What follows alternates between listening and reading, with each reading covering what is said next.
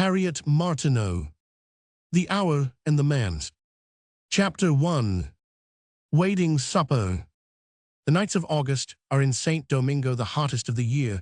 The winds then cease to befriend the panting inhabitants, and while the thermometer stands at 90 degrees, there is no steady breeze, as during the preceding months of summer light puffs of wind now and then fan the brow of the Negro and relieve for an instant the oppression of the European settler, but they are gone as soon as come, and seem only to have left the heat more intolerable than before.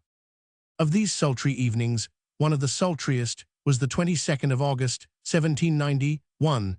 This was one of 5 days appointed for rejoicings in the town of Cap Francais festivities among the French and Creole inhabitants, who were as ready to rejoice on appointed occasions as the dullness of colonial life renders natural, but who would have been yet more lively than they were if the date of their festival had been in January or May. There was no choice as to the date. However, they were governed in regard to their celebrations by what happened at Paris, and never had the proceedings of the mother country been so important to the colony as now. During the preceding year, the white proprietors of St. Domingo, who had hailed with loud voices the revolutionary doctrines before which royalty had begun to succumb in France, were astonished to find their cries of liberty and equality adopted by some who had no business with such ideas and words. The mulatto proprietors and merchants of the island innocently understood the words according to their commonly received meaning, and expected an equal share with the whites in the representation of the colony, in the distribution of its offices, and in the civil rights of its inhabitants. Generally, these rights having been denied by the whites to the freeborn mulattoes, with every possible manifestation of contempt and dislike, an effort had been made to wring from the whites by force what they would not grant to reason, and an ill-principled and ill-managed revolt had taken place in the preceding October, headed by Vincent Oge and his brother sons of the proprietress of a coffee plantation a few miles from Cap Francais. These young men were executed under circumstances of great barbarity. Their sufferings were as seed sown in the warm bosoms of their companions and adherents to spring up in due season in a harvest of vigorous revenge. The whites suspected this, and were as anxious as their dusky neighbors to obtain the friendship and sanction of the revolutionary government at home. The government was fluctuating in its principles, and in its counsels it favored now one party and now the other, and on the arrival of its messengers at the ports of the colony, there ensued sometimes the loud boastings of the whites, and sometimes quiet knowing smiles and whispered congratulations among the depressed section of the inhabitants. The cruelties inflicted on Vincent Oge had interested many influential persons in Paris.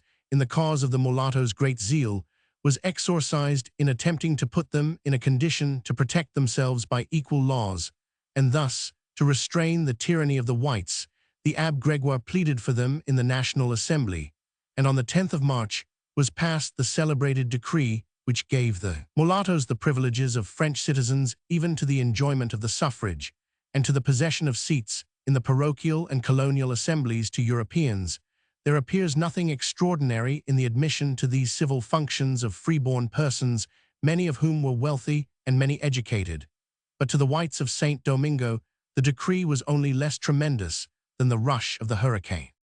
It arrived at Cap Francais on the 30th of June, and the tidings presently spread. At first no one believed them, but the mulattoes, when it was no longer possible to doubt, when the words of Robespierre passed from mouth to mouth, till even the nuns told them to one another in the convent garden, perish the colonies rather than sacrifice one iota of our principles. The whites trampled the national cockade under their feet in the streets, countermanded their orders for the fate of the 14th of July, as they now declined taking the civic oath, and proposed to one another to offer their colony and their allegiance to England. They found means, however, to gratify their love of power and their class hatred. By means short of treason they tried disobedience first, as the milder method.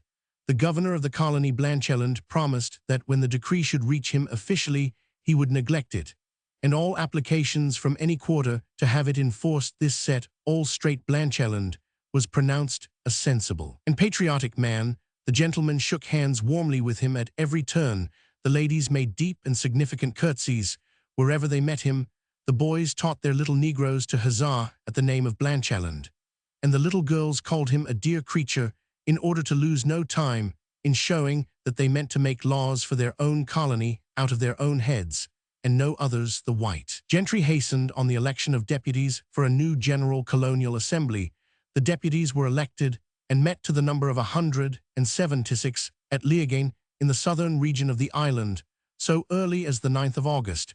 After exchanging greetings and vows of fidelity to their class interests, under the name of patriotism, they adjourned their assembly to the 25th, when they were to meet at Cap Francaise. It was desirable to hold their very important session in the most important place in the colony, the center of intelligence, the focus of news from Europe, and the spot where they had first sympathized with the ungrateful government at home, by hoisting with their own white hands the cap of liberty and shouting, so that the world might hear liberty and equality down with tyranny.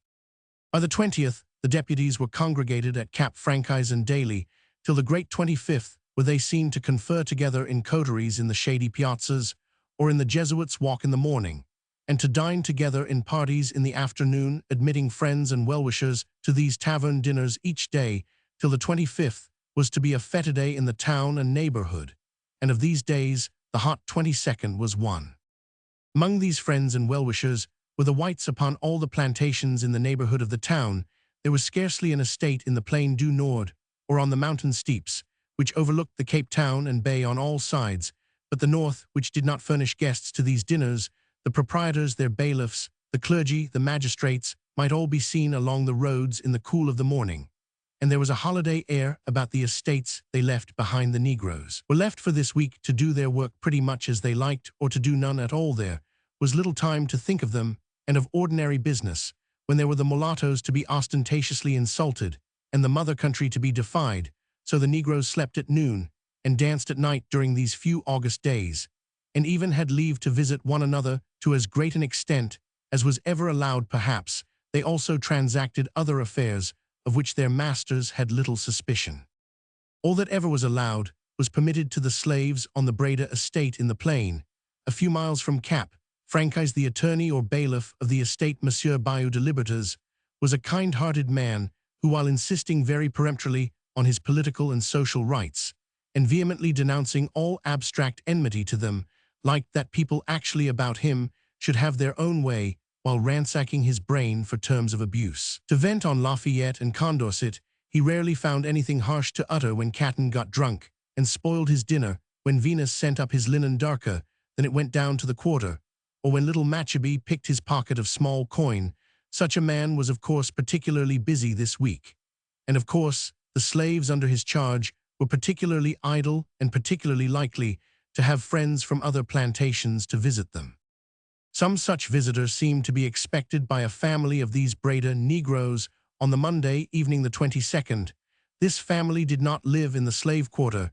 They had a cottage near the stables, as Toussaint Breda had been Monsieur Bayou's postilion, and when he was lately promoted to be overseer, it was found convenient to all parties that he should retain his dwelling, which had been enlarged and adorned so as to accord with the dignity of his new office. In the piazza of his dwelling sat Toussaint this evening, evidently waiting for someone to arrive, for he frequently put down his book to listen for footsteps, and more than once walked round the house to look abroad. His wife, who was within cooking supper, and his daughter and little boy, who were beside him in the piazza, observed. His restlessness, for Toussaint was a great reader, and seldom looked off the page for a moment of any spare hour that he might have for reading either the books Monsieur Bayou lent him, or the 3 or 4 volumes which he had been permitted to purchase for himself. "Do you see, Jean?" asked the wife from within. "Shall we wait supper for him?" "Wait a little longer," said Toussaint. "It will be strange if he does not come." "Are any more of Latter's people coming with Jean, mother?" asked Jennifer from the piazza. "No, they have a supper at Latter's tonight, and we should not have thought of inviting Jean, but that he wants some conversation with your father."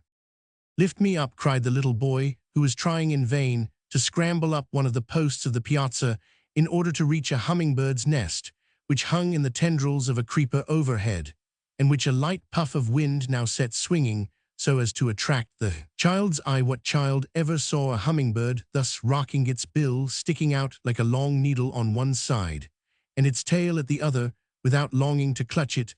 So Denny's cried out imperiously to be lifted up. His father set him on the shelf within the piazza where the calabashes were kept, a station whence he could see into the nest and watch the bird without being able to touch it. This was not altogether satisfactory.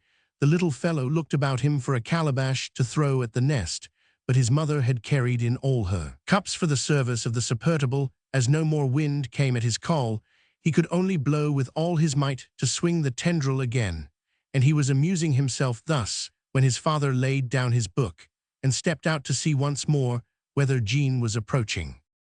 "Lift me down," said the boy to his sister, when his head was giddy with blowing. Jennifer would fain have let him stay where he was out of the way of mischief, but she saw that he was really afraid of falling, and she offered her shoulders for him to descend upon. When down, she would not let him touch her work. She took her scissors from his busy hands and shook him off when he tried to pull the snowberries out of her hair, so that there was nothing left for the child to play with but his father's book. He was turning it over when Toussaint reappeared.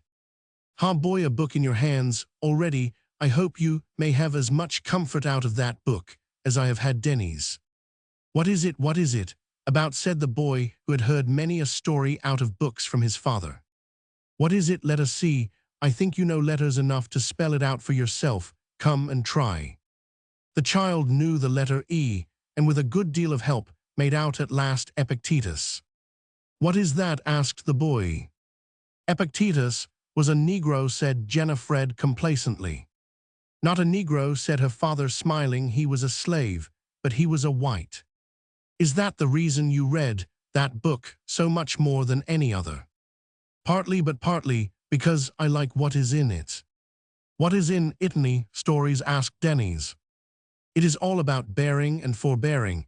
It has taught me many things which you will have to learn by and by. I shall teach you some of them out of this book." Denny's made all haste away from the promised instruction, and his father was presently again absorbed in his book. From respect to him, Jennifer kept Denny's quiet by signs of admonition, and for some little time nothing was heard but the sounds that in the plains of St. Domingo never ceased, humming and buzzing of myriads of insects, the occasional chattering of monkeys in a neighboring wood, and with a passing gust, a chorus of frogs from a distant swamp. Unconscious of this din, from being accustomed always to hear more or less of it, the boy amused himself with chasing the fireflies whose light began to glance around as darkness descended. His sister was poring over her work, which she was just finishing, when a gleam of greenish light made both look up.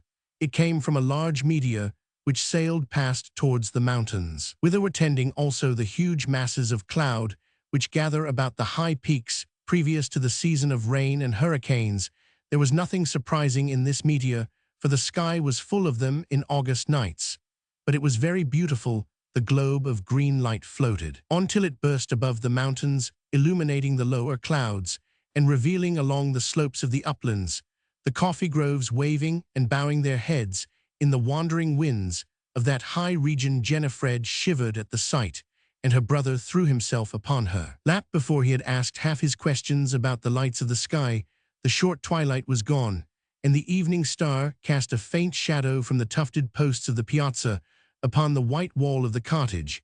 In a low tone full of awe, Jennifer told the boy such stories as she had heard from her father of the mysteries of the heavens. He felt that she trembled as she told of the northern lights, which had been actually seen by some traveled persons now in Cap Francaise.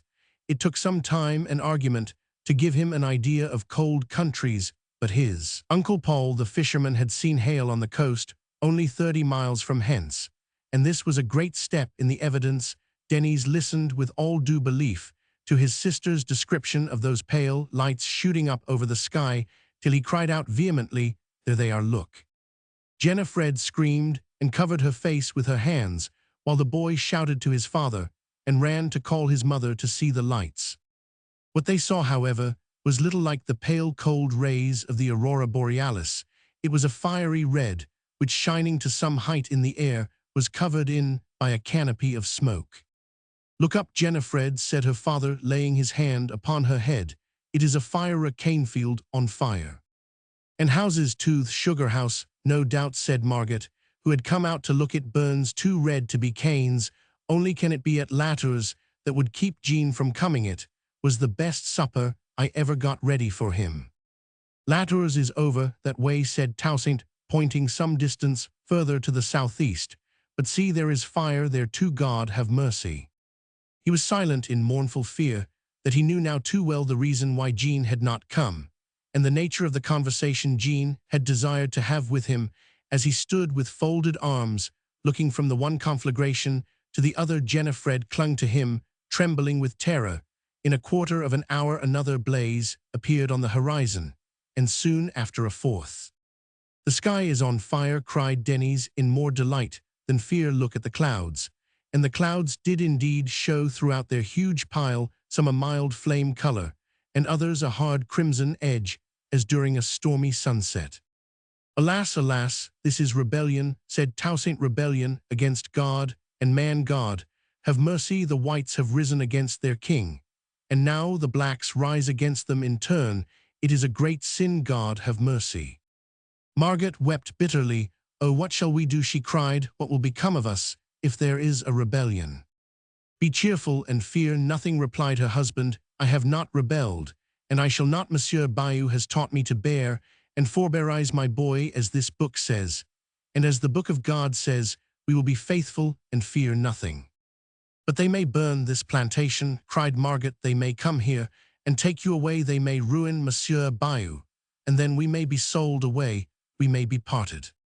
Her grief choked her words. "Fear nothing," said her husband with calm authority. "We are in God's hand, and it is a sin to fear his will. But see, there is another fire over towards the town." And he called aloud the name of his eldest son, saying he should send the boy with a horse to meet his master. He himself must remain to watch at home. Placide did not come when called, nor was he at the stables.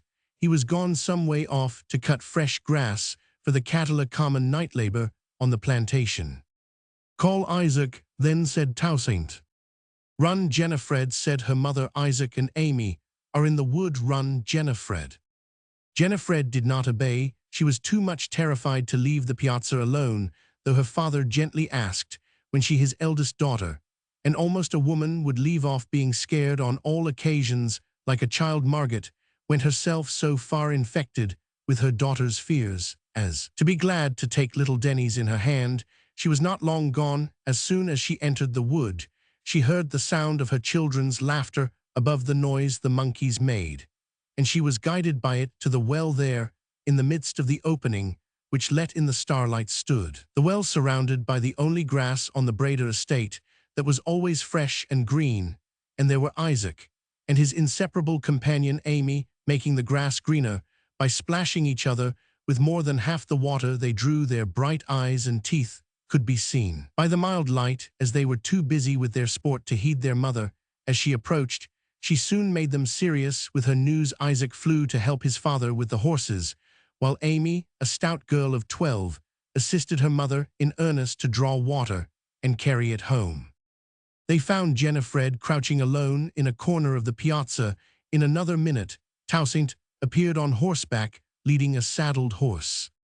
"I am going for Monsieur Bayou myself," said he, adding, as he glanced round the lurid horizon, "It is not a night for boys to be abroad. I shall be back in an hour. If Monsieur Bayou comes by the new road, tell him that I am gone by Madame Auge's. If fire breaks out here, go into the wood. If I meet Placide, I will send him home." He disappeared under the limes in the avenue, and his family heard the pace of the horses quicken into a gallop before the sound died away upon the road. Chapter 2. The Exclusives. The party of deputies with whom Monsieur Bayou was dining were assembled at the great hotel at the corner of Place Mont-Archer at Cap Francais. Languidly, though gladly, did the guests, especially those from the country, enter the hotel. Overpowering as was the heat of the roads and the streets, in the roads the sand lay so deep that the progress of horsemen was necessarily slow, while the sun seemed to shed down a deluge of flame in the streets. There was the shelter of the piazzas, but their pillars, if accidentally touched, seemed to burn the hand, and the hum of traffic and the sound of feet appeared to increase the oppression caused by the weather within the hotel. All was comparatively cool and quiet. The dining and drawing rooms occupied by the guests adjoined each other, and presented none but the most welcome images. The jalousies were nearly closed, and through the small spaces that were left open there might be seen in one direction the fountain playing in the middle of the place, and in the other diagonally across the Rue Espagnole the Jesuits walk, an oblong square laid down in grass, and shaded in the midst by an avenue of palms. Immediately opposite the hotel was the convent of religieuses, over whose garden wall more trees were seen, so that the guests might easily have forgotten that they were in the midst of a town. The rooms were so dark that those who entered from the glare of the streets could at first see nothing. The floor was dark, being of native mahogany, polished like a looking-glass. The walls were green, the furniture green, everything ordered in counteraction of light and heat. In the dining room, more was visible.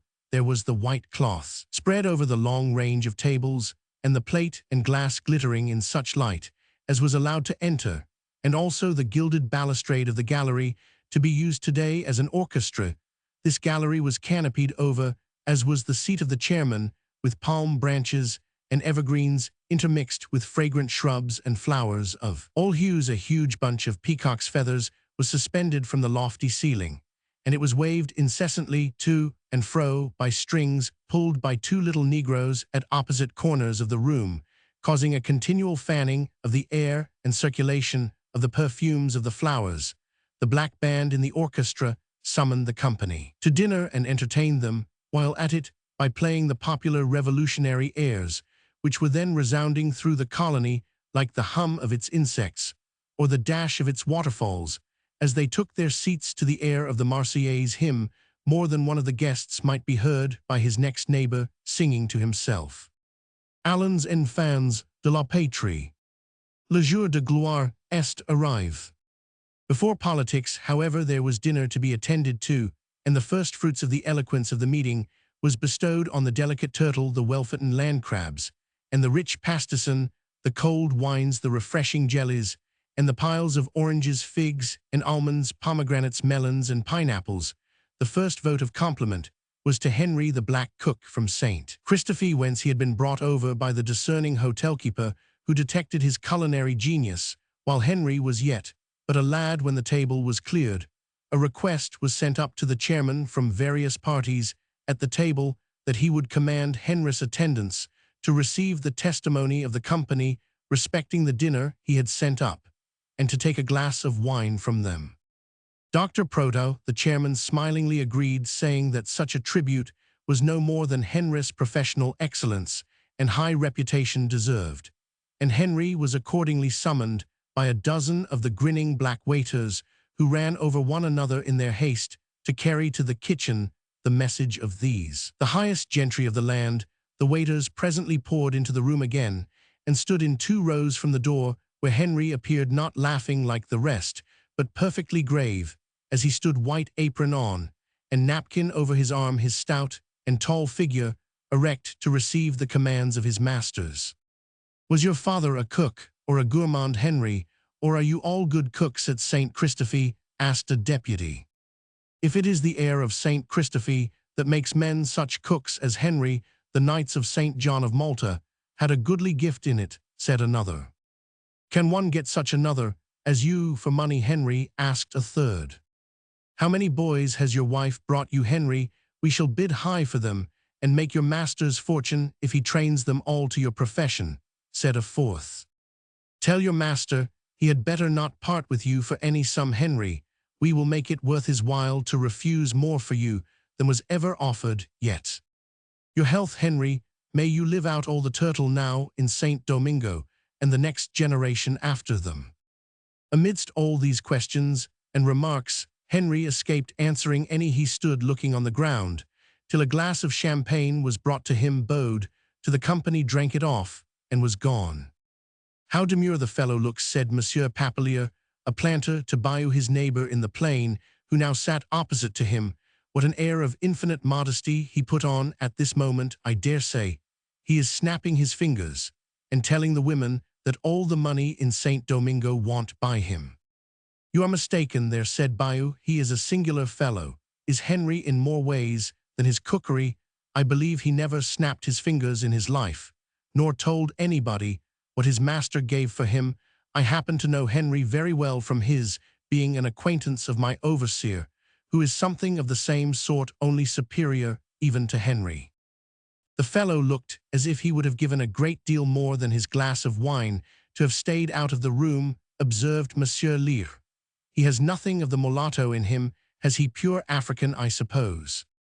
Pure Africanol safe, replied Bayou, but observe, the music has stopped, and we are going on to the business of the day. Silence, their silence all.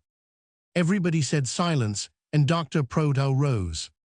He declared himself to be in a most remarkable situation in which he was sure every Frenchman present would sympathize with him. Here he stood chairman of a meeting of the most loyal, the most spirited, the most patriotic citizens of the empire, chairman of an assemblage of members of a colonial parliament, and of their guests and friendship. He stood in this capacity, and yet he was unable to propose any one of the loyal toasts by which it had till now been customary to sanction their social festivities.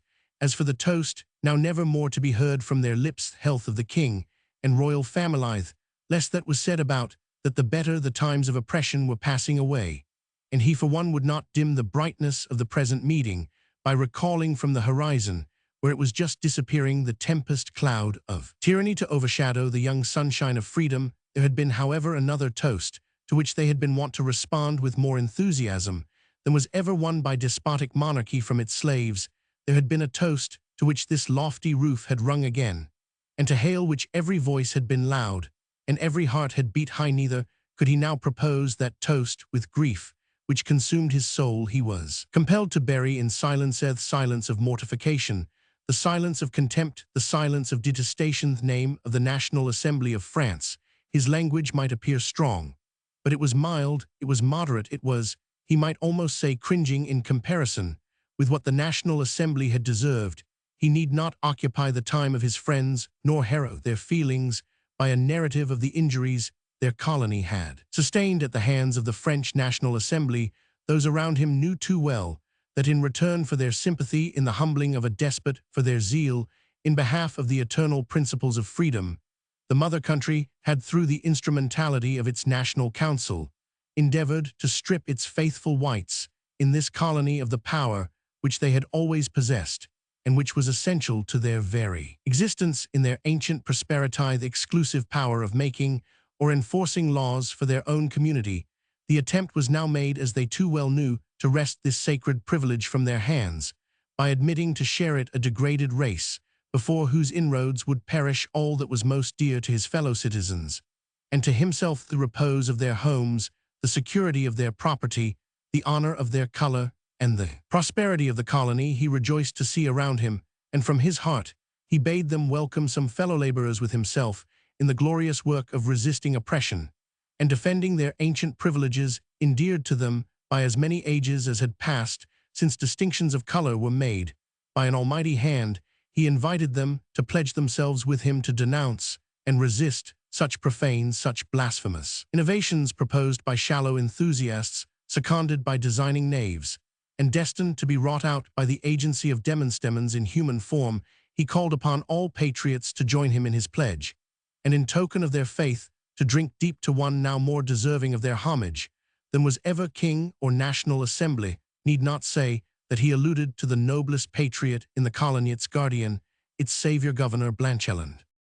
The gentleman who rose amidst the cheers and jingling of glasses to say a few words to this toast was a man of some importance in the colony as a member of its assembly, though he otherwise held no higher rank than that of attorney to the estate of Monsieur Galifet, a rich absentee. Odeluck was an old resident, and though zealous for the privileges of the whites, a favorite with men of all colors, and therefore entitled to be listened to by all with attention when he spoke on the conflicting interests of races. However his opinions might please or displease, all liked to look upon his bright countenance, and to hear his lively voice. Vincent Oge had said that Odeluck was a worse foe to the mulattoes than many a worse man, always so excited their goodwill as to make them forget their rights.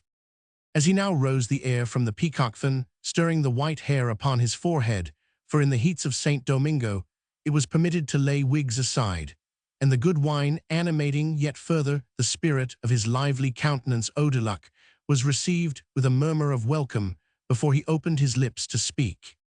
"I must acknowledge, my fellow citizens," said he, "I never was more satisfied with regard to the state of our colony than now. We have had our troubles, to be sure, like the mother country, and like all countries where portions of the people struggle for power which they ought not to have. But we have settled that matter for ourselves by the help of our good governor, and I firmly believe that we are at the commencement of a long age of peace." Here some applauded, while 2 or 3 shook their head. Odeluck continued, "I see some of my friends do not altogether share my hopes. Yet are these hopes not reasonable? The governor has himself assured me that nothing shall induce him to notice the obnoxious decree till he has in the first place received it under all the official forms, in the next place written. His remonstrance to the government at home, and in the third place received an answer. Now all this will take some time. In 3 days we deputies shall begin our session, and never were the members of any assembly more united in their will and in their views, and therefore more powerful. We meet for the express purpose of neutralizing the effects of this ill-judged decree. We have the power, we have the will, and who can doubt the results? The management of this colony has always succeeded well in the hands of the whites. They have made its laws and enforced them. They have allowed the people of color liberty to pursue their own business and acquire property if they could, conscious of strength, to restrain their excesses if occasion should arise. And as for the Negro population, where in the world were affairs ever on a better footing between the masters and their force than in the colony of St. Domingo, if all has worked so well hitherto, is it to be supposed that an ignorant shout in the National Assembly and a piece of paper sent over to us thence can destroy the harmony and overthrow the prosperity which years have confirmed? I for one will never believe it. I see before me in my colleagues men to whom the tranquility of the colony may be safely confided, and over their heads, and beyond the wise laws they are about to pass for the benefit of both the supreme and subordinate interests of our community, I see stretching beyond the reach of living eye a scene of calm and fruitful prosperity in which our children's children may enjoy their lives without a thought of fear or apprehension of change. Regarding Governor Blancheland as one of the chief securities of this, our long tenure of social prosperity, I beg to propose not only that we shall now drink his health, but that we shall meet annually in his honor on this day. Yonder is Government House. If we open our jalousies wide enough and give the honors loudly enough, perhaps our voices may reach his ears as the loyal greeting that he deserves." "Do not you smell smoke?" asked Bayou of his neighbor as the blinds were thrown open. "What a smell of burning," observed the chairman to Odeluck at the same moment. "They are burning field trash outside the town, no doubt," Odeluck answered. "We choose the nights when there is little wind, you know, for that work." There was a small muster of soldiers round the gates of Government House and several people in the streets when the honors were given to the governor's name, but the first seemed not to hear, and the others did not turn their heads. The air that came in was so hot that the blinds were immediately ordered to be closed again. The waiters, however, seemed to have lost their obsequiousness, and many orders and oaths were spent upon them before they did their duty. While the other gentlemen sat down, a young man remained standing, his eyes flashing, and his countenance heated either by wine or by the thoughts with which he seemed big. "My fellow citizens," said Monsieur Brel, beginning in a very loud voice, "agreeing as I do in my hopes for this colony with Monsieur Odeluck, and like him trusting in the protection and blessing of a just providence, which will preserve our rights and chastise those who would infringe them, feeling thus and thus trusting there is a duty for me to perform, my friends, we must not permit the righteous chastisements of Providence to pass by unheeded and be forgotten. The finger of Providence has been among us to mark out and punish the guilty disturber of our peace. But though dead, that guilty traitor has not ceased to disturb our peace. Do we not know that his groans have moved our enemies in the National Assembly, that his ashes have been stirred up there to shed their poison over our names? It becomes us in gratitude to a preserving Providence, in fidelity to that which is dearer to us than life of fair famine, regard to the welfare of our posterity, it becomes us to mark our reprobation of treason and rebellion, and to perpetuate in ignominy the name of the rebel and the traitor. Fill your glasses, then, gentlemen, and drink deep, with me our curse, on the memory of Vincent Oge. Several members of the company eagerly filled their glasses. Others looked doubtfully towards the chair before Dr. Protean seemed to have made up his mind what to do. Monsieur Papillier had risen, saying in a rather low and conversational tone, "My young friend will allow me to suggest to him the expediency of withdrawing his toast as one in which his fellow citizens cannot all cordially join. We all unite doubtless in reprobating treason and rebellion in the person of Oge, but I for one cannot think it good, either in taste or in policy, to curse the memory of the dead in the hearing of those who desire mercy for their fallen enemies, as some here present do, or of others who look upon Oge as no criminal, but a martyr, which is, I fear, the case with too many outside." He pointed to the windows as he spoke, where it now appeared that the jalousies had been pushed a little open, so as to allow opportunity for some observation from without. Monsieur Papillier lowered his tone so as to be heard during the rest of his speech only by those who made every effort to catch his words. Not a syllable could be heard in the orchestra outside, or even by the waiters ranged against the wall, and the chairman and others at the extremities of the table were obliged to lean forwards to catch the meaning of the speaker who proceeded. "No one more heartily admires the spirit and good humor of our friend Monsieur Odeluc than myself. No one more enjoys being animated by the hilarity of his temper, and carried away by the hopeful enthusiasm which makes him the dispenser of happiness that he is, but I cannot always sympathize in his bright anticipations. I own I cannot today. He may be right. God grant he be so, but I cannot take Monsieur Odeluc's word for it. When words so different are spoken elsewhere, there are observers at a distance, impartial lookers on, who predict, and I fear there are signs at home, which indicate that our position is far from secure prospects, far other than serene. There are those who believe that we are in danger from other foes than the race of Oge, and facts have arisen but enough. This is not the time and place for discussion of that point. Suffice it now that, as we all know, observers at a distance can often see deeper and farther than those involved in affairs, and that Murraybow has said, and what Murraybow says is at least worth attention. Murraybow has said of us in connection with the events of last October, they are sleeping on the margin of Vesuvius, and the first jets of the volcano are not sufficient to awaken them. In compliment to Murraybow, he concluded, smiling and bowing to Monsieur Brel, if not in sympathy with what he may think my needless caution, I hope my young friend will reserve his wine for the next toast. Monsieur Brel bowed rather sulkily. No one seemed ready at the moment to start a new subject. Some attacked Monsieur Papillier in whispers for what he had said, and he, to defend himself, told also in whispers facts of the murder of a bailiff on an estate near his own, and of suspicious circumstances attending it, which made him and others apprehend that all was not right among the Negroes. His facts and surmises went round, as, in the eagerness of conversation, a few words were occasionally spoken aloud. Some of the party glanced about to see if the waiters were within earshot. They were not. There was not a Negro in the apartment. The band had gone out unnoticed to refresh themselves, no doubt.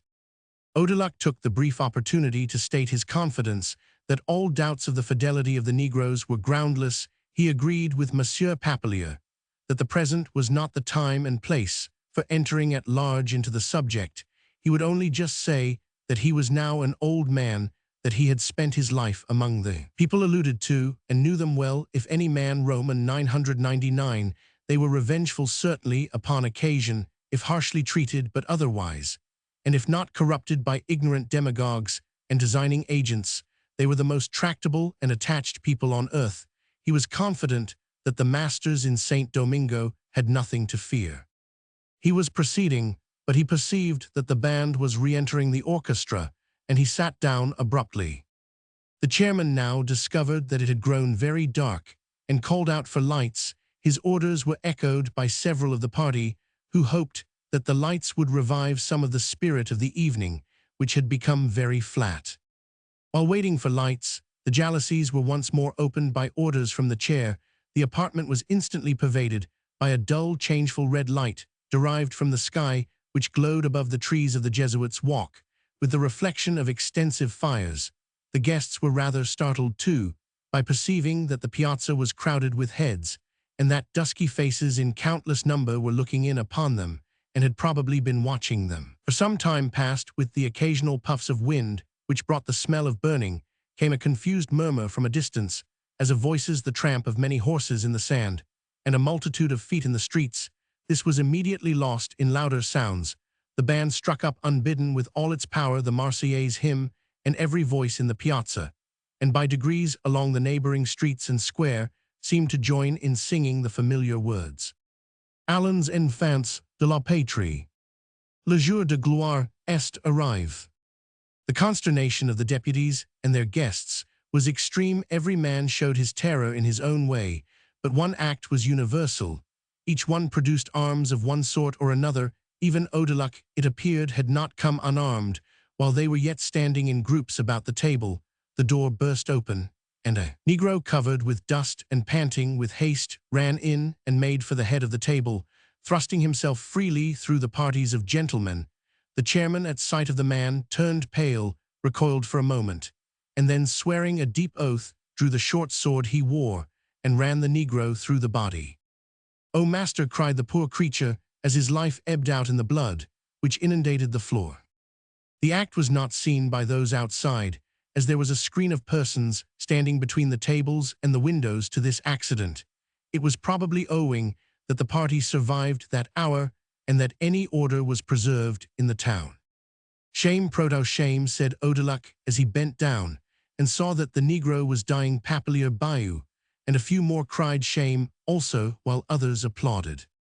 "I will defend my deed," said Proto, struggling with the hoarseness of his voice, and pouring out a glass of wine to clear his throat. His hand was none of the steadiest. As he did so, "Hush, that band, there is no hearing oneself. Speak, hush, I say, stop." And swearing, he passionately shook his fist at the musicians, who were still making the air of the Marseillaise peal through the room. They instantly stopped and departed. "There, you have sent them out to tell what you have done," observed a deputy. "I will defend my deed," Proto repeated, when he had swallowed the wine. "I am confident. The Negroes have risen. I am confident. The fellow came with bad intent. No fear, but the Negroes will rise anywhere in the world, where they have such as you for masters," said Odaluk. "What do you mean, sir?" cried Proto, laying his hand on the hilt of his dripping sword. "I mean what I say, and I will tell you, too, what I do not mean. I do not mean to fight tonight with any white, and least of all with one who is standing in a pool of innocent blood of his own shedding." And he pointed to Proto's feet, which were indeed soaked with the blood of his slave. "Hush, hush, gentlemen," cried several voices. "Here is more news." "Hide the body," said Bayou, and as he spoke he stooped to lift it. Monsieur Brel made shorter work. He rolled it over with his foot and kicked it under the table. It was out of sight before the master of the hotel entered, followed by several Negroes from the plain, to say that the force had risen on several plantations, had dismantled the mills, burned the sugar houses, set fire to the crops, murdered the overseers, and he feared in some cases the proprietors. "Where, whose estates, what proprietors?" asked every voice present. "Where did it begin?" was the question. The landlord applied himself first to answer. "It broke out on the No estate, sir. They murdered the refiner and his apprentice, and carried off the surgeon. They left another young man for dead, but he got away and told the people on the next plantation. But it was too late. Then they had reached Monsieur Clement's by that time, and raised his people. They say Monsieur Clement is killed, but some of his family escaped. They are here in the town, I believe." Some of the deputies now snatched their hats and went out to learn where the fugitives were, and thus to get information, if possible, at first hand. "All is safe in our quarter at present, I trust," said Papalier to Bayou. "But shall we be gone? Your horse is here, I suppose. We can ride together." "In a moment. Let us hear all we can first," replied Bayou. "Do you stay for that purpose, then, and look to our horses? I will learn what the governor's orders are, and come here for you presently." And Papalier was gone. When Bayou turned to listen again, Odaluk was saying, "Impossible, incredible, Galifet's force, risen not they would be firm. if the world were crushed flat, why they love me as if I were their father. Nevertheless, so you owe your safety to being my guest, said the landlord with a bow as polite as on the most festive occasion. I am happy that my roof should. Who brought this report? Cried Odeluck, who can give news of Galifet's negroes, and he looked among the black faces which were clustered behind the landlord. No one spoke thence, but a voice from the piazza said, Galifet's force has risen, the canes are all on fire. I will bring them to their senses, said Odeluck with sudden quietness. I have power over them. The governor will give me a handful of men from the town guard, and we shall set things straight before morning. The poor fellows have been carried away, while I was not there to stand by them but making speeches here like a holiday fool. I will bring them to their senses. Presently make way, friends, make way. And Odeluck stepped out among the blacks on the piazza, that being the shortest way to Government House. I hope he is not too confident, whispered a town deputy to a friend from the south. But this is bad news. Galifet's plantation is the largest in the plain, and only 8 miles off. A sort of scream, a cry of horror from one who stood close by stopped the deputy. Bourrienne, what is the matter? Cried a deputy, as Bourrienne hid his face with his arms upon the table, and a strong shudder shook his whole frame. Do not speak to him, I will tell you, said another. Oh, this is horrible. They have murdered his brother-in-law on Flavel's estate, and carried off his sister and her 3 daughters into the woods. Something must be done directly. Bourrienne, my poor fellow, I am going to the governor's. Soldiers shall be sent to bring your sister into the town. We shall have her here before morning, and you must bring her and her family to my house.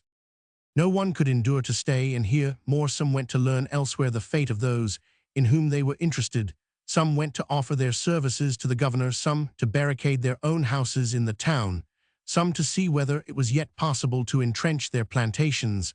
Some declared their intention of conveying the ladies of their families to the convent, the place always hitherto esteemed safe amidst all commotions. It soon appeared, however, that this was not the opinion of the sisters themselves on the present occasion, nor of the authorities of the town, for the muffled nuns were seen hurrying down to the quay under the protection of soldiers, in order to take refuge on board the vessels in the bay.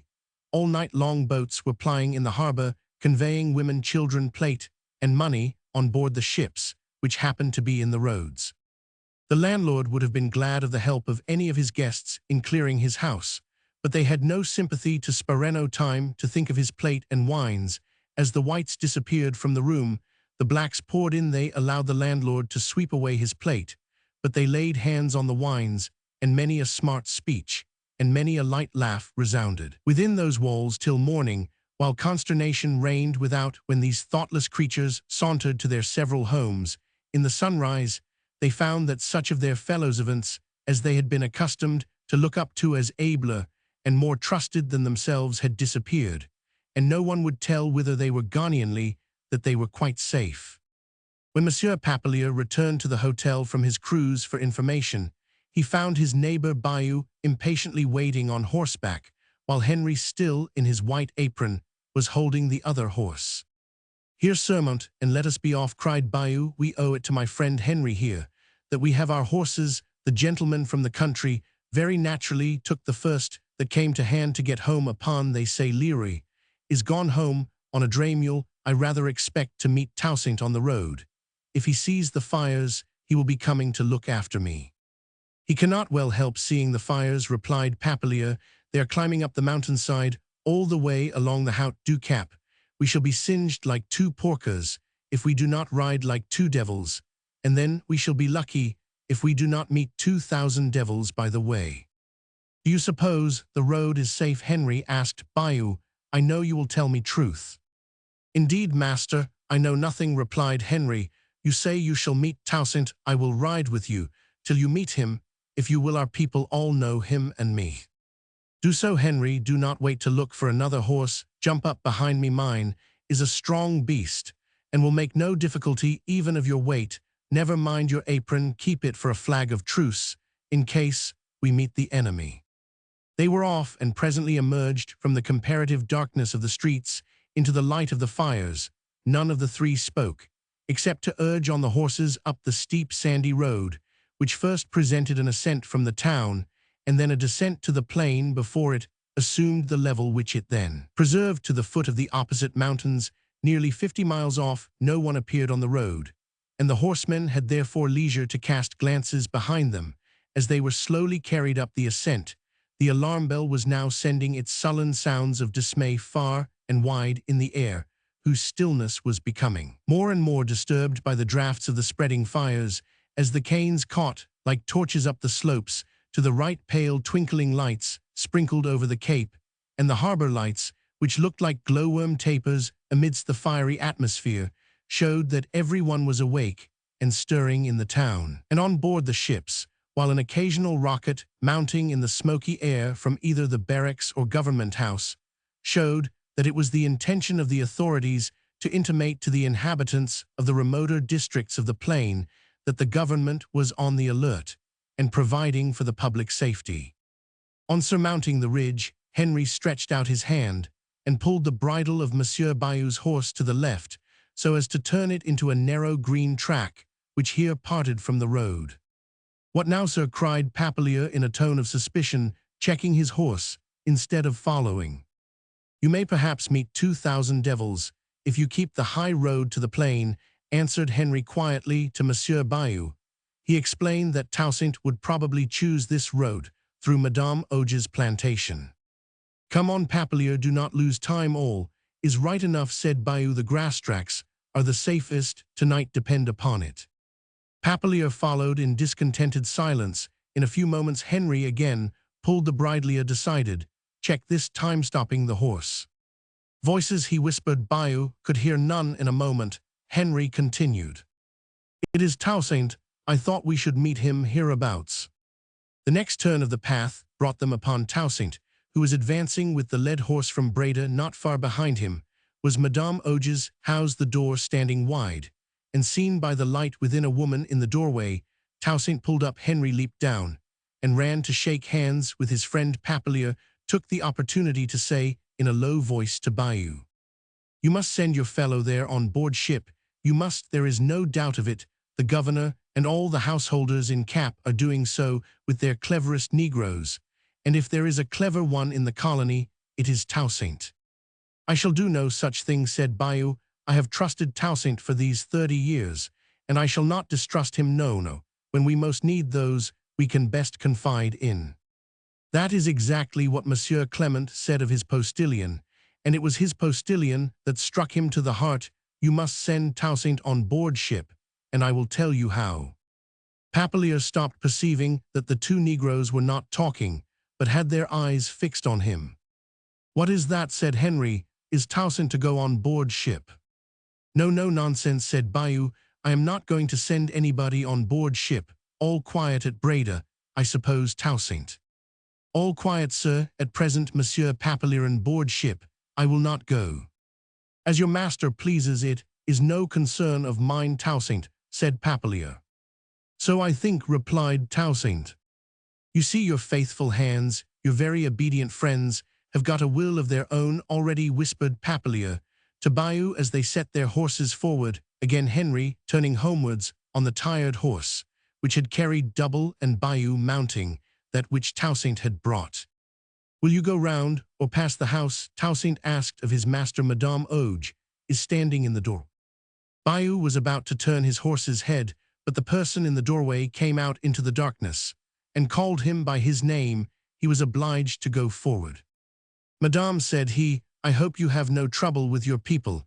I hope your people are all steady." "Never mind me and my people," replied a tremulous voice. "What I want to know is what has happened at Cap. Who have risen? Whose are these fires?"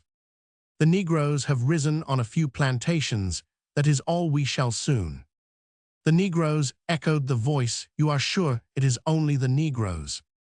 "Only the Negroes, Madame. Can I be of service to you if you have any reason to fear that your force—" "I have no reason to fear anything. I will not detain you, no doubt. You are wanted at home, Monsieur Bayou." And she re-entered her house and closed the doors. "How you have disappointed her," said Papillier. "She hoped to hear that her race had risen and were avenging her sons on us. I am thankful tonight," he continued after a pause, "that my little girls are at Paris. how glad might that poor woman have been if her sons had stayed there. Strange enough, Paris is called the very center of disorder, and yet it seems the only place for our sons and daughters in these days. And strangely enough, said Bayou, I am glad that I have neither wife, son, nor daughter.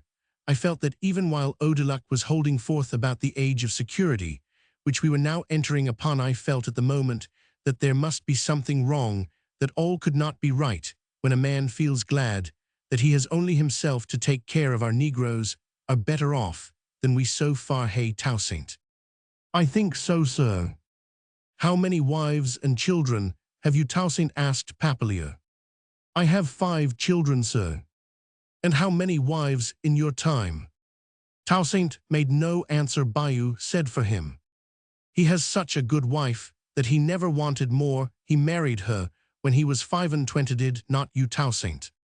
Toussaint had dropped into the rear. His master observed that Toussaint was rather romantic and did not like jesting on domestic affairs. He was more prudish about such matters than whites fresh from the mother country, whether he had got it out of his books, or whether it really was a romantic attachment to his wife. There was no knowing, but he was quite unlike his race, generally, in family matters. Does he take upon himself to be scandalized at us? Asked Papillier.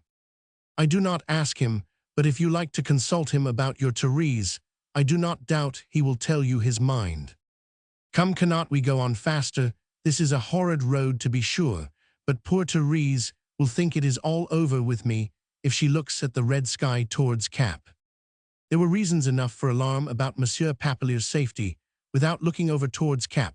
When the gentlemen arrived at Araby, his plantation, they found the iron gates down, and lying on the grass young trees hewn down, as if for bludgeons. Cattle couched in the cane fields, lapped in the luxury of the sweet tops, and sprouts. Doors of the sugar house and mansion, removed, the windows standing wide, and no one to answer call. The slave quarter also was evidently deserted.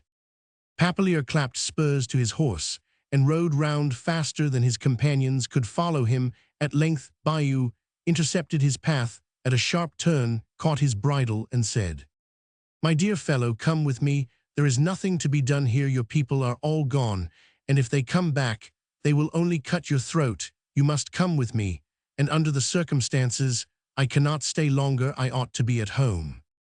True, true, go, and I will follow. I must find out whether they have carried off Therese. I must, and I will. Toussaint pricked his horse into the courtyard, and after a searching look around, dragged out from behind the well a young negress who had been crouching there with an infant in her arms. She shrieked and struggled till she saw Papillier, when she rushed towards him. Poor Therese, cried he, patting her shoulder, how we have frightened you. There is nobody here but friends, at least, so it seems. Where are all the people, and who did this mischief?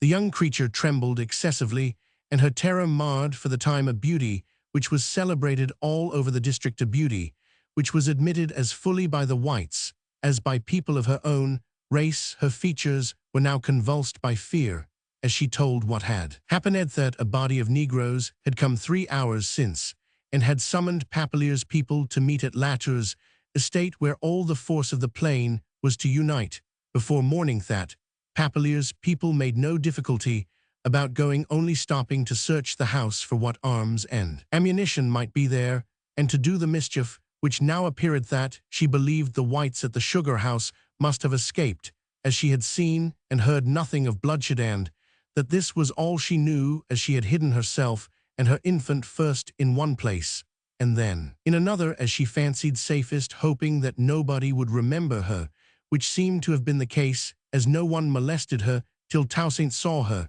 and terrified her, as they perceived she had not looked in his face, but supposed that some of Latour's people had come back for her. Now you will come with me, said Bayou to Papillier impatiently. I will thank you, Toussaint. Help her up behind me, and carry the child. Will you hold fast Therese, and leave off trembling as soon as you can? Therese would let no one carry the infant but herself. She kept her seat well behind her master, though still trembling, when she alighted at the stables at Breda. Placide and Denis were on the watch at the stables. Run, Denis, said his brother, and Denis was off to tell his mother that Toussaint and Monsieur Bayou were safe home.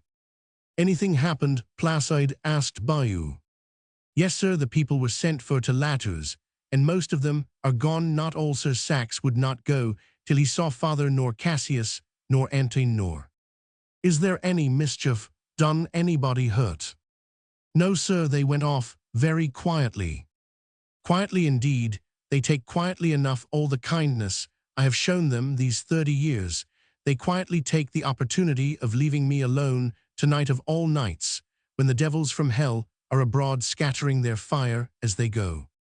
If you will enter, Monsieur Bayou, said Toussaint, my wife will get you supper, and the boys and I will collect the people that are left, and bring them up to the house. They have not touched your arms, sir, if you will have them ready for us. Good, good, Papillier, we cannot do better. Come in, Toussaint, take home. This young woman, your girls, will take care of her. What's the matter? Well, put her where you willingly let her be taken care of, that is all. I will speak to Jeanette, sir. I do. Jeanette will let Therese come to no harm. Papillier, come in, till Toussaint brings a report of how matters stand with us poor masters. Chapter 3. What to do? The report brought by Toussaint was astounding to his hearers. Even after the preparation afforded by the events of the evening, it was clear that the Negroes had everything in their own hand, and that the spirit roused in them was so fierce, so revengeful, as to leave no hope that they would use their power with moderation. The Breda estate, and every one near it, was to be ravaged, when those on the north side of the plain were completely destroyed. The force assembled at Latours already amounted to 4,000, and no assistance could be looked for from the towns at all adequate to meet such numbers, since the persons and property of the whites, hourly accumulating in the towns, as the insurrection spread, required more than all the means of protection that the colony afforded. The two gentlemen agreed, as they sat at the table, covered with supper, wine, and glittering arms, that to remain was to risk their lives with no good object. It was clear that they must fly. Toussaint suggested that a quantity of sugar from the Breda estate was now at Port Paix, lying ready for shipment.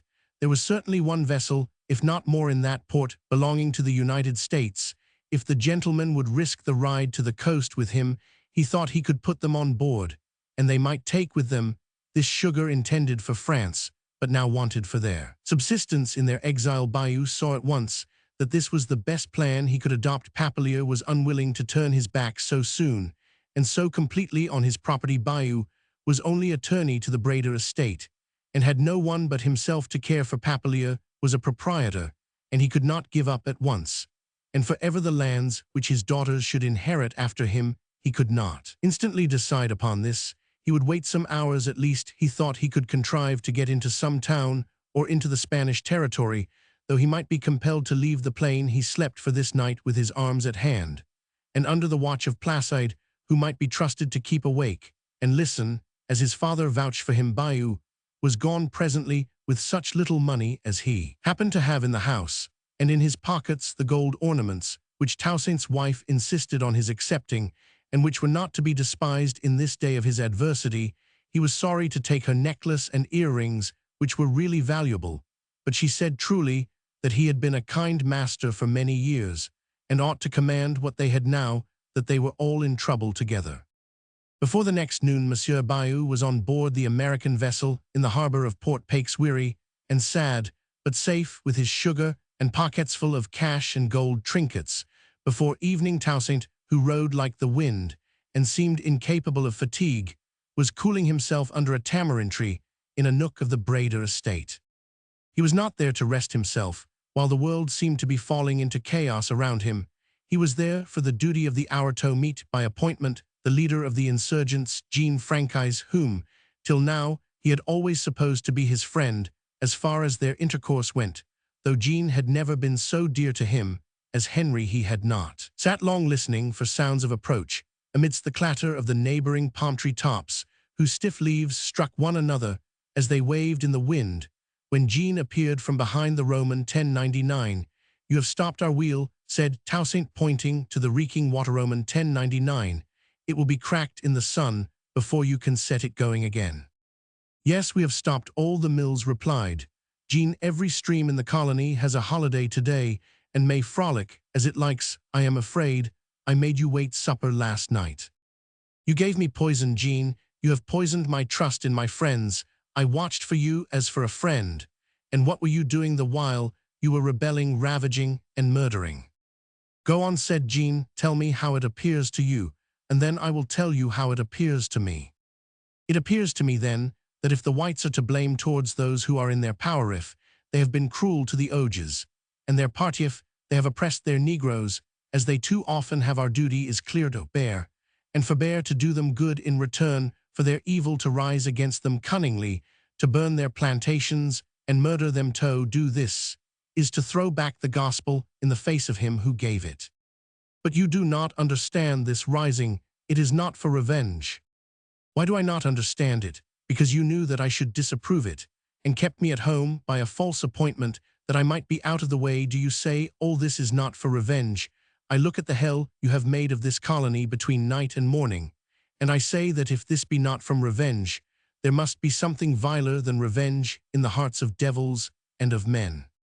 And now hear me, said Jean, for I am wanted at Latour's, and my time is short. It was no false appointment last night. I was on my way to you, when I was stopped by some news which altered our plans in a moment, and made us rise sooner by 3 days than we expected. I was coming to tell you all and engage you to be one of our chiefs. Have you heard that the Calypso has put into port at the other end of the island?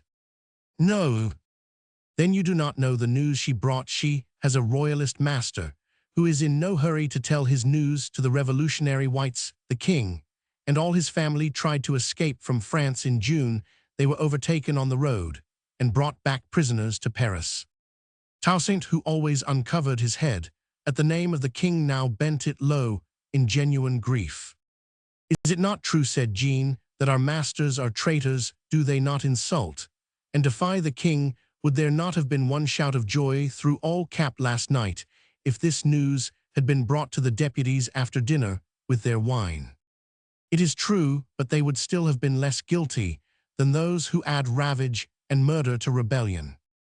There was no stopping the people when the messengers from the Calypso crossed the frontier and sent the cry, Vive le roi et l'ancien régime, through the Negro quarters of every estate they reached. The people were up on the No plantation at the word.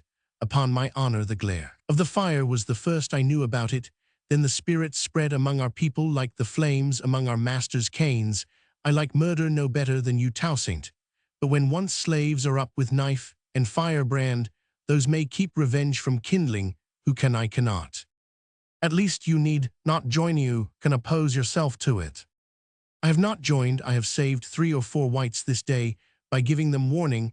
I have hidden a family in the woods, and I will die before I will tell where they are. I did what I could to persuade Galifet's people to let Odeluck and his soldiers turn back to Cap, and I believe they would but for Odeluck's obstinacy in coming among us. If he would have kept his distance, he might have been alive now. As it is. And is he dead, the good Odeluck? There he lies, and 6 of the soldiers with him. I am sorry, for he always thought well of us, but he thrust himself into the danger. One reason of my coming here now is to say that this plantation and Araby will be attacked tonight, and Bayou had better roost in a tree till morning. My master is safe. Safe where? On the sea. You have saved him, have you? I know your love of obedience is strong. Have you pledged yourself to our masters to oppose the Recinto fight on their side? I give no pledges, but to my conscience, and I have no party where both are wrong. The whites are revengeful and rebel against their king, and the blacks are revengeful and rebel against their masters. Did you hear anything on the coast of the arrival of the blonde frigate from Jamaica? Yes, there again is more treason. The whites at Cap have implored the English to take possession of the colony. First traitors to the king, they would now join the enemies of their country. Fear not, Jean, that I would defend the treason of such, but I would not murder them. What do you mean to do this very night? Your estate will be attacked. Your family is almost the only one remaining on it. Have you thought what you will do? I have, and your news only confirms my thought. You will not attempt to defend the plantation. What would my single arm do? It would provoke revenge, which might otherwise sleep. True, let the estate be deserted, and the gates and doors left wide, and no mischief may be done will you join us then? Join you know not till your loyalty is free from stain, not while you fight for your king with a cruelty from which your king would recoil. You will wait, said Jean sarcastically, till we have conquered the colony for the king, that done you will avow your loyalty. Such is not my purpose, Jean replied Toussaint quietly. You have called me your friend, but you understand me no more than if I were your enemy. I will help to conquer the colony for the king, but it shall be to restore to him its lands, as the King of Kings gave them to him, not ravaged and soaked in blood, but redeemed with care to be made fair and fruitful as held in trust for him. I shall join the Spaniards and fight for my king with my king's allies. Jean was silent, evidently struck with the thought, if he had been troubled with speculations, as to what he should do with his undisciplined, half-savage forces after the whites should have been driven to entrench themselves in the towns. It is possible that this idea of crossing the Spanish line and putting himself and his people under the command of these allies might be a welcome relief to his perplexity. And your family said, he will the Spaniards receive our women and children into their camp? I shall not ask them. I have a refuge in view for my family. When will you go? When you leave me, you will find the estate deserted this night. As you wish, the few Negroes who are here will doubtless go with me, and we shall have crossed the river before morning. You would not object, said Jean, to be joined on the road by some of our Negro force on my pledge. You understand that they will not ravage the country. Some too good for your present command, said Toussaint, smiling. I will command them on one other condition, that they will treat well any white who may happen to be with me. I said nothing about your commanding them, said Jean. If I send men, I shall send officers. But whites, what whites? Did you not say Bayou was on the sea? I did, but there may be other whites, whom I choose to protect, as you say you are doing. If, instead of hiding whites in the woods, I carry them across the frontier, what treatment may I expect from my party on the road? I will go with you myself, and that is promising everything, said Jean, making a virtue of what was before a strong inclination. Set out in 2 hours from this time. I will put the command of the plain into Biason's hands, and make a camp near the Spanish lines. The posts in that direction are weak, and the whites panic-struck, if indeed they have not all fled to the fort. Well, well, he continued, keep to your time, and I will join you at the cross of the 4 roads, 3 miles south of Fort Dauphin. All will be safe that far at least. If not, we have some strong arms among us, replied Toussaint. I believe my girls, or one of them at least, would bear arms where my honor is at stake. So our king is a prisoner, and we are free. Such are the changes which heaven sends. How do you feel now you are free, said Jean. Did you not put your horse to a gallop when you turned your back on your old master? Not a word of that, Jean. Let us not think of ourselves. There is work to do for our king. He is our taskmaster now. You are in a hurry for another master, said Jean. I am not tired of being my own master yet. I wish you would make your people masters of themselves. Jean, they are not fit for power. Heaven take it from us by putting all power into the hand of the king. We meet by starlight, said Jean. I have the business of 5,000 men to arrange. First sow more of the king another time. He leaped the nearest fence, and was gone. Toussaint rose, and walked away with a countenance so serious that Margaret asked if there was bad news of Monsieur Bayou. When the family understood that the Brader estate was to be attacked this night, there was no need to hasten their preparations for departure. In the midst of the hurry, Amy consulted Isaac about an enterprise which had occurred to her on her father's behalf, and the result was that they ventured up to the house, and as far as Monsieur Bayou's bookshelves, to bring away the volumes they had been accustomed to see their father read. This thought entered Amy's mind when she saw him busy, as he was carefully pocket the Epictetus he had been reading the night before. Monsieur Papelier was reading, while Therese was making packages of comforts for him.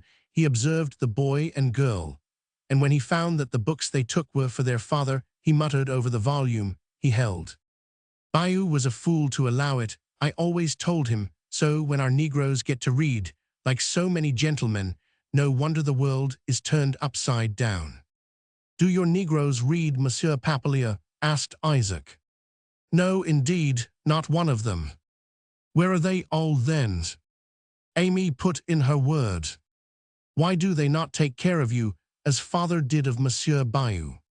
Chapter 4. Whither away? Monsieur Papillier did not much relish the idea of roosting in a tree for the night, especially as on coming down in the morning there would be no friend or helper near to care for or minister to him habitually and thoroughly.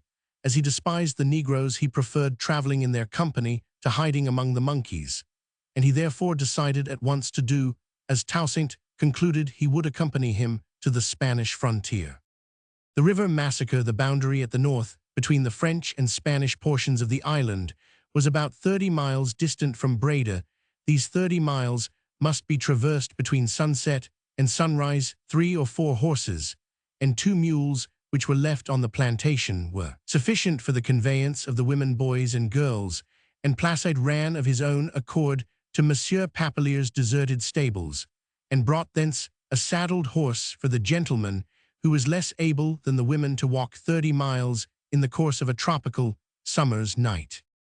What will your Spanish friends think of our bringing so many women and children to their post? Said Papillier to Toussaint as soon as they were on their way. They will not think you worth having with all the encumbrances you carry. I shall carry none, said Toussaint. What do you mean to do with your wife and children? I shall put them in a safe place. By the way, for your own sake, Monsieur Papillier, I must ask you what you mean to do in the Spanish post-republican. As you know, the Spaniards are allies of the King of France. They are allies of France, and will doubtless receive any honorable French gentleman, said Papillier confidently, though Toussaint's question only echoed a doubt, which he had already spoken to himself. You are acting so like a friend to me here, Toussaint, that I cannot suppose you will do me mischief there by any idle tales about the past. I will not, but I hear that the Marquis de Hermona knows the politics of every gentleman in the colony. If there have been any tales abroad of speeches of yours against the king, or threats, or acts of rebellion, the Marquis de Hermona knows them all. I have taken less part in politics than most of my neighbors, and Hermona knows that if he knows the rest. But what shall I do with Therese? If your women stop short on the way, could you make room for her with them? Not with them, but... My good fellow, this is no time for fancies. I am sorry to see you set your girls above their condition, and their neighbors. There is no harm about poor Therese. Indeed, she is very well educated. I have had her well taught, and they might learn many things from her if you really wish them to be superior. She is not a bit the worse for being a favorite of mine, and it will be their turn soon to be somebody's favorites, you know, and that before long, depend upon it. He continued, turning on his saddle to look for Jennifer and Amy. They are fine girls, very fine girls for their age. When he turned again, Toussaint was no longer beside his horse. He was at the head of the march. What a sulky fellow he is, muttered the planter, with a smile. The airs of these people are curious enough.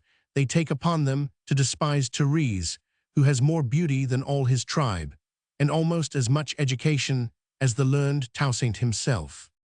He called to the sulky fellow, however, and the sulky fellow came. What Papillier wanted to say was, "You seem to know more of these Spaniards than Roman one. What will become of Therese if I take her among them, which you see you oblige me to do?" "I propose to her," said Toussaint, "to leave her with some of our people near Fort Dauphin." "Fort Égalité, you mean? That is its present name, you know. So you asked her. Why did you not speak to me about it? It is my affair, not hers." "I thought it her affair. She will not remain behind, however. She begged me to say nothing to you about her leaving you." "Indeed, I will soon settle that." And the planter immediately overtook the horse, on which sat Therese with her infant on her arm. Therese smiled as she saw him coming, but the first few words he said to her covered her face with tears. Blinded by these tears, she guided her horse among the tough aloes which grew along the border of the bridle path, and the animal stumbled, nearly jerking the infant from her arms. Her master let her get over the difficulty as she might while he rode on in the midst of the green track.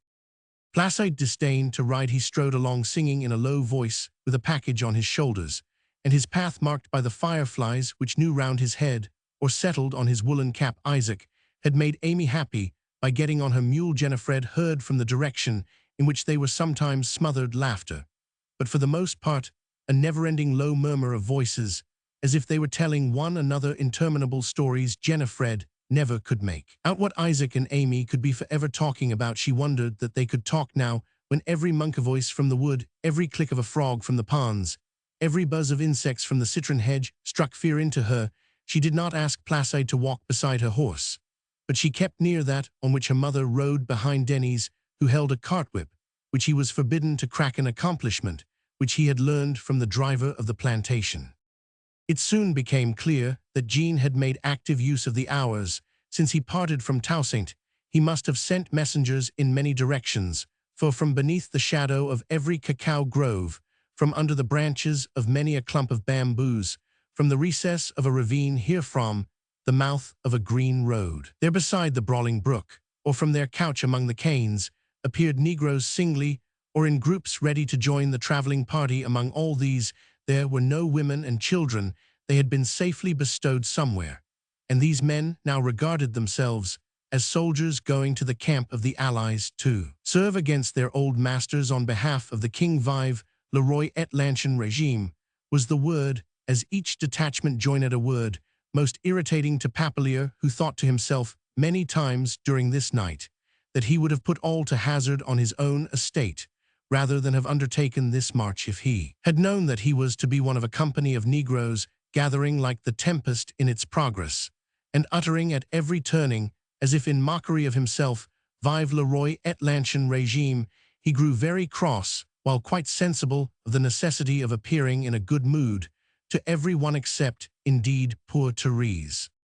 "We are Freethais is freedom," said Toussaint more than once, as he laid his hand on the bridle of his wife's horse, and seemed incapable of uttering any other words. He looked up at the towering trees, as if measuring with his eye the columnar palms which appeared to those in their shade.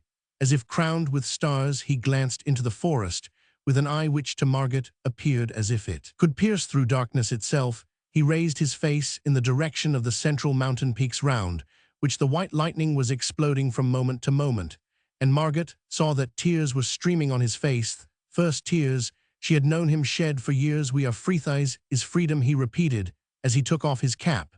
"But thank God, we have the King for our master now." "You will come and see us," said she. "We shall see you sometimes while you are serving the King." Yes, he was called away by another accession of numbers, a party of 4, who ran down among them from a mountain path. Toussaint brushed away his unwanted tears, and went forward, hearing a well-known voice inquire for Toussaint Breda. "Here I am, Jacques," he exclaimed in some surprise, as he addressed himself to a short, stout-built young Negro. "You are the first townsman among us, Jacques. Where is old Dessalines?" "Here is my master," said Jacques. "Not the better for being a master," said the old Tyler, who was himself a Negro. "I found myself no safer than Jacques in the town, so I came away with him, and we have been among the rocks all day, tired enough." "Have not you a horse for him?" asked Jacques. Toussaint stepped back to desire Amy and Isaac to give up their mule to Dessalines, but before it was done, Dessalines was mounted on Papelier's horse. Jacques had told Papelier on finding that he had not been walking at all that his horse was wanted, and Papelier had felt all the danger of refusing to yield it up. He was walking moodily by the side of Therese when Toussaint offered him the mule, which he haughtily declined. When Dessalines was mounted, Jacques came running forward to Toussaint to ask, and to tell much concerning their singular circumstances. "Your party is too noisy," said he. "The whole country is up, and I saw not far off 2 hours ago a party that were bringing ammunition from Cap. There may be more, and if we fall in their way with a white in company." "True, true," and Toussaint turned back to command silence. He told everyone that the safety of all might depend on the utmost possible degree of quietness being observed. He separated Isaac from Amy as the only way of obtaining silence from them, and warned the merry blacks in the rear that they must be still as death. He and Jacques, however, exchanged a few more words in a low whisper as they kept in advance of the party. "How do they get ammunition from Cap?" asked Toussaint. "Have they a party in the town? I thought the town Negroes had been sent on board ship." "The suspected ones they are the silly and the harmless who have still wit and mischief enough to give out powder and balls slyly. For the plantation Negroes once over the river, what will you do with your party? My wife and children will be safe with my brother Paulieu. No, he fishes on the coast, opposite the 7 brothers. I shall enter the Spanish ranks, and everyone else here will do as he thinks proper. Do not you call yourself a commander? Then why do you not call us your regiment, and take the command as a matter of course, as Jean has done? If it is desired, I am ready. Hark! There was evidently a party at some distance, numerous and somewhat noisy, and on the approach from behind, Toussaint halted his party, quickly whispered his directions, and withdrew them with all speed and quietness within the black shade of a cacao plantation on the left of the road. They had to climb an ascent, but there they found a green recess so canopied with interwoven branches that no light could enter from the stars, and so hedged in by the cacao plants, growing 12 feet high among the trees, that the party could hardly have been seen from the road in broad daylight. There they stood crowded together in utter darkness and stillness, unless, as Jennifer feared, the beating of her heart might be heard above the hum of the mosquito or the occasional rustle of the foliage. The approaching troop came on tramping, and sometimes singing and shouting. Those in the covert knew not whether most to dread a shouting which should agitate their horses, or a silence which might betray a movement on their part. This last seemed the most probable. The noise subsided, and when the troop was close at hand, only a stray voice or two was singing. They had with them 2 or 3 trucks, drawn by men, on which were piled barrels of ammunition.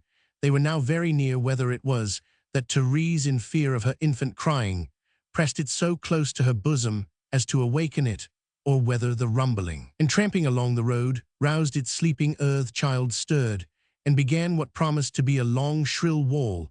If it had not been stopped, how it was stopped, the trembling, sickening mother herself did not know. She only knew that a strong hand wrenched the child from her grasp in the black darkness, and that all was still, unless, as she then and ever after had a shuddering apprehension, there was something of a slight gurgle which reached her strained ear. Her own involuntary moan was stopped almost before it became a sound, stopped by a tap on the shoulder, whose authoritative touch she well knew. No one else stirred for long after the troop had passed. Then Toussaint led his wife's horse down into the road again, and the party resumed their march as if nothing had happened. "My child," said Therese, fearfully. "Give me my child." She looked about and saw that no one seemed to have the infant. "I will not let it cry," she said. "Give me back my child." "What is it?" asked Papillier, coming beside her horse. She told her grief as she prepared to spring down. "No, keep your seat. Don't get down," said he in a tone she dared not disobey. "I will inquire for the child." He went away and returned without it. "This is a sad thing," said he, leading her horse forward with the rest. "No one knows anything about the poor thing. Why did you let it go? Have you asked them all who snatched it from me? Oh, ask who took it. Let me look for it. I will. It is too late now. We cannot stop or turn back. These sad accidents will happen at such times. Leave me behind, oh, leave me in the wood. I can follow when I have found it. Leave me behind. I cannot spare you, my dear. I should never see you again, and I cannot spare you. It is sad enough to have lost the child." "It was your child," said she pleadingly. "And you are mine too, my dear. I cannot spare you both." Therese had never felt before all that had moved her during her yet short life. All emotions, in one, were nothing to the passion of this moment, conditional hatred, that swelled her soul conditional from moment to moment. She believed and disbelieved that Papillier had destroyed her child. The thought sometimes occurred that he was not the only cruel one. No one seemed to pity or care for her, not even Margaret or the girls came near her. She more than once was about to seek and appeal to them, but her master held her bridle and would not permit her to stop or turn, saying occasionally that the lives of all depended on perfect quiet and order in the march. When they arrived at the cross at the junction of the 4 roads, they halted, and there she told her story and was convinced that the grieved women knew nothing of her loss till that moment. It was too late now for anything but compassion. Jean Francaise soon appeared with a troop so numerous that all necessity for caution and quiet was over. They could hardly meet an equal force during the remainder of the march, and might safely make the forests and ravines echo to their progress. Jean took off his cocked hat in saluting Toussaint and commended his punctuality and his arrangements. "Jean always admires what my husband does," observed Margaret to her acquaintance. "Jacques, you hear how he is praising him for what he has done tonight." "To be sure, everybody praises Toussaint Breda," replied Jacques. The wife laughed with delight. "Everybody praises him, but me," pursued Jacques. "I find fault with him sometimes, and tonight particularly." "Then you are wrong, Jacques. You know you have everybody against you." "Time will show that I am right. Time will show the mischief of sending away any whites to do us harm in far countries." "Oh, you do not blame him for helping away Monsieur Bayou?" "Yes, I do.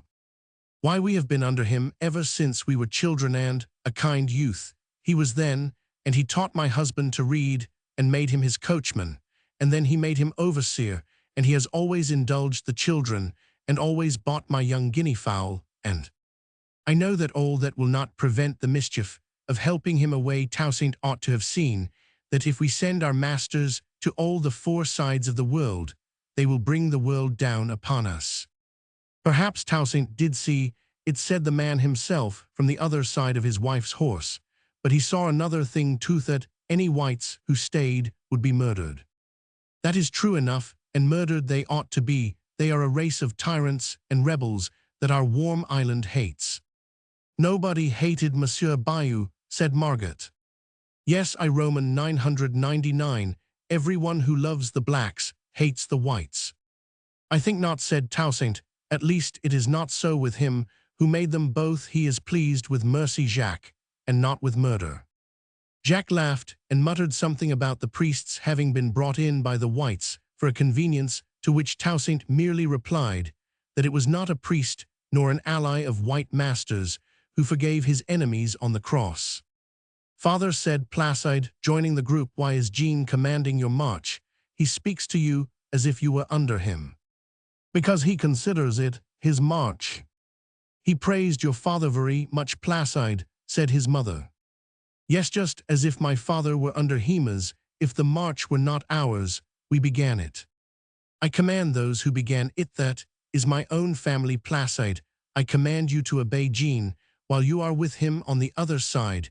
The river you shall be commander all the way to your uncle's house. You will follow his lead, Margaret."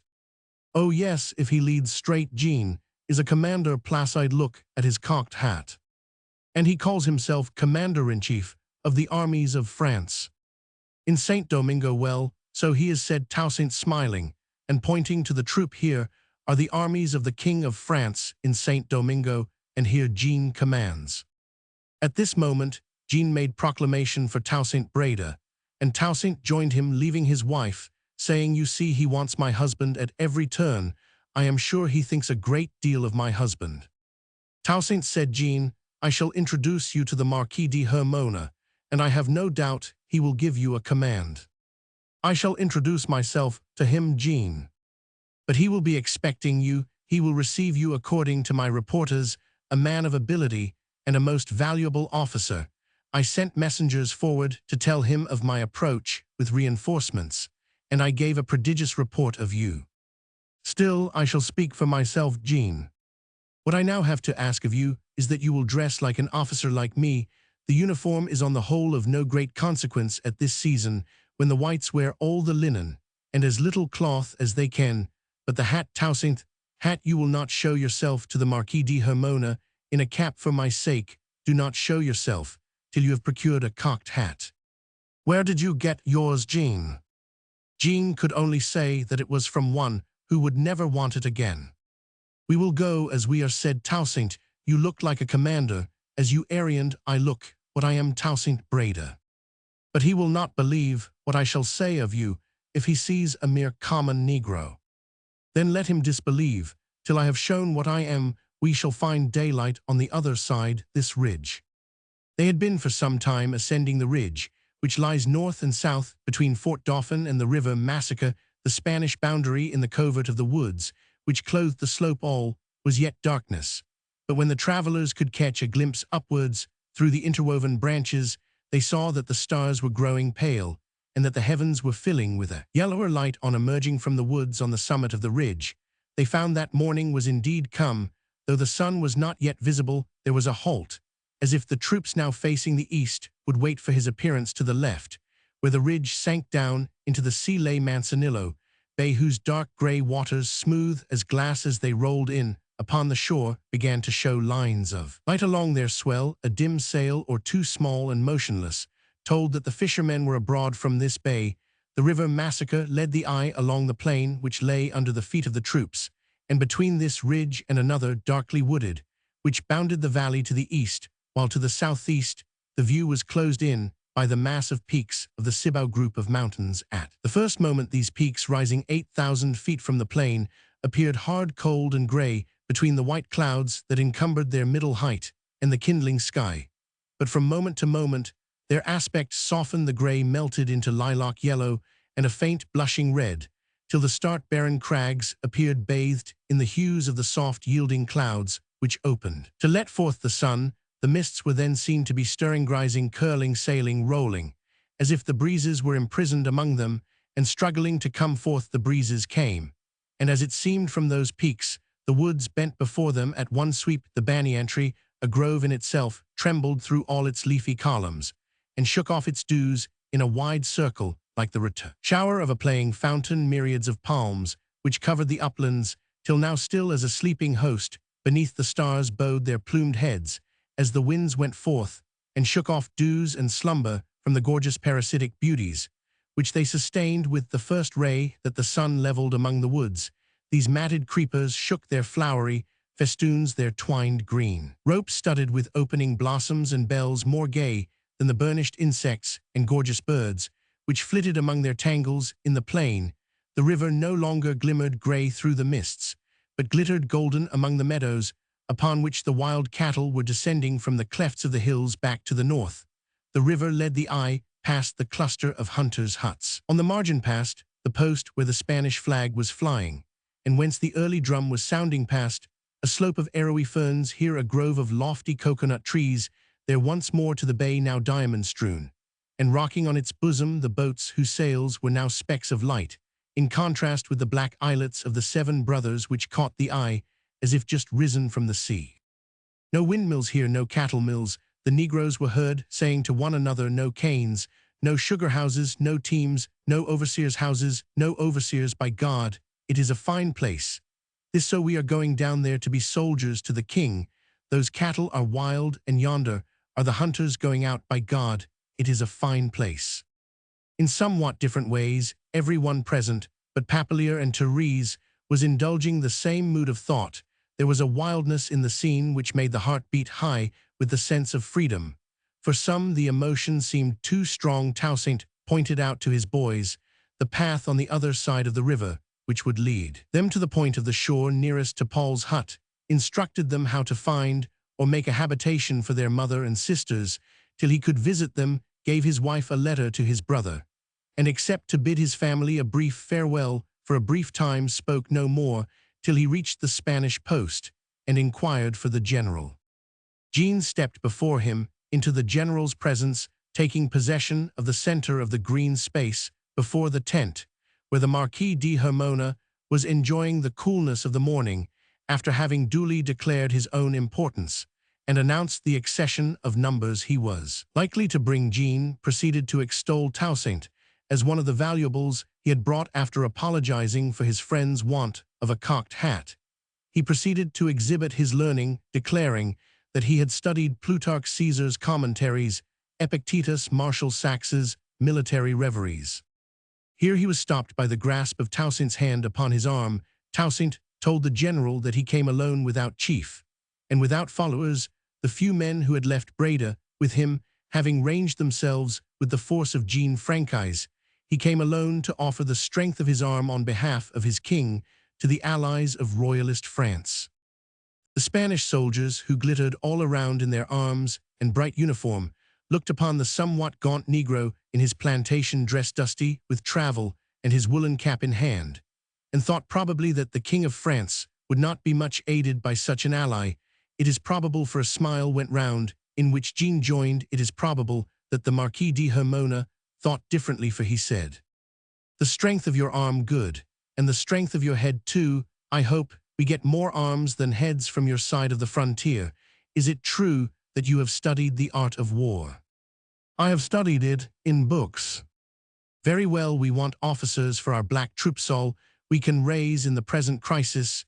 You will have the rank of colonel in a regiment, to be immediately organized. Are you content?"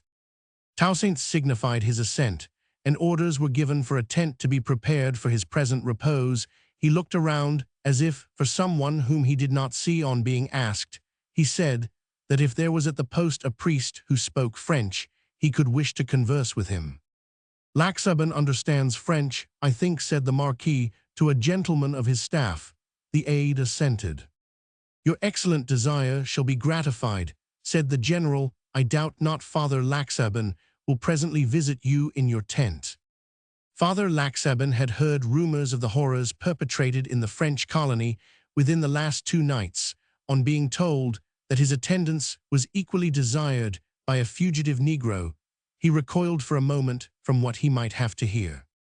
When he entered the tent, he found Toussaint alone on the ground, his bosom bursting with deep and thick-coming sobs. "How is this, my son?" said the priest. "Is this grief, or is it penitence?" "I am free," said Toussaint, "and I am an oppression to myself. I did not seek freedom, I was at ease, and did not desire it, seeing how men abuse their freedom." "You must not then abuse your freedom, my son," said the priest, wholly relieved. "How shall I appear before God, I who have ever been guided, and who know not whether I can guide myself? Me, master gone me employment, goned I by his will a free man, but unprepared, unfit. Receive my confession, Father, and guide me from this time." "Willingly, my son. He who has appointed a new lot to you will enable me to guide you in it." The tent was closed, and Toussaint kneeled to relieve his full heart from its new sense of freedom by subjecting himself to a taskmaster of the soul. Chapter 5. Griefs of the Loyal. Margaret doubted much at the end of the first week, and at the end of every following week, whether she liked freedom. Margaret had had few cares during the many years that she had lived under the mild rule of Monsieur Bayou, her husband faithful and kind, and her children provided for without present anxiety on her part. Thoughts of the future would, it is true, occasionally trouble her, as she knew they weighed heavily on her husband's mind when she saw Jennifer growing up, handsome in her parents' eyes, and so timid and reserved that her father sometimes said he wondered whether anyone would ever know her mind better than her own family did. When Margaret looked upon Jennifer and considered that her lot in life depended on the will of Monsieur Bayou, she shuddered to think what it might be when Monsieur Bayou told Jennifer that she was well coiffée, or that he wished she would show the other girls among the house Negroes how to make their Sunday gowns sit like hers. Jennifer invariably appeared not to hear, and often walked away in the midst of the speech, and then her mother could not but wonder how she would conduct herself whenever the day should come that must come when, as there was no one on the Breda estate whom Jennifer liked or would associate with Monsieur Bayou, should bring someone to their cottage and desire Jennifer to marry him. When Margaret looked upon her sons, and upon Amy, now so inseparable from Isaac, and considered that their remaining together depended not only on Monsieur Bayou's will, but on his life, she trembled lest the day should be at hand when Placide might be carried away northward, and Isaac eastward, and poor Amy left desolate. Such had been the mother's passing cares in the situation, in which nothing had been wanting to her immediate comfort.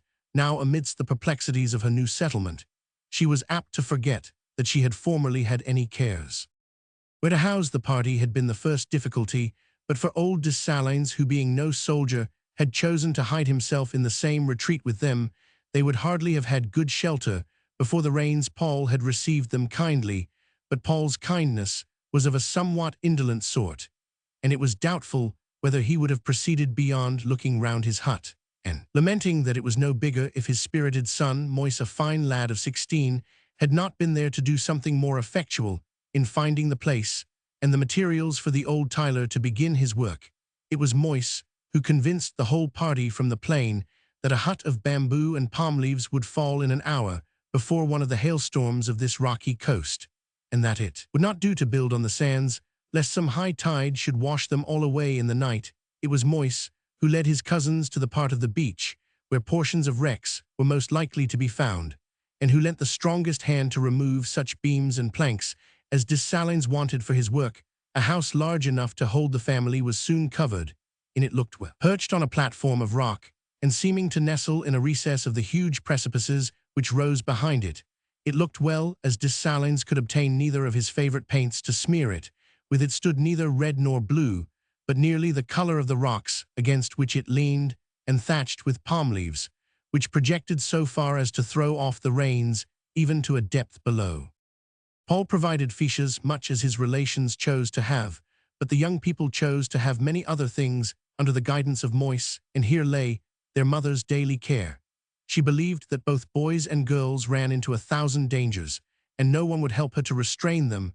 Paul had always let Moïse have his own way, and Dessalines, when he had brought in driftwood for her fires, which he daily chose to do, lay down in the sun. When the sun shone, and before the fire when the clouds gathered and slept away the hours, Paul wanted help in his fishing, and it was commonly Isaac who went with him, for Isaac was more fond of boating than rambling. Where Isaac was, there was Amy. She gave no contemptible help in drawing in the nets, and when the fish was landed, she and Isaac sat for hours among the mangroves which bordered the neighboring cove under pretense of cleaning the fish, or of mending the nets, or of watching the cranes which stalked about the sands. Sometimes, in order to be yet more secure from disturbance, the brother and sister would put off again, when they had landed Paul with his prize, and get upon the coral reef half a mile off in calm weather, collecting the shellfish which were strewed there in multitudes, and watching the while the freaks and sports of the dolphins in the clear depths. Around and in windy weather, sitting in the midst of the spray which was dashed over them from the heavy seas outside, many times in a morning or evening, did Margaret look out from her doorway, and see their dusky forms upon the reef, now sitting motionless in talk, now stooping for mussels and crabs, and never till the last moment in the boat on their way home. Sometimes Denys was with them, sometimes with her, but oftenest with the party led by Moïse. Moïse had first enticed Jennifer up the rocks behind their dwelling to get grass for hammocks, and to make matting for the floors. Almost from the first day it appeared as if Jennifer's fears all melted away in the presence of Moïse, and her mother became sure of this when, after grass enough had been procured, Jennifer continued to accompany Placide and Moïse in their almost daily expeditions for sporting and pleasure. They brought guanas, tender young monkeys, and coconuts from the wood, wild kids from the rock, delicate ducks from the mountain ponds, and sometimes a hog or a calf from the droves and herds which flourished in the rich savannas on the southern side, on which they looked down from their ridge, in the joy of seeing her children home again, gladsome as they were, and feeling that they brought plenty and luxury into her cottage. Margaret kept her cares to herself from day to day, and did not interfere with their proceedings. She sometimes thought she was foolish, and always was glad to see them enjoying their freedom, but still she felt doubtful whether she herself had not been happier at Breda. The only time when her heart was completely at ease and exulting was when Toussaint came to see his family, to open his heart to his wife, and to smile away her troubles. Her heart exulted when she saw him cross the ridge with a mounted private behind him, urge his horse down the ascent, gallop along the sands to the foot of the rocks, throw the bridle to his attendant, and mount to the platform, looking up as he approached to see whether she was on the watch. She was always on the watch. She liked to admire his uniform, and to hear his sword clatter as he walked. She liked to see him looking more important, more dignified than Bayou or Papilia had ever appeared in her eyes. Then her heart was always full of thoughts about their children, which he was as anxious to hear as she to tell, and he was the only one from whom she could learn anything of what was going on in the world, or of what prospects lay before themselves. He brought news from France, from Cap and the Plain, and after a while from America, that Monsieur Bayou was settled at Baltimore, where he intended to remain till, as he said, the pacification of the colony should enable him to return to Breda. There was no fear, as Toussaint always found, but that Margaret would be looking out for him. The tidings he brought were never very joyous, and often sad enough. He said little of his personal cares, but Margaret gathered that he found it difficult to keep on good terms with Jean. Once he had resigned his rank of colonel, and had assumed an office of which Jean could not be jealous, that of physician to the Forsessan office, for which he was qualified by an early and extensive acquaintance with the common diseases of the country and the natural remedies provided by its soil. When the Marquis de Hermona had insisted upon his resuming his command, as the best officer the Negro forces could boast, Jean had purposed to arrest him on some frivolous charge, and the foolish act had only been prevented by a frank and strong remonstrance from his old friend. All this time Toussaint's military successes had been great, and his name now struck such awe into the lawless forces of the insurgent blacks that it was unnecessary for him to shed their blood. He held the post of Marmalade, and from thence was present with such unheard-of rapidity of march, wherever violence was expected, that the spirit of outrage throughout the colony was at length kept in check. This peaceful mode of standing by the rights of the king was more acceptable to the gentle Toussaint than the warfare by which he had gained his power over his own race. But he knew well that things could not go on as they were, that order of some kind must be established, order which could be reached only through a fierce final struggle, and of what nature this order was to be depended wholly upon the turn which affairs took in Europe. He rarely brought good news from abroad. His countenance always grew sad when Margaret asked what ships had arrived from France. Since his last visit, first, he had to tell her that the people of Paris had met in the Champ de Mars and demanded the dethronement of the king, then that Danton had audaciously informed the representatives of France that their refusal to declare the throne vacant would be the signal for a general insurrection. After this, no national calamity could surprise the loyal colonists. Toussaint said for the fate of Louis as a king, if not as a man, was decided accordingly. There followed humiliations, deposition, imprisonment, during which little could be known of the mind, and even of the condition of the king, and those who would have served him remained in anxious suspense. It happened one warm day in the spring, when every trace of the winter hailstorms had passed away, that the whole party were amusing themselves in trying to collect enough of the ripening seaside grape for a feast. The bright round leaves were broad and abundant, but the clusters of the fruit were yet only of a pale yellow, and a berry here, and there was all that was fit for gathering. The grape gathering was little more than a pretense for basking in the sun or for lounging in the shade of the abundant verdure, which seemed to have been sown by the hurricane and watered by the wintry surf. So luxuriantly did it spring from the sands, and the salt waves, the stately manchineel, overhung the tide. The mangroves sprang out of the waters. The seaside grape overspread the sands with a thick green carpet, and kept them cool, so that as the human foot sought the spot, the glittering lizards forsook it, and darted away to seek the hot face of the rock for full half a mile. This patch of verdure spread, and over this space were dispersed Margaret and her household. When Toussaint crossed the ridge on one of his frequent visits, as he descended, he heard laughter and singing, and among the singing voices, the cracked pipe of old Dessalines. Toussaint grieved to interrupt this mirth, and to think that he must leave dull and sad those whom he found so gay, but he came with bad news and on a mournful errand, and there was no help for it. As he pricked on his horse towards the party, the young people set up a shout, and began to run towards him, but stopped short on seeing how unusually large a train he brought. 5 or 6 mounted soldiers, instead of one, followed him this time, and they led several horses. "Oh, you are come to take us home," cried Margaret joyfully as she met him. He shook his head as he replied, "No, Margaret, not yet, but the time may come." "I wish you could tell us when it would come," said Dessalines. "It is all very well gathering these things and calling them grapes for want of better, but give me the grapes that yield one wine. I wonder who has been gathering the grapes from my trellis all this time, while the whole rainy season through not a drop did I taste. I wish you had left your revolutions and nonsense till after my time, that I might have sat under my own vine and my own fig tree, as the priest says, till the end of my days." "Indeed, I wish so too, Dessalines, but you shall have some wine.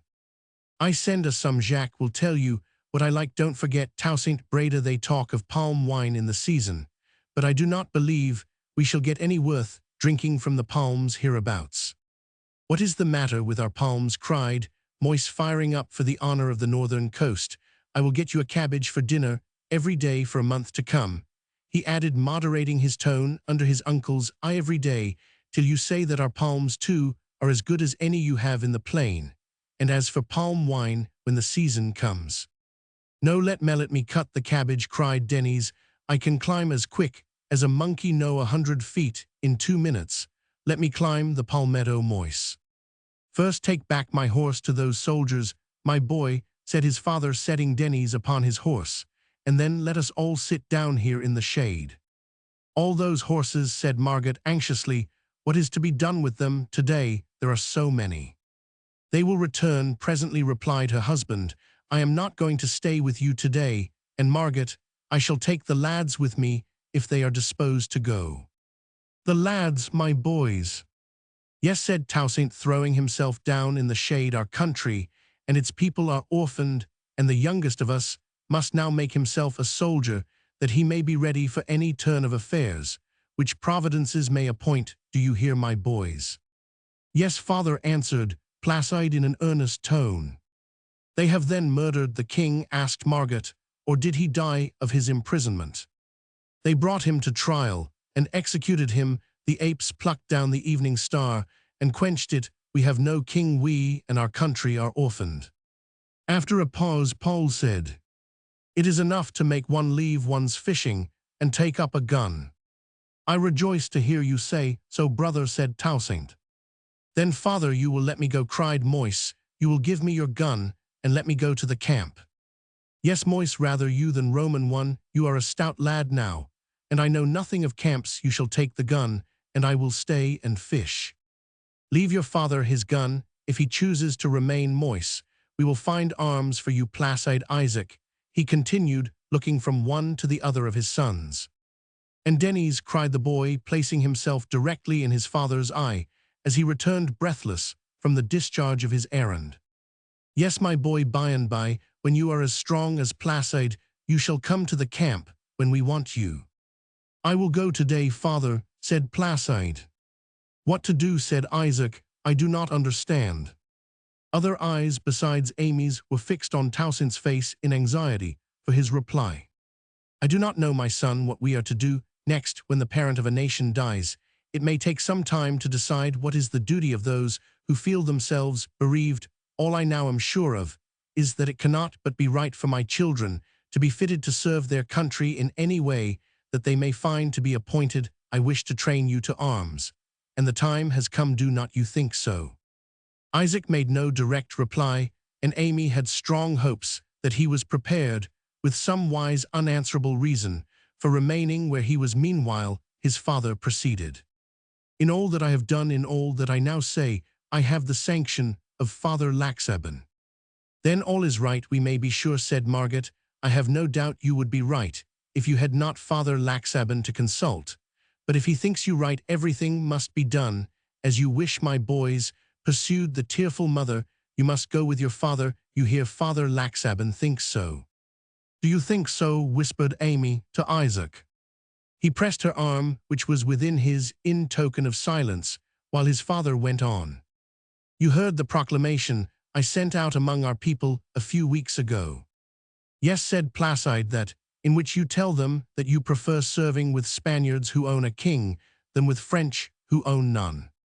Yes, I have had to make the same declaration to the 2 commissaries who have arrived at Cap under orders from the regicides at Paris. These commissaries have today invited me to their standard by promises of favor and consideration. What do they promise us? Asked Margaret eagerly. Nothing that we can accept. I have written a letter in reply saying that I cannot yield myself to the will of any member of the nation, seeing that since nations began obedience has been due only to kings. We have lost the King of France, but we are beloved by the monarch of Spain, who faithfully rewards our services and never intermits his protection and indulgence. Thus I cannot acknowledge the authority of these commissaries till they shall have enthroned a king. Such is the letter which, guided by Father Laxaben, I have written. It is a beautiful letter, I am sure, said Margaret. Is it not, Paul? I don't doubt Father Laxaben is right, said Dessalines, only I do not see the use of having a king if people are turned out of house and home for being loyales. We all are. If we had not cared anything about the king's quarrel, we might have been under our vines at home, as I have often said before. And how would it have been with us here? Said Toussaint, laying his hand on his breast. Put your hand a little lower, and I say it would have been all the better for us, said the old Negro laughing, for we should not have gone without wine all this time. What do you think, Amy? As usual asked Isaac. I think it was good for my father to be loyal to the king. As long as the king lived, I think it was good for us to be living here free, with time to consider what we should do next. And I think it has happened very well that my father has shown what a soldier he is, which he could not so well have done if we had stayed at Breda. As for Dessalines, he is best where the vines grow thickest, or where the cellars are deepest. It is a pity he should have taken upon him to be loyal. And what do you think of going to the camp, with my father? Look at Moisey, how delighted he is. Moise certainly did look possessed with joy. He was rapidly telling all his warlike intentions to Jennifer, who was looking in his face, with a countenance of fear and grief. You think nothing of us, she cried at length, giving way to a passion of tears. We have been so happy here all together. And now you are glad to go and leave us behind. You will go and fight without caring for us. You will be killed in this horrid war. And we shall never see you again. We shall never know what has become of you. Moise's military fire was instantly quenched. It immediately appeared to him the greatest of miseries to have to leave his cousins. He assured Jennifer he could not really intend to go. He had only been fancying what a war with the white masters would be. He hated the whites heartily, but he loved this place much more placid. And Isaac might go, but he should stay. Nothing should part him from those he loved best. Toussaint was not unmindful of what was passing. Jennifer's tones of distress and Moise's protestations all reached his ear. He turned and gently drew his daughter towards him. My child, said he, we are no longer what we have been, slaves whose strength is in the will of their masters. We are free, and to be free requires a strong heart in women as well as in men. When Monsieur Bayou was our master, we rose and slept every day alike, and went out to our work, and came in to our food, without having to think of anything beyond. Now we are free, and God has raised us to the difficult duties which we have always reverenced in the whites. We men must leave our homes to live in camps, and if necessary to fight, and you women and girls must make it easy for us to do our duty. You must be willing to see us glad to spare you, and you must pray to God that we may not return till our duty is done. I shall not, Jennifer muttered to herself, as she cast down her eyes under her father's compassionate gaze. He looked towards Amy, who answered with tearful eyes. Yes, father, they must go, and we will not hinder them, but they will soon be back, will not they? That depends on how soon we can make good soldiers of them, said he cheerfully. Come, Moise, have you changed your mind again, or will you stay and plait hammocks while my boys are trained to arms? I shall not stay behind if the others go, but why should not we all go together? I am sure there is room enough in yonder valley for all the people on this coast. Room enough, but my family are better beside your father than among soldiers and the hunters of the mountains. Stay with them, or go with me, shoot ducks, and pick up shellfish here, or go with me, and prepare to be General Moise some day. Moise looked as if he would have knocked his uncle down at the supposition that he would stay to pick up shellfish. He could not but laugh, however, at hearing himself greeted as General Moise by all the boys, and even Jennifer smiled. Margaret moved sighing towards the rocks to put up for her boys such comforts as she could muster, and to prepare the meal which they must have before they went. Her girls went with her, and Denys shouted after them that he was to get the cabbage from the palmetto, adding that if they gave him a good knife, he would take it off as neatly as the Paris people took off the king. His father grasped his arm and said, Never name the king, my boy, till you feel grieved that you have lost him. You do not know what you say. Remember, never mention the king unless we ask you. Denys was glad to run after his cabbage. His father remembered to praise it at dinner. No one else praised or liked anything. Margaret and Amy were tearful. Jennifer was gloomy. The lads could think of nothing but the new life before them, which yet they did not like to question their father about, till they should have left the tears behind. No sooner were they past the first turn up the ridge than they poured out their inquiries as to life in the camp and the prospects of the war. Their eager gestures were watched by those they left behind, and there was a feeling of mortification in each woman's heart on seeing this evidence that home was already forgotten for busier scenes. They persuaded themselves and believed of each other that their grief was for the fearful death of the king, and they spoke as if this had been really the case. "We have no one to look up to now," said Margaret, sobbing, "no one to protect us. Who would have thought, when I married, how desolate we should be one day on the seashore with our master at Baltimore, and the king dead, and no king likely to come after him. What will become of us?" But Margaret interposed, "Dessalines, how should we be better off at this moment if the king were alive and flourishing at Paris?" "How," repeated Margaret indignantly, "why, he would have been our protector. To be sure, he would have done some fine thing for my husband, considering what my husband has done for him. If our beloved king on his throne knew of my husband's victory at Plaisance, and of his expedition to St. Mark, and of his keeping quiet all these plantations near Marmalade, and of the thousands that he had brought over from the rebels, do you think a good master like the king would have left us to pine here among the rocks, while Jean Franchise is boasting all day long, as if he had done everything with his own hand? No, our good king would never have let Jean Franchise's wife dress herself in the best jewels the white ladies left behind, while the wife and daughters of his very best officer are living here in a hut on a rock, with no other clothes to wear than they brought away from Breda. No, no, as my husband says, in losing the king, we are orphans." "I can get you as good clothes as ever Jean's wife wore," Margaret said, Paul, whose soft heart was touched by her grief. "I can run my boat along to a place I know of where there are silks and trinkets to be had, as well as brandy. I will bring you and the girls some pretty dresses." Margaret: "No, Paul, not here. We cannot wear them here, and we shall have no pleasure in anything now. We have lost the only one who could take care of us, and who knows whether we shall ever see our boys again." "Curse the war," muttered Paul, wiping his brows. "Mother," said Amy in a low voice, "have we not God to protect us still? One master may desert us, and another may die, but there is still God above all. Will not he protect us?" "Yes, my dear, God takes care of the world, but then he takes care of our enemies as well as of us." "Does he?" exclaimed Denys in a tone of surprise. "Yes, ask your father. If Father Laxabin does not say so, the name of God is forever in the mouths of the whites at Cap. But they reviled the king, and true enough, the king was altogether on our side, had all his protection." "All that is a good deal changed now, I hear," said Paul. "The whites at Cap are following the example of the rebels at Paris, and do not rely upon God as on their side as they used to do." "Will God leave off taking care of them, then?" asked Denys, "and take care only of us?" "No," said Amy, "God is willing. Isaac says to take care of all men, whether they serve him or not." Denys shook his head, as if he did not quite approve this. "Our priest told Isaac," continued Amy, "that God sends his rain on the just and on the unjust, and do not you know that he does when the rains come next month? Will they not fall on all the plantations of the plain, as well as in the valley, where the camp is? Our waterfalls will be all the fresher and brighter for the rains, and so will the springs in Cap."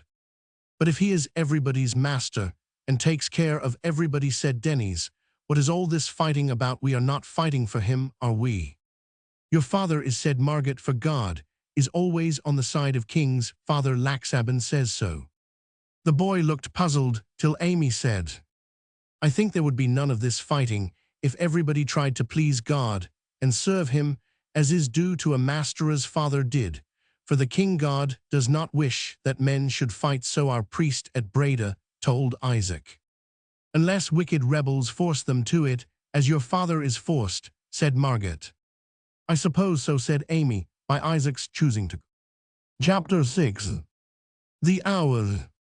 The lads found some of the details of military training less heroic and less agreeable than they had imagined, scarcely to be compared, indeed, under either aspect, to the chase of the wild goats and search for young turtle, to which they had been of late accustomed. They had their pleasures, however. Amidst the heats, toils, and laborious offices of the camp, they felt themselves men living among men. They were young enough to throw off, and almost to forget, the habits of thought which belonged to slavery, and they became conscious of a spirit growing up within them by which they could look before and after perceive that the future of their lives was in their own hands, and therefore understand the importance of the present time. Their father looked upon them with mixed feelings of tender pride in them and regret for his own lost youth, the strong and busy years on which they were entering had been all spent by him in acquiring one habit of mind to which his temperament and his training alike conduced, a habit of endurance.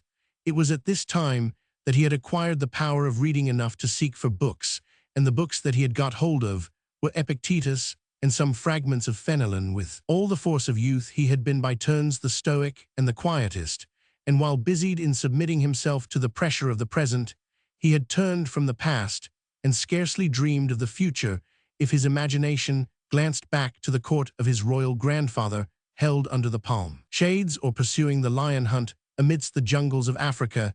He had hastily withdrawn his mind's eye from scenes which might create impatience of his lot, and if he ever wondered whether a long succession of ignorant and sensual blacks were to be driven into the field by the whip every day in St. Domingo forevermore, he had cut short the speculation as inconsistent with his stoical habit of endurance and his Christian principle of trust.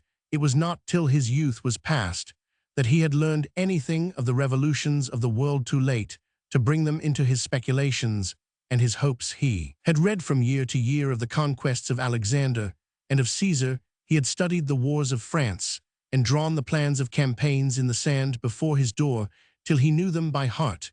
But it had not occurred to him that while empires were overthrown in Asia and Europe was traversed by powers which gave and took its territories, as he saw the Negroes barter their coconuts and plantains on Saturday nights, while such things had happened in another hemisphere, it had not occurred to him that change would ever happen in St. Domingo.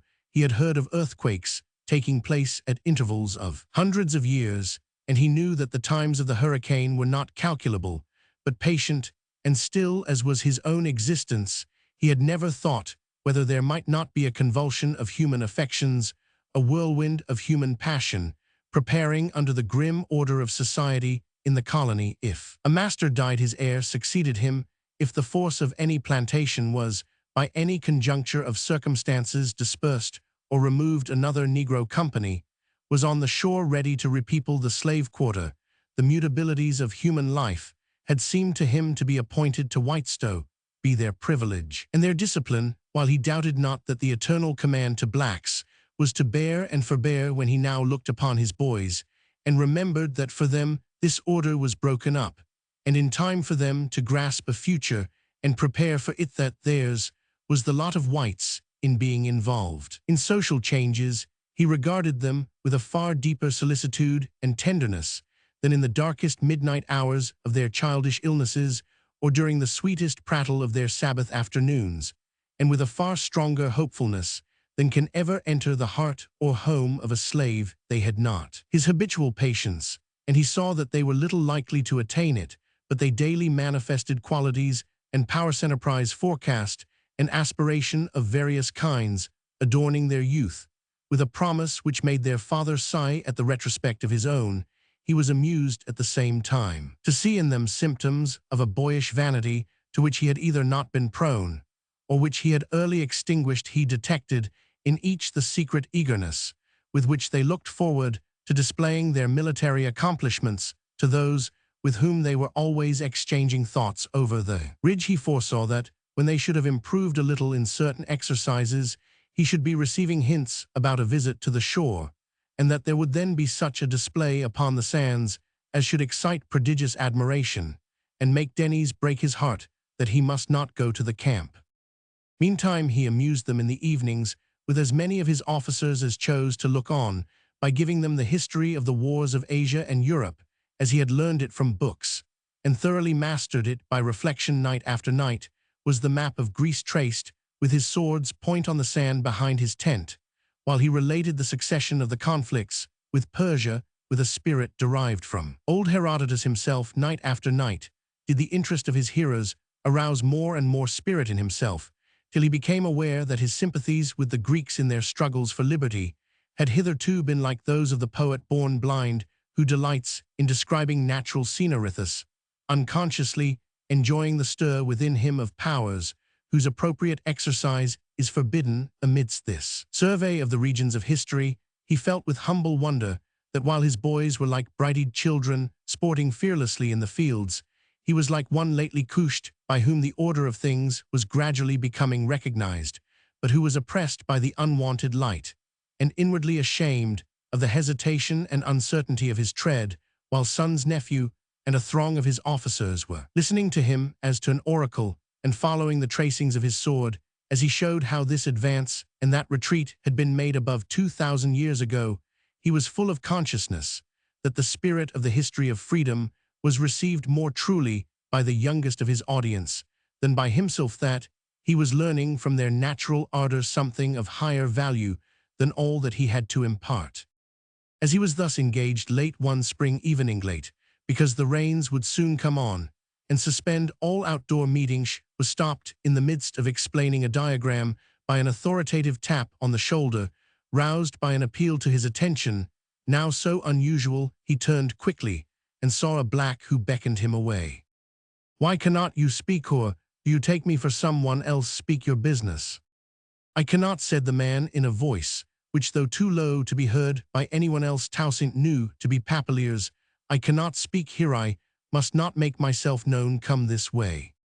Great was the surprise of the group at seeing Toussaint instantly follow this black, who appeared in the dusk to be meanly clothed.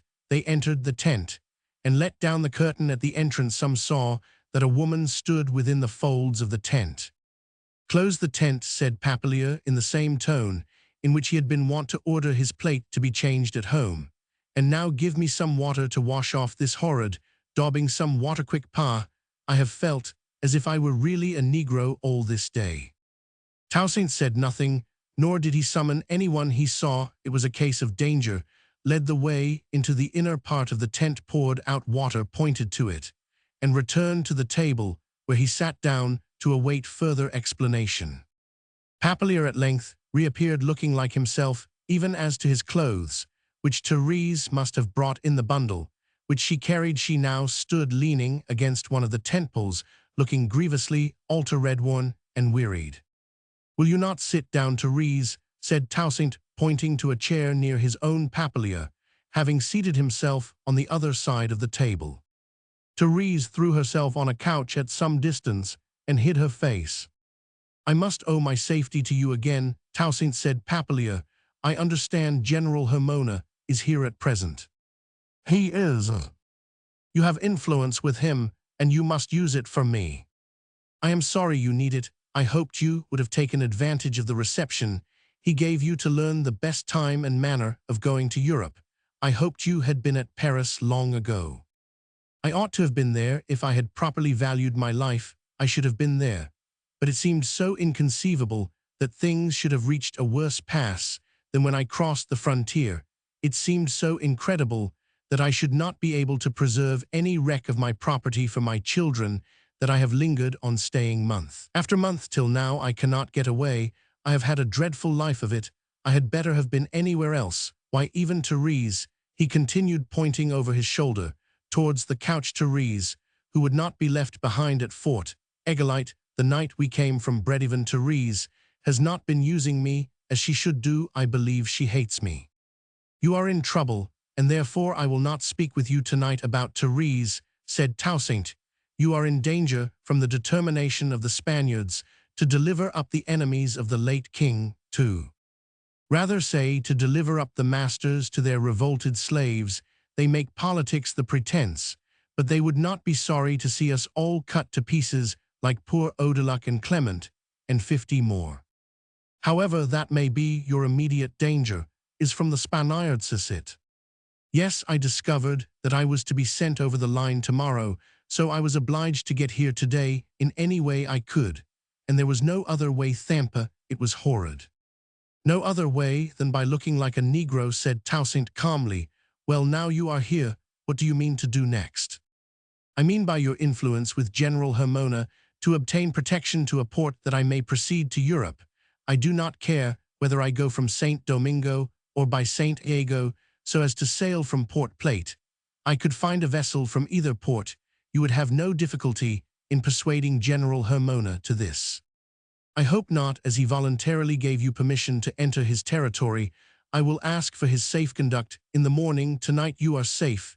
If you remain here, I request that you will take possession of the inner apartment, and rely upon my protection. Thank you, I knew my best way was to come here, said Papillier, rising. Therese will bring me some refreshment, and then I shall be glad of rest, for we travelled half last night. For how many shall the safe conduct be, asked Toussaint, who had also risen. For yourself alone, or more? No one knows better than you, said Papillier hastily, that I have only one servant left, pointing again to the couch, and lowering his voice, so that Therese could not hear. She, poor thing, is dreadfully altered.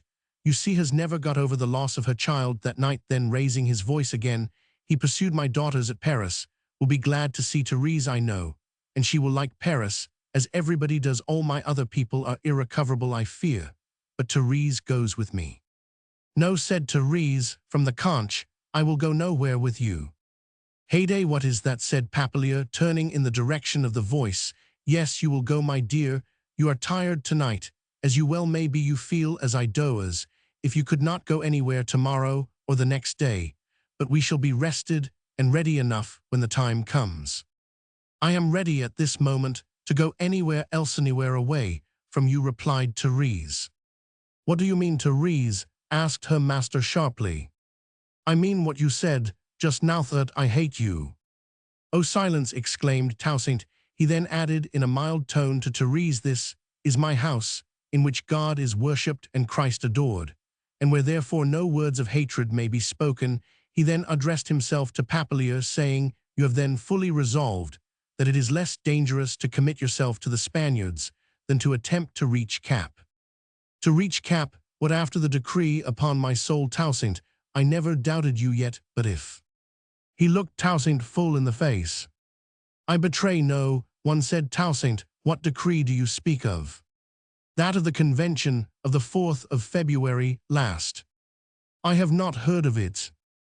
Then it is as I hoped. That decree is not considered here as of any importance. I trusted it would be, so it is merely a decree of the Convention confirming and proclaiming the liberty of the Negroes, and declaring the colony henceforth an integrant part of France. It is a piece of folly and nonsense, as you will see at once, for it can never be enforced. No one of any sense will regard it. But just at present, it has the effect you see of making it out of the question for me to cross the frontier. True, said Toussaint, in a voice which made Papillier look in his face, which was working with some strong emotion. He turned away from the light, and desired Therese to follow him. He would commit her to the charge of one of the sutler's wives for the night. Having put on the table such fruit, bread, and wine as remained from his own meal, Papillier, forbidding further preparation for fear of exciting observation, without Toussaint went out with Therese, committed her to safe hands, and then entered the tent next his own, inhabited by his sons, and gave them his accustomed blessing. On his return, he found that Papillier had retired. Toussaint was glad to be alone. Never had he more needed solitude, for rarely, if ever in the course of his life, had his calm soul been so disturbed during the last words spoken by Papillier. A conviction had flashed across him, more vivid and more tremendous than any lightning, which the skies of December had sent forth to startle the bodily eye, and amidst the storm which those words had roused within him, that conviction continued to glare forth at intervals, refusing to be quenched. It was this, that, if it were indeed true that the revolutionary government of France had decreed to the Negroes the freedom and rights of citizenship, to fight against the revolutionary government would be henceforth to fight against the freedom and rights of his race. The consequences of such a conviction were overpowering to his imagination, as one inference after another presented itself before him. As a long array of humiliations and perplexities showed themselves in the future, felt as if his heart were bursting. For hour after hour of that night, he paced the floor of his tent, and if he rested his limbs, so unused to tremble with fear or toil, it was while covering his face with his hands, as if even the light of the lamp disturbed the intensity of his meditation. A few hours may, at certain crises of the human mind and lot, do the work of years, and this night carried on the education of the noble soul, long repressed by slavery, to a point of insight which multitudes do not reach in a lifetime. No doubt, the preparation had been making through years of forbearance and meditation, and through the latter mouths of enterprise and activity, but yet the change of views and purposes was so great as to make him feel between night and morning as if he were another man. The lamp burned out, and there was no light, but from the brilliant flies a few of which had found their way into the tent. Toussaint made his repeater strike. It was 3 o'clock. As his mind grew calm under the settlement of his purposes, he became aware of the thirst which his agitation had excited. By the light of the flitting tapers, he poured out water, refreshed himself with a deep draught, and then addressed himself to his duty. He could rarely endure delay in acting on his convictions. The present was a case in which delay was treachery, and he would not lose an hour. He would call up Father Laxabin and open his mind to him, that he might be ready for action when the camp should awake. As he drew aside the curtain of the tent, the air felt fresh to his heated brow, and with the calm starlight seemed to breathe strength and quietness into his soul. He stood for a moment, listening to the dash and gurgle of the river as it ran past the camp, a voice of waters so loud to the listening ear, but so little heeded amidst the hum of the busy hours of day. It now rose above the chirpings and buzzings of reptiles and insects, and carried music to the ear and spirit of him who had so often listened at Breda to the fall of water in the night hours, with a mind unburdened and unperplexed with duties and with cares. The sentinel stopped before the tent with a start which made his arms ring at seeing the entrance open and someone standing there. "Watch that no one enters," said Toussaint to him. "Send for me to Father Laxabin's if I am wanted." As he entered the tent of the priest, a tent so small as to contain only one apartmental, seemed dark. Laxabin slept so soundly as not to awake till Toussaint had found the tinderbox and was striking a light. "In the name of Christ, who is there?" cried Laxabin. "I, Toussaint Breda, entreating your pardon, Father." "Why are you here, my son? There is some misfortune by your face. You look wearied and anxious. What is it?" "No misfortune, Father, and no crime, but my mind is anxious, and I have ventured to break your rest. You will pardon me." "You do right, my son. We are ready for service in season and out of season." While saying this, the priest had risen and thrown on his morning gown. He now seated himself at the table, saying, "Let us hear, what is this affair of haste?" "The cause of my haste is this, that I may probably not again have conversation with you, Father, and I desire to confess and be absolved by you once more." "Good, some dangerous expedition, is it not so?" "No, the affair is personal altogether. Have you heard of any decree of the French Convention by which the Negroes slaves off the colony of St. Domingo are freely accepted as fellow citizens, and the colony declared an integrant part of France?" "Surely I have. The general was speaking of it last night, and I brought away a copy of the proclamation consequent upon it. Let me see," said he, rising and taking up the lamp. "Where did I put that proclamation?" "With your sacred books, perhaps, Father, for it is a gospel to me and my race." "Do you think it of so much importance?" asked Laxabin, returning to the table with the newspaper containing the proclamation officially given. "The general does not seem to think much of it, nor does Jean Franchise. To a commander of our allies, the affair may appear a trifle, Father, and such white planters as cannot refuse to hear the tidings may scoff at them. But Jean Franchise, a Negro and a slave, is it possible that he makes light of this?" "He does, but he has read it, and you have not read it, my son, and without prejudice." Toussaint read it again and again. "Well," said the priest, as Toussaint put down the paper, no longer attempting to hide with it the streaming tears which covered his face. "Father," said he, commanding his voice completely, "is there not hope that if men, weakened and blinded by degradation, mistake their duty, when the time for duty comes, they will be forgiven?" "In what case, my son? Explain yourself." "If I, hitherto a slave, and wanting therefore the wisdom of a free man, find myself engaged on the wrong side, fighting against the providence of Godis, there not hope that I may be forgiven on turning to the right?" "How the wrong side, my son? Are you not fighting for your king and for the allies of France?" "I have been so pledged and so engaged, and I do not say that I was wrong when I so engaged and so pledged myself. But if I had been wise as a free man should be, I should have foreseen of late what has now happened, and not have been found when last night's sun went down, and as tomorrow night's sun shall not find me holding a command against the highest interests of my race, no, at length, about to be redeemed." You Saint Bredeth loyal, if heaven has put any of its grace within you, it has shown itself in your loyalty. And do you speak of deserting the forces raised in the name of your king, and acting upon the decrees of his enemies? Explain to me, my son, how this can be. It seems to me that I can scarcely be yet awake. And to me it seems, father, that never till now have I been awake. Yet it was in no vain dream that I served my king.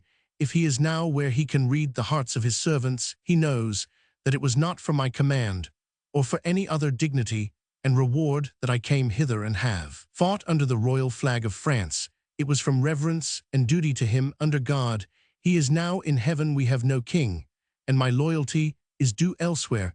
I know not how it might have been if he had still lived, for it seems to me now that God has established a higher royalty among men than even that of an anointed sovereign over the fortunes of many millions of men. I think now that the rule which the free man has over his own soul, over time and eternity, subject only to God's will, is a nobler authority than that of kings. But however I might have thought, our king no longer lives, and by God's mercy, as it seems to me now, while the hearts of the blacks feel orphaned and desolate, an object is held forth to us for the adoration of our loyalty, an object higher than throne and crown, and offered us by the hand of the King of Kings. Do you mean freedom, my son? Remember that it is in the name of freedom that the French rebels have committed the crimes which it would consume the night to tell of, and which no one knows better or abhors more than yourself. It is true, but they struggled for this and that, and the other right and privilege existing in societies of those who are fully admitted to be men in the struggle. Crime has been victorious, and they have killed their king. The object of my devotion will now be nothing that has to be wrenched from an anointed ruler, nothing which can be gained by violence, and nothing but that which, being already granted, requires only to be cherished, and may best be cherished in peace. The manhood of my race, to this must I henceforth be loyal. How can men be less slaves than the Negroes of St. Domingo? Of late, no real change has taken place, and yet you who wept that freedom as rebellion are now proposing to add your force to it. And was it not rebellion? Some rose for the plunder of their masters, some from ambition, some from revengement, to escape from a condition they had not patience to endure. All this was corrupt, and the corruption, though bred out of slavery, as the fever from the marshes, grieved my soul, as if I had not known the cause, but now knowing the cause, and others knowing it also, having decreed that slavery is at an end, and given the sanction of law and national sympathy to our freedom, is not the case changed? Is it now a folly or a sin to desire to realize and purify and elevate this freedom, that those who were first slaves and then savages may at length become men, not in decrees and proclamations only, but in their own souls? You do not answer, father, is it not so? Open yourself further, my son, declare what you propose. I fear you are perplexing yourself. If I am deceived, father, I look for light from heaven through you. I fear, my son, I do not find in you tonight the tone of humility and reliance upon religion in which you found comfort the first time you opened the conflicts of your heart to me. You remember that night, my son, the first night of my freedom. Never shall I forget its agonies. I rejoice to hear it. Those agonies were safer, more acceptable to God than the comforts of self-will. My father, if my will ensnares me, lay open the snare. I say, not for the sake of my soul only, but for far, far more for the sake of my children, for the sake of my race, for the sake of the glory of God in his dealings with men. Bring me back if I stray. Well, explain what you propose. I cannot remain in an army opposed to what are now the legal rights of the blacks. You will give up your command. I shall. And your boys, what will you do with them? Send them whence they came. For the present, I shall dismiss them by one road, while the resignation of my rank goes by another, and you yourself by a third. When I have declared myself to General Hermona, have you thoughts of taking your soldiers with you? No. But what is right for you is right for them. If they so decide for themselves, my power over them is great. They would follow me with a word. I shall therefore avoid speaking that word, as it would be a false first step in a career of freedom to make them enter upon it as slaves to my opinion and my will.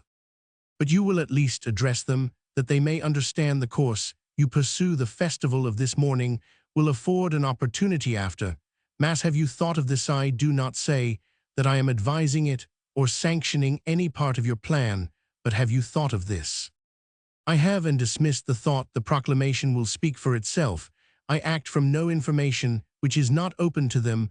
All they can act, thank God, for themselves, and I will not seduce them into subservience or haste or passion.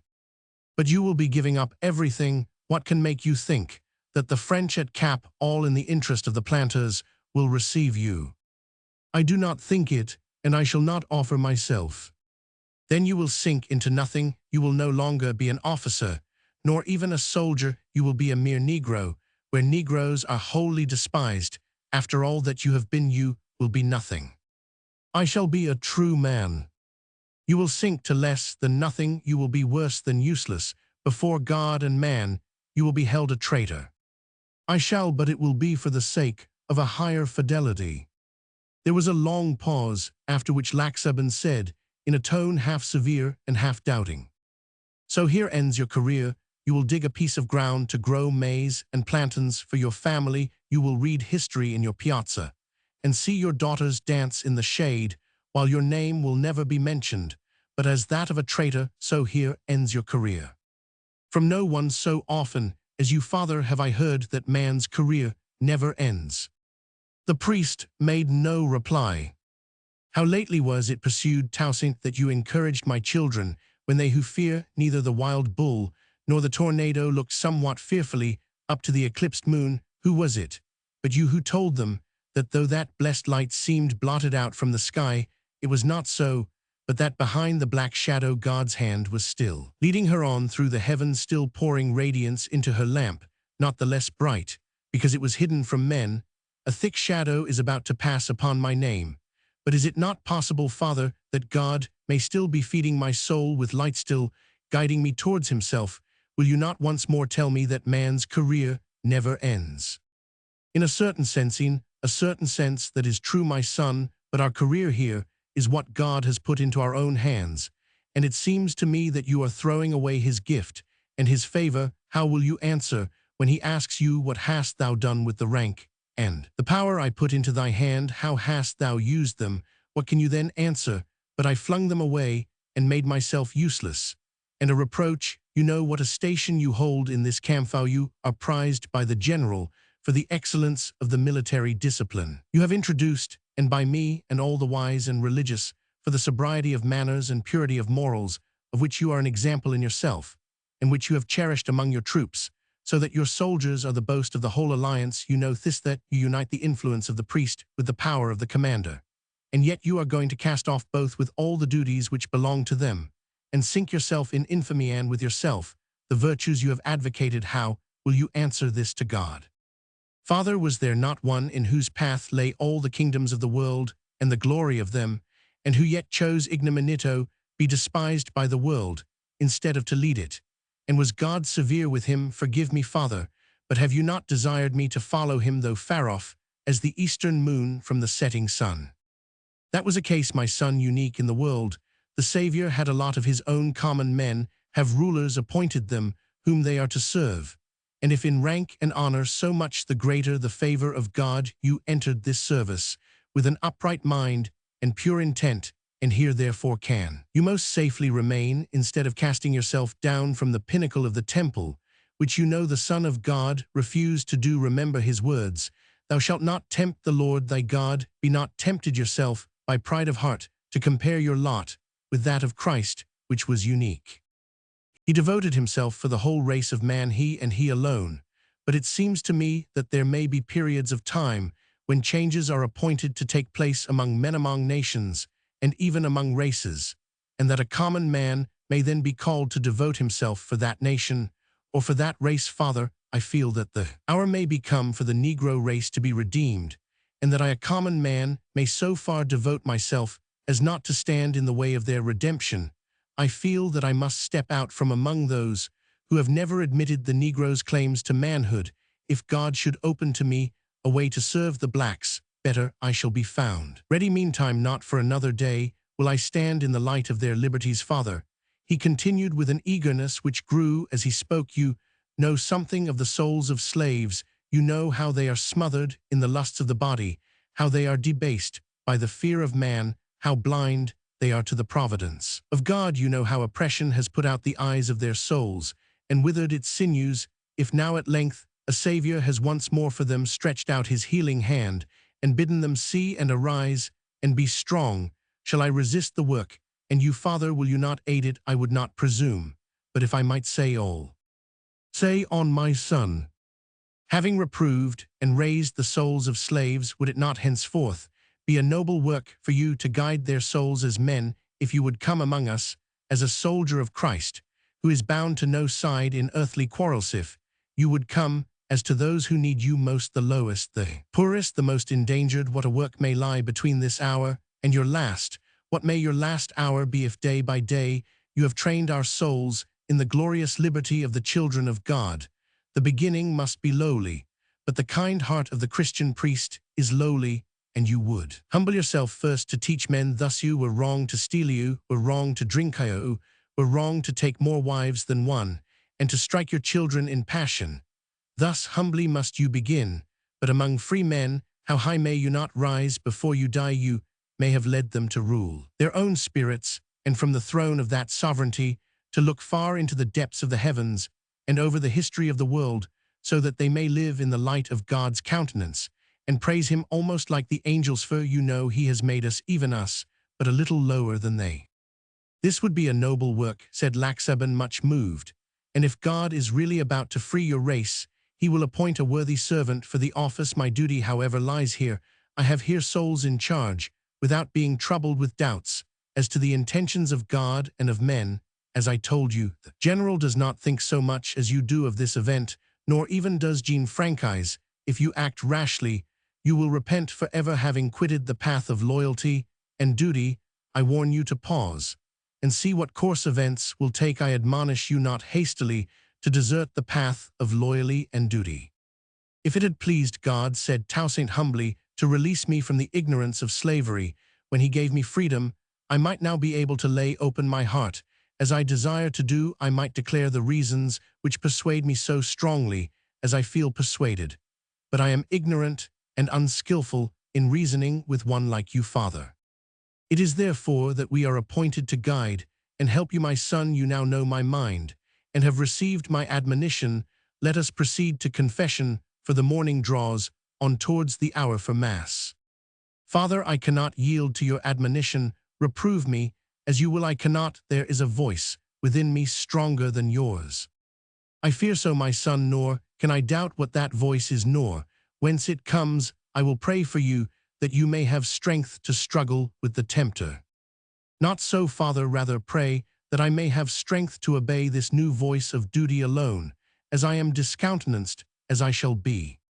Impossible, my son, I dare not so pray for one self-willed and precipitate, nor till you bring a humble and obedient mind. Can I receive your confession? There can be no absolution where there is reservation. Consider, my dear son, I only desire you to pause. Delay is treachery, said Toussaint. This day, the decree and proclamation will be made known through the forces, and if I remain, this night's sun sets on my condemnation.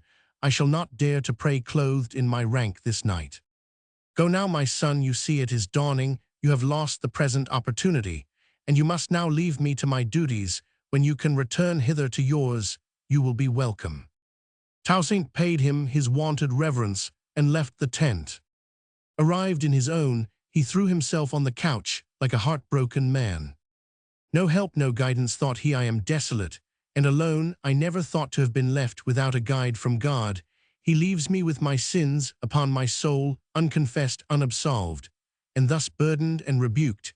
I must enter upon the course which I dare not refuse, but this voice within me which bids me go hence. And what is it? Whence is it? But from God. And how can I therefore say that I am alone? There is no man that I can rely on, not even one of Christ's anointed priests.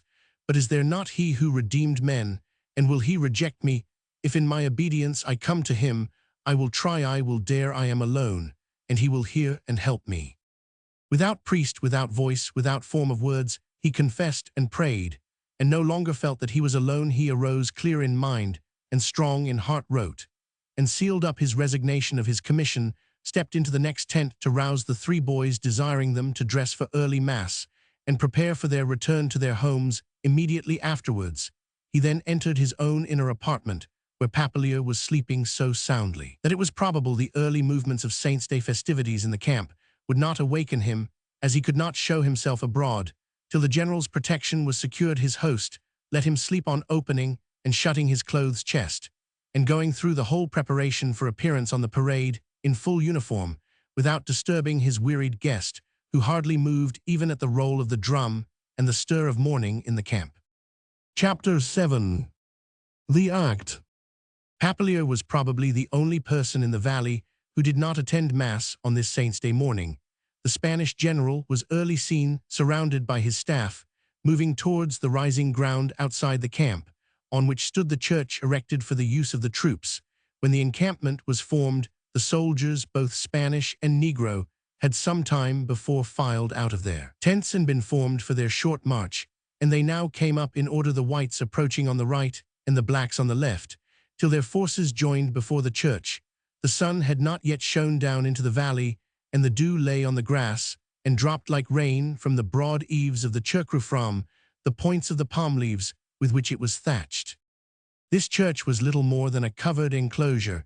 It was well shaded from the heat of the sun by its broad and low roof, but between the corner posts, the sides could hardly be said to be filled in by the bamboos, which stood like slender columns at intervals of several inches, so that all that passed within could be seen from without, except that the vestry and the part behind the altar had their walls interwoven with withes, so as to be impervious to the eye. The ground was strewn thick with moss, cushioned throughout for the knees of the worshippers. The seats were rude wooden benches, except the chair covered with damask, which was reserved for the Marquis de Hermona. Here the general took his place. His staff, ranging themselves on the benches behind Jean Francaise, entered after him, and seated himself on the opposite range of benches. Next followed Toussaint Breda alone, having left his sons outside with the soldiers. Some few more advanced towards the altar, it being understood that those who did so wished to communicate. An interval of a few empty benches was then left, and the lower end of the church was thronged by such of the soldiery as could find room, the rest closing in round the building, so as to hear the voice of the priest and join in the service. There was a gay air about the assemblage, scarcely subdued by the place, and the occasion which brought them to it.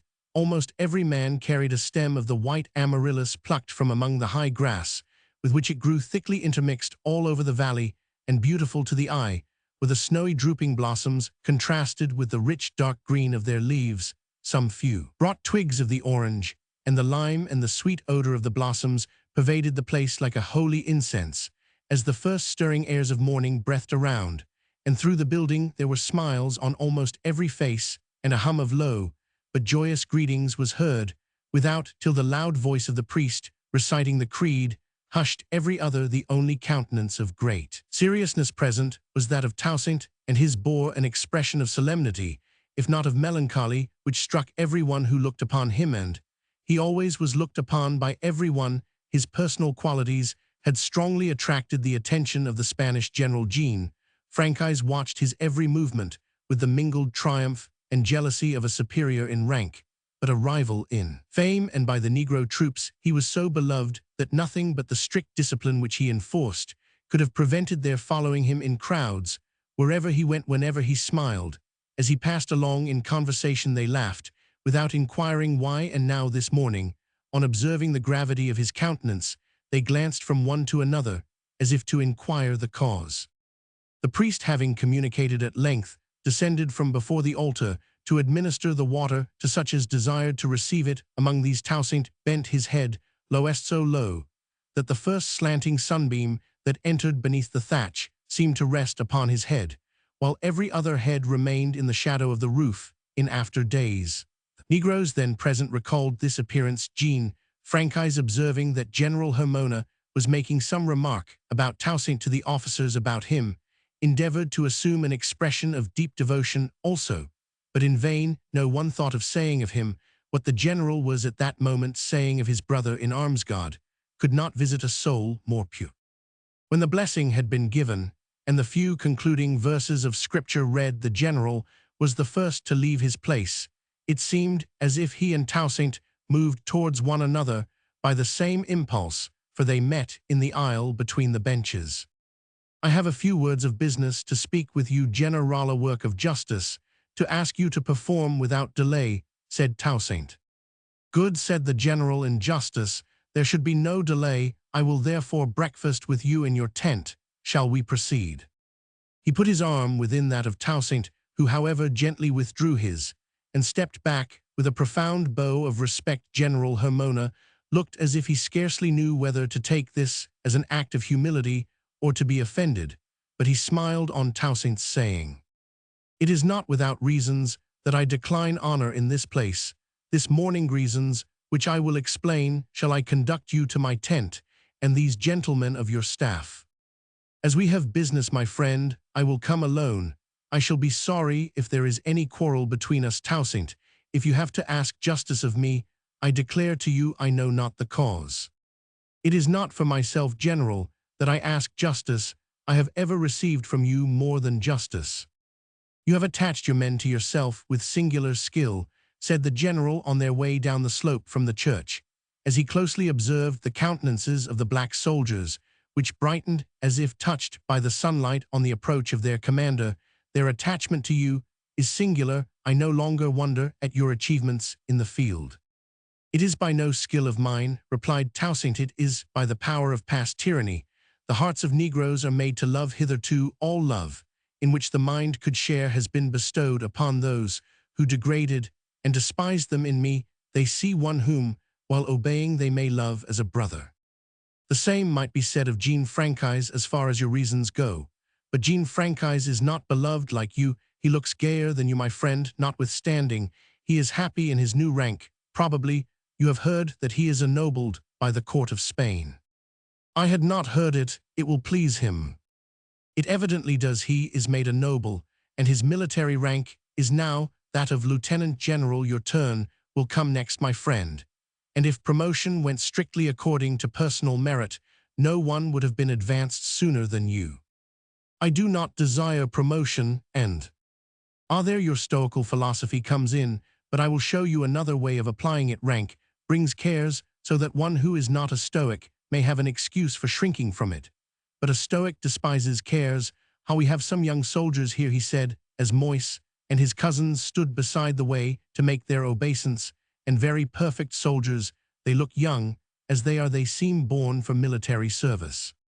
They were born slaves, my lord, but they have now the loyal hearts of freemen within them, amidst the ignorance and follies of their youth. They are my nephew and my 2 sons, my lord. And why mounted at this hour? They are going to their homes by my direction. If it were not that you have business with me, which I suppose you desire them not to overhear. It is as you say, general. If it had not been so, I would have requested that they might be at our table this morning. As it is, I will not delay their journey." And the general touched his hat to the lads with a graciousness which made them bend low their uncovered heads and report marvels at home of the deportment of the Marquis de Hermona. Seeing how their father was occupied, they were satisfied with a grasp of his hand as he passed, received from him a letter for their mother, and waited only till he and his guest had disappeared within the tent to gallop off. They wondered at being made the bearers of a letter, as they knew that his horse was ordered to be ready beside his tent immediately after breakfast, and had not a doubt of his arriving at the shore almost as soon as themselves. Papelier was lounging on the couch beside the table where breakfast was spread when General Hermona and his host offered. He started up, casting a look of doubt upon Toussaint. "Fear nothing, Monsieur Papelier," said Toussaint. "General Hermona has engaged to listen to my plea for justice. My lord, Monsieur Papelier, was amicably received by your lordship on crossing the frontier, and on the strength of your welcome has remained on the island till too late to escape without your especial protection, a fate he dreads." "You mean being delivered up as a Republican into the hands of my own Negroes?" my lord, said Papillier bitterly, that is the fate secretly designed for any unfortunate planter who may yet have survived the recent troubles over the frontier. But how can I protect you? The arrangement is none of mine. I cannot interfere with it. Only by forgetting in this single instance the point of time at which we have arrived and furnishing me with a pass which shall enable me to sail for Europe, as I acknowledge I ought to have done long ago. So this is the act of justice you asked from me, Toussaint. Why did you not say favor? I shall do it with much more pleasure, as a slight favor to one whom I strongly regard. You shall have your safe conduct, Monsieur Papillier, in the meantime. And he looked towards the steaming chocolate and the piles of fruit on the table, as if his appetite were growing urgent. One word more, my lord, before offering you my welcome to my table, said Toussaint. I beseech you to consider the granting this pass as an act of justice, or of anything rather than favor to me. Yesterday I would have accepted 100 favors from you. Today, with equal respect, I must refuse even one. I pledge myself to tell you why before you rise from table to which I now invite you. I do not understand all this, Toussaint. I have pledged myself to explain. And you say there is no personal feeling, no offense between us. If any, my lord, I alone am the offender. Will you be pleased to? Oh yes, I will breakfast, and was never more ready, Monsieur Papillier. Our morning mass has kept you waiting, I fear. Papillier seated himself, but was near starting up again, when he saw his Negro host preparing to take his place between his two quests. Papillier had never yet sat at table with a Negro, and his impulse was to resent the necessity, but a stern look from the general warned him to submit quietly to the usages of the new state of society which he had remained to witness, and he sat through the meal, joining occasionally in the conversation which for his sake was kept clear of subjects which might annoy him. As soon as the servants, after producing pen, ink, and paper, had withdrawn, the general wrote a safe conduct and delivered it to Monsieur Papillier with an intimation that an attendant should be ready to guide him to the nearest port at his earliest convenience. Papillier understood this, as it was meant as a hint that there must be no delay. He declared therefore his wish to depart as soon as the heat of the day should decline. And now, my lord, said Toussaint, yes, now, for the explanation of this fancy of not receiving kindness from your best friends, let us hear. I have this morning, my lord, dispatched letters to Don Joachim Garcia at St. Domingo. You are in communication with the colonial government, and not through me. What can this mean? And here, my lord, are exact copies of my letters, which I request the favor of you to read. And if I may be permitted to say so without haste or prejudice, though in this case it is much to ask. Toussaint disappeared in the inner apartment, but not before he saw a smile on Papillier's face, a smile which told of amusement at the idea of a Negro sending dispatches of any importance to the head of the government of the Spanish colony. The general did not seem to feel any of the same amusement. His countenance was perplexed and anxious. He certainly obeyed Toussaint's wishes as to not being in haste, for he read the papers, which were few and short. Again and again he had not laid them down when Toussaint reappeared from within, no longer glittering in his uniform and polished arms, but dressed in his old plantation clothes, and with his woolen cap in his hand. Both his guests first gazed at him and then started from their seats. Toussaint merely passed through the tent, bowing low to the general and bidding him farewell. A confused noise outside, followed by a shout, roused Hermona from his astonishment. He is addressing the troops, he cried, drawing his sword and rushing forth. Toussaint was not addressing the troops. He was merely informing Jacques, whom he had requested to lie in waiting there beside his horse, that he was no longer a commander, no longer in the forces, and that the recent proclamation, by showing him that the cause of Negro freedom was now one with that of the present government of France, was the reason of his retirement from the Spanish territory. He explained himself thus far in order that he might not be considered a traitor to the lost cause of royalty in France, but rather loyal to that of his color from the first day of its becoming a cause. Numbers became aware that something unusual was going forward, and were thronging to the spot when the general rushed forth, sword in hand, shouting aloud, "The traitor, seize! The traitor, soldiers, seize the traitor!" Toussaint turned in an instant and sprang upon his horse. Not a Negro would lay hands on him, but they cast upon him, in token of honor, the blossoms of the amaryllis. And the orange that they carried, the Spanish soldiers, however, endeavored to close round him and hem him in, as the general's voice was still heard. "Seize him, bring him in, dead or alive." Toussaint, however, was a perfect horseman, and his favorite horse served him well in this crisis. It burst through or bounded over all opposition, and amidst a shower of white blossoms, which strewed the way, instantly carried him beyond the camp. Well-mounted soldiers, and many of them were behind, however, and it was a hard race between the fugitive and his pursuers, as it was witnessed from the camp along the river bank.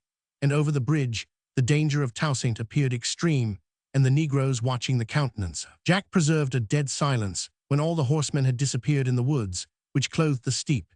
Then all eyes were turned towards the summit of that ridge, where the road crossed a space clear of trees, and there, in an incredibly short time, appeared the solitary horseman who, unencumbered with heavy arms and lightly clothed, had greatly the advantage of the soldiers. In mounting the ascent he was still followed, but he was just disappearing over the ridge when the foremost soldier issued from the wood behind him. He is safe," was murmured through the throng, and the words reached the ears of the general in a tone which convinced him that the attachment of the black troops to Toussaint Breda was as strong as he himself had that morning declared it to be. "Now you see, General," said Papillier, turning into the tent, from which he too had come forth, in the excitement of the scene. "See what you have to expect from these Negroes." "I see what I have to expect from you," replied the general with severity. "It is enough to witness how you speak of a man to whom you owe your life, this very day, and not for the first time." "Nay, General, I have called him no names, not even traitor. I have not owed him my life, Monsieur Papillier, and you are not the commander of these forces. It is my duty to prevent the defection of the Negro troops, and I therefore used the language of the government I serve in proclaiming him a traitor. Had it been in mere speculation between him and myself that those papers had come in question, God knows, I should have called him something very different. There is something in the man that infatuates, that blinds one's judgment," certainly said Papillier. "His master Bayou spoiled him with letting him educate himself to an absurd extent. I always told Bayou so, and there is no saying now what the consequences may be. It is my opinion that we have not heard the last of him yet." "Probably," said the general, gathering up his papers as his aide entered, and leaving the tent, in conversation with him, almost without a farewell notice of Papillier. The Negro troops were busy to a man in learning from Jacques, and repeating to one another the particulars of what was in the proclamation, and the reasons of Toussaint's departure. General Hermona found that the two remaining black leaders, Jean Francaise and Biasson, were not infected by Toussaint's convictions. That, on the contrary, they were far from sorry that he was thus gone, leaving them to the full enjoyment of Spanish grace.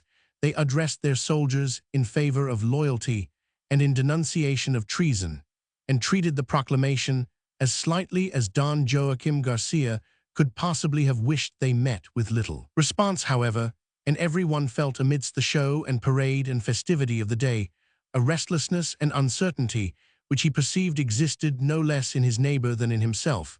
No one's mind was in the business or enjoyment of the festival, and no one could be greatly surprised at anything that might take place, though the men were sufficiently orderly in the discharge of their duty to render any interference with them unwarrantable, and any precautions against their defection impossible. The great hope lay in the influence of the two leaders who remained, as the great fear was of that of the one who was gone.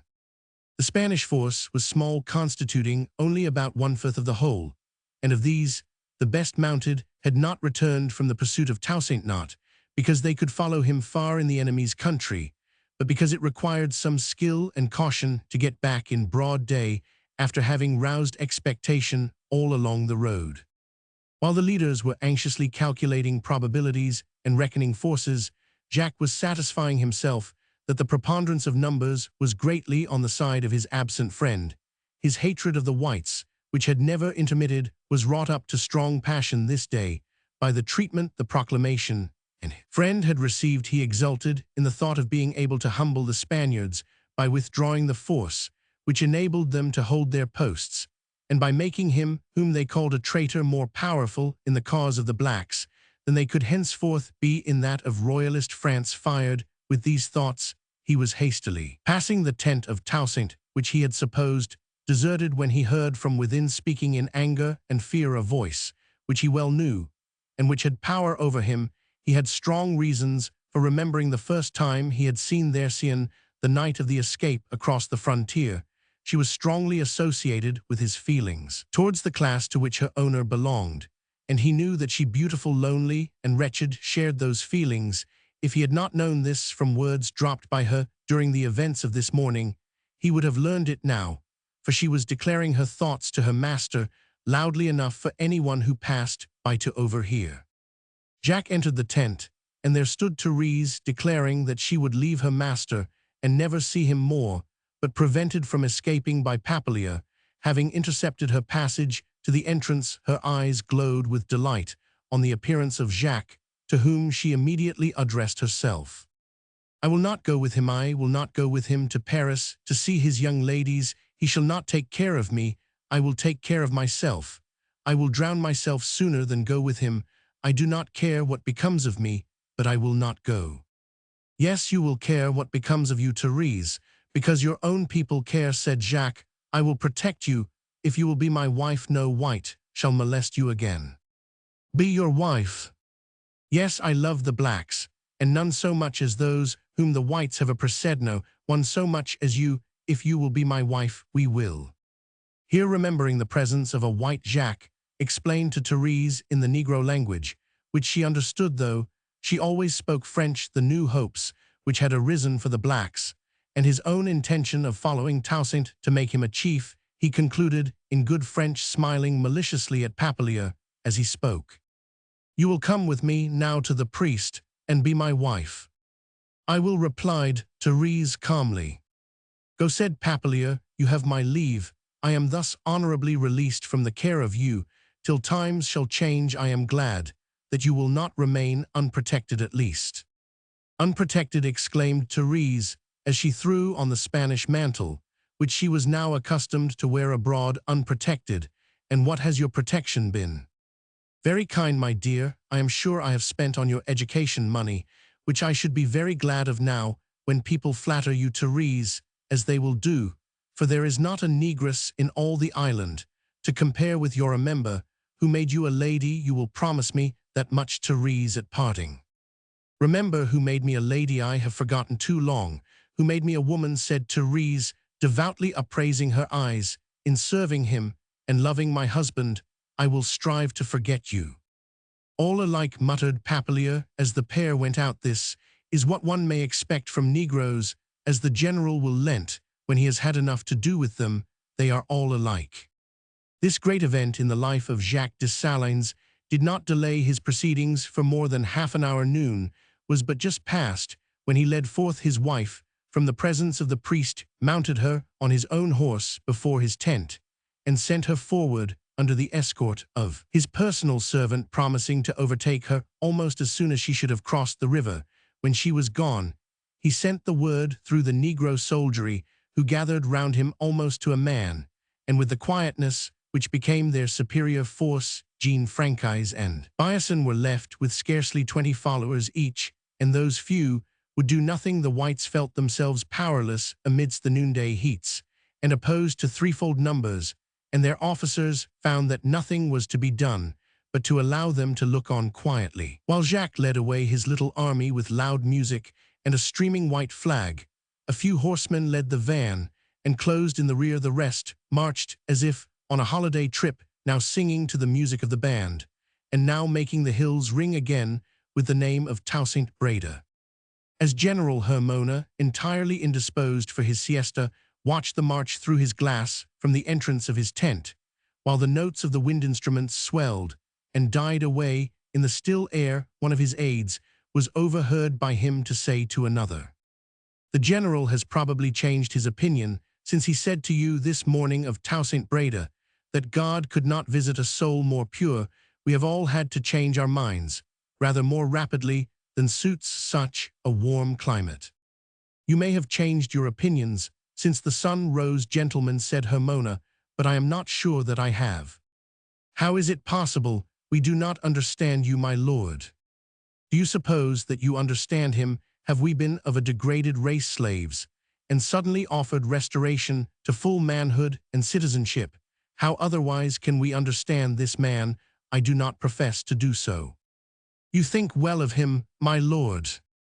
I am so disposed. Time, however, will show he has gone away magnanimously enough alone, and believing I am confident from what Father Laxaban tells me that his career is closed, but I rather think we shall hear more of him. How these people revel in music, observed one of the staff, how they are pouring it forth now. And not without reason, surely, said Hermona, it is their exodus that we are watching. Chapter 8. Breda again.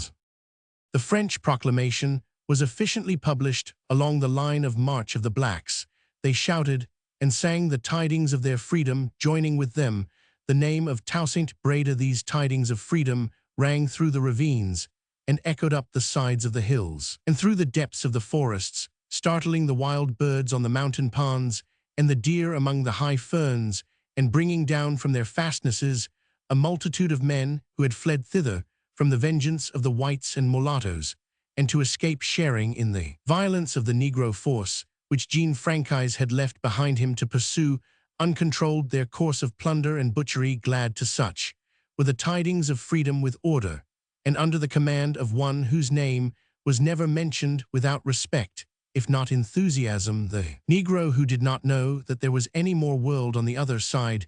The Cibao Peaks had yet learned to be proud of the learning of Toussaint, the slave, who conceived of God as dwelling in the innermost of the morns, and coming forth to govern his subjects with the fire of the lightning and the scythe of the hurricane, was yet able to revere the piety of Toussaint, the black bandit, who had dipped his hands in the blood of his master, and feasted his ear with the groans of the innocent babes who had sat upon his knee, yet felt that there was something impressive in the simple habit of forgiveness, the vigilant spirit of mercy, which distinguished Toussaint Breda from all his brethren in arms, from all the leading men of his color, except his friend Henry Christophe. At the name of Toussaint Breda, then these flocked down into the road by hundreds till they swelled the numbers of the march to thousands, the Spanish soldiers returning to their camp by such byways as they could find, heard again and again from a distance the cries of welcome and of triumph, and one or two of them chanced to witness from a high point of rock or through a thick screen of foliage the joyous progress of the little army hastening on to find their chief. These involuntary spies gathered at every point of observation news which would gall the very soul of Jean Franchise if they should get back to the camp to tell it.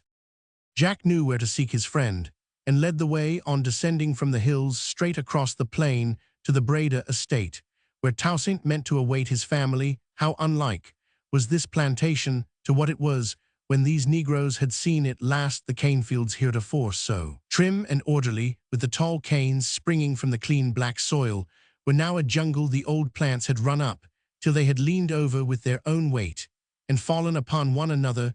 Their suckers had sprung up in myriads, so that the raccoon which burrowed among them could scarcely make its way in and out. The grass on the little enclosed lawns grew so rank that the cattle, now wild, were almost hidden as they lay down in it, and so uneven and unsightly were the patches of growth that the blossoming shrubs with which it had been sprinkled for ornament now looked forlorn and out of place, flowering amidst the desolation. The slave quarter was scarcely distinguishable from the wood behind it, so nearly was it overgrown with weeds. A young foal was browsing on the thatch, and a crowd of glittering lizards darted out and away on the approach of human feet. Jack did not stay at the slave quarter, but he desired his company to remain there, and in the neighboring field, while he went with Therese to bring out their chief to them. They went up to the house, but in no one of its deserted chambers did they find Toussaint. "Perhaps he is in his own cottage," said Therese. "Is it possible," replied Jacques, "that with this fine house all to himself, he should take up with that old hut?" "Let us see," said Therese, "for he is certainly not here." When they readied Toussaint's cottage, it was no easy matter to know how to effect an entrance. Enormous gourds had spread their network over the ground like traps for the feet of trespassers.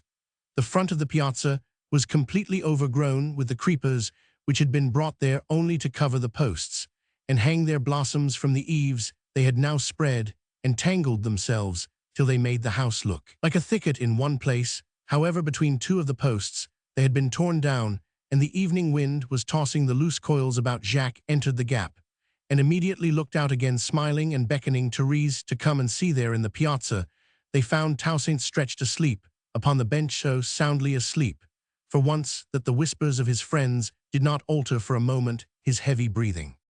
"How tired he must be," said Jacques. "At other times I have known his sleep so light that he was broad awake as quick as a lizard if a beetle did but sail over his head."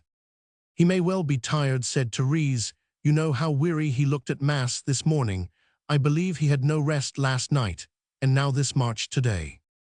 Well, he must rouse up now, however, for his business will not wait," and he called him by his name. "Henry," cried Toussaint, starting up. "No, not Henry, I am Jacques. You are not awake yet, and the place is dark. I am your friend Jacques, 5 inches shorter than Henry, you see. You hear, Jacques and Therese, surely I am not awake yet." "Yes, you are now. You know there, Suham, you will henceforth look upon as my wife. We are both free of the whites now forever." "Is it possible?" "It is true, and we will fell you all presently. But first explain why you called me Henry as you woke. If we could see Henry, why did you name Henry?" "Because he was the next person I expected to see. I met one on the way who knew where he was, and took a message to him." "If we could learn from Henry," said Jacques. "Here is Henry," said the calm, kindly, well-known voice of the powerful Christophe, who now showed himself outside. The other went out to him and greeted him heartily. "What news, Henry?" asked Toussaint. "How are affairs at Cap? What is doing about the proclamation there?" "Affairs are going badly at Cap. The mulattoes will no more bear our proclamation than the whites would bear theirs. They have shut up General Lavox in prison, and the French, without their military leader, do not know what to do next. The commissary has no authority and talks of embarking for France, and the troops are cursing the Negroes, for whose sake they say their general is imprisoned and will soon die of the heats." "We must deliver General Lavox," said Toussaint. "Our work already lies straight before us. We must raise a force. Henry, can you bring soldiers?"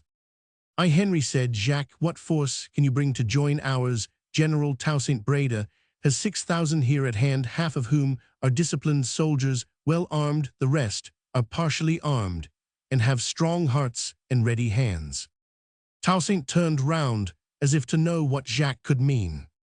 "General," said Jacques, "the army I speak of is there among those fields burning to greet you, their commander. But in the meantime, I believe supping heartily on whatever they can find in your wilderness here in the shape of maize pumpkins, and planting sand. What else? You know better than that is right. Therese, rest yourself in the piazza, and I will bring you some supper too." 6,000, did you say, Jacques?" said Henry. "I can rally 2,000 this night, and more will join on the way."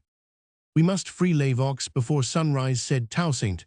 "Will our troops be fit for a march after this supper of theirs, Jacques? After supper and 3 hours' rest, they are fit at this moment to march over the island, to swim from Saint Domingo to France. If you will only lead them," replied Jacques. "Go to them, and they will do what you will." "So be it," said Toussaint, his bosom for a moment heaving with the thought that his career, even as viewed by Father Laxabin, was not ended. "Henry, what is the state of the plain? Is the road open?" "Far from it. The mulattoes are suspicious, and on the watch against some danger. I believe they are not clear what I avoided some of their scouts, and the long way they made me go round was the reason of my being late." Observing that Toussaint looked thoughtful, he proceeded, "I imagine there is no force in the plain that could resist your numbers. If you are sure of your troops, the road is open, if they choose that it be so. I am sure of only half of them, and then there is the town. It seems to me, Jacques, that I may more depend upon my troops in their present mood for a merry night march, though it be a long one, than for a skirmish through the plain, though it be a short one." Jacques assented. It was agreed that the little army should proceed by the mountain tracks round by Plaisance and Gros Morne, so as to arrive by the Haut du Cap, in which direction it was not likely that a foe should be looked for, thus they could pour into the town from the western heights before sunrise, while the scouts of the mulatto rebels were looking for them across the eastern plain. This settled, Jacques went down among his forces to tell them that their general was engaged in a council of war. Henry Christophe, having joined from Cap with a promise of troops, and with intelligence which would open the way to victory and freedom, the general allowed them 10 minutes more for refreshment and to form themselves into order. And he would then present himself to them. Shouting was forbidden lest any foe should be within hearing, but a murmur of delight and mutual congratulation ran through the ranks which were beginning to form. While the leader of their march was yet speaking, he retreated, carrying with him the best arms he could select for the use of his general. While he was gone, Toussaint stepped back into the piazza, where Therese sat quietly watching the birds flitting in and out among the foliage and flowers. "Therese," said he, "what will you do this night, and tomorrow who will take care of you?" "I know not, I care not," said she. "There are no whites here, and I am well where they are not. Will you not let me stay here?" "Did Jacques say, and say truly, that you are his wife?" "He said so, and truly I have been wretched for long." "And sinful wretchedness and sin go together." "And I was sinful, but no one told me so. I was ignorant and weak, and a slave. Now I am a woman and a wife. No more whites, no more sin, no more misery. Will you not let me stay here?" "I will, and here you will presently be safe and well cared for. I hope my wife and my children are coming probably in a few hours. They will make this a home to you, till Jacques can give you one of your own. You shall be guarded here till my Margaret arrives. Shall it be so?" "Shall it? Oh, thank God, Jacques," she cried, as she heard her husband's step approaching. "Oh, Jacques, I am happy. Toussaint Breda is kind, has forgiven me, welcomes me. His wife will." Tears drowned her voice. Toussaint said gently, "It is not for me to forgive Therese, whom you have never offended. God has forgiven, I trust, your young years of sin. You will atone, will you not, by the purity of your life? Be watching over others, lest they suffer, as you have done. You will guard the minds of my young daughters, will you not? You will thank God through my Jennifer, my Amy." I will," she eagerly cried, lifting up her face bright through her tears. "Indeed, my heart will be pure, longs to be pure." "I know it, Therese," said Toussaint. "I have always believed it, and I now know it." He turned to Jacques and said, "You declare yourself to be under my command?" "Yes, Toussaint, you are my general." "Well then, I appoint you to the duty of remaining here with a troop to guard my family who are coming in a few hours. In this estate, I have some hopes of doing what I want at Cap, without striking a blow. And you will be better here. You hate the whites too much to like my warfare. Farewell, Therese. Jacques, follow me to receive your troop." Chapter 9. The Man.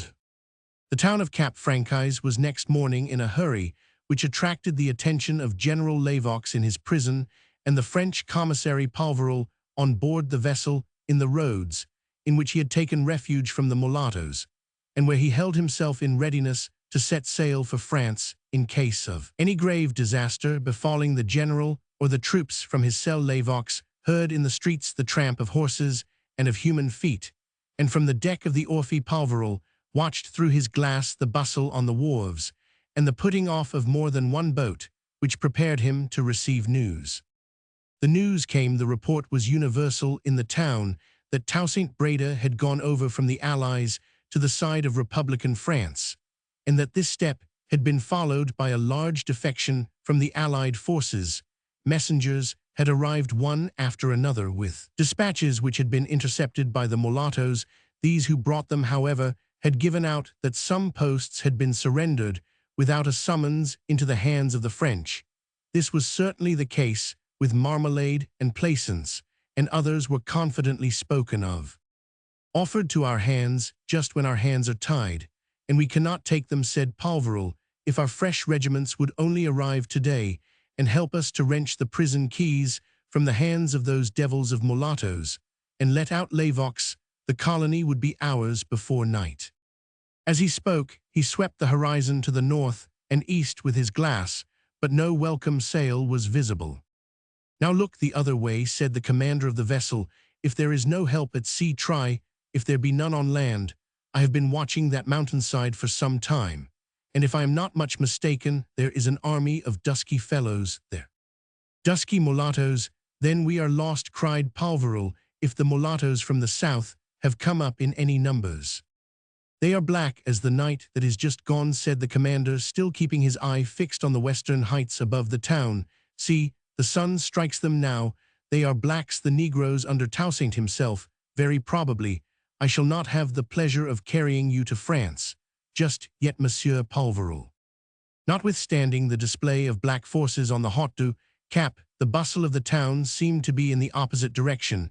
A few shots were fired in the southeast quarter, and some smoke arose from thence. This was soon explained by the news that Henry Christophe had approached the town from the plain with 4,000 or 5,000 men, and was forcing an entrance. That way there was little conflict. Toussaint poured down his force through the barracks, where the French soldiers gave him a hearty welcome, and along the avenues of Government House and the neighboring public offices, in which quarter the mulattoes had little interest. Within an hour the mulattoes had all slunk back into their homes, telling their families that they could have dealt with the French alone, but that they could not withstand an army of 20,000 men, only doubling the real number, which had dropped from the clouds. For aught they knew, the few dead bodies were removed, the sand sucked up their blood, and the morning wind blew dust over its traces. A boat was sent off in due form to bring Commissary Palverul home to Government House. Toussaint himself went to the prison to bring out General Lavox with every demonstration of respect, and all presently wore the aspect of a jeu defeat. Hour by hour tidings were spread which increased the joy of the French and the humiliation of their foes. The intercepted dispatches were given up and more arrived, with the news of the successive defection from the allies of all the important posts in the colony held by Negro forces in the name of Toussaint Breda. The garrisons of Marmalade and Plaisance first declared for Republican France, and after them Gros Morne Hennery and Ledondon. The news of the acquisition of these last arrived in the evening, when the French officials were entertaining the Negro chief in the salon of Government House. It was late, the house was brilliantly lighted, and its illuminations were reflected from a multitude of faces. Without, late as it was, and great as had been the fatigues of the Negro troops, they were not yet weary of hearing the praises of their own Toussaint, adding their numbers to those of the white inhabitants of Cap. They thronged the court of Government House, and the Jesuits' Walk, and even in the Place d'Archer and the Rue Espagnole passengers found it difficult to make their way. The assemblage could scarcely have told what detained them there, unless it were the vague expectation of more news, the repetition of the praises they loved to hear, and perhaps some hope of getting one more glimpse of Toussaint on this night of his triumph. From mouth to mouth circulated the words which General Lavox had spoken in the morning when released from his prison. This man is the savior of the whites, the avenger of the authorities. He is surely the black, the Spartacus predicted by Raynal, whose destiny it should be to avenge the wrongs of his race. From mouth to mouth went these words, and from heart to heart spread the glow they kindled. Toussaint himself had heard these words, and in his heart also were they glowing as he sat at table refreshing himself with fruits. But according to his invariable custom, refusing wine, he was reminded by all that passed that his career was not ended. He wore the uniform of Brigadier General, a token that he had not lost rank. Monsieur Palverul had declared his intention of soon returning to France, and General Lavox had said that when he was thus left in charge of the colony, he should entreat General Toussaint, who best understood its affairs, to fill the office of lieutenant governor, and should also be guided in military affairs implicitly by his counsels. Toussaint heard and felt that in truth his career was not ended. He was requested to name a day when he would take the oaths publicly and receive the homage of the grateful colony, and in his reply he took occasion to declare with earnestness that his present course of action originated altogether in the decree of the Convention in favor of the Negroes, and that the resources of his power and influence should all be directed towards raising his race to that intellectual and moral equality with the whites, without which they could neither enjoy nor retain the political equality which the Convention had decreed. In the midst of the strongly expressed sympathy of his hosts, who were this day disposed to approve and admire all he said, and did while they were uttering hopes for his own people which touched his soul, the final news of this great day was brought in contained in dispatches which told of the acquisition of the posts of Lim and El Eald, 2 bars to the northwestern peninsula of the colony. The commanders declared their adhesion to the cause of the blacks and Toussaint Breda. "Bravo," cried the French general, "that obstinate region is ours. We will march through those posts to hold our festival, and the oaths shall be taken at Port Paix." Was not that district considered the most obstinate general? Toussaint did not answer. He did not hear the mention of Port Paix, carried back his thoughts to the night when he was last there, heavy at heart, assisting his master to escape. "All is ours now through him," said Monsieur Palverel, gazing at his guest. "Yes," rejoined Lavox, "he is the Napoleon Bonaparte of Saint Domingo." "Who is Hugo? Is Napoleon Bonaparte?" asked Toussaint, roused to listen. "I have heard his name. What has he done?" "He is a young French artillery officer." "A Corsican by birth," interposed Palverel. "Is he really? I was not aware of that," said Lavox. "That circumstance somewhat increases the resemblance of the cases. He was illused, or thought he was, by his officers, and was on the point of joining the Turkish service when he was employed in the defense of the Convention. The other day he saved the Convention, saved Paris, and he is about to put off his uniform of brigadier general." And Lavox smiled and bowed as he spoke. "Like yourself, he is about to put off his uniform of brigadier general for that of a higher rank. His name was known before in connection with the siege of Toulon, but this last achievement is the grand one. He has cleaved the path of the Convention." "Palverel, did I not say rightly that General Toussaint is the Napoleon Bonaparte of Saint Domingo?" "Yes, General Toussaint also is making for us an opening everywhere." Toussaint heard the words, but they made a faint impression at the moment of his imagination being fixed on the young artillery officer. There were those present, however, who lost nothing of what was spoken, and who conveyed it all to the eager ears outside. The black attendants, the gazers and listeners, who went in and out intoxicated with the glory of the Negro general, reported all that was said of him. These last few words of Palverel wrought wonderfully, and were instantly spread. Through the excited multitude a shout was presently heard, which must have sounded far up the mountains and over the bay, and Palverel started with surprise when his word came back to him in a response like that of an assembled nation. "Louverture, Louverture," cried the multitude, fully comprehending what the word contained in its application to their chief, Toussaint L'Ouverture, henceforth the city, the colony, the island. And after a time all Europe rang with the name of Toussaint L'Ouverture. When Toussaint heard the cry from without, he started to his feet, and his hosts rose also on seeing the fire in his eye brighter than during the deeds of the morning. "The general would address them," said Palverel. "You wish to speak to the people, General Toussaint?" "No," said Toussaint. "What then?" inquired Lavox. "I would be alone," said Toussaint, stepping backwards from the table. "Your fatigues have doubtless been great," observed Lavox. "Lights shall be ordered in your apartment." "I cannot sleep yet," said Toussaint. "I cannot sleep till I have news from Breda. But I have need of thought. Gentlemen, there is moonlight and quiet in these gardens. Permit me to leave you now." He paced the shrubberies, cool with moonlight and with dews, and his agitation subsided when all eyes but those of heaven were withdrawn. Here no flatteries met his earnest gestures of admiration made him drop his eyes, abashed, constrained, as he yet felt himself in equal intercourse with whites new to his recognized freedom, unassured in his acts, uncertain of the future, and as he believed unprepared for such a future as was now unfolding. There was something inexpressibly irksome and humbling in the homage of the white soft men who understood nothing of him and little of his race, and who could have none but political purposes in their intercourse with him.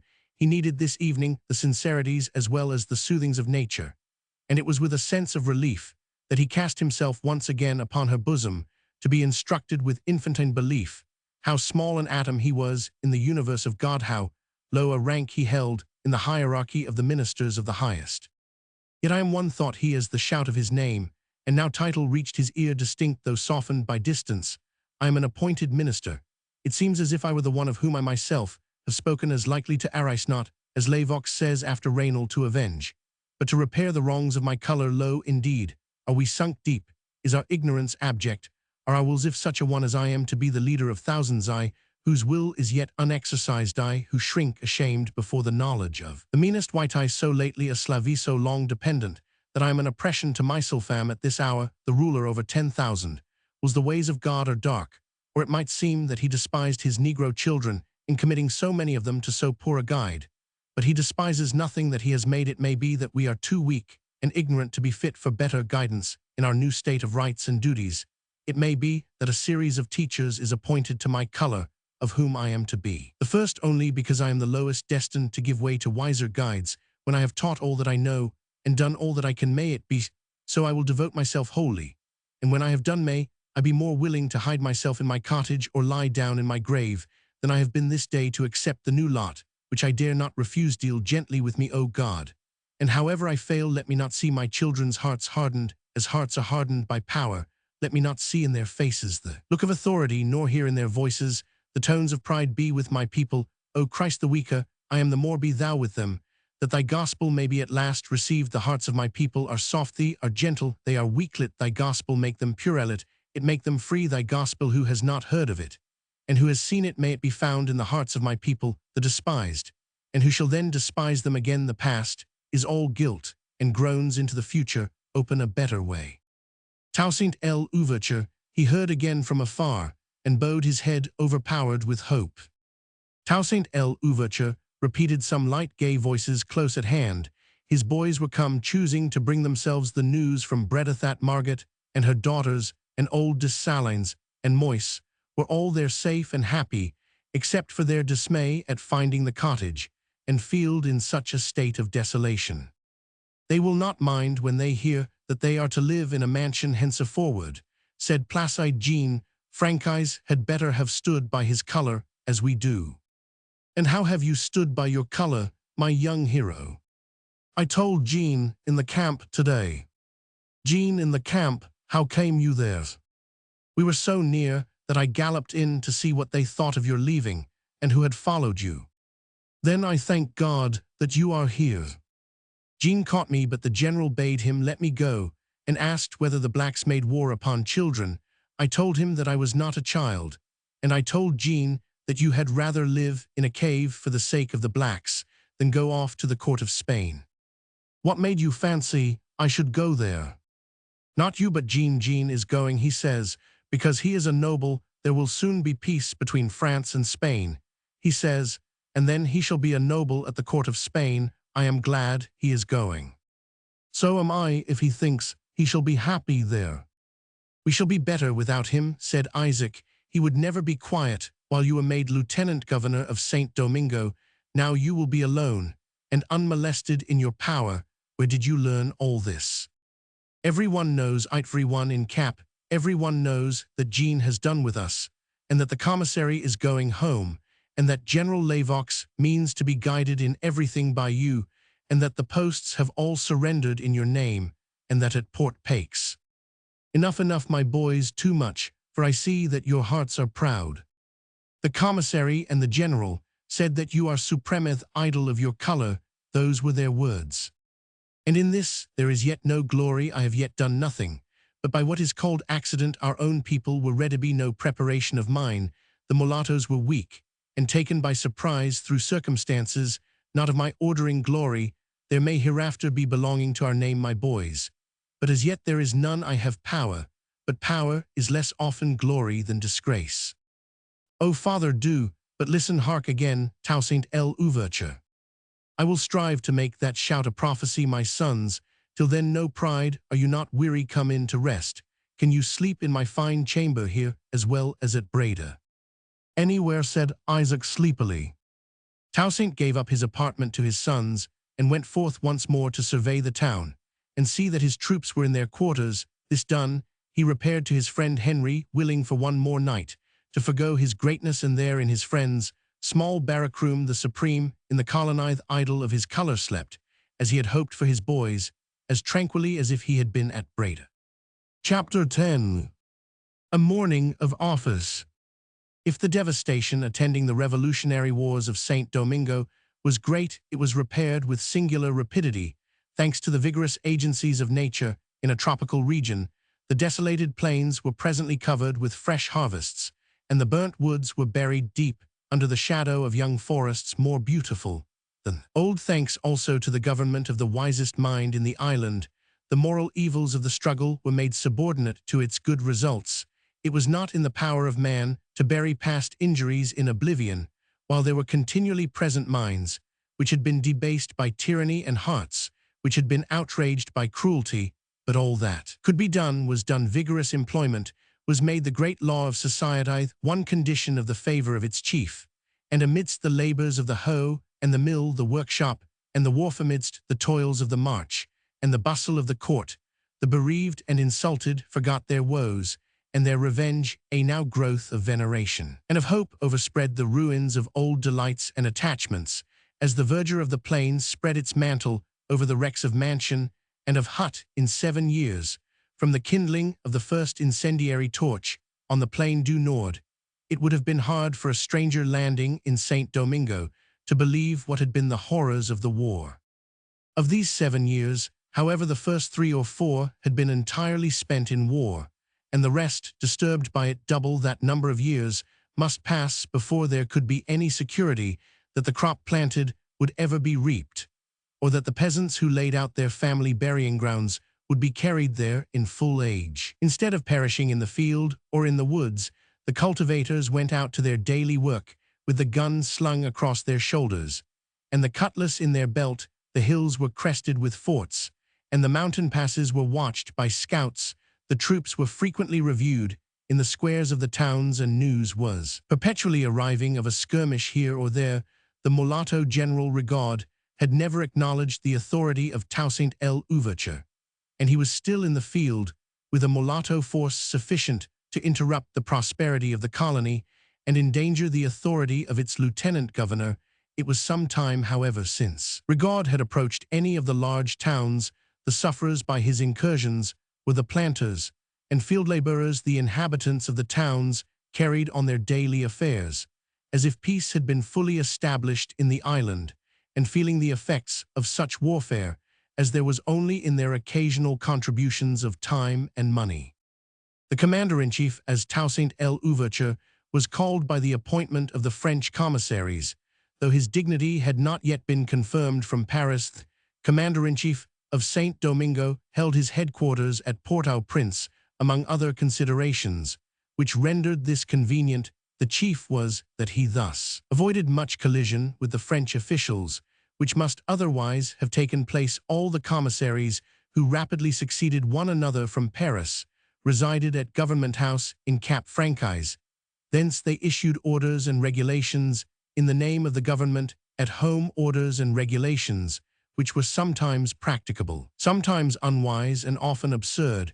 If Toussaint had resided at Cap, a constant witness of their ignorance of the mind's manners and interests of the blacksmith, he had been there to listen to the complaints and appeals which would have been daily made. He could scarcely have kept terms for a single week with the French authorities. By establishing himself in the south while they remained in the north, he was able quietly to neutralize or repair much of the mischief which they did, and to execute many of his own plans without consulting them, while many a grievance was silently borne, many an order simply neglected, which would have been a cause of quarrel if any power of redress had been at hand. Jealous as he was for the infant freedom of his race, Toussaint knew that it would be best preserved by weaning their minds from thoughts of anger, and their eyes from the sight of blood. Trust in the better part of Negro nature guided him in his choice between 2 evils. He preferred that they should be misgoverned in some affairs of secondary importance and keep the peace,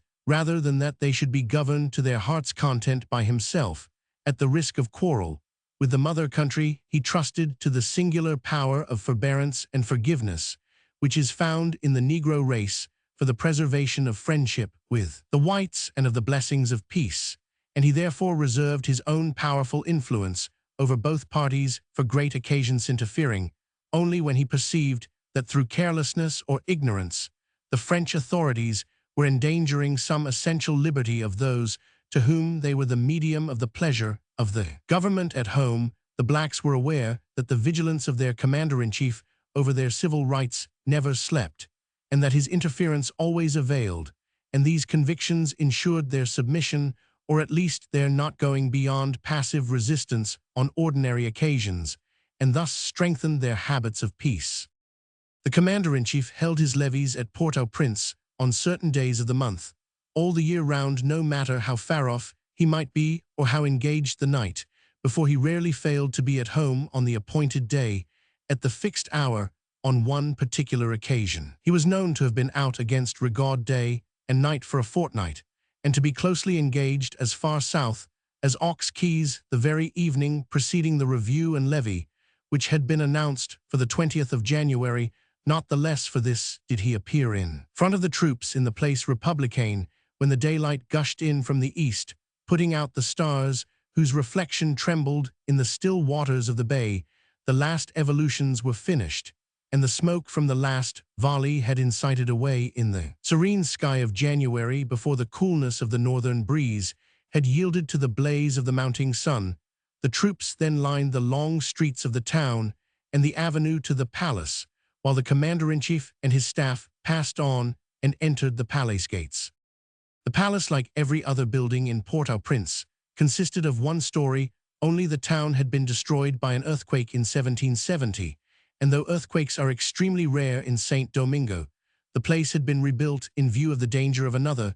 The palace therefore covered a large piece of ground, and its principal rooms were each nearly surrounded by garden and grass-plat. The largest apartment in which the levees were always held was the best room in the island, if not for the richness of its furniture, for its space and proportions, and the views which it commanded. Not even the abode of the commander-in-chief could exhibit such silken sofas, marble tables, gilded balustrades, and japanned or ivory screens as had been common in the mansions of the planters, and Toussaint had found other uses for such money as he had than those of pure luxury.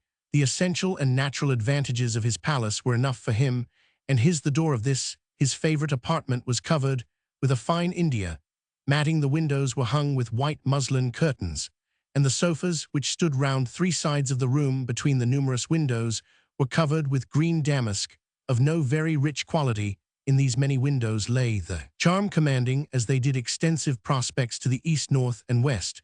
The broad veranda cast a shadow which rendered it unnecessary to keep the jalousies closed, except during the hottest hours of the year.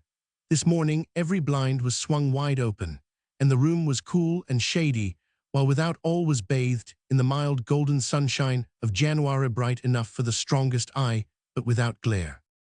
To the east and north spread the cul-de-sac, a plain of unequaled richness, extending to the foot of the mountains 15 miles into the interior. The sun had not yet risen so high, but that these mountains cast a deep shadow for some distance into the plain, while their skirts were dark with coffee groves, and their summits were strongly marked against the glowing sky. Amidst the wide verdant level of the plain arose many a white mansion, each marked by a cluster of trees close at hand. Some of these plantation houses looked bluish and cool in the mountain shadows. Others were like bright specks in the sunshine, each surmounted by a star, if its gilded weathercock chanced to turn in the breeze to the north. Also, this plain, still backed by mountains, extended till it joined the sands of the Bight. Upon these sands, on the margin of the deep blue waters, might be seen flashing in the sun a troop of flamingos, now moving forward in a line into the waves and diligently fishing, and then, on the alarm of a scout, all taking wing successively and keeping their order as they flew homewards to the salt marshes in the interior. Their scarlet bodies vividly contrasted with the dark green of the forests that clothed the mountainsides. To the west lay the broad azure sheet of the bay, locked by the island of Gonave and sprinkled with fishing boats, while under the forest-tufted rocks of the island 2 vessels rode at anchor, a schooner belonging to Saint Domingo and an English frigate. In the shady western piazza sat a party who seemed much occupied in looking out upon the bay and watching the vessels that lay under the island, from which vessels boats might be seen putting off for the town. Just at the time of the commencement of the levee, the party in the piazza consisted chiefly of women. Madame L'Ouverture was their like, and yet unlike the Margaret of former years, employed as usual, busy with her needle and motherly complacent, tenderly vigilant as of old, but with a matronly grace and dignity which evidently arose from a gratified mind, and not from external state. Her daughters were beside her, both wonderfully improved in beauty, though Jennifer still preserved the superiority, there she sat a little apart from her mother, and sister netting Moise was at her feet in order to obtain the benefit of an occasional gleam from the eyes which were cast down upon her work. His idolatry of her was no surprise to any who looked upon her in her beauty, now animated and exalted by the love which she had avowed, and which was sanctioned by her father and her family. The sisters were dressed nearly alike, though Amy knew well that it would have been politic to have avoided thus bringing herself into immediate comparison with her sister. But Amy cared not what was thought of her face, form, or dress. Isaac had always been satisfied with them.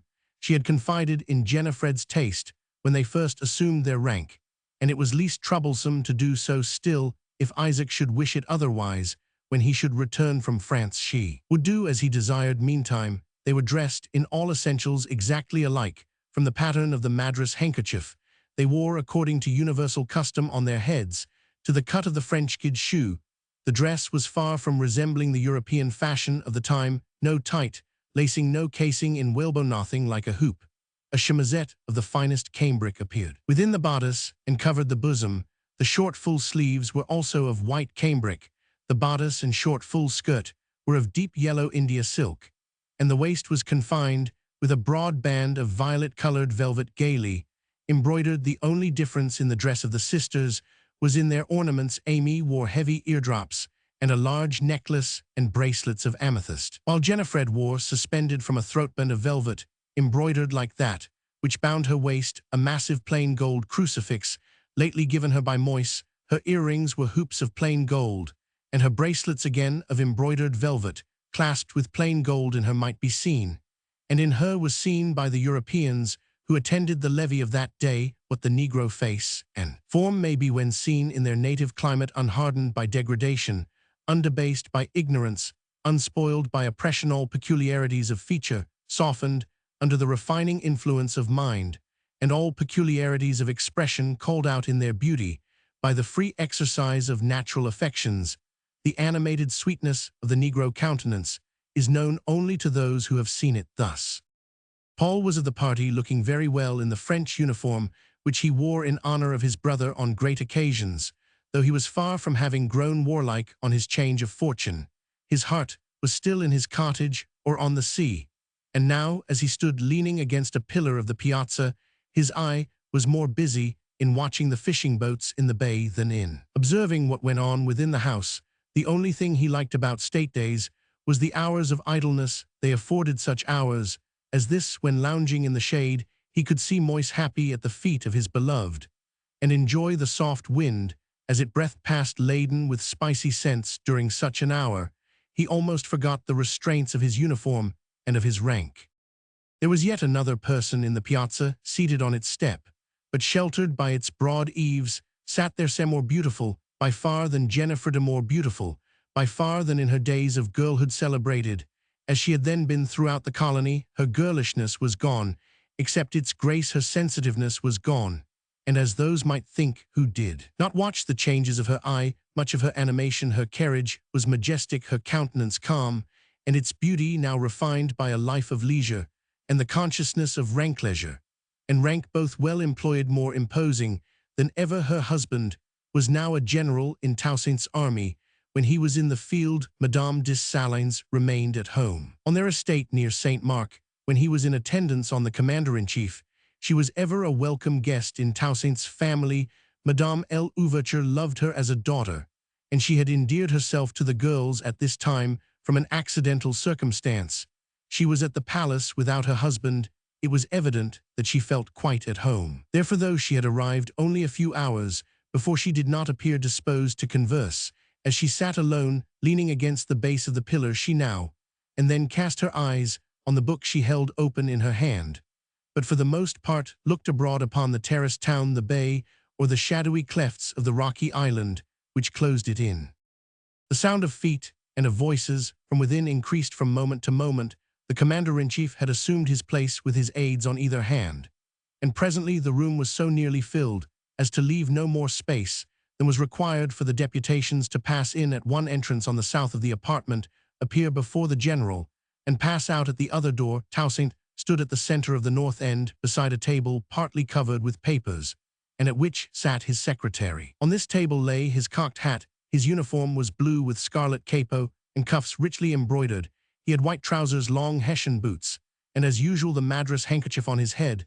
While walking up the apartment, he had been conversing on business with his officers, and continued to do so without the loss of a moment, till on his taking his place, 2 ushers came up, with an account of the parties waiting for admittance, desiring to know his pleasure as to who should have precedence. The clergy, said Toussaint, the first in duty must be first in honor.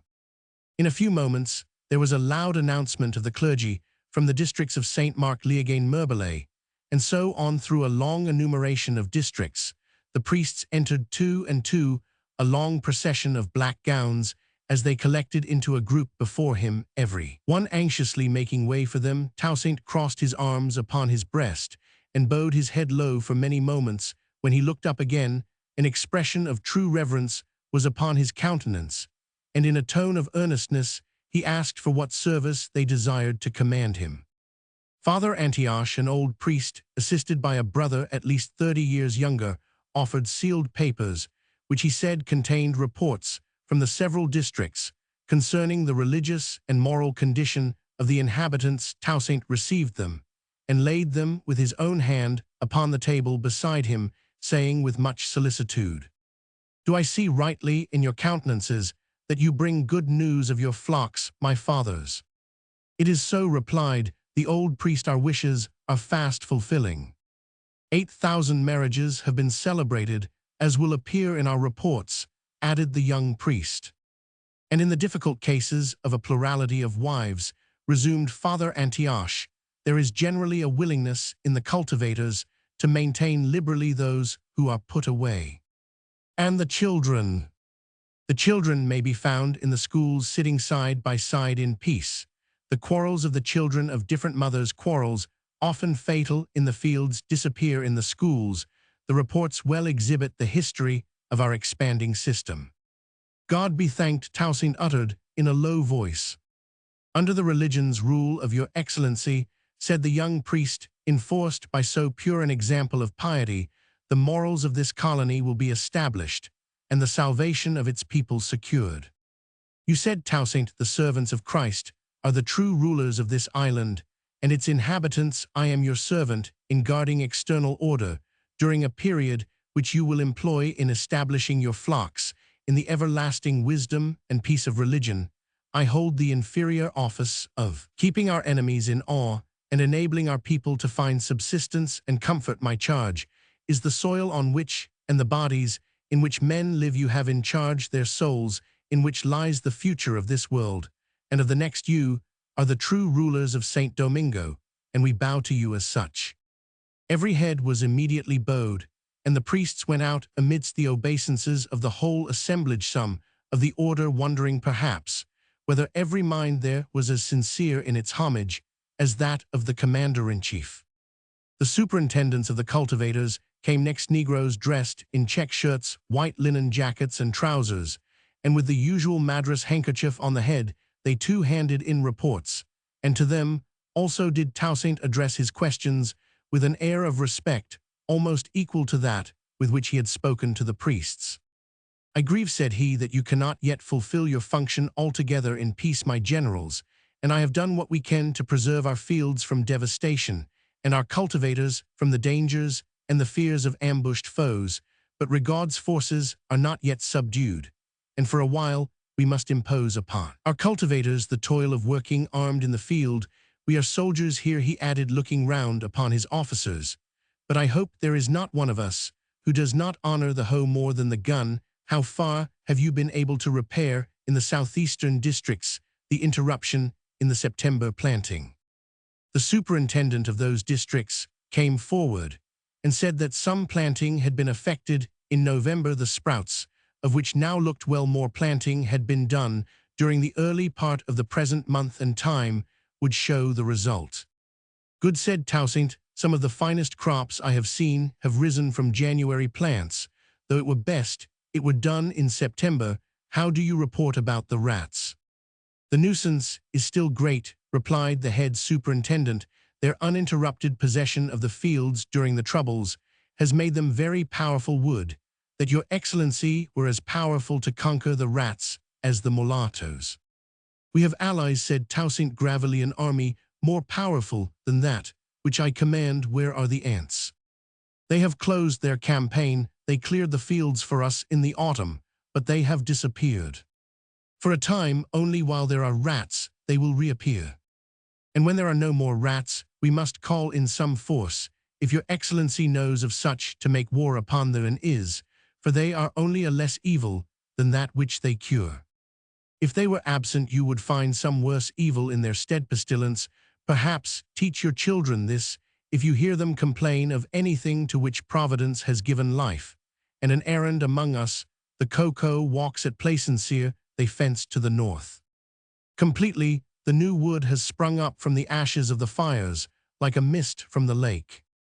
Are the cottages enlarged and divided, as I recommended?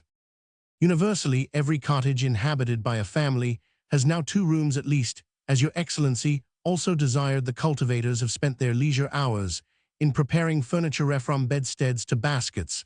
As the reports will explain, there are some inventions which it is hoped will be inspected by your excellency, particularly a ventilator, to be fixed in the roofs of cottages, a broad shoe for walking over the salt marshes.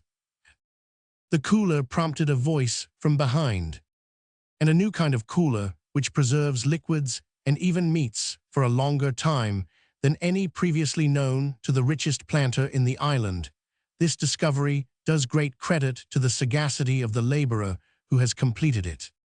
I will come and view it. I hope to visit all our cultivators to verify your reports with my own eyes. At present, we are compelled, like the Romans, to go from arms to the plough, and from the plough to arms, but when possible I wish to show that I am not a Negro of the coast, with my eye ever abroad upon the sea or on foreign lands. I desire that we should make use of our own means, for our own welfare. Everything that is good shall be welcomed from abroad as it arrives, but the liberty of the blacks can be secured only by the prosperity of their agriculture. I do not see why not by fisheries, observed Paul to the party in the piazza, as he caught his brother's words. If Toussaint is not fond of fish, he should remember that other people are. He means, said Therese, that toil, peaceful toil with its hope, and its due fruit, is best for the blacks. Now you know, Paul L'Ouverture, that if the fields of the ocean had required as much labor as those of the plain, you would never have been a fisherman. It is pleasanter on a hot day to dive than to dig, and easier to draw the net for an hour than to cut canes for a days. It not, uncle? Asked Amy. If the commander-in-chief thinks toil good for us, said Moise, why does he disparage war? Who knows better than he what are the fatigues of a march, and the wearisomeness of an ambush is greater still? Why does he of all men disparage war? Because, said Madame, he thinks there has been enough hatred and fighting. I have to put him in mind of his own glory in war, or he would be always forgetting. Except, indeed, when anyone comes from Europe, when he hears of Bonaparte he smiles, and I know he is then glad that he is a soldier too. Besides his thinking that there has been too much fighting, said Amy, he wishes that the people should labor joyfully in the very places where they used to toil in wretchedness for the whites. Therese turned to listen with fire in her eyes. In order, continued Amy, that they may lose the sense of that misery and become friendly towards the whites. Therese turned away again, languidly. There are whites now entering, said Paul, not foreigners, are they?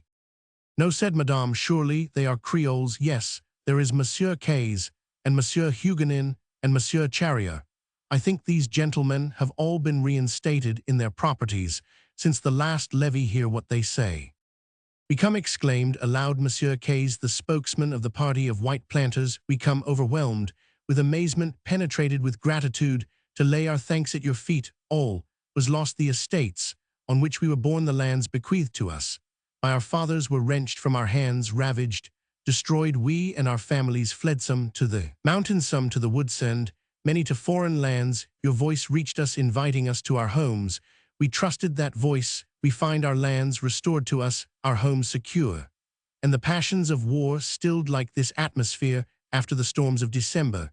And to you do we owe, all to you, possessed by a magnanimity of which we had not dared to dream. These passions of war of which you speak, said Toussaint, need never have raged if God had permitted the whites to dream what was in the souls of the blacks. Let the past now be forgotten. I have restored your estates, because they were yours, but I also perceive advantages in your restoration by circumstances, not by nature, but by circumstances. Whites have been able to acquire a wide intelligence, a depth of knowledge, from which the blacks have been debarred. I desire for the blacks a perpetual and friendly intercourse with those who are their superiors in education. As residents, therefore, you are welcome, and your security and welfare shall be my care. You find your estates peopled with cultivators. We do. And you understand the terms on which the labor of your fellow citizens may be hired. You have only to secure to them 1/5 of the produce, and you will, I believe, be well served. If you experience cause of complaint, your remedy will be found in an appeal to the superintendent of cultivators of the district, or to myself over the cultivators. No one else, I now intimate to you, has authority. The gentleman bowed, having nothing to say on this head. It may be in your power, continued Toussaint, after applying to his secretary for a paper from the mass on the table, it may be in your power to do a service to the colony and to individuals mentioned in this paper by affording information as to where they are to be found, if alive, which of them are dead, and which of the dead have left heirs. Many estates remain unclaimed. The list is about to be circulated in the colony in France and in the United States. If you should chance to be in correspondence with any of the owners or their heirs, make it known to them from me that they will be welcome here as you are. In the meantime, we are taking the best care in empower of their estates. They must rebuild such of their houses as have been destroyed, but their lands are cultivated under a commission, a part of the produce being assigned to the cultivators, the rest to the public treasury. Toussaint read the list, watching as did every one present the countenances of the Creoles. As each name was pronounced, they had information to offer respecting one or two only. To the rest they gave sighs or mournful shakes of the head. It is afflicting to us all, said Toussaint, to think of the slaughter and exile of those who drank wine together in the white mansions of yonder plain. But a wiser cheerfulness is henceforth to spread its sunshine over our land, with no tempest brewing in its heats. Have we heard the whole list? Asked Monsieur Charrier anxiously.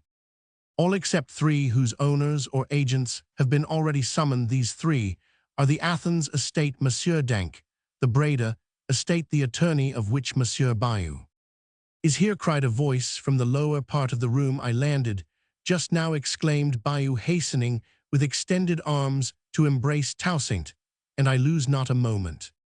Gently, sir, said the commander-in-chief, drawing back 2 steps. There is now a greater distance between me and you than there once was between you and me. There can be no familiarity with the chief of a newly redeemed race. Monsieur Bayou fell back, looking in every face around him to see what was thought of this. Every face was grave. I sent for you, resumed Toussaint in a mild voice, to put you at the head of the interests of the good old masters, for the good alone have been able to return. Show us what can be done with the Breda estate with free laborers, make the blacks work well, be not only just, but firm. You were formerly too mild a master. Make the blacks work well, that by the welfare of your small interests, you may add to the general prosperity of the administration of the commander-in-chief of Saint Domingo. Monsieur Bayou had no words ready. He stared round him upon the black officers in their splendid uniforms, upon the trains of liveried servants handing coffee and fruits and sangaree on trays and salvers of massive silver, and on the throng of visitors who crowded upon one another's heels, all anxious not merely to pay their respects, but to offer their enthusiastic homage at the feet of his former slave. His eye at length fixed upon the windows, through which he saw something of the outline of the group of ladies. You desire to greet Madame L'Ouverture, said Toussaint kindly. You shall be conducted to her. And one of the aides stepped forward to perform the office of introducer. Monsieur Bayou pulled from his pocket on his way to the window a shagreen jewel case, and by the time he was in front of Madame, he had taken from it a rich gold chain, which he hung on her neck, saying with a voice, an air strangely made up of jocoseness, awkwardness, and deference, I have not forgotten, you see, though I suppose you have, what you gave me one day long ago. I tried to bring back something prettier then I carried away something for each of you, but I don't know, I find everything here so different from what I had any idea of, so very strange that I am afraid you will despise my little presents." While speaking, he shyly held out little parcels to Jenna, Fred, and Amy, who received them graciously, while their mother replied, "In those old days, Monsieur Bayou, we had nothing really our own to give, and you deserved from us any aid that was in our power, my daughters, and I now accept with pleasure the tokens of friendship that you bring. I hope no changes have taken place which need prevent our being friends, Monsieur Bayou." He scarcely heard her. "Is it possible," cried he, "that these can be your girls, Amy? I might have known, but can this lady be Jennifer?" Jennifer looked up with a smile, which perplexed him still further. I do not know that I ever saw a smile from her before, and she would not so much as lift up her head at one of my jokes. One could never gain her attention with anything but a ghost story. But I see how it is, he added, stooping and speaking low to her mother, while he glanced at my sesh, has learned at last the old song that she would not listen to when I wanted to tell her fortune. Your heart's your own this summer day. Tomorrow 'twill be changed away. And Amy's, she married. Amy is a widow, at least, so we call her, said her mother, smiling. Isaac, you remember Placide, and Issachar brother Isaac is all the world to her, and he is far away. Amy's eyes were full of tears in a moment, but she looked happy as she always did when Isaac was spoken of as her own peculiar friend. I was going to ask about your boys, said Bayou, the little fellow who used to ride the horses to water almost before he could walk alone. And his brothers, where are they? Denis is with his tutor in the palace here, Placide, and Isaac are at Paris. At Paris for education. Partly so. And partly, interposed Paul, for an object in which you, sir, have an interest, and respecting which you ought therefore to be informed. There are those who represent my brother's actions as the result of personal ambition. Such persons have perpetually accused him to the French government as desiring to sever the connection between the two races, and therefore between this colony and France, at the moment when these charges were most strongly urged, and most nearly believed. My brother sent his 2 elder sons to Paris to be educated for their future duties under the care of the Directory. I hope, so you see in this act a guarantee for the safety and honor of the whites in Saint Domingo. Certainly, certainly, all very right, very satisfactory. Everybody who understands thinks all that the Commander-in-Chief does quite right, said Madame, with so much of her old tone and manner as made Bayou ready to laugh. He turned to Paul, saying, "May I ask if you are the brother who used to reside on the northern coast, if I remember right?" I am Paul l'ouverture," he sighed, as he added, "I do not live on the northern coast. Now, I am going to live on the southern coast in a palace instead of my old hut." Monsieur Bayou will see, Monsieur Bayou will hear, interrupted Madame. "If he will stay out the levee, you will not leave us today, Monsieur Bayou." Monsieur Bayou bowed. He then asked if he had the pleasure of any acquaintance with the other lady, who had not once turned round. Since he arrived, Therese had indeed sat with her face concealed for some time past. "Do not ask her," said Amy eagerly in a low voice. "We do not speak to her of old times. She is Madame Dessalines." "The lady of General Dessalines," said Madame. "Shall I introduce you?" She called to Therese. Therese just turned round to notice the introduction when her attention was called another way by 2 officers who brought her some message from Toussaint. That one glance perplexed Monsieur Bayou as much as anything he had seen. That beautiful face and form were not new to him, but he had only a confused impression as to where and when he had seen them. He perceived, however, that he was not to ask. He followed her with his eyes as she rose from her low seat and placed herself close by one of the open jalousies so as to hear what passed within. "It is the English deputation," said Paul. "Hear what my brother will say." "What will become of them?" said Madame. "I do not know what would become of me if my husband were ever as angry with me as I know he is with them." There were indeed signs of wrath in the countenance, which was commonly gentle, as the twilight, the rigid uprightness of his figure, the fiery eye, the distended nostril, all showed that Toussaint was struggling with anger. Before him stood a group of English mina sailor holding a wand on which was fixed a small white banner. Two gentlemen in plain clothes, the captain of the frigate which rode in the bay, and a colonel of the English troops in Jamaica. "It is all very well, gentlemen," Toussaint was saying. "It is all very well as regards the treaty 24 hours ago. We should have had no difficulty in concluding it. But what have you to say to this treatment of women on board the schooner you captured? What have you to say to your act of taking all the gentlemen out of your prize, except one who would not quit his sister, leaving the ladies in charge of a brutal prize-master, who was drunk? Was it not so?" he added, turning to one of his officers. "It was. He was drunk, and refused the ladies access to their trunks of clothes, denied them the wine left for their use, and alarmed them extremely by his language. These ladies were wives of our most distinguished officers." "It matters not whose wives they were," said Toussaint. "They were women, and I will treat with none who thus show themselves not to be men." "We do not ask you to treat with my prize-master," said Captain Reynolds, "if it be true." "It is true," said a voice from the window, to which all listened in a moment. "My maid and I were on board that schooner from which we landed 4 hours ago. It is true that we were confined to the cabin, denied the refreshments that were before our eyes, and the use of our own clothes. And it is true that the oaths and threats of a drunken man were in our ears all night. When morning came, we looked out to see if we were really in the seas of St. Domingo. It seemed as if we had been conveyed where the whites are still paramount, and Therese indignantly walked away." "You hear," said Toussaint, "and you ask me to trade with Jamaica, while permitted to obtain provisions from our coast. You have captured a French schooner and a sloop in our seas. You have insulted our women, and now you propose a treaty. If it were not for that banner, you would have to treat for mercy." "When shall I be permitted to speak?" asked Captain Reynolds. "Now. The blame is mine. I appointed a prize-master, who it now appears was not trustworthy. I was not aware of this, and I left in the cabin, for the use of the ladies, all their own property, 2 cases of wine, and such fruits as I could obtain for them.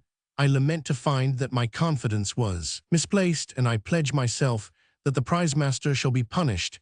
After offering my apologies to the offended ladies, I will retire to my ship, leaving this business of the treaty to appear as unconnected as it really is with this mischance. Allow me to be conducted to the presence of the ladies."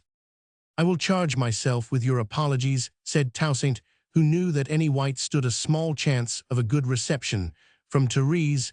"I accept your acknowledgment of error, Captain Reynolds, and shall be ready to proceed with the treaty on proof of the punishment of the prize-master. Gentlemen, I regard this treaty with satisfaction, and am willing to enclose this small tract of peace. In the midst of the dreary wilderness of war, I am willing to see trade established between Jamaica and St. Domingo. There are days when your blue mountains are seen from our shores. Let tomorrow be a bright day, when no cloud shall hide us from one another's friendship."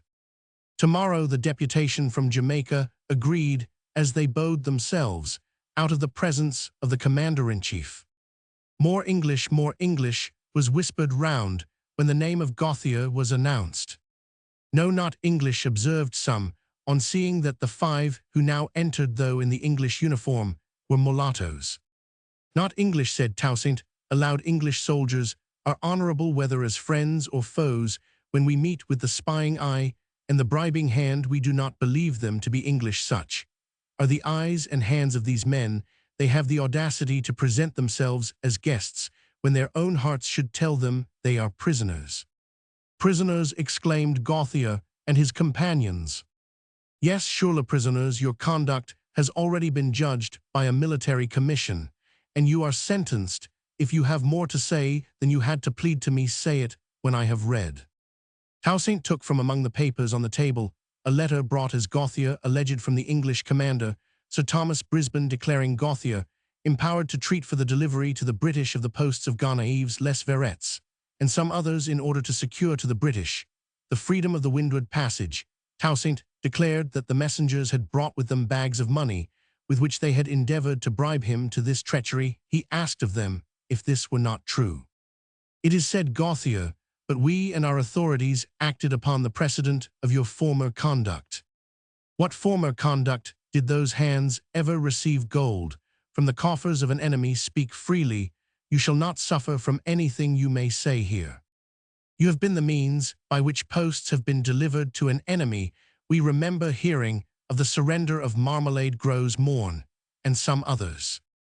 I was the means, as you say, but it was done by a wiser will and a stronger hand than mine. In that transaction my heart was pure, my design was to lose rank, and to return to poverty.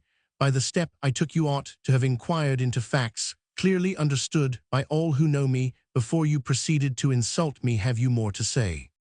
It was natural that we should believe that he through whom posts had been delivered would deliver posts again, and this was confirmed by rumors, and I believe even by letters, which seemed to come from yourself, in relation to the posts now in question. Gauthier appealed to his companions, who all assented. There are other rumors concerning me, said Toussaint, which could not be perverted, and to these you should have listened. My actions are messages addressed to the whole world, letters which cannot be forged, and these alone you should have trusted. Such misunderstanding as yours could hardly have been foreseen, but it will be my fault if it be repeated. The name of the first of the blacks must never again be associated with bribery. You are sentenced by a military commission, before which your documents have been examined, to run the gauntlet. The sentence will immediately be executed in the place d'armes. Are you aware, cried Gauthier, that I was second in command at St. Mark when it was in the possession of the British? I am aware of it. This is enmity to our color, said another, to our being mulattoes. We owe our disgrace. I have beloved friends of your color, said Toussaint. Believe me, however, the complexion of your souls is so disgusting that I have no attention to spare for your faces. You must now depart. Change our punishment, said Gauthier. Consider that I am an emigrant officer, some other punishment.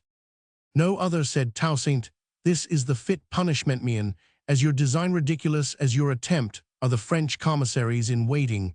Laroche, let them be announced. The prisoners were removed by one door, while the imposing party from France entered by the other.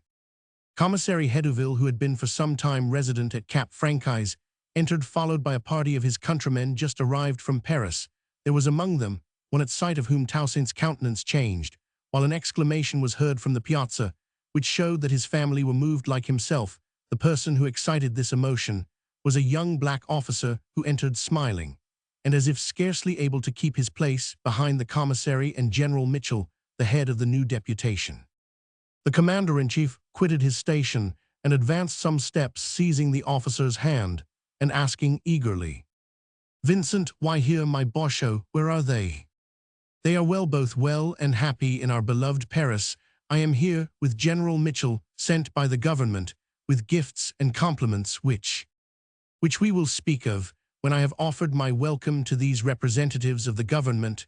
"We all obey," said Toussaint, turning to the commissary and the general, and remembering that his emotions as a father had caused him for the moment to lose sight of the business of the hour. He made himself the usher of the French commissaries to the sofa in front of which he had himself been standing there. He would have seated Hedouville and General Mitchell. Hedouville threw himself down willingly enough, but the newly arrived messenger chose to stand. "I come," said he, "the bearer to you of honors from the Republic, which I delight to present as the humblest of your servants. Not a word of apology for your graceful action of welcome to Brigadier General Vincent. What so graceful as the emotions of a parent's heart, I understand, I am aware, went out as the guardian of your sons, and your first welcome was therefore due to him. The office of guardian of your sons is ought to be in your eyes more important, more sacred than that of commissary or any other. If our national deliverer, if the conqueror of Italy, if our first consul himself were here, he ought to step back while you embrace the guardian of your sons." The party in the piazza saw and heard all. "If," said Madame in a whisper to Jenifred, "if these honors that they speak of come from Bonaparte, if he has answered your father's letter, your father will think his happiness complete. No, we know that the boys are well. The first consul has written, or will write, no doubt," said Amy. "It must be pleasant to him, as to my father, to greet a brother in destiny, and in glory surely General Vincent will come and speak to us, will tell us of my brothers, he looked this way just now. The first consul will not write, said Moise, he is a white, and therefore though a brother in destiny, and in glory, he will not notice the commander-in-chief of Saint Domingo. You are right, Moise, said Madame de Salins, and it is best so. But that will disappoint my husband very much, said Madame. He likes the whites better than you do. He does, said Therese, but let us listen. Hedouville was at the moment exerting himself to introduce his secretary, Monsieur Pascal. An honored name, observed Toussaint. And not only in name, but by blood connected with the great man you refer to, said Hedouville. None are more welcome here, said Toussaint, than those who bring with them the honors of piety, of reason, and of science. And he looked with deep interest upon the countenance of the secretary, which did in truth show signs of that thoughtfulness and sagacity, though not of the morbid suffering which is associated in all minds with the image of the author of the Provincials. Monsieur Pascal returned the gaze which was fixed upon him with one in which intense curiosity was mingled with doubt, if not fear. His countenance immediately, however, relaxed into an expression of pleased surprise. During this brief moment, these two men, so unlike the elderly toil-worn Negro and the young studious Frenchman, felt that they were friends. Monsieur Pascal stepped aside to make way for Monsieur Molière. Are we to welcome in you, asked Toussaint, a messenger of mirth to our society? The group of Frenchmen could scarcely restrain their laughter at this question. Monsieur Molière had a most lugubrious countenance, a thing not always inconsistent with a merry humor, but Monsieur Molière's heart was believed never to have laughed any more than his face. He answered, as if announcing a misfortune, that he claimed no connection with the dramatist, though he believed some of his family had attempted to do so. Monsieur Molière discharges the duty of a pious descendant. However, said Vincent, he laughs himself into such a state of exhaustion every night over those immortal comedies that he has to be carried to bed. That is the reason we see him so grave in the morning.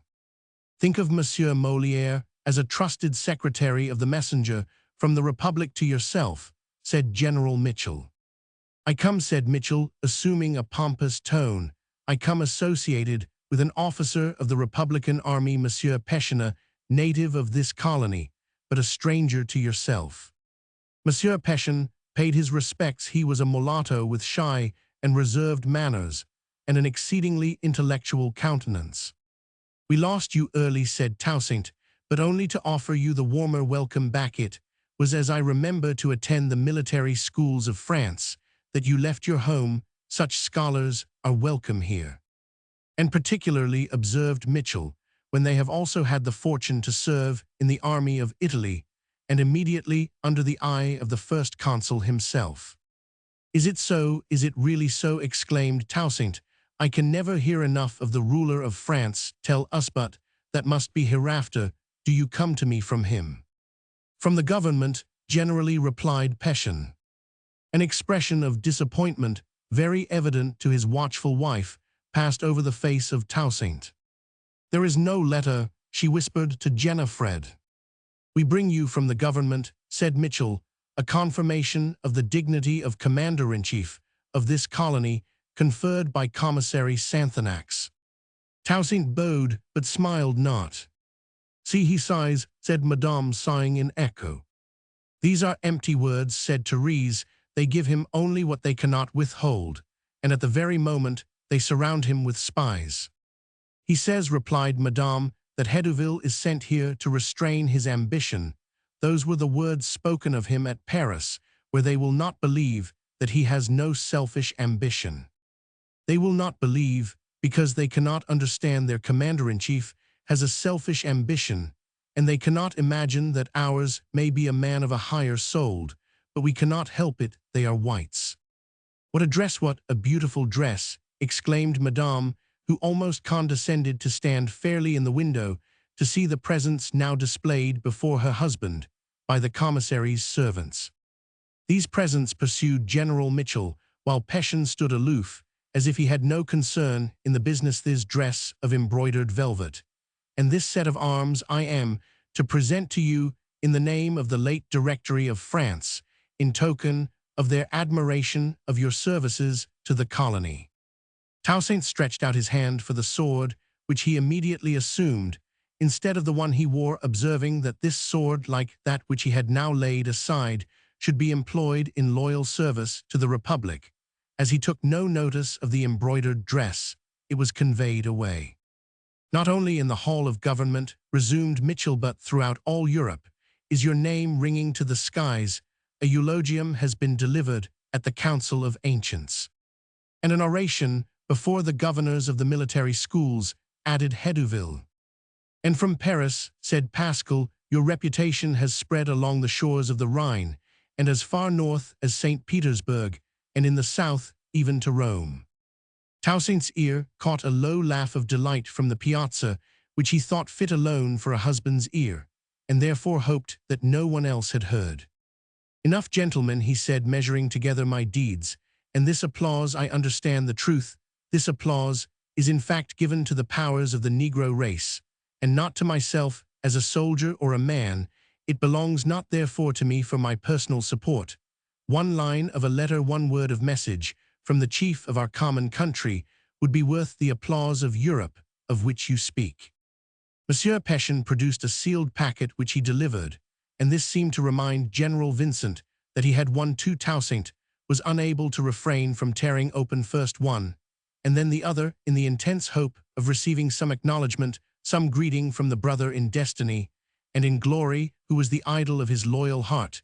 There was no word from Bonaparte among the first papers, and it was scarcely possible that there should be in the other packet, yet he could not keep his eye from it. Other eyes were watching from behind the jalousies.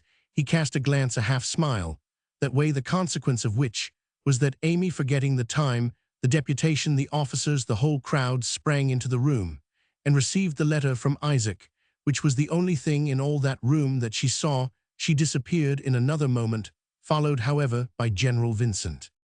The father's smile died away from the face of Toussaint, and his brow darkened as he caught at a glance the contents of the proclamations contained in Pétion's packet. A glance was enough before the eyes of the company had returned from the window whither they had followed the apparition of Amy. He had folded up the papers. His secretary's hand was ready to receive them, but Toussaint put them into his bosom. "Those proclamations," said Hédouville, rising from the sofa and standing by Toussaint's side, "you will immediately publish, you will immediately exhibit on your colors. The words imposed, brave blacks, remember that the French people alone recognize your freedom and the legality of your rights." As the commissary spoke these words aloud, he looked round upon the assembled blacks, who in their turn all fixed their eyes upon their chief. Toussaint merely replied that he would give his best attention to all communications from the government of France. "In order," said Hédouville, as if in explanation of a friend's purposes, "in order to yield implicit obedience to its commands." Then, resuming his seat, he observed to Toussaint, "I believe General Mitchell desires some little explanation of certain circumstances attending his landing at Cap." "I do," said General Mitchell, resuming his solemn air. "You are aware that General Vincent and I were arrested on landing." "I am aware of it. It was by my instant command that you were set free." "By whose command, or by what error then were we arrested?" "I hoped that full satisfaction had been afforded you by Monsieur Raymond, the governor of Cap Franchise. Did he not explain to you that it was by an impulse of the irritated blacks, an impulse of which they repent, and to which they will not again yield, proceeding from anger, for which there is but too much cause, as you, however, are not to be made responsible for the faults of your government towards us, the offending parties have been amply punished." "I," said Hédouville from the sofa behind, "I am held responsible for the faults of our government towards you. What are they?" "We will discuss them at Cap," replied Toussaint. "There you will be surrounded by troops of your own color, and you will feel more at liberty to open your whole mind to me than it grieves me to perceive you are when surrounded by blacks. When you know the blacks better, you will become aware that the highest security is found in fully trusting them." "What is it that you suppose we fear from the blacks?" "When we are at Cap, I will ask you what it was that you feared, Monsieur Hédouville, when you chose to land at St. Domingo instead of at Cap, when you showed your mistrust of your fellow citizens by selecting the Spanish city for your point of entrance upon our island. I will then ask you what it is that your government fears, that it commits the interests of the blacks to a new legislature, which understands neither their temper nor their affairs. This was perhaps the cause of the difficulty we met with at Cap, observed General Mitchell. It is the chief cause. Some jealousy on this account is not to be wondered at, but it has not the less been punished. I would further ask, he continued, turning again to Hedouville, what the first consul fears that. Who ever heard of the first consul fearing anything? Cried Hedouville with a smile. Hear it now then. In this place, said Hedouville, looking round in public. In this place among the most loyal of the citizens of France, replied Toussaint, casting a proud look round upon his officers and assembled friends. If I were about to make complaints of the first consul, I would close my doors upon you and myself, and speak in whispers, but it is known that I honor him and hold him to my heart as a brother in destiny and in glory, though his glory is now at its height, while mine will not be so till my race is redeemed from the consequences of slavery, as well as from slavery itself. Still, we are brothers, and I therefore mourn his fears shown in the documents that he sends to my soldiers, and shown no less in his sending none to me. I bring you from him the confirmation of your dignity, observed General Mitchell. You do so by message, the honor is received through the ear, but that which should plant it down into my heart, greeting from a brotheress, wanting it cannot be, that the first of the whites has not time, has not attention for the first of the blacks. It is that he fears not for himself, but for our country. He fears our ambition, our revenge. He shall experience, however, that we are loyal. From myself, his brother, to the mountain child, who startles the vulture from the rocks, with his shouts of Bonaparte the Great, to engage our loyalty before many witnesses. He continued, once more looking round upon the assemblage. I send this message through you in return for that which I have received. Tell the first consul that in the absence of interference with the existing laws of the colony, I guarantee, under my personal responsibility, the submission to order and the devotion to France of my black brethren.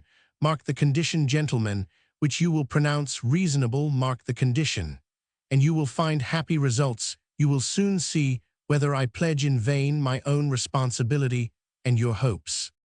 Even while he spoke in all the fervor of unquestionable sincerity of his devotion to France, his French hearers felt that he was virtually a monarch.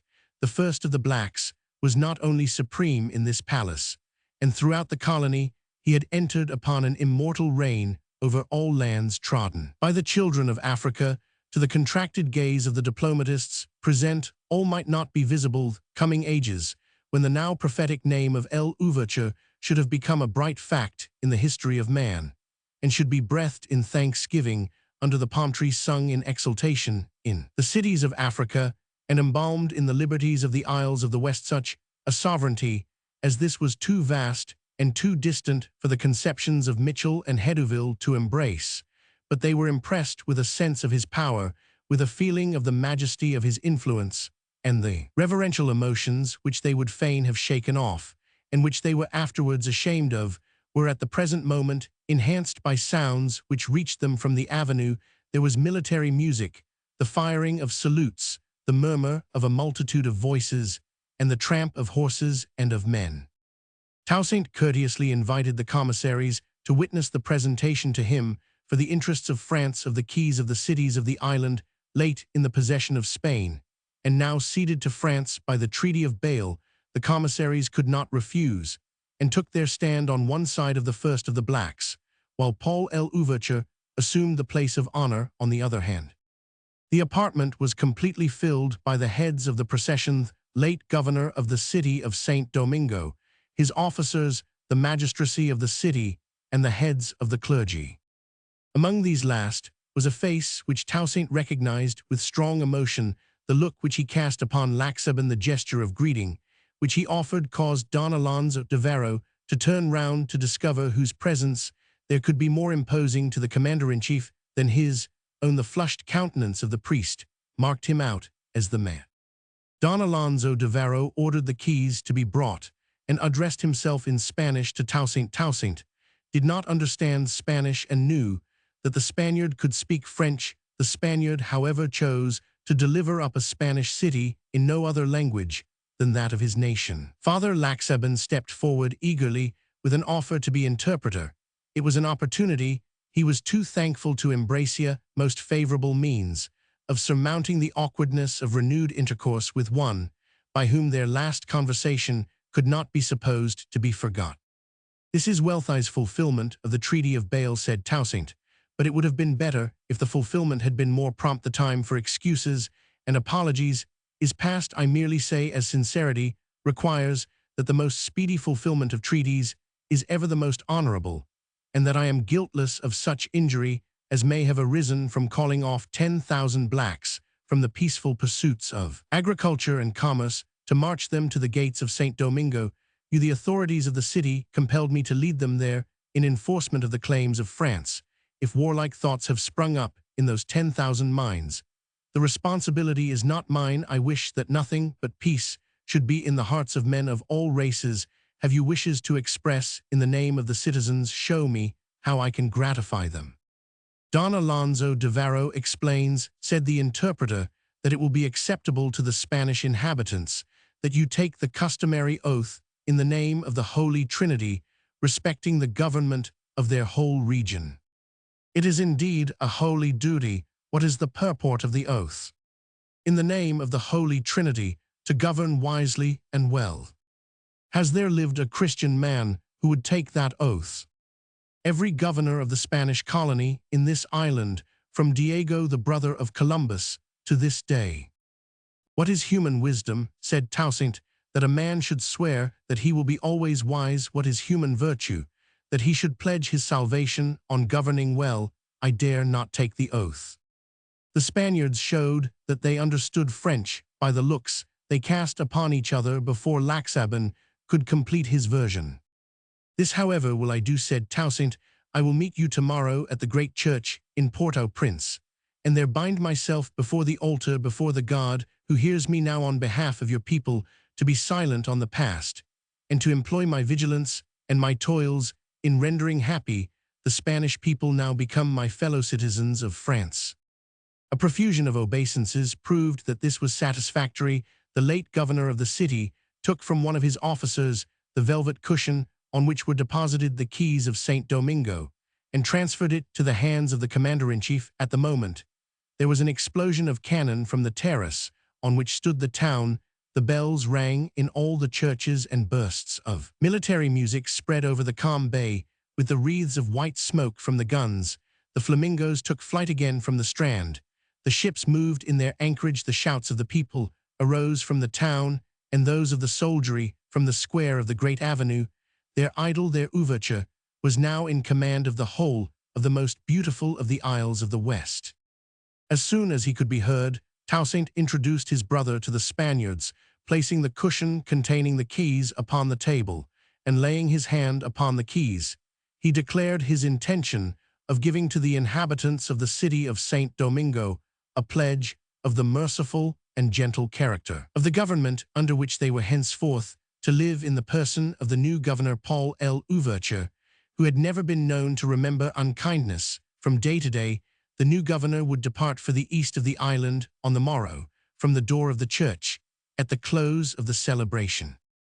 The levee was now over Spanish-French, and the family and guests of the commander-in-chief were to meet at a banquet in the evening. Meantime, Toussaint and his brother stepped out together upon the northern piazza, and the room was cleared.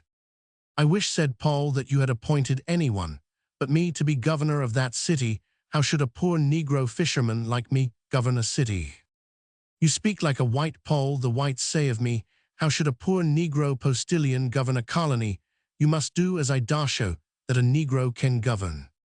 "But heaven made you for a ruler." "Who thought so while I was yet a slave? As for you, I know not what you can do till you have tried, nor do you. I own that you are not the man I should have appointed if I had had a choice among all kinds of men." "Then look around for some other." "There is no other, on the whole, so little unfit as you. Henry must remain in the field, while Regard is in arms. Jacques I de Salençand, he might have a court such a wife as he would carry. Dessalines must not govern a city of whites. He hates the whites, his passion of hatred would grow with power. And the Spaniards would be wretched, they are now under my protection, I must give them a governor who cannot hate, and therefore I send you your love of our people. And of me my brother will rouse you to exertion and self-denial, for the rest you shall have able counselors on the spot for your private guidance. I shall be ever at your call, confide wholly in me, and your appeal shall never be unanswered. You shall be governor, then I will wear the robes, and your head shall do the work. I will amuse the inhabitants with water parties, and you. No more of this, said Toussaint somewhat sternly. It seems that you are unwilling to do your part of the great duty of our age, and our race. Heaven has appointed you the opportunity of showing that blacks are men fit to govern. As to serving, you would rather sleep in the sunshine than listen to the message from the sky. My own brother does what he can to deepen the brand on the forehead of the Negro. I am ashamed, brother, said Paul. I am not like you, but yet I will do what I can. I will go tomorrow and try whether I can toil as you do. There is one thing I can do which Henry and Jacques, and even you cannot. I can speak Spanish. You have discovered one of your qualifications, dear Paul. You will find more. Will you take Moise with you? Let it be a proof that I can deny myself, that I leave my son with you. Moise is passionate. I know it, said Toussaint. He governs both his love and his hatred before you, while with me he indulges them. He must remain with you in order to command his passions. He inherited them from me, and I must thus far help him to master them. You are all-powerful with him. I have no power. You mean that Jennifer and I together are all-powerful with him? I believe it is so. To you then I commit him. Moise is henceforth your son. As Jennifer is your daughter, Paul, if I die before the peace of the island is secured, there are two duties which I assign to you: to support the spirit of the blacks, and to take my Jennifer for your daughter. The rest of my family love each other, and the world we live in she loves only Moise. She is henceforth my child, but when will you marry them? When Moise shall have done some act to distinguish himself, which he shall not want opportunity. I have a higher duty than that to my family. It is my duty to call out all the powers of every black. Moise must therefore prove what he can do before he can marry his love for him. However, this is an easy condition. I doubt not you are right, brother, but it is well for me that the days of my love are past. Not so, Paul. The honor of your race must now be your love. For this, you must show what you can do. They had paced the northern piazza. While conversing, they now turned into the eastern, where they came upon the lovers, who were standing half-shrouded by creeping plants, Moise's arm round Jennifer's waist, and Jennifer's head resting on her lover's shoulder. The poor girl was sobbing violently, while Moise was declaring that he would marry her with or without consent, and carry her with him if he was henceforth to live in the east of the island. Patience, foolish boy, cried his father, you go not with me. I commit you to my brother. You will stay with him, and yield him the duty of a son, a better duty than we heard you planning just now. As soon as you prove yourself worthy, you shall be my son. Indeed, said Toussaint, I have heard your plans of marriage. You shall hear mine. I will give you opportunities of distinguishing yourself in the services of the city and of the field after the first act, which proves you worthy of responsibility. I will give you Jennifer as a free man. Can you desire more? I am satisfied. I am grateful, said Moise. I believe I spoke some hasty words just now, but we supposed I was to be sent among the whites, and I had so lately returned from the south, and Jennifer was so wretched. Jennifer threw herself on her father's bosom with broken words of love and gratitude. It was the first time she had ever voluntarily approached so near him, and she presently drew back and glanced in his face with timid awe. My Jennifer, my child, cried Toussaint in a rapture of pleasure at this loosening of the heart. He drew her towards him, folded his arms about her, kissed the tears from her cheek, and hushed her sobs, saying in a low voice, which touched her very soul, he can do great deeds, Jennifer. He is yours, my child, but we shall all be proud of him. She looked up once more, with a countenance so radiant that Toussaint carried into all the toils and observance of the day the light heart of a happy father. Note 1. I have to acknowledge that injustice is done in this work to the character of General Vincent, the writer of historical fiction. is under that serious liability in seizing on a few actual incidents concerning a subordinate personage, that he makes himself responsible for justice to the whole character of the individual whose name he introduces into his story. Under this liability, I have been unjust to Vincent as Scott was to Edward Christian in Peveril of the Peak, and Campbell to Brant in Gertrude of Wyoming. Like them, I am anxious to make reparation on the first opportunity. It is true that in my appendix I avowed that Vincent was among those of my personages whose name alone I adopted without knowing his character. But such an explanation in an appendix does not counteract the impression already made by the work. Finding this, I had thoughts of changing the name in the present edition, but I feared the character being still identified with Vincent, from its being fact that it was Vincent who accompanied Toussaint's sons to Paris, and returned with the deputation, as I have represented. I think it best, therefore, to say here that from all I can learn General Vincent was an honorable and useful man, and that the delineation of character under that name in my book is purely fictitious. The following extract from Clarkson's pamphlet on Negro improvement will show in what estimation General Vincent is held by one whose testimony is of the highest value. The next witness to whom I shall appeal is the estimable General Vincent, who now lives at Paris. Though at an advanced age he was a colonel, and afterwards a general of brigade of artillery in St. Domingo. He was detained there during the time both of Santhanax and Toussaint. He was also a proprietor of estates in the island. He was the man who planned the renovation of its agriculture after the abolition of slavery, and one of the great instruments in bringing it to the perfection mentioned by Lacroix in the year 1801.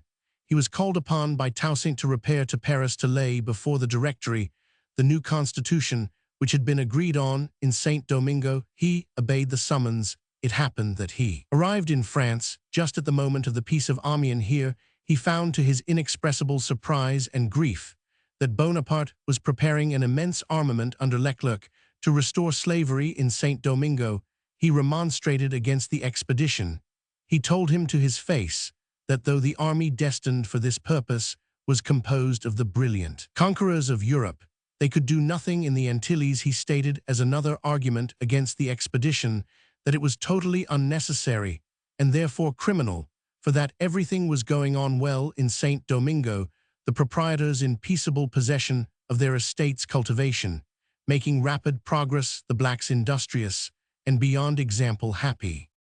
Chapter 11. El Etoile and its people. One radiant day of the succeeding spring, a party was seen in the plain of Cul-de-Sac, moving with such a train as showed that one of the principal families of the island was traveling regard, and his forces were so safely engaged in the south that the plain was considered secure from their incursions.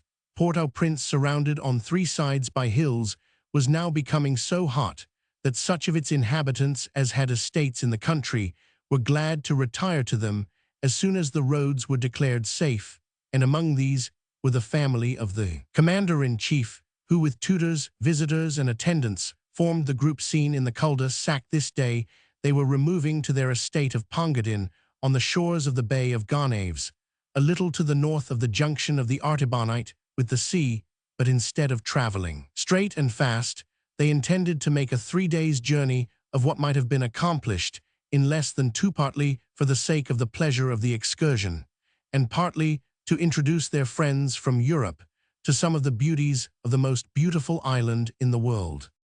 Madame L'Ouverture had had presents of European carriages in which she did not object to take airings in the towns and their neighborhood, but nowhere else were the roads in a state to bear such heavy vehicles. In the sandy bridle paths, they would have sunk half their depth. In the green tracks, they would have been caught in thickets of brambles and low boughs, while many swamps occurred which could be crossed only by single horses, accustomed to pick their way in uncertain ground. The ladies of the colony therefore continued, as in all time past, to take their journeys on horseback, each attended by some one, a servant, if there were neither father, brother, nor lovato hold the umbrella over her during rain or the more oppressive hours of sunshine. The family of L'Ouverture had left the palace early, and were bound for an estate in the middle of the plain, where they intended to rest either till evening or till the next morning, as inclination might determine, as their train first of horses, and then of mules passed along now. Under avenues of lofty palms, which constituted a deep moist shade, in the midst of the glare of the morning no, across fields of sward, kept green by the wells which were made to overflow them, and now through swamps, where the fragrant flowering reeds reached up to the flanks of the horses and courted the hands of the riders, the inhabitants of the region watched their progress, and gave them every variety of kindly greeting. The mother, who was sitting at work under the tamarind tree, called her children down from its topmost branches to do honor to travelers. Many a half-naked Negro in the rice grounds slipped from the wet plank, on which while gazing he forgot his footing, and laughed his welcome from out of the mud and slime. The white planters who were taking their morning ride over their estates bent to the saddlebow, the large straw hat in hand, and would not cover their heads from the hot sun till the ladies had passed. These planters' wives and daughters, seated at the shaded windows or in the piazzas of their houses, rose and curtsied deep to the ladies' overture. Many a little black head rose, dripping from the clear waters, gleaming among the reeds, where Negro children love to watch the gigantic dragonflies of the tropics creeping from their sheaths, and to catch them as soon as they spread their gauzy wings and exhibit their gem-like bodies to the sunlight. Many a group of cultivators in the cane grounds grasped their arms on hearing the approach of number stout, thus by habitual danger, but swung back the gun across the shoulder, or tucked the pistol again into the belt at sight of the ladies, and then ran to the roadside to remove any fancied obstruction in the path, or if they could do no more, to smile a welcome. It was observable that in every case there was an eager glance in the first place of search for l'ouverture himself, but when it was seen that he was not there, there was still all the joy that could be shown where he was not. The whole country was full of song, as Monsieur Loisier, the architect from Paris, said to Jennifer. It appeared as if vegetation itself went on to music. The servants of their own party sang in the rear. Moise and Denise, and sometimes Denny's sisters, sang as they rode. And if there was not song already on the track, it came from behind every flowering hedge, from the crown of the coconut tree, from the window of the cottage. The sweet wild note of the mockingbird was awakened in its turn, and from the depths of the tangled woods, where it might defy the human eye and hand, it sent forth its strain, shrill as the thrush, more various than the nightingale, and sweeter than the canary. But for the bird, the Spanish painter Azua would have supposed that all this music was the method of reception of the family by the peasantry. But on expressing his surprise to Amy, she answered that song was as natural to St. Domingo, when freed as the light of sun or stars, when there were no clouds in the sky. The heart of the Negro was, she said, as naturally charged with music as his native air with fragrance. If you dam up his mountain streams, you have instead of fragrance poison and pestilence. And if you chain up the Negros life in slavery, you have for music wailing and curses.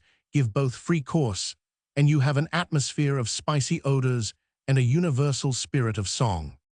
This last, said Azua, is as one long but varied ode in honor of your father. Men of some countries would watch him as a magician, after seeing the wonders he has wrought, who, looking over this wide level, on which plenty seems to have emptied her horn, would believe how lately and how thoroughly it was ravaged by war.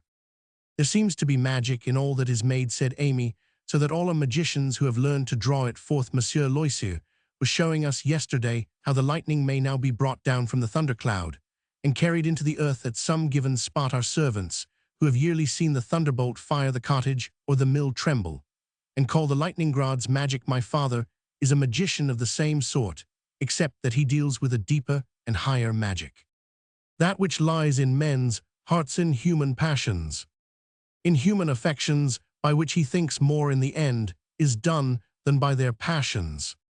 Did you learn this from himself? Asked Azua, who listened with much surprise and curiosity to this explanation from the girl by whose side he rode. Does your father explain to you his views of men and his purposes with regard to them? There is no need, she replied. From the books he has always read, we know what he thinks of men's minds and ways, and from what happens we learn his purposes. For my father always fulfills his purposes. And who led you to study his books and observe his purposes? My brother Isaac. One of those who is studying at Paris. Does he make you study here while he is being educated there? No, he does not make me study, but I know what he is doing. I have books, Isaac, and I were always companions. He learns from me what my father does. But I was going to tell you, when you began asking about my father, that this plain will not appear to you throughout so flourishing as it does now from the road. When we reach the Ettal estate you will see enough of the ravages of war. I have perceived some signs of desertion in a house or two that we have passed, said Azua, but these brothers of Yorswin, will they return? Indeed, I wish I knew, sighed Amy. I believe that depends on the first consul. The first consul has so much to do, it is a pity their return should depend upon his memory. If he should forget, you will go and see Paris, and bring your brothers home. The first consul forgets nothing, replied Amy. He knows, and heeds, all that we do here at the distance of almost half the world. He never forgets my brothers, he is very kind to them. All that you say is true, said Vincent, who was now on the other side of Amy. Everything that you can say in praise of the first consul is true, but yet you should go and see Paris. You do not know what Paris is, you do not know what your brothers are like in Paris, especially Isaac.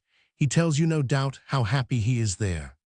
He does, but I had rather see him here. You have fine scenery here, no doubt, and a climate which you enjoy, but there what streets, and palais, what theatres, what libraries, and picture-galeries, and what society. Is it not true, however, said Azua, that all the world is alike to her where her brother is? This is El Ettal, said Amy. Of all the country houses in the island, this was not perhaps the grandest, but the most beautiful. It is now ruined, but we hear that enough remains for Monsieur Loisier to make out the design. She turned to Vincent and told him that General Christophe was about to build a house, and that he wished it to be on the model of El Ettal as it was before the war. Monsieur Loisier was to furnish the design. The Europeans of the party were glad to be told that they had nearly arrived at their resting place, for they could scarcely sit their horses while toiling in the heat through the deep sand of the road. They had left far behind them both wood and swamp, and though the mansion seemed to be embowered in the green shade, they had to cross open ground to reach it. At length Azua, who had sunk into a despairing silence, cried out with animation. "Ha, the Opuntia, what a fence, what a wall! You may know every deserted house in the plain," said Amy, "by the cactus hedge round it. What ornament can the inhabited mansion have more graceful, more beautiful?" said Azua, forgetting the heat in his admiration of the blossoms, some red, some snow-white, some blush-colored, which were scattered in profusion over the thick and high cactus hedge, which barred the path. "Nothing can be more beautiful," said Amy, "but nothing more inconvenient. See, you are setting your horse's feet into a trap," and she pointed to the stiff, prickly green shoots, which matted all the ground. "We must approach by some other way. Let us wait till the servants have gone round." With the servants appeared a tall and very handsome Negro well known throughout the island for his defense of the Ettal estate against Rigaud. Charles Belair was a Congo chief kidnapped in his youth and brought into St. Domingo slavery, in which state he had remained long enough to keep all his detestation for slavery. Without losing his fitness for freedom, he might have returned ere this to Africa, or he might have held some military office under Toussaint, but he preferred remaining on the estate, which he had partly saved from devastation, bringing up his little children to revere and enthusiastically obey the commander-in-chief, the idol of their color. The heir of the Ettal estate did not appear nor transmit his claim. Belair, therefore, and two of his former fellow bondsmen cultivated the estate, paying over the fixed proportion of the produce to the public funds. Belair hastened to lead Madame L'Ouverture's horse round to the other side of the house, where no prickly vegetation was allowed to encroach. His wife was at work, and singing to her child under the shadow of the colonnadance, an erection of great beauty, but now blackened by fire, and at one end crumbling into ruins. "Minerve," cried Madame, on seeing her. "Disha is her name," said Belair, smiling. "Oh, you call her by her native name. Would we all knew our African names, as you know hers, Disha." Disha hastened forward, all joy and pride at being the hostess of the Ouverture family. Eagerly, she led the way into the inhabited part of the abode, a corner of the palace-like mansion, a corner well covered in from the weather, and presenting a strange contrast of simplicity and luxury. The courtyard through which they passed was strewed with ruins, which however were almost entirely concealed by the brushwood, through which only a lane was kept cleared for going in and out. The whole was shaded almost as with an awning by the shrubs which grew from the cornices, and among the rafters which had remained where the roof once was ropes of creepers hung down the wall so twisted, and of so long a growth, that Denys had climbed halfway up the building by means of this natural ladder. When he was called back again, the jalousies were decayed, starting away from their hinges or hanging in fragments, while the windowsills were gay with flowering weeds, whose seeds even took root in the joints of the flooring within, open as it was to the air, and the marble steps and entrance hall were kept clear of weeds and dirt, and had a strange air of splendor in the midst of the desolation. The gilding of the balustrades of the hall was tarnished, and it had no furniture, but the tatters of some portraits, whose frame and substance had been nearly devoured by ants. But it was weather-tight and clean. The saloon to the right constituted the family dwelling. Part of its roof had been repaired with a thatch of palm leaves which formed a singular junction with the portion of the ceiling which remained, and which exhibited a blue skyground with gilt stars. An alcove had been turned into the fireplace necessary for cooking. The kitchen corner was partitioned off from the sitting room by a splendid folding screen of oriental workmanship, exhibiting birds of paradise and the blue rivers and gilt pagodas of China. The other partitions were the work of Belaire's own hands, woven of bamboo and long grass, dyed with the vegetable dyes, with whose mysteries he was like a true African acquainted. The dinner table was a marble slab which still remained cramped to the wall, as when it had been covered with plate, or with ladies' workboxes.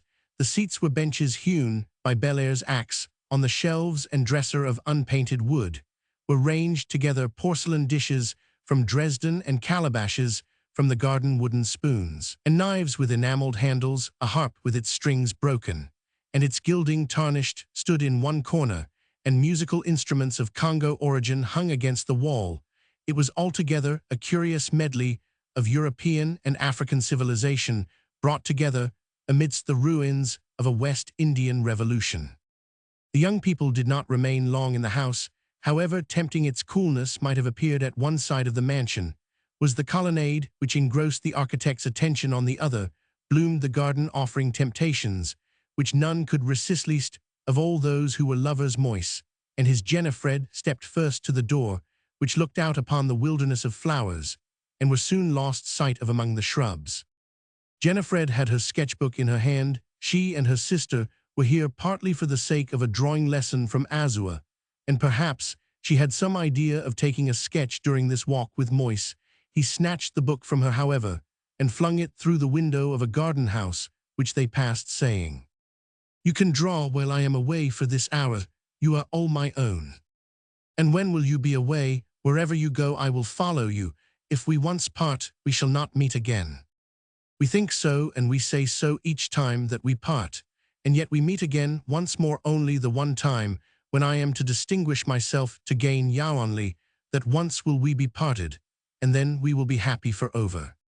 Then you will be Kilidor, you will be sent to France, or you will love someone else and forget me." "Forgot you love someone else? Oh, heaven and earth!" cried Moise, clasping her in his arms and putting his whole soul into the kisses he impressed on her forehead, and what he continued in a voice which thrilled her heart, "What would you do if I were killed?" "I would die, oh Moise, if it should be so. Wait for me, let your spirit wait for mine, it shall not be long." "Shall my spirit come? Shall I come as a ghost to tell you that I am dead? Shall I come when you are alone and call you away?" "Oh no, no," she cried, shuddering, "I will follow you, need not fear, but a ghost, oh no, no." And she looked up at him and clasped him closer. "And why," said Moise, "you do not fear me? No, you cling to me. And why fear me then? I shall be yours still. I shall be Moise. I shall be about you, haunting you, whether you see and hear me or not." "Why not see and hear me?" "Why not?" said Jennifer in a tone of assent. "But I dare not, I will not. You shall not die. Do not speak of it." "It was not I, but you love that spoke of it. Well, I will not die, but tell Maif, I forget you. If I love another, what then?" And he looked upon her with eyes so full of love that she laughed and withdrew herself from his arms, saying as she sauntered on along the blossom-strewn path, "Then I will forget you too." Moise lingered for a moment to watch her stately form, as she made a pathway for herself amidst the tangled shrubs. The walk, once a smooth-shaven turf kept green by trenches of water, was now overgrown with the vegetation which encroached on either hand. As the dark beauty forced her way, the maple aloe shook its yellow crown of flowers many feet above her head, the lilac jessamine danced before her face, and the white datura, the pink flower fence, and the scarlet cordia closed round her form, or spread themselves beneath her feet. Her lover was soon again by her side, warding off every branch and spray, and saying, "The very flowers worship you, but they and aloe must yield you to me. You are mine, and yet not mine, till I have won you from your father Genefred. How shall I distinguish myself? Show me the way, and I shall succeed." "Do not ask me," she replied, sighing. "Nay, whom should I ask? I never desired you to distinguish yourself. You do not wish it. No, not for your sake. No." And she looked around her with wistful eyes, in which her lover read a wish that things would ever remain as they were now, that this moment would never pass away. "You would remain here, you would hide yourself here with me forever," cried the happy Moise. "Here or anywhere, in the cottage at Bretagne, your father's hut on the shore, anywhere, Moise, where there is nothing to dread. I live in fear, and I am wretched." "What is it that you fear, love? Why do you not trust me to protect you?" "Then I fear for you, which is worse. Why cannot we live in the woods or the mountains, where there would be no dangerous duties and no cares? And if we lived in the woods, you would be more terrified still. There would never be a falling star, but your heart would sink. You would take the voices of the winds for the spirits of the woods, and the mountain mists for ghosts. Then there are the tornado and the thunderbolt. When you saw the trees crashing, you would be for making haste back to the plain. Whenever you heard the rock rolling and bounding down the steep, or the cataract rising and roaring in the midst of the tempest, you would entreat me to fly to the city. It is in this little beating heart that the fear lies. What then is to be done? This little heart must beat yet a while longer, and then, when I have once come back, it shall rest upon mine forever. Beside my father, he never rests. Your father would leave us in peace, but he has committed you to one who knows not what rest is. Nor ever will," said Moise. "If he closed his eyes, if he relaxed his hand, we should all be sunk in ruin." "We who? What ruins?" "The whole Negro race. Do you suppose the whites are less cruel than they were? Do you believe that their thirst for our humiliation, our slavery, is quenched? Do you believe that the white man's heart is softened by the generosity and forgiveness of the blacks?" "My father believes so," replied Genefred. "And do they not adore him, the whites, whom he has reinstated? Do they not know that they owe to him their lives, their homes, the prosperity of the island? Does he not trust the whites? Does he not order all things for their good from reverence and affection for them?" "Yes, he does," replied Moise in a tone which made Genefred anxiously explore his countenance. "You think him deceived," she said. "No, I do not. It is not easy to deceive l'ouverture. You do not think, no, you cannot think that he deceives the whites or anyone. No, l'ouverture deceives no one. As you say, he reveres the whites, he reveres them for their knowledge. He says they are masters of an intellectual kingdom from which we have been shut out, and they alone can let us in. And then again, Genefred, it seems to me that he loves best those who have most injured him." "Not best," she replied, "he delights to forgive. But what white has he ever loved as he loves Henry? Did he ever look upon any white as he looked upon me when he consented, Moise, you remember?" "I do, but still, he loves the whites as if they were born and had lived and died our friends. As he desires they should be, yet more expects and requires that all his race should love them too." "And you do not," said Genefred timidly. "I abhor them." "Oh, hush, hush, speak lower. Does my father know this?" "Why should he, if he once knew it?" "Nay, if he knew it, he would give up his purposes of distinction for you, and we might live here or on the shore."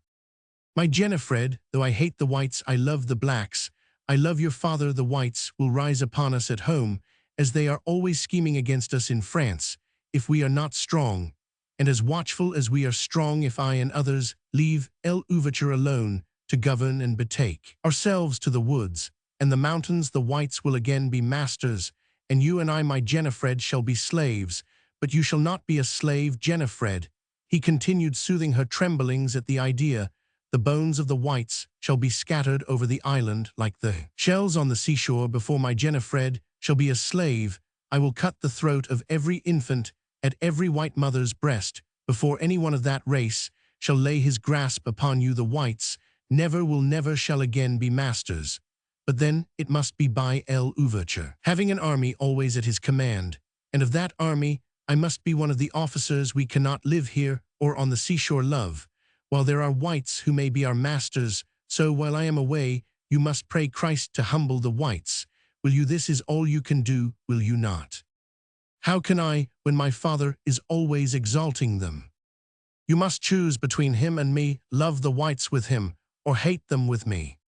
But you love my father, Moise. I do. I adore him as the savior of the blacks. You adore him, Jennifer.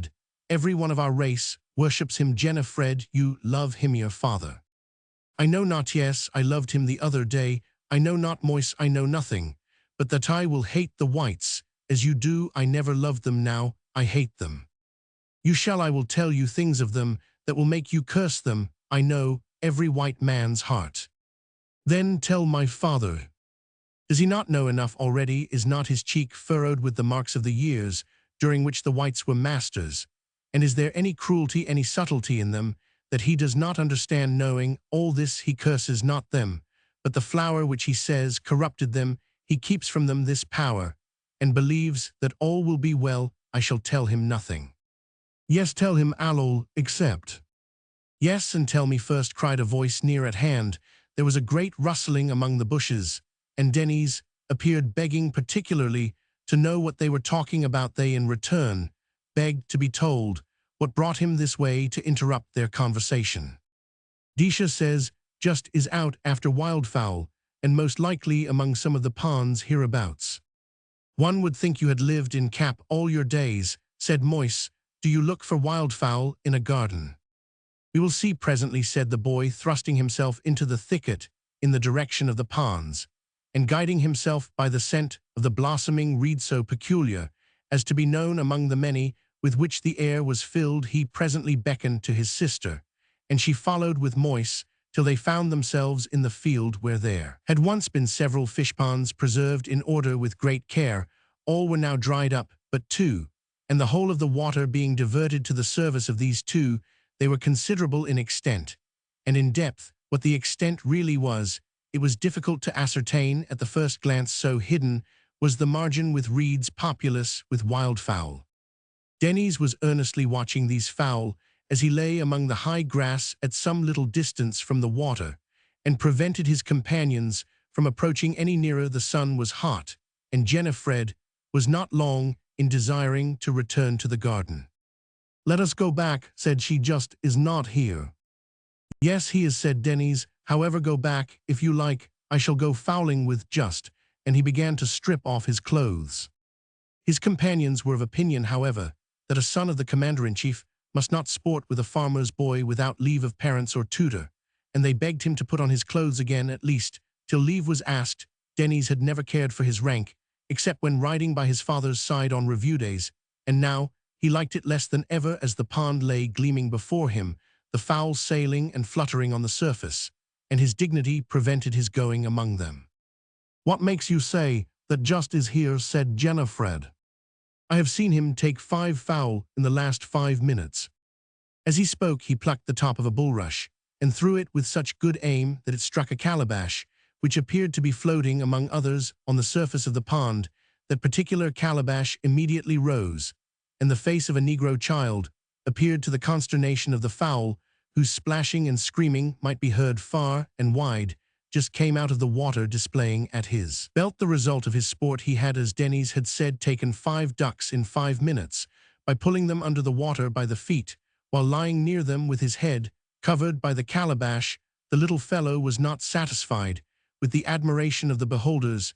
He ran homewards with his clothes in his hand, Denny's at his heels, and his game dangling from his waist and dripping as he ran. Many a wight would shudder to see that child, said Moyse, as just disappeared. That is the way Jean's blacks wore their trophies during the first days of the insurrection. Trophies, said Jennifer. You mean heads with their trailing hair, and her face worked with horror as she spoke. But it is not for the whites to shudder after what they did to Oge, and have done to many a Negro since. But they think we do not feel as they do. Not feel, oh Christ, if any one of them had my heart, before I knew you in those days at Breda, when Monsieur Bayou used to come down to us. Here comes that boy again, cried Moyse. Let us go into the thicket among the citrons. Denny's found them, however, found Moyse gathering the white and purple blossoms for Jennifer, while she was selecting the fruit of most fragrant rind from the same tree to carry into the house. You must come in, you must come to dinner, cried Denny's. Amy has had a drawing lesson while you have been doing nothing all this, while they said you were sketching, but I told them how idle you were. I will go back with Denny's, said Jennifer. You threw away my sketchbook, Moyse. You may find it and follow us. Their path lay together as far as the garden house, when their Moyse seized Denny's unawares, shot him through the window into the house, and left him to get out as he might, and bring the book. The boy was so long in returning that his sister became uneasy lest some snake or other creature should have detained him in combat. She was going to leave the table in search of him, because Moyse would not when he appeared singing, and with the book upon his head. Who calls Jennifer idle, cried he, flourishing the book. Look here, and he exhibited a capital sketch of herself and Moyse, as he had found them gathering fruits and flowers. Can it be his own, whispered Jennifer to her lover. Denny's nodded and laughed, while Azua gravely criticized and approved without suspicion that the sketch was by no pupil of his own. In the cool evening, Jennifer was really no longer idle, while Denny's and just were at play. They both at once stumbled and fell over something in the long grass, which proved to be a marble statue of a naiad lying at length. Moyse seized it and raised it where it was. Relieved by a dark green background, the artist declared it an opportunity for a lesson which was not to be lost, and the girls began to draw as well as they could for the attempts of the boys to restore the broken urn to the arm from which it had fallen when Denny's and just found that they could not succeed and were only chidden for being in the way. They left the drawing party seated under their clump of coconut trees, and went to hear what Madame was relating to Belair and Disha in the hearing of Monsieur Molière Laxabin. And Vincent, her narration was one which Denny's had often heard, but was never tired of listening to. She was telling of the royal descent of her husband, how he was grandson of Geu Ginu, the king of the African tribe of Arudos, how this king's second son was taken in battle and sold with other prisoners of war into slavery, how he married an African girl on the Breda estate, and used to talk of home and its wars and its haunts and its sunshine idleness. Show he used thus to talk in the evenings and on Sundays to the boy upon his knee, so that Toussaint felt from his infancy like an African and the descendant of chiefs. This was a theme which Madame L'Ouverture loved to dwell on, and especially when listened to, as now the Congo chief and his wife hung upon her words, and told in their turn how their youth had been spent at home, how they had been kidnapped and delivered over to the whites. In the eagerness of their talk, they were perpetually falling unconsciously into the use of their Negro language, and as often recalled by their hearers to that which all could understand. Molière and Laxabin listened earnestly, and even Loisier, occupied as he was still with the architecture of the mansion, found himself impatient if he lost a word of the story. Vincent, alone Negro as he was careless and unmoved. He presently sauntered away, and nobody missed him. He looked over the shoulder of the architect. What pains you are taking, he said. You have only to follow your own fancy and convenience about Christophe's house. Christophe has never been to France. Tell him, or any others of my countrymen, that any building you choose to put up is European and in good taste, and they will be quite pleased enough.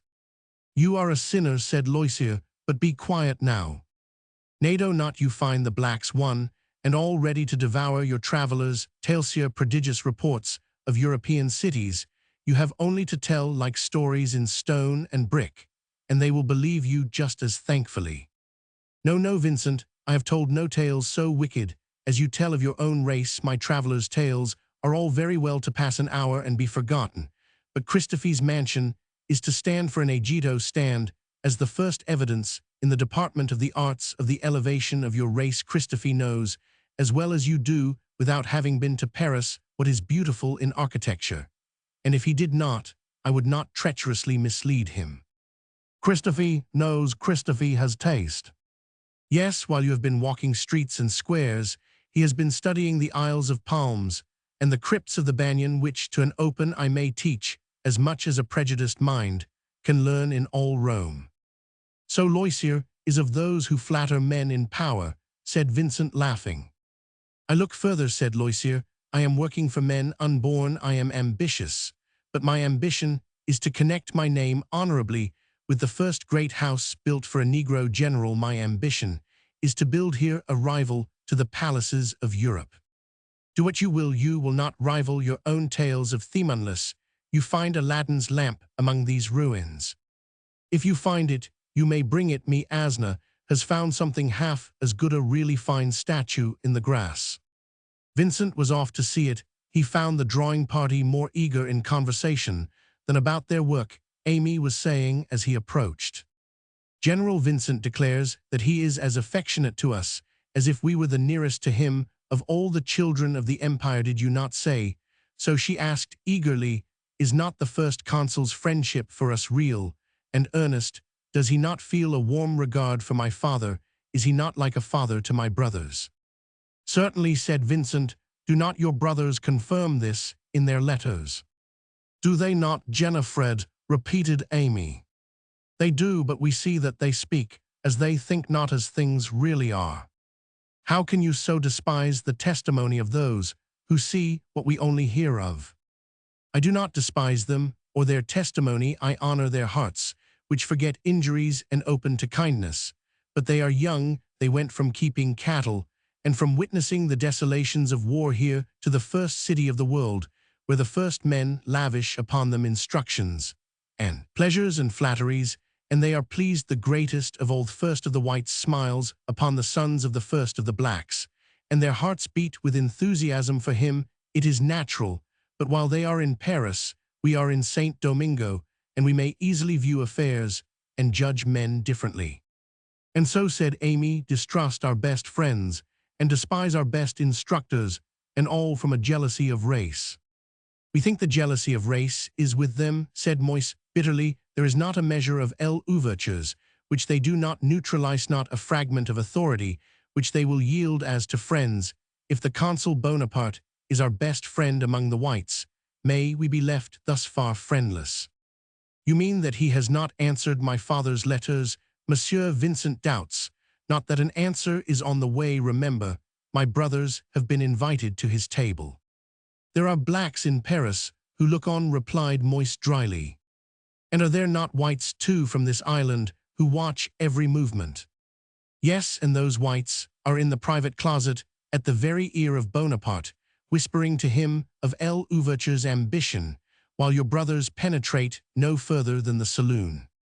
My brothers would lay down their lives for Bonaparte and France, said Amy, and you speak treason. I am with them. And with me, said Vincent, in a whisper at her ear, where I find the loyal heart in woman, mine is ever loyal too. Amy was too much excited to understand in this what was meant. She went on. Here is Monsieur Vincent of our own race, who has lived here, and at Paris, who has loved my father. You love my father and his government, she said, with questioning eyes, interrupting herself. Certainly, no man is more devoted to Louverture. Devoted to my father, pursued Amy, and yet devoted to Bonaparte. He is above the rivalry of races. The first consul is, and as Isaac is. Isaac and the first consulthes are the idols of Amy's worship, said Jennifer. Worship Isaac still, for that is a harmless idolatry, but give up your new religion, Amy, for it is not sound. Why not sound? how do you know that it is not sound? When have the blacks ever trusted the whites, without finding themselves bound victims in the end? I have said, Vincent, I have lived among them a life of charms, and I am free, he continued, stretching his arms to the air, free to embrace the knees of both Bonaparte and l'ouverture, to embrace the world. The end has not come yet, said Moise. What end? Asked Amy. Nay, God knows what end, if we trust the French. You speak from prejudice, said Amy. Monsieur Vincent and my brothers judge from facts. We speak from facts, said Jennifer, from let us see from, Seveno, 8 very ugly facts. The 8 commissaries that the colony has been blessed with, said Moise. If they had taken that monkey which is looking down at your drawing, Amy, and 7 of its brethren, and installed them at Cap, they would have done us all the good the commissaries have done, and far less mischief. The monkeys would have broken the mirrors, and made a hubbub within the walls of Government House. These commissaries, one after another from Merbec to Hedouville, have insulted the colony and sown quarrels in it from end to end. Merbec, here is Merbec, said Denys, who had come up to listen, and the boy rolled himself about like a drunken man, like Merbec, as he had seen him in the streets of Cap. Then they sent Saint Leger, the Irishman, continued Moise, who kept his hand in every man's pocket, whether black or white. Denys forthwith had his hands, one in Vincent's pocket, the other in Azua's. Azua, however, was drawing so fast that he did not find it out. Then there was Raum. Raum, my father speaks well of Raum, said Amy. He was amiable enough, but so weak that he soon had to go home, where he was presently joined by his successor Santhanax, whom you know l'ouverture had to get rid of for the safety of the colony. Then came Palverel. What the tranquility of Saint Domingo was in his day, we all remember. Denys took off Palverel, spying from his ship at the island, on which he dared not land. For shame, Denys, said Amy, you are ridiculing him, who first called my father l'ouverture. And do you suppose he knew the use that would be made of the word? Asked Jennifer. If he had foreseen its being a tide, he would have contented himself with the obsequious bows I remember so well, and never have spoken the word. Denys was forthwith bowing with might and main.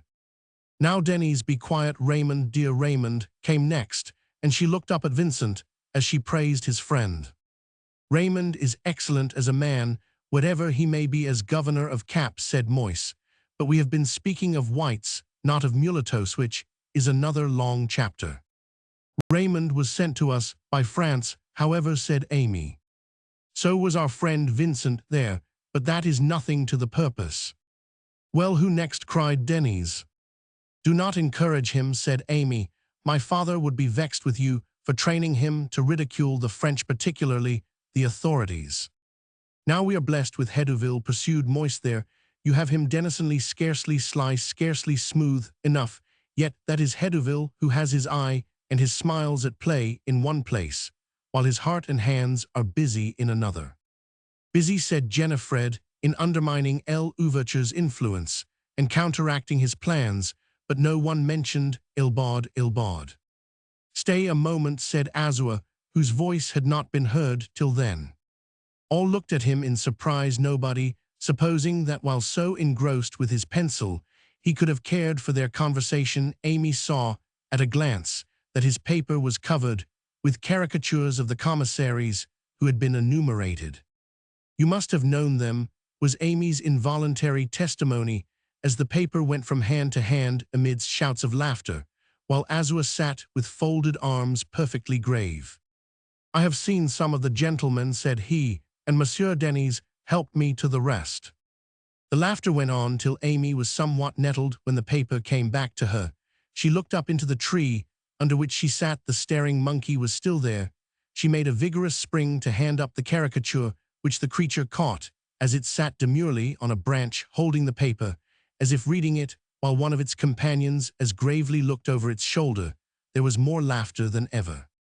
I beg your pardon, Monsieur Azua, said Amy, but this is the only worthy fate of a piece of mockery of people wiser than ourselves, and no less kind. The Negroes have hitherto been thought at least grateful.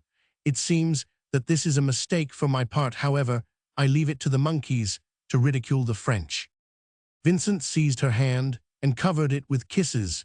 She was abashed and turned away when she saw her father behind her in the shade of the wood. Monsieur Pascal, his secretary, was with him. "My father!" L'Ouverture exclaimed one after another of the party, for they all supposed he had been far away. Even Denis at once gave over pelting the monkeys and left them to their study of the arts in peace. "Your drawings, my daughters," said L'Ouverture with a smile, as if he had been perfectly at leisure, and he examined the Naiad, and then Jennifer's drawing with the attention of an artist. Jennifer had made great progress under the eye of Moise. Not so Amy. Her pencil had been busy all the while, but there was no Naiad on her page. "They are for Isaac," she said timidly. "Among all the pictures he sees there are no sketches of Denis and his little companions," said her father. "No coconut clumps, no broken fountains among the yellow snow groups that will remind him of home. Isaac shall presently have these. Amy, I am on my way to Cap, and will send them."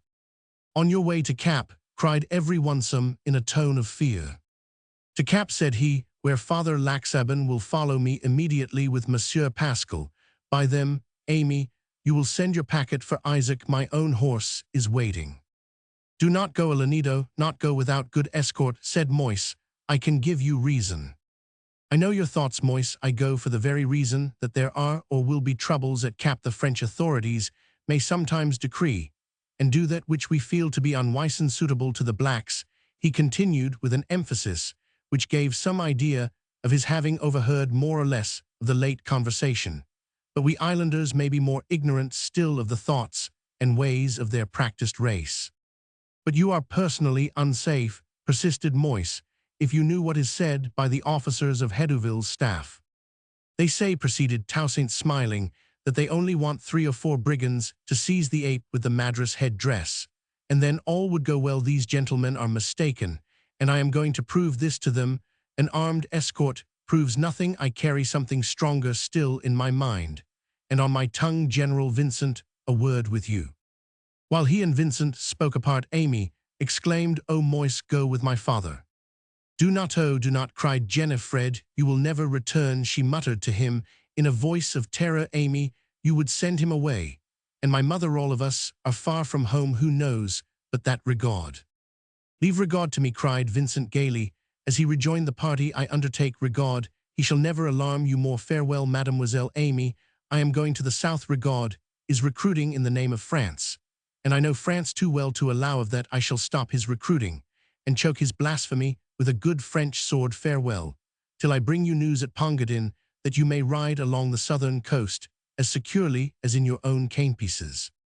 "You are going," said Amy. "This very hour. I south, L'Ouverture north."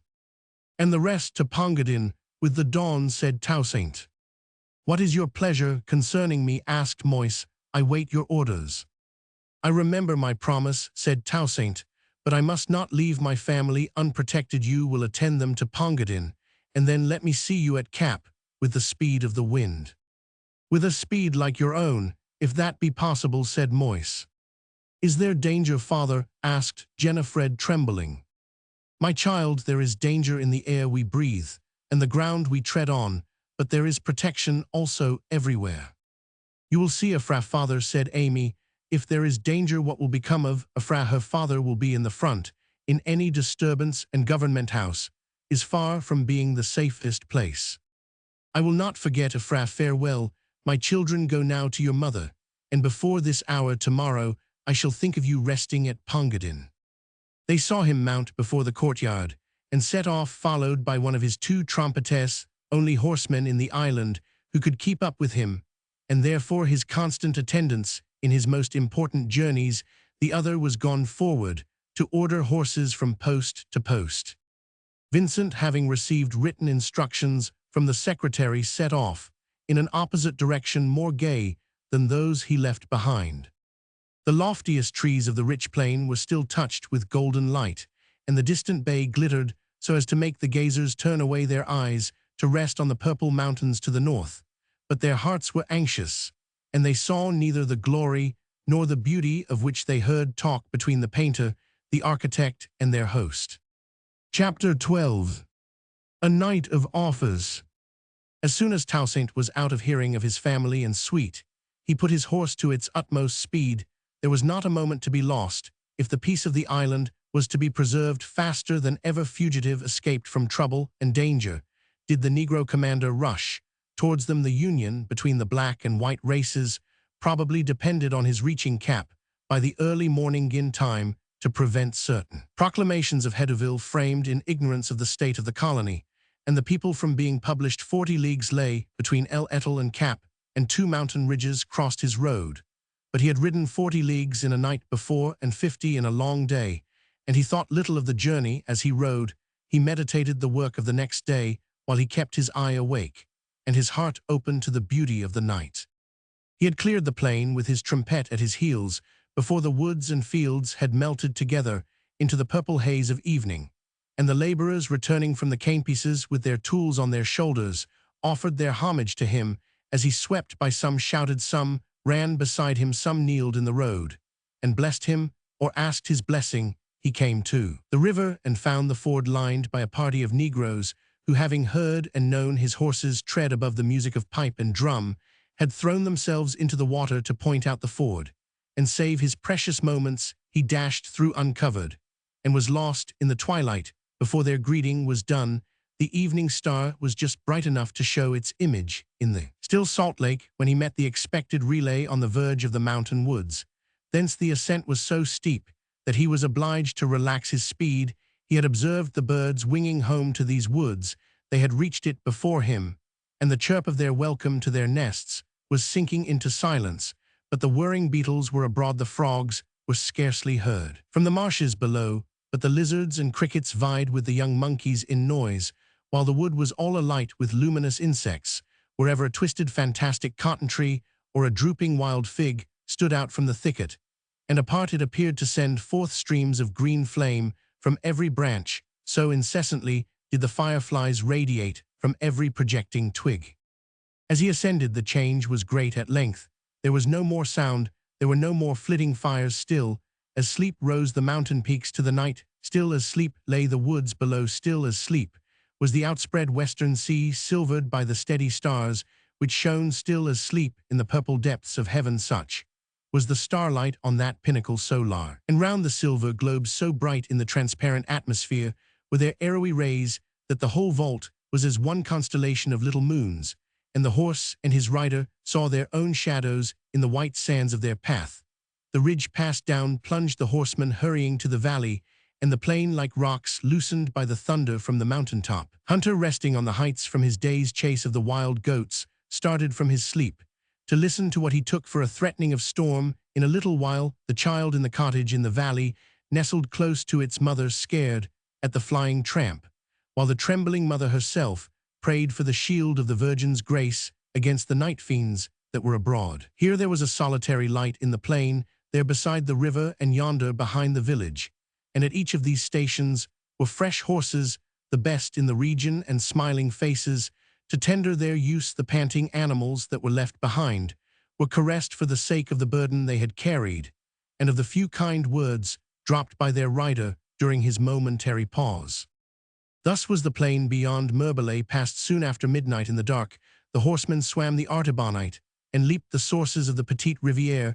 The eastern sky was beginning to brighten as they mounted the highest steeps above Attelay, and from the loftiest point, the features of the wide landscape became distinct in the cool gray dawn. Toussaint looked no longer at the fading stars, he looked eastwards, where the green savannas spread beyond the reach of human eye. He looked northwards, where towns and villages lay in the skirts of the mountains, and upon the verge of the rivers, and in the green recesses, where the springs burst from the hillsides. He looked westwards, where the broad and full Artibonite gushed into the sea, and where the yellow bays were thronged with shipping, and every green promontory was occupied by its plantation or fishing hamlet.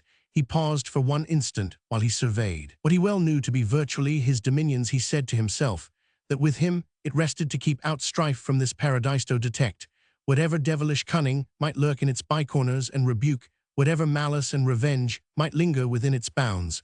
With the thought he again sprang forward, again plunged down the steeps, scudded over the wilds, and splashed through the streams, not losing another moment till his horse stood trembling and foaming under the hot sun, now touching the Haut du Cap, where the riders had at length pulled up here.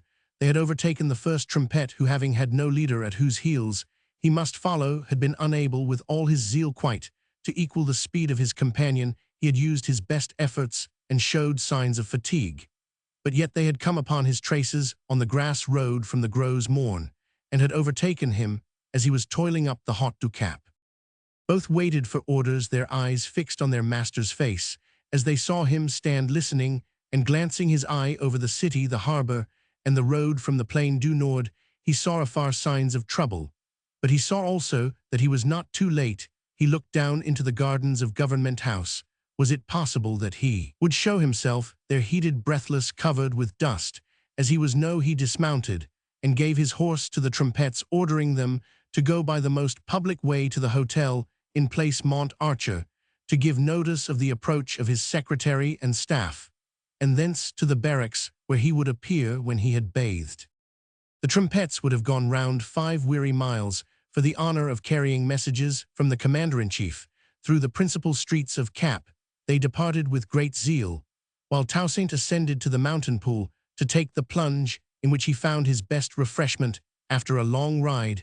He was presently walking leisurely down the sloping field through which he could drop into the grounds of Government House by a back gate and have his interview with Hedouville before interruption came from the side of the town. As he entered the gardens, he looked to the wondering eyes he met there, as if he had just risen from rest to enjoy a morning walk in the shrubberies. They were almost ready to understand, in its literal sense, the expression of his worshippers, that he rode at ease upon the clouds. Chapter 13.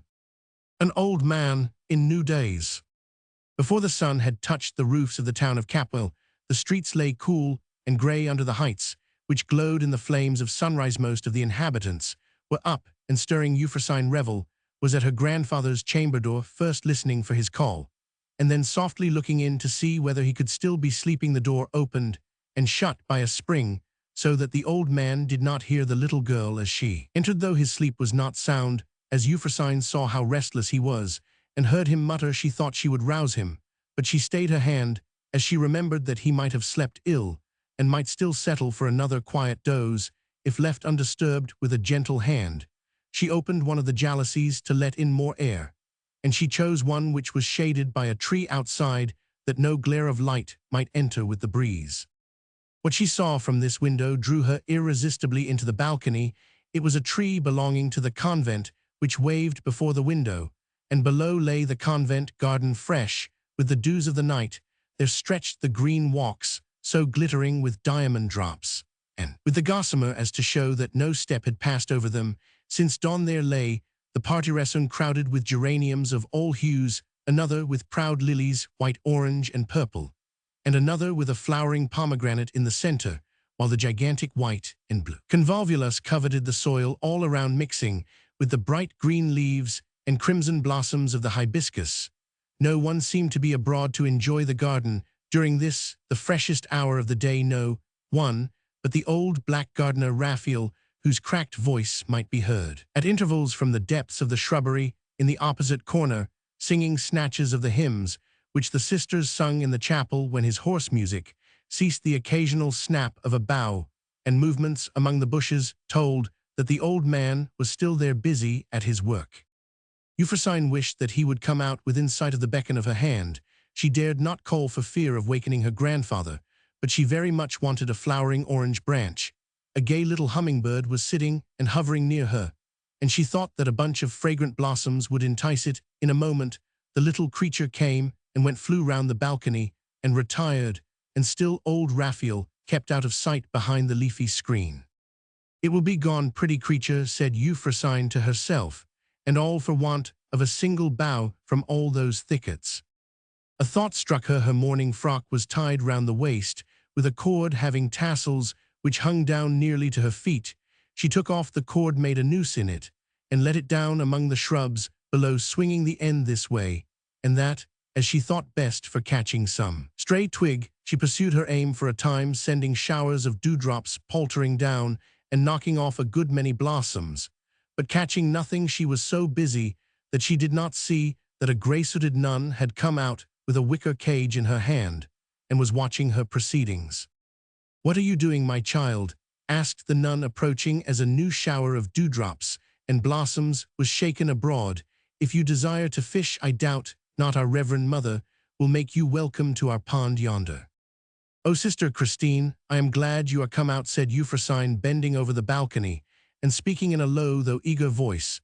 "Do give me a branch of something sweet, orange or citron or something. This hummingbird will be gone if we do not make haste. Hush, do not call. Grandpapa is not awake yet. Please make haste."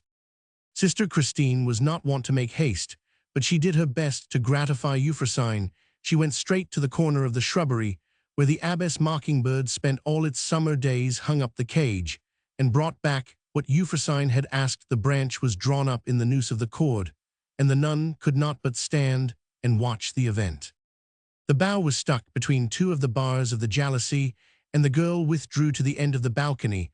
The hummingbird appeared, hovered round, and at last inserted its long beak in a blossom, sustaining itself the while on its quivering wings.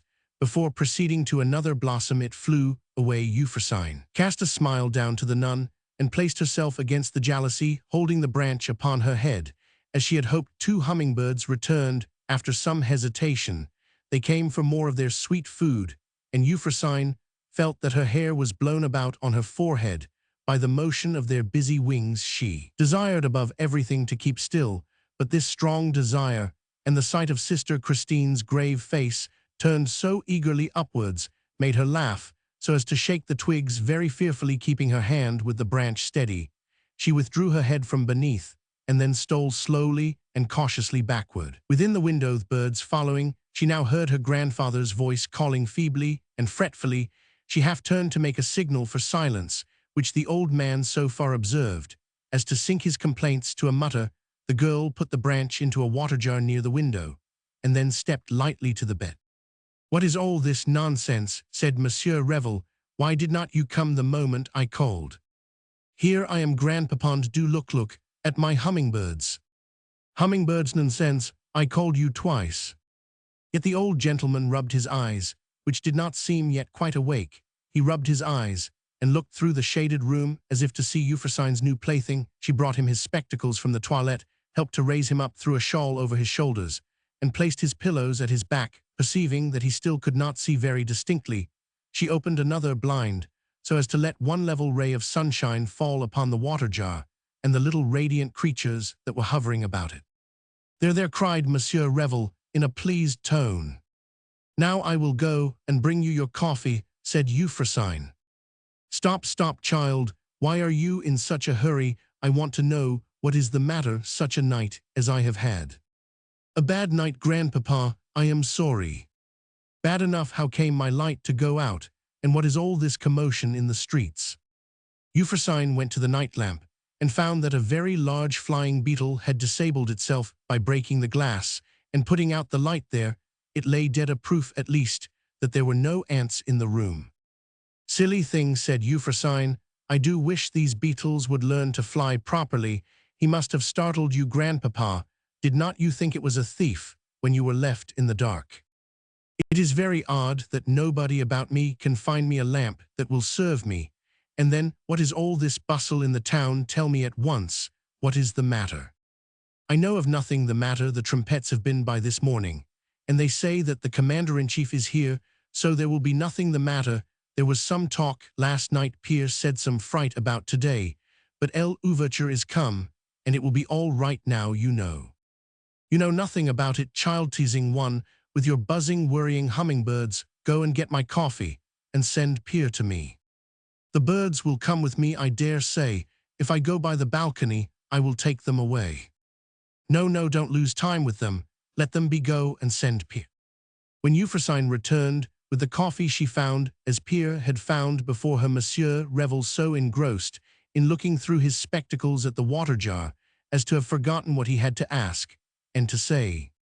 "You will find the bath ready whenever you want it, Grandpapa," said Euphrosyne as she placed the little tray before him, "and it is a sweet, airy morning. I must make haste up and see what is to be done. It is not safe to lie and rest in one's bed in this part of the world." And he made haste to stir his coffee with his trembling hands. "Oh, you have often said that almost, ever since I can remember, and here we are quite safe still. Tell the truth, child, how dare you say that we have been safe ever since you remember?" I said almost, "Grandpapa, I do not forget about our being in the woods but we will not talk of that now, that was all over a long time ago. And we have been very safe since the great thing of all is that there was no L'Ouverture then to take care of us. Now you know the Commander-in-Chief is always thinking how he can take the best care of us. No L'Ouverture, then one would think you did not know what, and where Toussaint was then. Why, child, your poor father was master over 100 such as he. Do you think they were like him? Surely if they had been like him, they would not have treated us as they Roman 999. Afra says she does not believe anybody like him ever lived. Afra is a pestilent little fool." "Oh, Grandpapa." Well, she is a very good girl in her way, but she talks about what she does not understand. She pretends to judge of governors of the colony when her own father cannot govern this town. And she never knew Blancheland. Ah, if she had known Blancheland, she would have seen a man who understood his business and had spirit to keep up the dignity and honor of the colony. If that sort of rule had gone on, till now we should not have had the best houses in the island, full of these black upstarts, nor a mulatto governor in this very town. And then I should not have had a Fra for a friend, Grandpapa. You would have been better without, child. I do not like to see you forever with a girl of her complexion, though she is the governor's daughter. There must be an end of it. There shall be an end of it. It is a good time now. There is a reason for it today. It is time you made friends of your own complexion, child, and into the convent you got this very day." "Oh, Grandpapa, you don't mean that those nuns are of my complexion, poor pale creatures. I would not for the world look like them, and I certainly shall if you put me there. I had much rather look like a Fra than like Sister Benoit or Sister Cecile. Grandpapa, you would not like me to look like Sister Benoit." "How do I know, child? I don't know one from another of them." "No, indeed, and you would not know me by the time I had been there 3 months. How sorry you would be, Grandpapa, when you asked for me next winter to see all those yellow-faced women pass before you, and when the yellowest of all came to have to say, 'Can this be my poor Euphrosyne?'" Monsieur Revel could not help laughing as he looked up at the girl through his spectacles. He pinched her cheek and said that there was certainly more color there than was common in the West Indies, but that it must fade in or out of the convent by the time she was 20, and she had better be in a place where she was safe. The convent was the only safe place. "You have often said that before," replied she, "and the time has never come yet, and no more it will now. I shall go with a Fra to the cack-gathering at Le Zephyr, as I did last year. Oh, that sweet, cool place in the morns du chaos, how different from this great, ugly, square white convent, with nothing that looks cheerful and nothing to be heard, but teaching, and religion forever. I advise you to make friends among the sisters, however, Euphrosyne, for there you will spend the next few years." "I will not make friends with anything but the poor mockingbird. I have promised a Fra not to love anybody instead of her, but she will not be jealous of the poor bird and I will spend the whole day in the thicket mocking and pining and mocking. The sisters shall not get a word out of me, not one of them. I may speak to old Raphael now, and then that I may not forget how to use my tongue, but I vow that poor bird shall be my only friend. We shall see how long a giddy child like you can keep her mockingbird tone in the uproar that is coming upon us. What will you do, child, without me? When the people of this colony are cutting one another's throats over my grave, what will become of you when I am gone? Dear Grandpapa, before that comes the question, what will you do without me? What will become of you when I am gone into that dull place? You know very well, Grandpapa, that you cannot spare me." The old man's frame was shaken with sobs. He put his thin hands before his face, and the tears trickled between his fingers. Euphrosyne caressed him, saying, "There, I knew how it would be. I knew I should never leave you. I never will leave you. I will bring up your coffee every morning and light your lamp every night as long as you live." As she happened to be looking towards the door, she saw it opening a little upon its noiseless hinges, and a hand which she knew to be Pierre's beckoning to her. Her grandfather did not see it. She withdrew herself from him with a sportive kiss, ordered him to rest for a while, and think of nothing but her hummingbirds, and carried the tray out of the room. Pierre was there waiting impatiently with a note from a fra. "I did not bring it in, mademoiselle," said he, "because I am sure there is something amiss. A soldier brought the note, and he says he has orders to stay for my master's commands." A fra's note told what this meant. It was as follows: "Dearest Euphrosyne, do not be frightened. There is time if you come directly. There is no danger if you come to us. The cultivators are marching hither over the plain. It is with the whites that they are angry, so you had better make yourselves secure with us. The soldier who brings this will escort Monsieur Revel and you this little way through the streets, but you must lose no time. We are sorry to hurry your grandfather, but it cannot be helped. Come, my dearest, to your Fra Raymond." Pierre saw his young lady's face turn as pale as any nun's as she glanced over this note. "The carriage, Pierre, have it to the door instantly." "With your leave, mademoiselle, the soldier says no French carriages will be safe in the streets this morning." "Oh, mercy, a chair, then send for a chair this moment. The soldier will go for it. Ask him as a favor. They will not dare to refuse one to governor's guard. Then come and dress your master, and do not look so grave, Pierre, before him." Pierre went and was met at the door by a servant with another note. It was: "Do not come by the street, dearest Euphrosyne. The nuns will let you through their garden into our garden alley. If you can only get your grandfather over the balcony, my 2 messengers will help you, but they are much wanted, so make haste. I make the soldiers sling an armchair from the balcony, Pierre, and send one of them round into the convent garden to be ready to receive us. There the abbess will have the gate open to the government house alley. Then come and dress your master, and leave it to me to tell him everything." "Likely enough," muttered Pierre, "for I know nothing of what is in those notes myself." "And I do not understand what it is all about," said Euphrosyne, as she returned to her grandfather. He had fallen into a light doze, lulled by the motion and sound of the hummingbirds. Euphrosyne kissed his forehead to rouse him, and then told him gaily that it was terribly late, had no idea how late it was, must get up directly. The bath, no, there must be no bath today, there was not time for it, or at least he must go a little ride first. A new sort of carriage was getting ready. She now looked graver as Pierre entered. She said that, while Pierre dressed him, she would put up some clothes for a short visit to Government House. Monsieur Revel, being now alarmed, Euphrosyne admitted that some confusion in the streets was expected, and that the governor and a fra thought that their friends would be most quiet at the back of Government House. To her consternation, Monsieur Revel suddenly refused to stir a step from his own dwelling.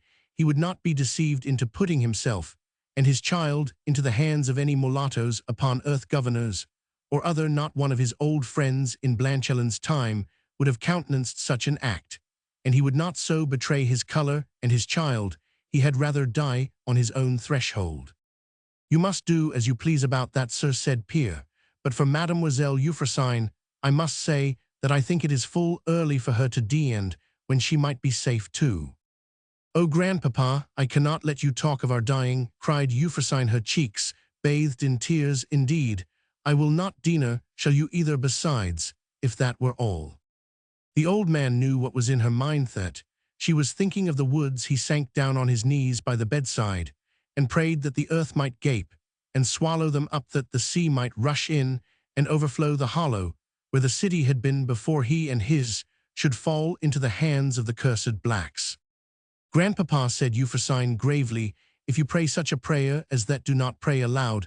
I cannot hear such a prayer as that." Struggling with her tears, she continued, "I know you are very much frightened, and I do not wonder that you are, but I do wish you would remember that we have very kind friends who will protect us, if we will only make haste and go to them.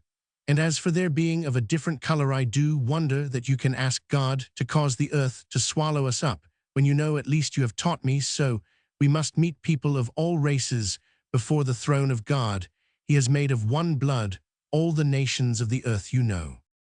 Monsieur Revel shook his head impatiently, as if to show that she did not understand his feelings. She went on, however: "If we so hate and distrust them at this moment here, how can we pray for death, so as to meet them at the next moment there? Oh, grandpapa, let us know them a little better first. let us go to them now. Don't waste time, so child, you hinder my dressing." He allowed himself to be dressed and made no further opposition till he found himself at the balcony of the next room. "Here is your new coach," said Euphrosyne, and plenty of servants, showing him how one of the soldiers and old Raphael stood below to receive the chair, and the abbess herself was in waiting in a distant walk beside the wicket they were to pass through. Of course, the old gentleman said he could never get down that way, and he said something about dying on his own threshold this time, however, in a very low voice. But in the midst of his opposition, Euphrosyne seated herself in the chair, and was let down when she could no longer hear his complaints, but was standing beckoning to him from the grassplat below. He gave up all resistance, was let down with perfect ease, and carried in the chair, followed by all the white members of his household through the gardens, and up the alley where a frau was awaiting them. There was a grey sister peeping from behind every blind as they crossed the garden, and trembling with the revived fears of that terrible night of '91, when they had fled to the ships. It was some comfort to them to see old Raphael busy, with rake and knife, repairing the damage done to the bed under the balcony, all trampled, as it was. Each nun said to herself that Raphael seemed to have no fears, but that the garden would go on as usual whatever disturbance was abroad.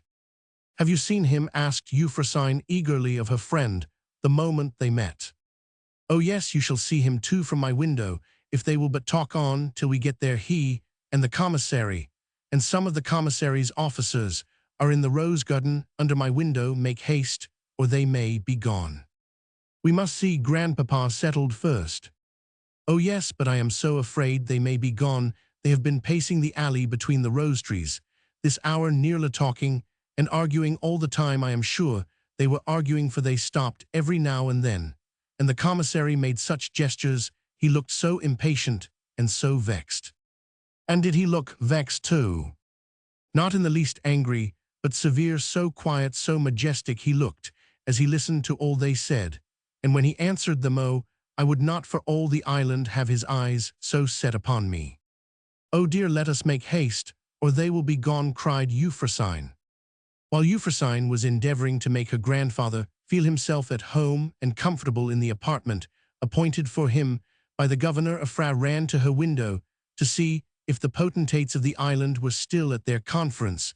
The rose garden was empty, and she came back sorrowfully to say so as she entered the apartment of her guests. She heard Monsieur Revel sending a message of compliments to the commissary with a request of an audience of a few minutes.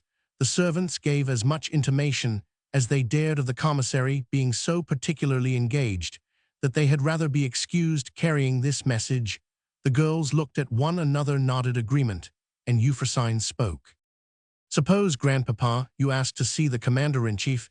He never refuses anything that is asked of him, and he can do everything he wishes. I dare say he will come at once if you desire it, and if we do not detain him too long. If he had been in this room once with us, how safe we should feel." "Oh, if we could see him once in this room," cried a frau. "Do you suppose I will beg a favor of that ambitious black?" cried Monsieur Revel. "Do you think I will crave an audience of a fellow who, for aught I know, may have driven his master's carriage to my door in the old Daysnow? If I cannot see Hedeville, I will take my chance, go fellow, and carry my message," he cried to Pierre. Pierre returned with the answer which might have been anticipated. The commissary was so engaged, there was so much bustle and confusion throughout his establishment, that no one of his people would deliver the message. "That would not have been the answer if," whispered Euphrosyne to her friend. "Shall I venturise? I will. Shall I? At least, I will keep upon the watch," said a frau as she withdrew. She presently sent in with the tray of fruit a basket of flowers, which Euphrosyne occupied herself in dressing exactly as she did at home, humming the while the airs her grandfather heard her sing every day. Her devices answered very well. He presently occupied himself in pointing out exactly, as he always did, that there was too much green in this bouquet and not enough in that. Chapter 14. Spoiling Sport. Nothing could exceed the astonishment of the commissary on seeing Toussaint this morning. Hedeville was amusing himself before the sun was high alternately with 3 or 4 of his officers, in duetting with a parrot which had shown its gaudy plumage among the dark foliage of a tamarind tree in the garden. At every pause in the birds' chatter, one of the gentlemen chattered in reply, and thus kept up the discord to the great amusement of the party. Heduville was just declaring that he had obtained the best answer, the loudest and most hideous, when he heard the swing of a gate, and turning round saw Toussaint entering from the barricade. "The ape!" exclaimed one of the officers in a whisper. "How ho is it?" eagerly asked a naval captain lately arrived. "Who should it be but the Black Chief? No other of his race is fond enough of us to be for ever thrusting himself upon us. He is confoundedly fond of the whites." "We only ask him," said Delon, another officer, "to like us no better than we like him, and leave us to manage our business our own way." "Say the word, commissary," whispered the first, "and he shall not go hence so easily as he came." "I should beg pardon, commissary," said Toussaint, as he approached, "for presenting myself thus, for entering by a back way. If it were not necessary, the crisis requires that we should agree upon our plan of operations before we are seen in the streets. It is most important that we should appear to act in concert. It is the last chance for the public safety." "Crisis public safetyson in the streets," exclaimed Heduville. "I assure you, General, I have no thoughts of going abroad. Till evening it will be a scorching day. Is the crisis you speak of that of the heats?" "No trifling, commissary. Gentlemen," said he, turning to the officers who happened to be laughing, "no levity. The occasion is too serious for mirth, or for loss of time. Shall we speak alone, commissary?" "By no means," said Heduville. "These gentlemen would not for the world miss hearing your news. Has a fresh insurrection been contrived already, or has any Frenchman forgotten himself, and kissed Psyche, or cuffed Agamemnon?" "A new insurrection has been contrived, and by you the cultivators are marching over the plain, and in 4 hours the town will be sacked. If you, Monsieur Heduville, who have given the provocation, do not withdraw it, you must sign this proclamation. It is the opposite of your own, now waiting for jubilation, but you must sign and issue it, and that within this hour. I hear what you say, gentlemen. You say that I have raised the cultivators. I have not. There is not a Negro in the plain who does not at this moment believe that I am in the South. I come to put them down, but I will not go out with the sword in one hand if I do not carry justice in the other." "What do you mean about justice, General? What injustice has been done?" "Here is the draft of your proclamation." "How came you by that paper?" "Be the particulars of my intention?" asked Heduville. "My proclamation is yet locked up in my own desk. Its contents are nevertheless known throughout the colony. When a commissary lightly and incidentally, and therefore the more offensively, settles, without understanding them, the most important points of difference between two unreconciled races, the very winds stoop in their flight to snatch up the tidings, and drop them as they fly. See how you pronounce on the terms of field service, and here on the partition of unclaimed estates, and here on the claims of the emigrants. The blacks must be indeed as stupid as you hold them to be if they did not spread the alarm that you are about to enslave them again. I protest, I never dreamed of such a thing." "I believe you, and that you did not so dream shows that you are blind to the effects of your own measure. Rest that the cultivators of the plain understand your proceedings better than you do yourself. Here is the proclamation which must be issued." And he offered a paper which Heduville took, but tore in pieces, trampling them underfoot, and saying that he had never before been so insulted in his function. "That is a childish act," observed Toussaint, as he looked down upon the fragments of the document, "and a useless one," he continued, "for my secretary is getting it printed off by this time. Are you going to dare to put my name to a proclamation I have not seen?" "Certainly not. My name will suffice. If you compel me to dispense with yours, this proclamation grants." Heduville here gave whispered directions to Delon, who hastened towards the house, and to another who made for the barricade. "From every quarter," said Toussaint, "you will have confirmation of the news I brought. I will speak presently of what must be done. This proclamation," pointing to the torn paper, "grants an amnesty to all engaged in former conflicts of race, and declares that there are no returned emigrants in the island, that they are all considered native proprietors, or that all now absent shall be welcome again, and shall be protected that the blacks are free citizens, and will so remain, but that they shall continue for 5 years to till the estates on which they live for 1/4 of the produce. I do not see the grounds of your disgust with my proclamation, said Hedouville. I think your anger absurd. I have no doubt you do. This proves, with a multitude of other circumstances, that you must go. Admirable, and leave the colony to your government. Just so, if you ask the whites of the island, they will tell you almost to a man that I can govern the whites, while events daily show that you cannot rule the blacks. While you have held the title of commissary, you know that you have ruled only by my permission sometimes, strengthened by my approbation oftener, spared by my forbearance. I am aware that these gentlemen are not of that opinion. He continued, his voice assuming the mildness which always distinguished it when he spoke of his personal injuries. They believe that if 2 or 3 brigands could be got to seize in his camp the ape with the madras on his head, all would be well, but they are mistaken. They may play the brigand and seize me now, but then the town will be burning before night. You should not believe all the saucy things that are told. You should not care for the impertinence of young soldiers, said Hedouville, who suspected that his affairs were reality in a critical state, and had now resumed his usual smoothness of manner. He led the way up the alley between the rose trees, that the torn proclamation might be no longer in sight. No doubt, observed an officer gravely, the commissary will report to the first consul. If you really persist in sending the commissary away, will doubtless report to the first consul the prodigious power you hold here, and how great a rival Bonaparte has on this side the water.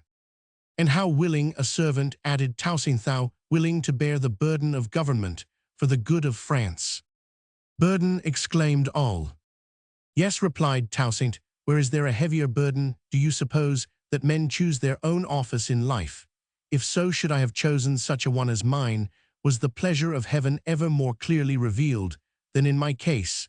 Asked the first consul whether it was possible for me to be other than I am. The revolution of St. Domingo proceeded without any interference from me, Negro slave. I saw that the dominion of the whites could not last divided as they were among themselves, and lost in the numbers of their foes. I was glad that I was a black. The time came when I was compelled to act. I associated myself with the Spaniards, who were the allies of my king, and who had extended protection to the loyal troops of my color. But this protection served no end. The Republic proclaimed the general liberty of the blacks. An unerring voice told me that my allegiance was thenceforward due to the Republic. The blacks, in their new condition, wanted a leader. They chose me to lead them to be the chief predicted by Raynal. As General Lavox declared, inspired by this call, I entered into the service of France. The services that I have rendered prove that it was indeed the voice of God that called me. Why do I tell you this? Because I owe an account of my life to you. No, indeed, I tell you all this, that you may render my account to the first consul, whom it appears I cannot reach by letter. I charge you, by your fidelity to the mother country, to repeat to Bonaparte what I have said. You could do it more accurately and forcibly yourself, observed Hedouville.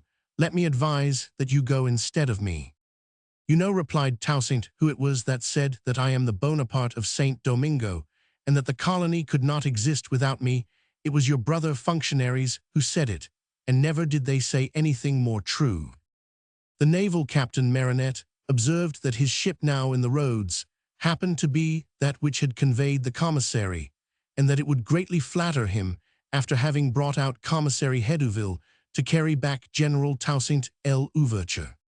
Your ship, sir, replied Toussaint, will not contain a man like me, man laden with the destinies of a race. But you speak of the burden of your office, observed one of the aides. It must be great, and all men need occasional repose. Suppose you retire to France for an interval of repose. Perhaps I may, replied Toussaint, when this shrub, pointing to the sucker of a logwood tree, shall be large enough to make a ship to take me there. You could devolve your cares upon your friend Raymond, General. If you do not wish fully to trust the whites, be persuaded to visit your brother in destiny and glory, as you call Bonaparte. Raymond is my friend, as you say, and a good man, but he is not called to be arbiter of the fate of the colony. See here, are your messengers, commissary."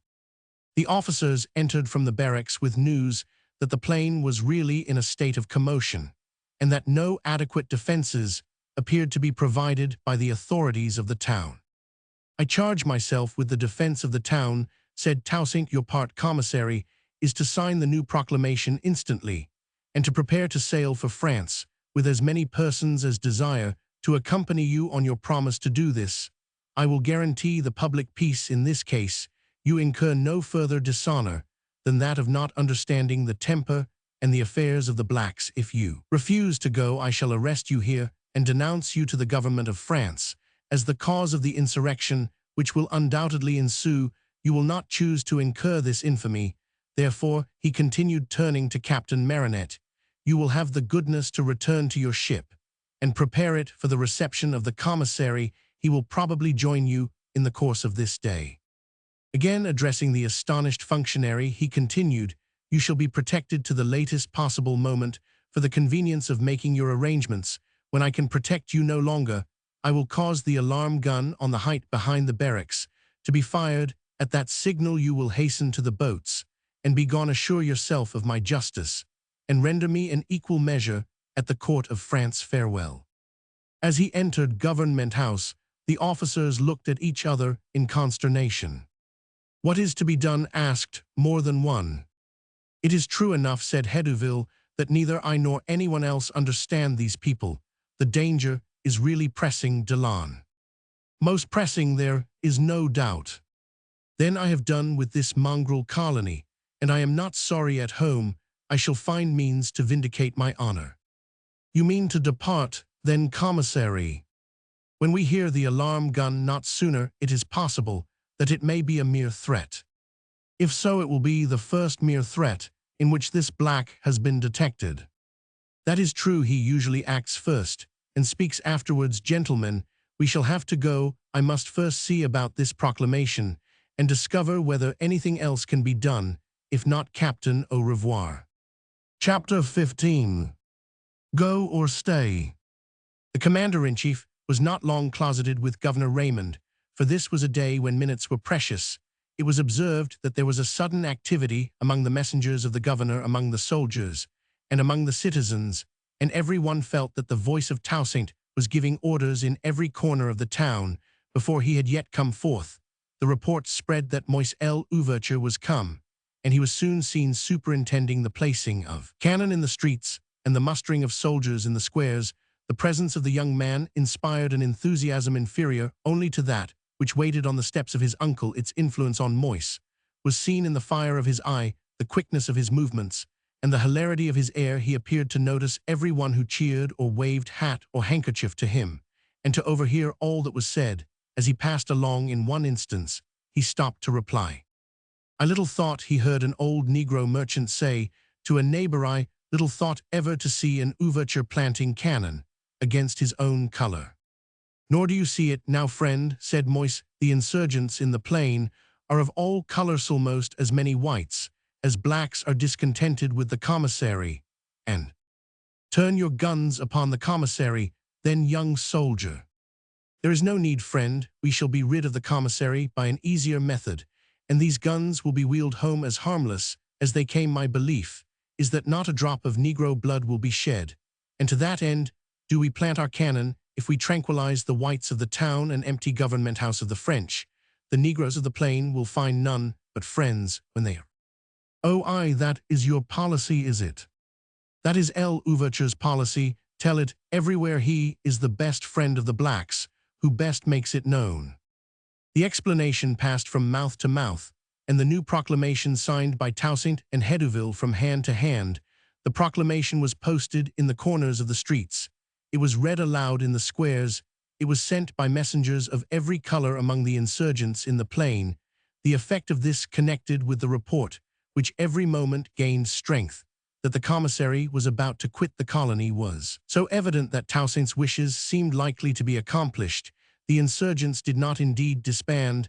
They had been too often deceived by the commissary's bland promises to do that before they had gained their point.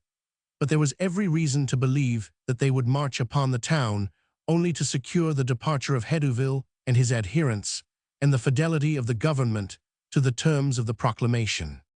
When Toussaint came forth from his conference, with Raymond, Affray, and Euphrosyne were awaiting him in the corridor, he would have passed them with a smile. But he saw that Affray was urging Euphrosyne to speak, and that the blushing Euphrosyne dared not do so. He therefore stopped to tell Affray that his daughters had sent their love to her, that she was going to Pongadin in a day or two, and that her friends there would be very glad to see her. Am I really going? Does my father say that I'm? He is going too. He will be there before you.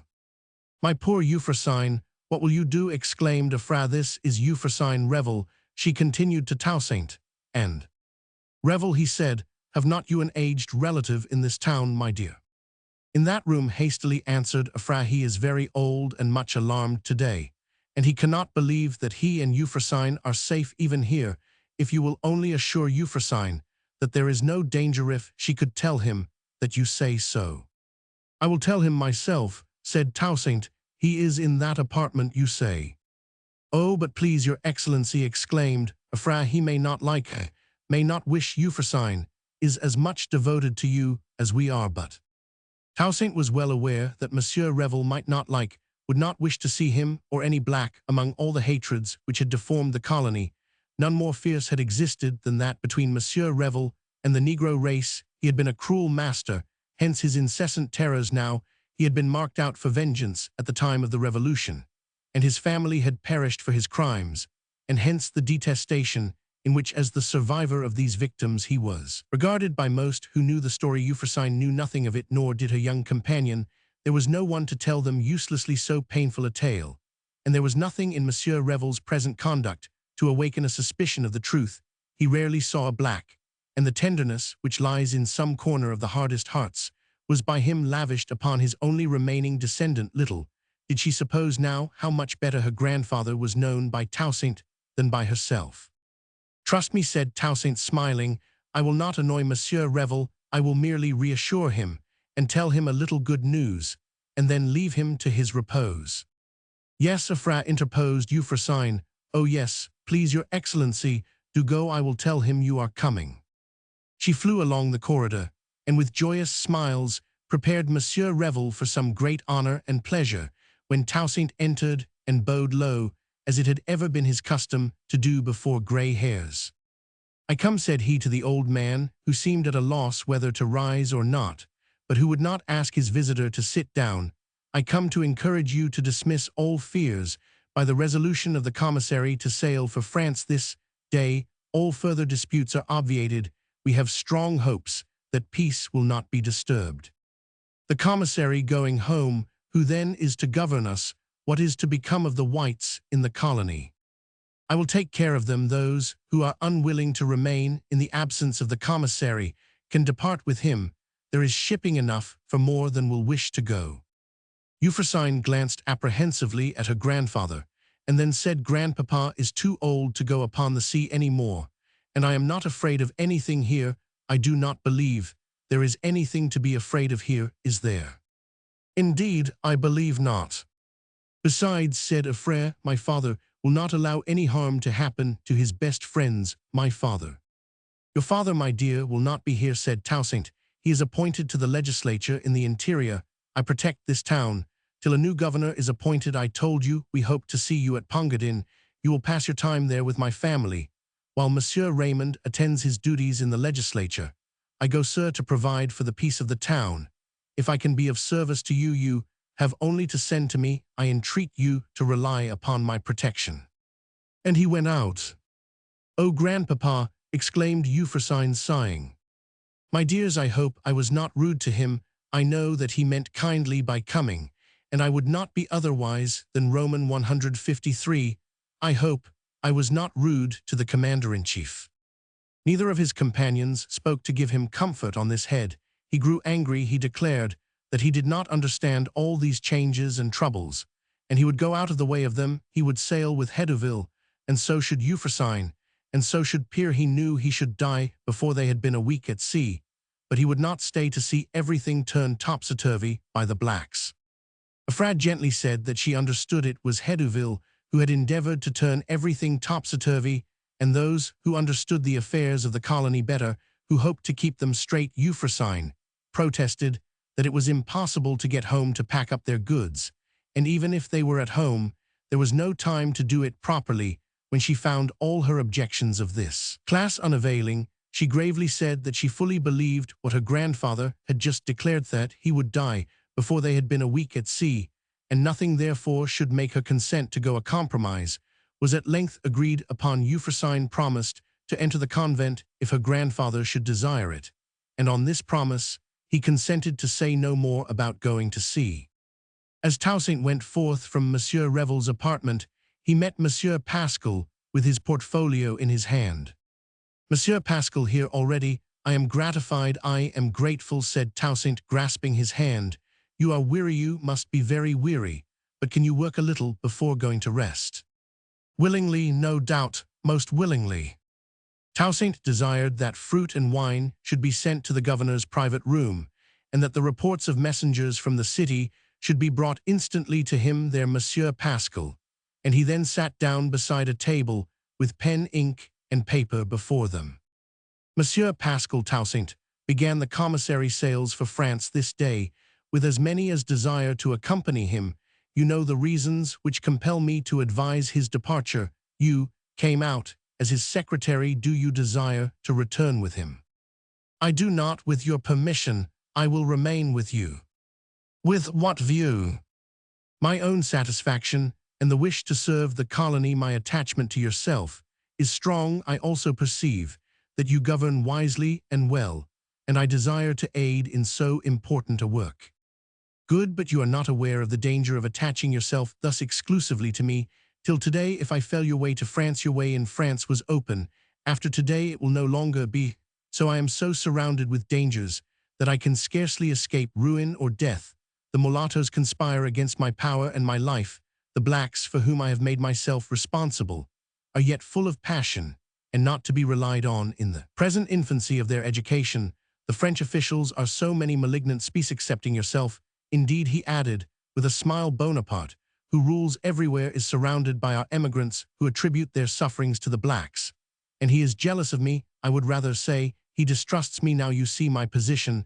I ask no white to share its perils. If you go with Hedouville, you shall carry with you my friendly farewell." "I will stay with you." "Thank God, then, we are friends indeed. Now to business. In the pressing affairs of today, we must not overlook the future security of the colony. The story which Hedouville will tell at home must be met and illustrated by our statement. Write so fully to the First Consul as that he may clearly see that it is to Hedouville's ignorance and presumption that the present disturbances are owing. It is a clear case. It is to us. Make it so to him. One word first. Will you undertake the office of governor of this town?" "Instead of Raymond." "Instead of Raymond. He is a good man, but I erred in appointing him. He is fit for deliberation, but not for action. But for my early arrival, this town would have been burned today for want of even a show of defense. He is setting out now for the legislature to which I have appointed him, and where he will be valuable. Will you assume his office?" "By no means. I desire to remain beside you and study your mode of government before I attempt myself to govern." "I have no fixed mode of governing. I merely act as seems to me good at the time." "Inspired by a generous love," ever said Pascal. "Enough of this. It would be an advantage to me and to the colony that you should undertake this office. There is no other white, there is no mulatto fit for it, and the mulattoes need conciliation. If they see the office bestowed on a black, or occupied by me in the interim, they will feel themselves injured by Raymond's removal. You see the advantages of your filling the office. I see yet more plainly the disadvantages. Unfit as I am, I cannot accept it." "Very well. While you are writing, I will ascertain how the provisioning of the ships goes on, and will give you as much time as possible. But there is not a moment to lose. I will return presently to sign." Toussaint walked up and down the corridor, receiving reports and issuing orders. Every moment he found that the harbor was covered with boats, carrying out hogs, fowls, vegetables, and water according to his orders. But no baggage had been sent down from the quarters of the French officials, though porters had been waiting for 2 hours past. Scouts had come in with news of the approach of the insurgents. This information was communicated to Hedouville with a hint that the ships were nearly provisioned, but no answer was returned. Moise sent word that the preparations in the town were nearly complete, and the spirit of the inhabitants improving every hour. If only the commissary would make haste and be gone. Toussaint found the moment was coming for him to give the word to fire the alarm gun. "Are the dispatches nearly ready?" he asked of Pascal, entering the secretary's apartment. "Quite ready for signature," replied Pascal, drying the ink of the last sheet. "Excellent," cried Toussaint when he had read them true and clear. He signed and sealed them, and introduced the officer who was to be responsible for their delivery, assuring him that he would be welcome back to the honors which would follow the faithful discharge of his trust. He did not forget to request Monsieur Pascal to go to rest. There might be no rest for either of them this night. As Euphrosyne sat beside Monsieur Revel, who was sleeping on a couch after the fatigues of the morning, old Pierre beckoned her softly out, sending in Euphrosyne's maid, and saying as he shut the door, "She will stay with my master Phil.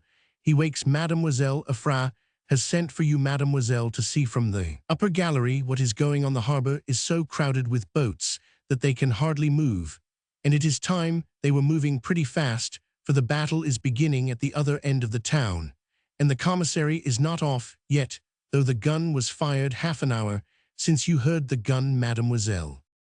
"Yes, I am glad. It was only a signal." "You are sure it was only a signal?" "So they say everywhere. This is the way, mademoiselle. Monsieur Pascal is up, Harriet's secretary, you know, and Mademoiselle Raymond, and her gouvernante, and several more who have nothing to do with the fighting." "But I do not want to see any fighting," said Euphrosyne, turning upon the stairs to descend. "Tell Mademoiselle Raymond that I cannot bear to see fighting." "There is no fighting yet, mademoiselle, indeed, and many say there will not be any. Indeed, you must see such a fine sight as this. You can see the commander-in-chief galloping about the square with his 2 trumpets at his heels." Euphrosyne turned again and ran up to the top without once stopping there. She was hastily introduced to Monsieur Pascal and placed by the gouvernante where she could see everything. By this time it had become a question whether the commissary and his suite could get away. They were making every effort to do so, but it was clear that their road would have been blockaded if the commander-in-chief and his trumpets had not ridden round and round the party of soldiers, which escorted them, clearing a passage by the power of a voice and a presence which always prevailed. Meantime, a huge body of people, which filled all the streets in the northern quarter, was gaining ground, pressing forwards against the peaceable opposition of the townspeople, and the soldiers commanded by Moise. The clamor of voices from that quarter was prodigious, but there were no shots. The wharves were covered with gentlemen, ladies, children, servants, and baggage, all being precipitated by degrees into boats and rowed away, while more were perpetually arriving. "Is not this admirable?" said Monsieur Pascal. "The secret has actually been kept, that the commissary is on his way to the waterside. See, the cultivators are pressing on in this direction. They think he is here. If they knew where he was, they might catch him. As it is, I believe he will escape." "Oh, are they coming here? Oh, my poor grandfather," cried Euphrosyne, turning very pale. "Fear nothing," said Afra. "They will presently learn that there is nothing to come here, for will they not, Monsieur Pascal?" "No doubt, and if not, there is nothing to fear. I believe not a shot has been fired yet, but from the alarm gun."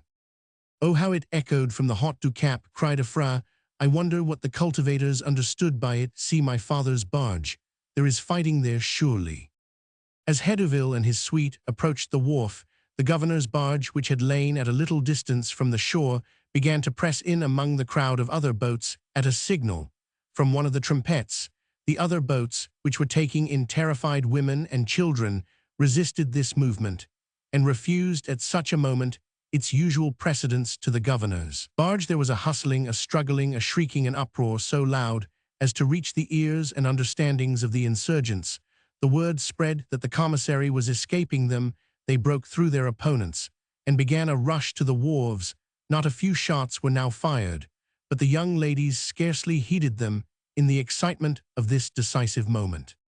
"Oh, they will seize him, they will tear him in pieces," cried Afra. He cannot know, he never can get away, exclaimed Euphrosyne. And he gave me the sweetest smile as he was going out, said the weeping gouvernante. There, bravo, bravo, cried Monsieur Pascal, and Pierre echoed bravo.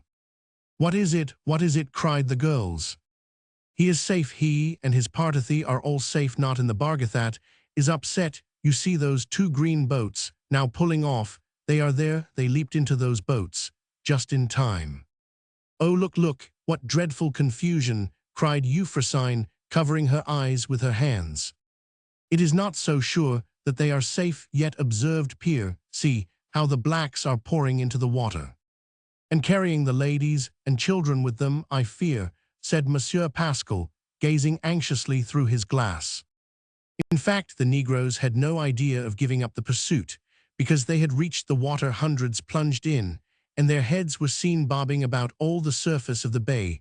The rowers, however, pulled well, and presently left the greater number behind to find satisfaction in the coolness of the element. There is no great harm done, said Monsieur Pascal, still gazing through his glass. They have picked up 2 ladies and 3 children, and none seem to be missing. It is well that you and Monsieur were not there, Euphrosyne observed Afra. Euphrosyne shuddered, and Pierre looked all amazement at the absurdity of such an idea. No fear for us, mademoiselle said he, see how empty the streets are down below, none but the guard left within half a mile. It did indeed appear as if the whole population of the town and plain was collected on the shores of the bay. Those who had thrown themselves into the sea had to wait for a footing on land, unless they chose to swim round the point, which some of them, Roman 999. When at length the crowd began to move up into the town, it was because the commander-in-chief was riding away after having addressed the people. What have you been about, child? Exclaimed Monsieur Revel, an hour after. You are never beside me when I wake. Euphrosyne did not point out that this was the first time she had failed to watch his siesta. She said that she had been seeing the commissary set sail. What, already he is in a great hurry, I think. The wind is quite fair, grandpapa. I suppose that is the reason why he made all the ships in the harbor sail, the same way he has carried off 3 frigates, and all the shipping in the roads. The sea is quite clear, grandpapa. There is not a single sail in sight all along. As far as you can see, they are all off for France. What in the world made him do that? Perhaps we shall hear some day. To be sure, he had to carry a good many people away with him. Did many whites go with him? I do not know how many whites. They say 1,500 went altogether, but many of these were mulattoes, and some few blacks who went for a frolic, and will come back again when they have seen France. Strange doings, sighed the old man. And we shall have some glorious doings tomorrow, grandpapa. There was a little bustle and struggle when the commissary went away. I am glad you were asleep and did not hear it. There will be no more, there will be no riot now. Everybody says the commander-in-chief has behaved so finely, and the people are so fond of him. The danger is all over, and the townspeople have begged him, the deliverer, as they call him, to attend the great church tomorrow in state. Te Deum will be sung in all the churches, and it is to be a great fete day. Are you not pleased? Not at all pleased that Hedouville is gone, and 1,500 of his friends, and all the shipping. Well, but we are all at peace now, and everybody satisfied. Why are we here then? Why am I not at home? We will go home in a day or 2. The streets will be noisy tonight, and besides, one removal is enough for one day. Afra will follow her father after tomorrow is gone, you know, this morning. Whose guest am I then, if I am the guest of the Negro Toussaint? You are the guest of Monsieur Raymond. While Afra is here, when she sets out, we will go home. And shall I have to be swung up to the balcony and have my brains dashed out while all the nuns are staring at me? Oh no, replied Euphrosyne, laughing. There will be nothing then to prevent your going in your own carriage to your own door. I am afraid we shall not find my pretty little hummingbirds. There they will think I have forgotten them. Ay, those hummingbirds, said Monsieur Revel, appearing to forget all his troubles. Chapter 16. Dreaming awake. Though the peace of the town was now considered secure, there was little less bustle throughout the day, and night than there had been in the morning. The cultivators were all gone home. They poured out of the town, almost as fast as they had poured into it, happy to have attained their object in the defeat of the French authorities, and to be returning without the loss or punishment of a man, as they attained. Height behind which they would lose sight of the sea, they turned for one more view of the empty bay, and of the fleet now disappearing on the horizon. They gave 3 cheers, and this was the last that was heard of them, except by such as met them in the plain, where they sang as they walked the words of their chief's proclamation in Negro fashion. They had set it to music, and very well it sounded when sung from the heart. In the town the soldiers were busy removing the guns and all signs of warfare, and the inhabitants in preparing for the fate of tomorrow. During the night the hurry of footsteps never ceased, so many of the citizens were going out into the country, and returning with blossoming shrubs to adorn the churches and flowers with which to strew the path of the deliverer. Under cover of these zealous preparations did discontent like a serpent under the blossoms of the meadow prepare to fix its poisonous tooth.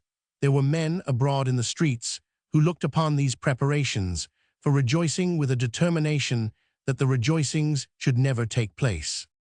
The business of this arduous day being finished, Toussaint had retired early to rest in a chamber in the south wing of Government House part, which had been inhabited by the French functionaries. He would allow no one to occupy any apartments of the north wing, that which was appropriated to the governor of the town, while the daughter of the late governor and her guests remained there. His secretary, who had taken some hours' rest before, was busy writing after midnight in an apartment in the same wing. He was preparing dispatches for the Central Assembly, now sitting in the interior. Monsieur Pascal was far from being on good terms with himself this night. If in the morning he had doubted his capacity for being governor of the town, he this night doubted his qualifications for the office of secretary, which he had thus far filled to his own satisfaction. Tonight he could not command his ideas, could not fix his attention. He wrote a paragraph, and then he dreamed he planned a proposition, and then he forgot it again, and in despair started up to pace the floor and disperse intrusive thoughts. By exercise, these thoughts would intrude again, however, and he found himself listlessly watching through the window a waving treetop or a sinking star, while his pen dried in his hand.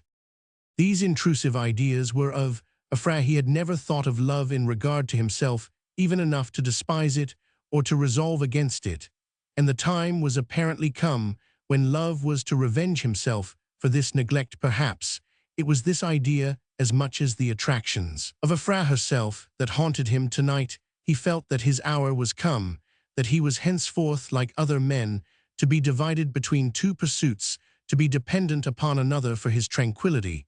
He felt already that he could never again see Mademoiselle Raymond or hear of her without emotion. He had never understood love at first sight, and had hardly believed in it. Now did not understand it, but he could not but believe in it. He felt actually haunted. Every breath of air that whispered in the window brought her voice. Everything that moved in the night breeze made him start, as if it was herself. At last, in despair about his task, which must be finished before dawn, he covered his eyes with his hands as he leaned back in his chair, resolving not to move till he had ascertained what it was that he wanted to write next. A slight noise in the direction of the door, however, made him look up, and he saw advancing towards the light no other than a fra herself.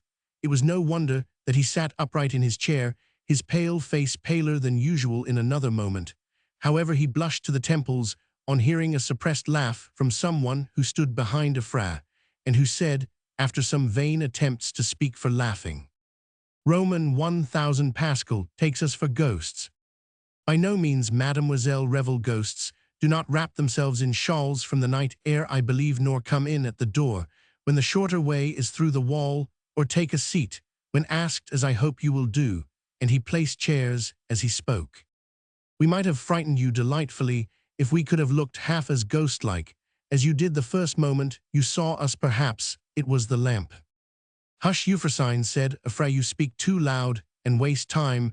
Remember what we came for, Monsieur Pascal," she said in a low voice, leaning towards him over the table, and refusing to sit down. "How is l'ouverture guarded?" "Not at all, I believe." "Why?" The girls made a gesture of terror. Both said eagerly, He is in great danger, indeed, indeed he is. Where are the soldiers? Asked Euphrosyne. Do send for them directly, and ask him to lock himself up in the safest place till they come. Tell me what you mean, and then. I think he is in danger now. The white rulers are gone from the people of my color, said Afra, and I fear this very night. Do you mean that they intend to murder him? Perhaps so, perhaps to seize him and send him to Rigadand. That will be only a slower murder. But how? I will tell you, Euphrosyne, and I sat rather late behind the jalousies in the dark, to see the people bring in flowers and fruit from the country for the morning. I saw many mulattoes in the walk, but none of them had fruit or flowers. I watched them, I know their ways, their countenances, and their gestures. I saw they were gloomy and angry, and I found out that it is with l'ouverture they were plotting mischief, I am certain. But why so suddenly tonight? So we thought at first, and we went to rest intending to tell l'ouverture tomorrow, but the more we thought and talked about it, the more uneasy we grew. We were afraid to go to sleep without telling someone in this wing. So we stole along the corridors in the dark, and saw that there was a light in this library, and ventured to look in, hoping it might be l'ouverture himself. He is asleep in a room near. I will waken him. You are not afraid to stay here a few moments while I am gone? Oh no. He may wish to question you himself. Tell him, said Afra, speaking rapidly, that the mulattoes are jealous of him, because they think he wants to have all the power in his own hands. They say there go the ships, there are no whites in power, now so much the better, but here is Raymond displaced. And l'ouverture is all in all. We shall have every office filled with blacks, and the only chance for our degraded color is in the fields or in the removal of this black. Tell him this, but oh, be sure you tell him my father, and I do not agree in one word of it.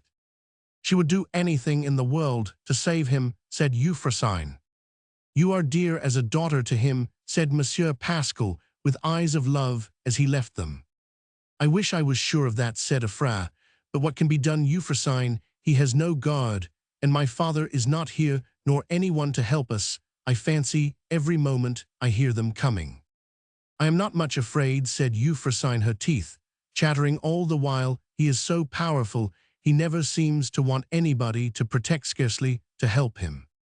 But asleep after midnight, think of it, if they should seize him and bind him before he is awake.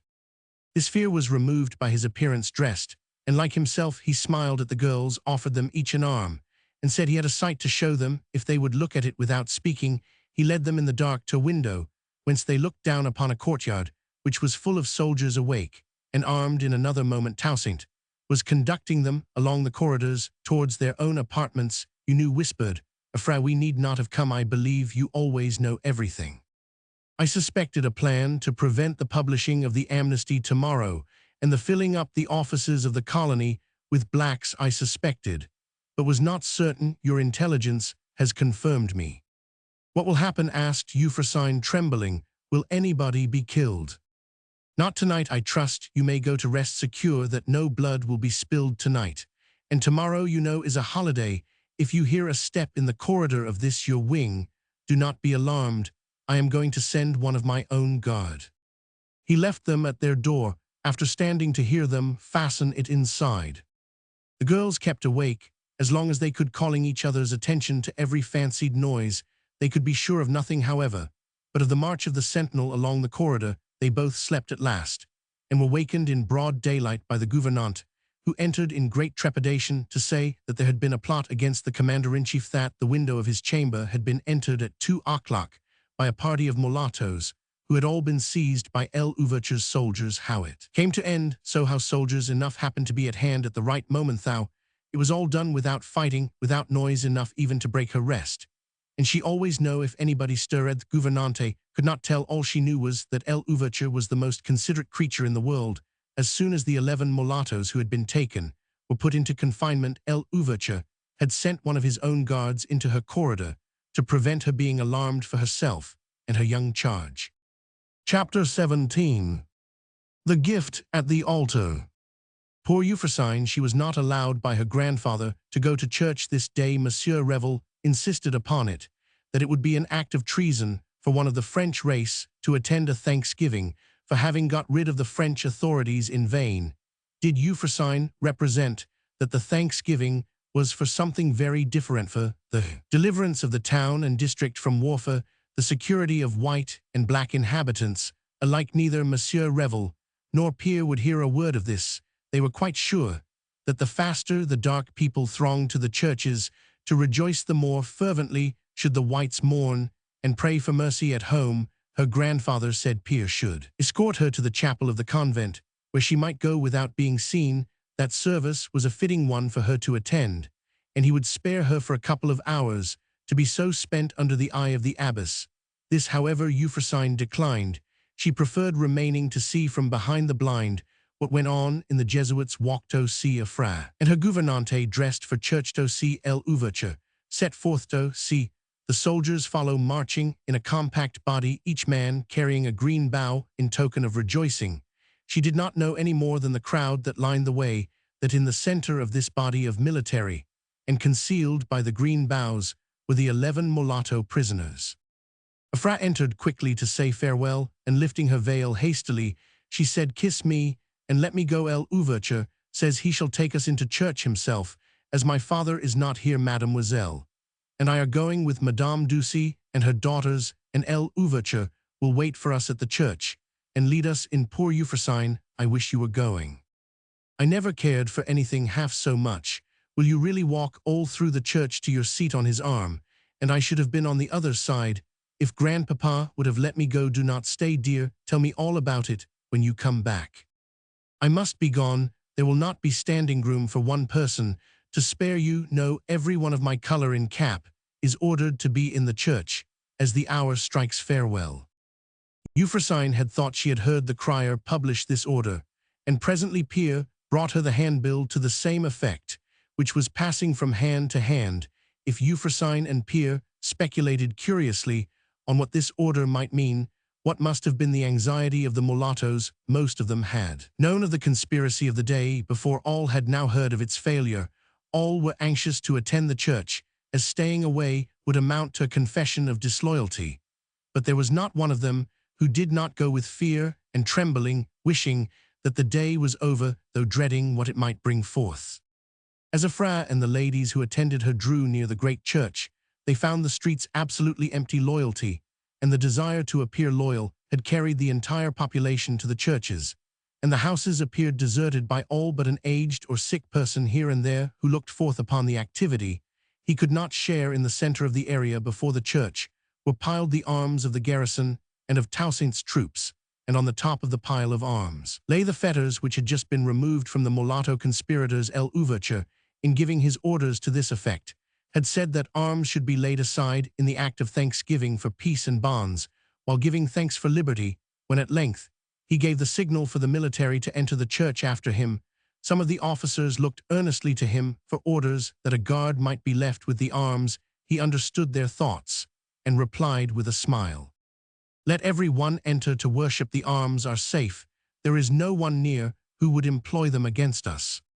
A fra's heart beat, and she did not forget Euphrosyne as she was led to her seat by l'ouverture, at whose entrance there was a half-suppressed murmur throughout the vast congregation, a murmur which sank into silence at the first breathing of solemn music from the choir.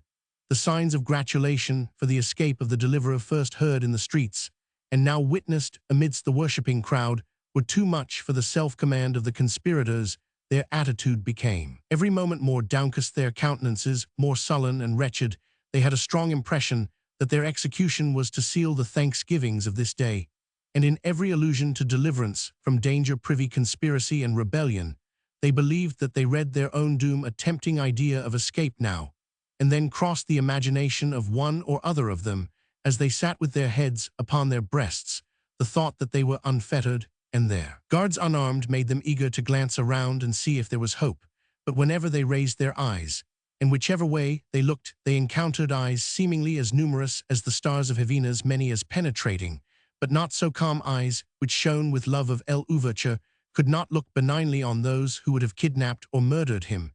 Nor did the 11 meet with any visible sympathy from the multitude of their own color who were present. The greater number looked studiously another way in order to appear to have no connection with them, and the countenances which were turned towards them wore a strong expression of displeasure, as towards men who had ruined the last hopes of a cause, the wretched men gave themselves up at length to counting the minutes, till the service should be over, and they should be once more retired from this myriad of eyes, when they were roused by a singular suspension of the service.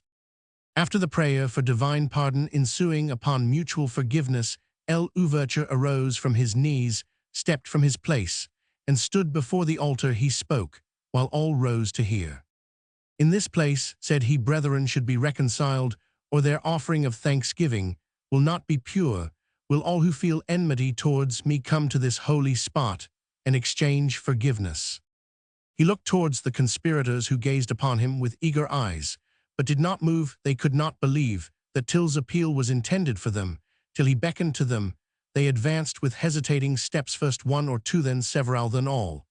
And as they drew nearer, they rushed upon him, some kissing his hand, others kneeling and embracing his knees. Bidding these arise, he said gently, but in a voice so penetrating that it was heard in the farthest recess of the building, I must have offended you, since you have conspired against me, and you are very guilty towards me and your country. May he who looks down with pity on the shameful strifes of men bear witness to our hearty forgiveness of each other. Can you with truth say Amen? If not yet with truth, say it not till you have heard me.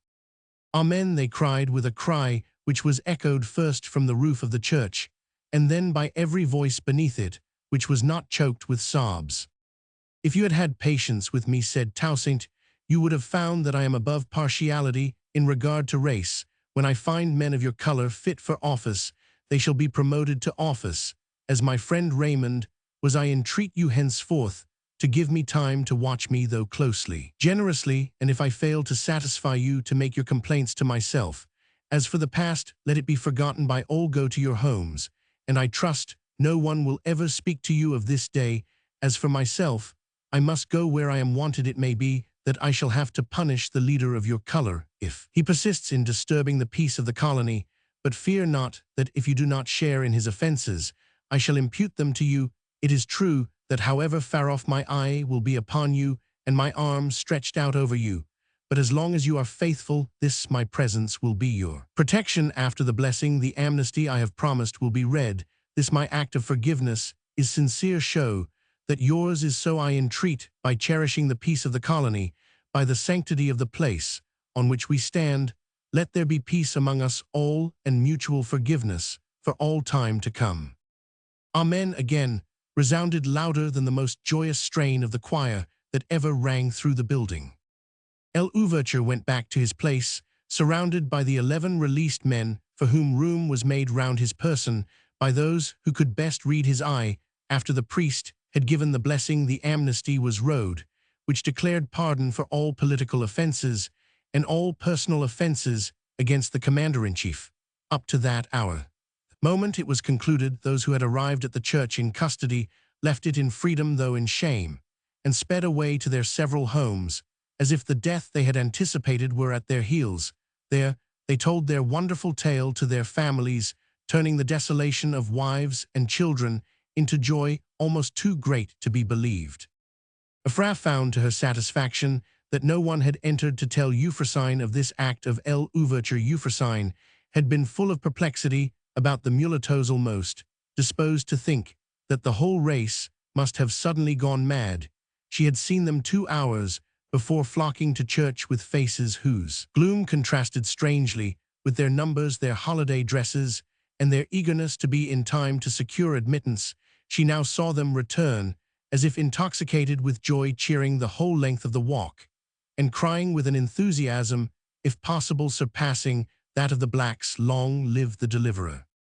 Chapter 18. The Council of Fives.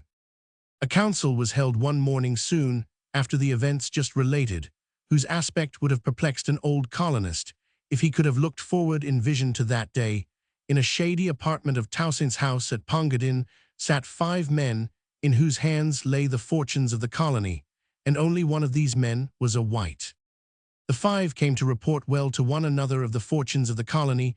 Never in the old days could any set of councillors have been gathered together who could have brought with them such proofs of the welfare and comfort of every class of inhabitants. In former times, the colonial legislators were wont to congratulate the assembly on the good working of their system, which meant that the Negroes were quiet, the mulattoes kept under, and the crops promising. But under this good working, there were the heartburnings of the men of color, the woes and the depravity of the slaves, and the domestic fears and discomforts of the masters arising from this depravity. Now, when there was no oppression and no slavery, the simple system of justice was truly working well, not only in the prospect of the crops and the external quiet of the proprietors, but in the hearts and heads of every class of men, of perhaps every family in the island. Jacques Dessalines had arrived from Saint Martineau, which his estate lay. He had to tell how the handsome crescent of freestone houses behind the quay was extending, how busy were the wharvishow, the storehouses were overflowing, how the sea was covered with merchant ships, and how the cheerful hum of prosperous industry was heard the long day through. Henry Christophe had come from the city of St. Domingo, quite through the interior of the island. He had to tell how the reinstated whites paid him honor as he passed on account of his friendship with l'Ouverture, how the voice of song went up from the green valleys, and from the cottage door how the glorious Artibonite rolled its full tide round the base of mountains, which no longer harbored the runaway or the thief, and through plains adorned with plenty and smiling with peace. Monsieur Raymond arrived from the sittings of the Central Assembly. What good things he had to report will presently be seen. Toussaint with Monsieur Pascal had arrived from Cap, where all was at present quiet, and where he had done the best he could, as he believed, by making Moise general, and leaving him in charge of the town and district, till a person could be found fit for the difficult and most anxious office of governor of Cap. The two most doubtful points of the colony were Port-au-Prince and Cap Francaise. They had been the great battlegrounds of races, they were the refuge of the discontented whites, and they were open to the operations of factious people from France. L'Ouverture was never sure of the peace and quiet of Cap as long as French ships came and went, but there was peace in the town at the present moment, and he had left that peace in the temporary charge of one who had done much under his eye to establish it, who had shown no small energy and talent, and who had every inducement that could be conceived to go through his brief task well. Great had been Toussaint's satisfaction in offering to Moise this honorable opportunity of distinguishing himself, and much had he enjoyed the anticipation of telling Jennifer of this fulfillment of her lover's ambition and of the near approach of their union. In consequence, it is true he had been disappointed by Jennifer's receiving this news with a shudder, and by none but forced smiles having been seen from her since, but he trusted that this was only a fit of apprehension natural to one who loved so passionately, and that it would but enhance the bliss that was to succeed. If, as usual, l'Ouverture had to report the situation of Cap Francaise as precarious, he brought good tidings of the south. An express had met him on his journey homewards, with news of the total defeat of the insurgent mulattoes. By Vincent Rigaud had surrendered his designs, and had actually sailed with his principal officers for France. Thus was the last torch of war extinguished in the colony, and matters of peaceful policy alone lay before this Council of Five. The announcement of the entire pacification of the island was the first made by l'Ouverture, when his friends and councillors looked eagerly to him for what he should say. "Vincent is a fine fellow," said Dessalines, "and a credit to his color." "He has been in the most pressing danger," observed Toussaint. "God willed that he should escape when escape appeared impossible." "What is to be done now with these cowardly devils of mulattoes?" asked Dessalines. Monsieur Pascal glanced at Raymond to see how he bore this. Raymond chanced to meet his eye, and replied to the glance, "You will not take me for a cowardly mulatto, Monsieur Pascal, if I do not resent Dessalines' words. He is speaking of the rebels, not of the many mulattoes who, like myself, disapprove and despise all such jealousy of race as leads to the barbarism of aggressive war."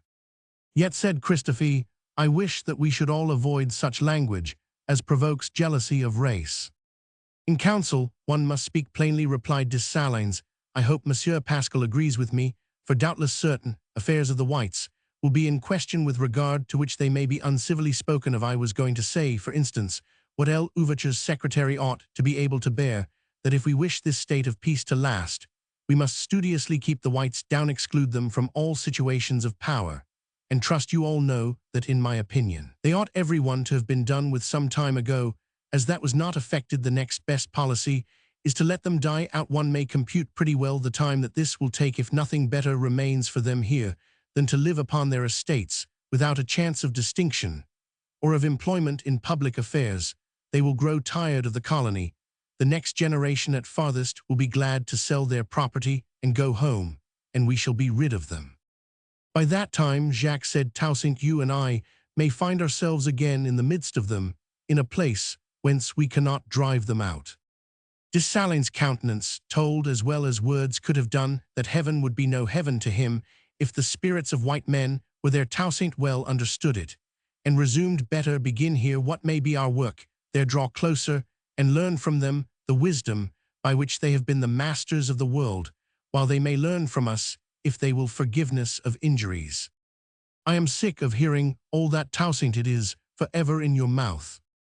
Because it is forever in my heart, you will hear it from me, Jacques, till I see that there is no occasion to say it more. As to Vincent, I propose to keep him in token of honor near my person, and to request the Central Assembly to decree to him an estate of such value as they shall think proper to be purchased from the public treasury. That is supposing he should desire to remain among us, observed Christophe, but Vincent is fond of France. Then his estate shall be in France. Henry, our friend Raymond, will charge himself with this business in the Assembly. If I bring it forward in the form of a message from yourself, replied Raymond, there is no doubt of its being carried by acclamation. The finances of the colony are flourishing, and the attachment of the Assembly to your person most enthusiastic. What of the finances? Asked Toussaint.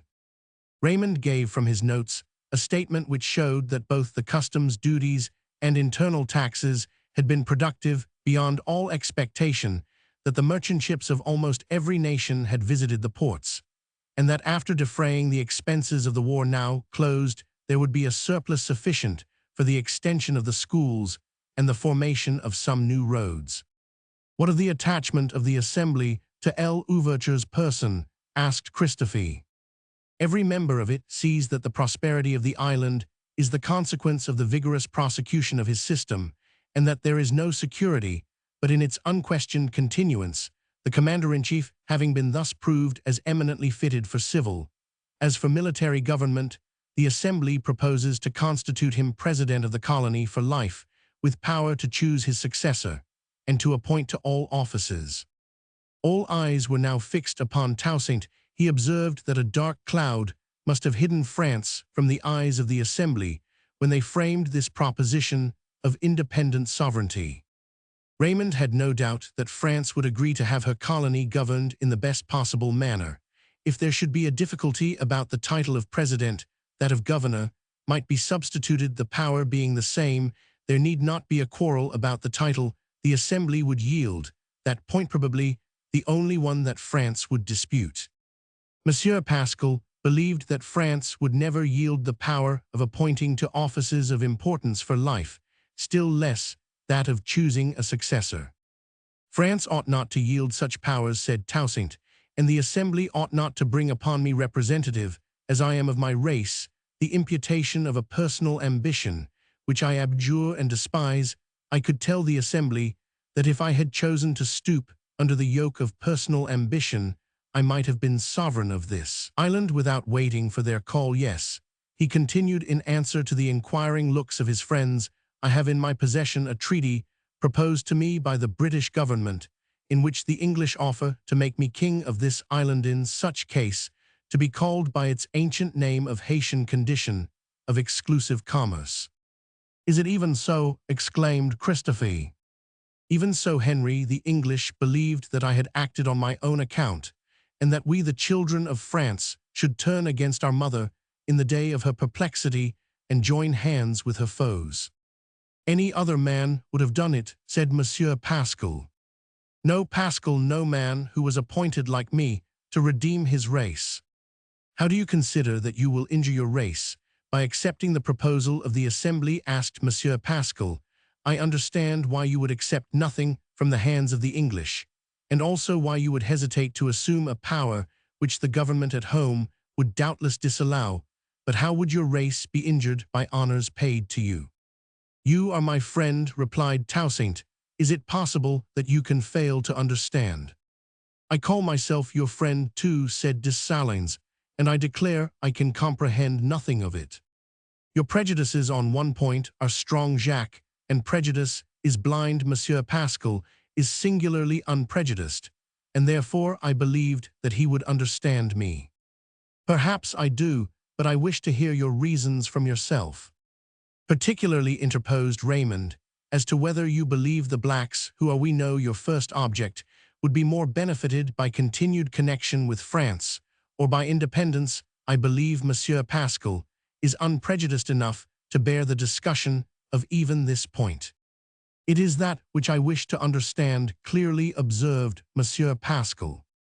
Whether if I believed my race would be benefited by the independence of this island, I could answer it to my conscience to separate from France, said Toussaint. We need not decide, as I am convinced, that amidst all the errors committed under the orders of government, it is best for us to remain in connection with France. The civilization of the whites is the greatest educational advantage we could enjoy, yes, Jacques, and the more we despise it, the more we prove that we need it. The next great reason for remaining faithful is that we owe it to the white inhabitants of the colony not to deprive them of their connection with Paris, on the one hand, nor of their liberty to live and prosper here on the other. As regards my own peculiar position, I feel that my first duty is to present an example of reverence and affection for my country, and not of a selfish ambition. I may have other personal reasons also tending to the same conclusion. Some favorite passages in Epictetus perhaps, or in the Bible, said Jacques, some reasons confirmed by the whispers of the priests, nothing short of priestly influence, could blind you to such an opportunity as we now have of disembarrassing ourselves of the whites forever. Patience, Jacques, said Toussaint, smiling. I believe, said Christophe, that there is neither book nor priest in the case. I believe that it is your peculiar feeling towards Bonaparte, Toussaint, which strengthens your affection for France. Christophe saw by a glance at his friend's countenance that he was right. I should act as you do, Henry continued, if I were certain of a full and generous reciprocity of feeling on the part of the government and of Bonaparte, but I have no such confidence. Hear him, cried Dessalines and Raymond. You were not wont to doubt Bonaparte, Henry, observed Toussaint. Because till of late there was no reason to doubt him, I still believe that he was in earnest at the outset in his professed desire to serve France for the sake of France, and not for his own. But I believe that he has a head less strong than yours, that we shall see him transformed from the pacificator into the aggressor, that, instead of waiting upon his pleasure, we may have to guard against injury from him. These words from the generous Henry, said Toussaint, are portentous. I may be wrong, Toussaint. God grant, for the sake of the liberties of the world, that I may be proved mistaken. But in the hour of choice between your sovereignty and continued dependence, you must not suppose the sympathy between the first of the whites and the first of the blacks to be greater than it is. Toussaint could have told how Henry's words only confirmed misgivings as to the public virtues of Bonaparte, which had long troubled his secret soul.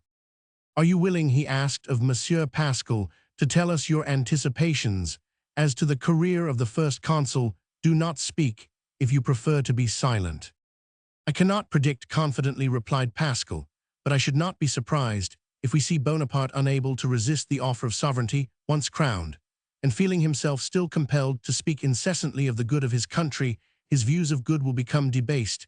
He will invest France with military glory and sink into ruin, by becoming a conqueror of vulgar destiny in this agia destiny, which Alexander himself would probably scorn if now born again into the world. Alas, my poor blacks, if this be indeed Bonaparte, exclaimed Toussaint, their supreme need is of peace, and they may become the subjects of a conqueror. And happy if they be no worse than subjects, said Christophe. If, said Toussaint, Bonaparte respects the liberties of the French no more than to reduce them from being a nation to being an army, he will not respect the liberties of the blacks, and will endeavor to make them once more slaves. Ah, you see, exclaimed Dessalines. I neither see nor believe, Jacques, we are only speculating. I will be thoroughly faithful to my allegiance, till Bonaparte is unquestionably unfaithful to the principles by which he rose at the moment. However, when he lifts his finger in menace of the liberties of the blacks, I will declare myself the champion of Saint Domingue, not, however, through the offices of the English, but by the desire of those whom I govern. Say, King of Haiti, exclaimed Christophe, this island was Haiti when it lay blooming in the midst of the ocean, fresh from the will of God, thronged with gentle beings, who had never lifted up a hand against each other. It was Haiti when it received as into a paradise the first whites who came into our hemisphere, and who saw in our valleys and plains the Eden of the Scripture. It became Saint Domingo when vice crept into it, and oppression turned its music into sighs, and violence laid it waste with famine and the sword, while the blacks and whites yet hate each other. Let it be still Saint Domingo. But when you withdraw us from jealousy and bloodshed, let it again be Haiti. While it holds its conquered name, there will be heartburnings. If it became our own Haiti, we might not only forgive, but forget. It would be a noble lot to be King of Haiti.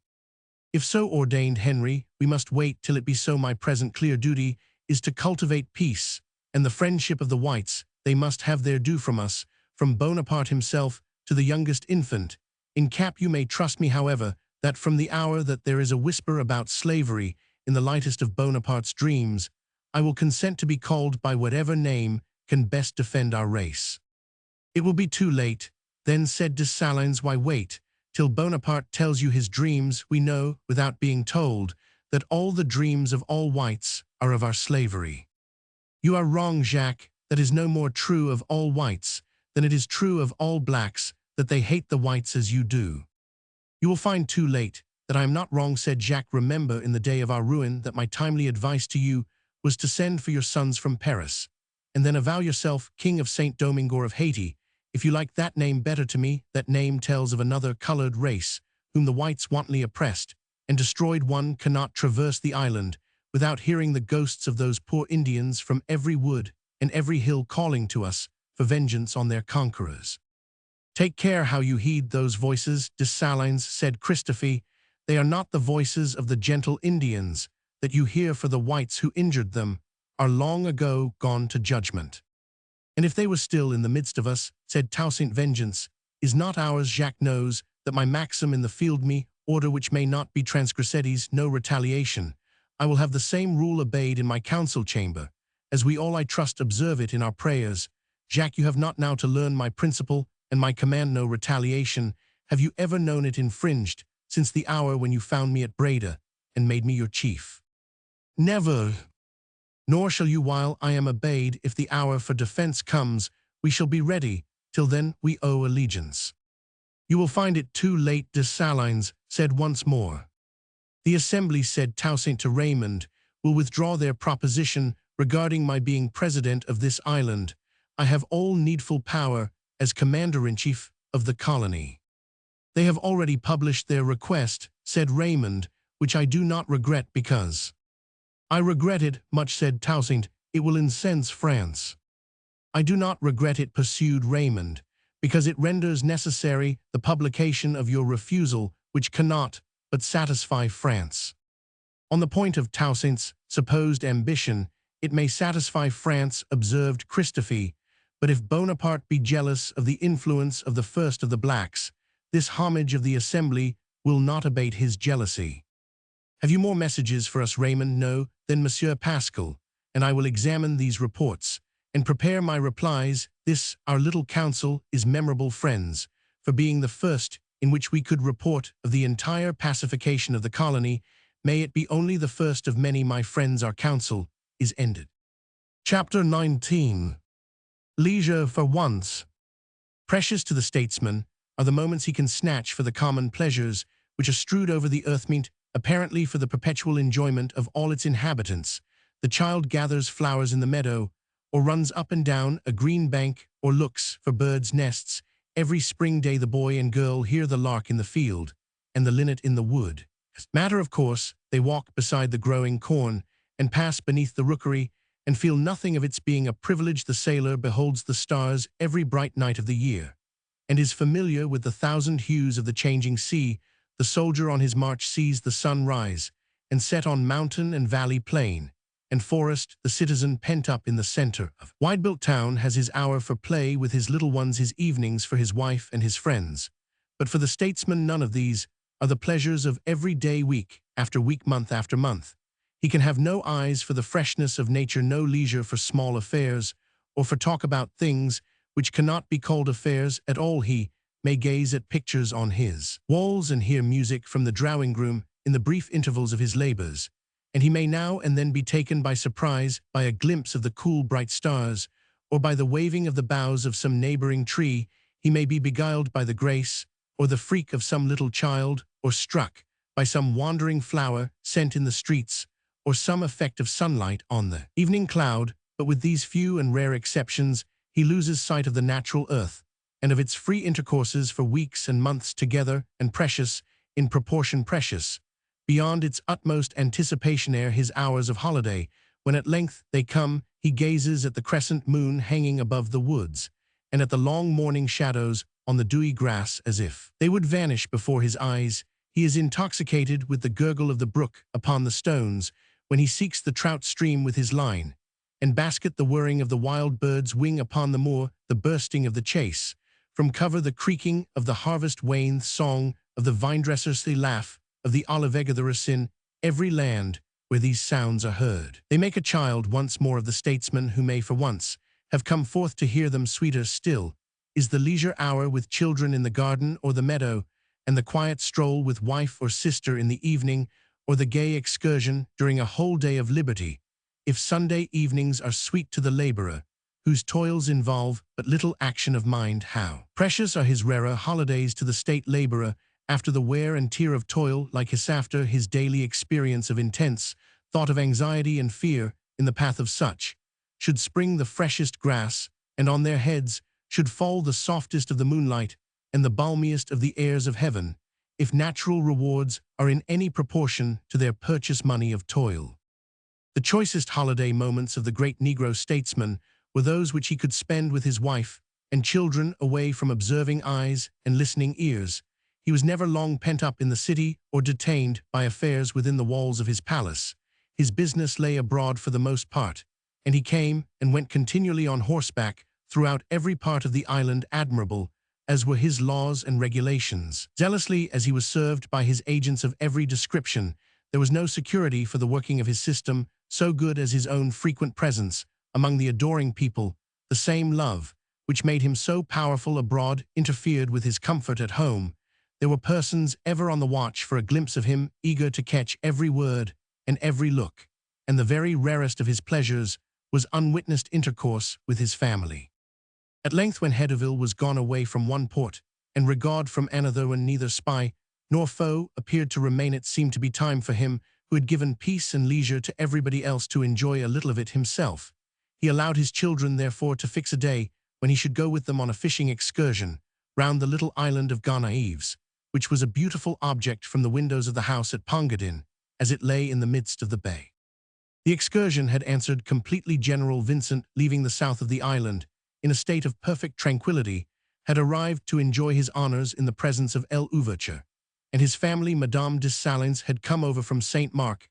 As a Frau was of the party, Monsieur Pascal had found it possible to leave his papers for a few hours. Toussaint had caught as many fish as if he had been Paul himself.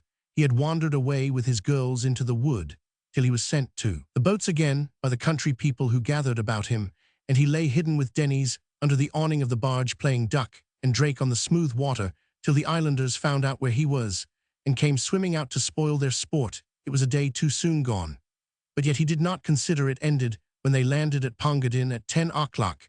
The moon was high, the gardens looked lovely, and he led his wife away from the party among the green alloys of the shrubbery.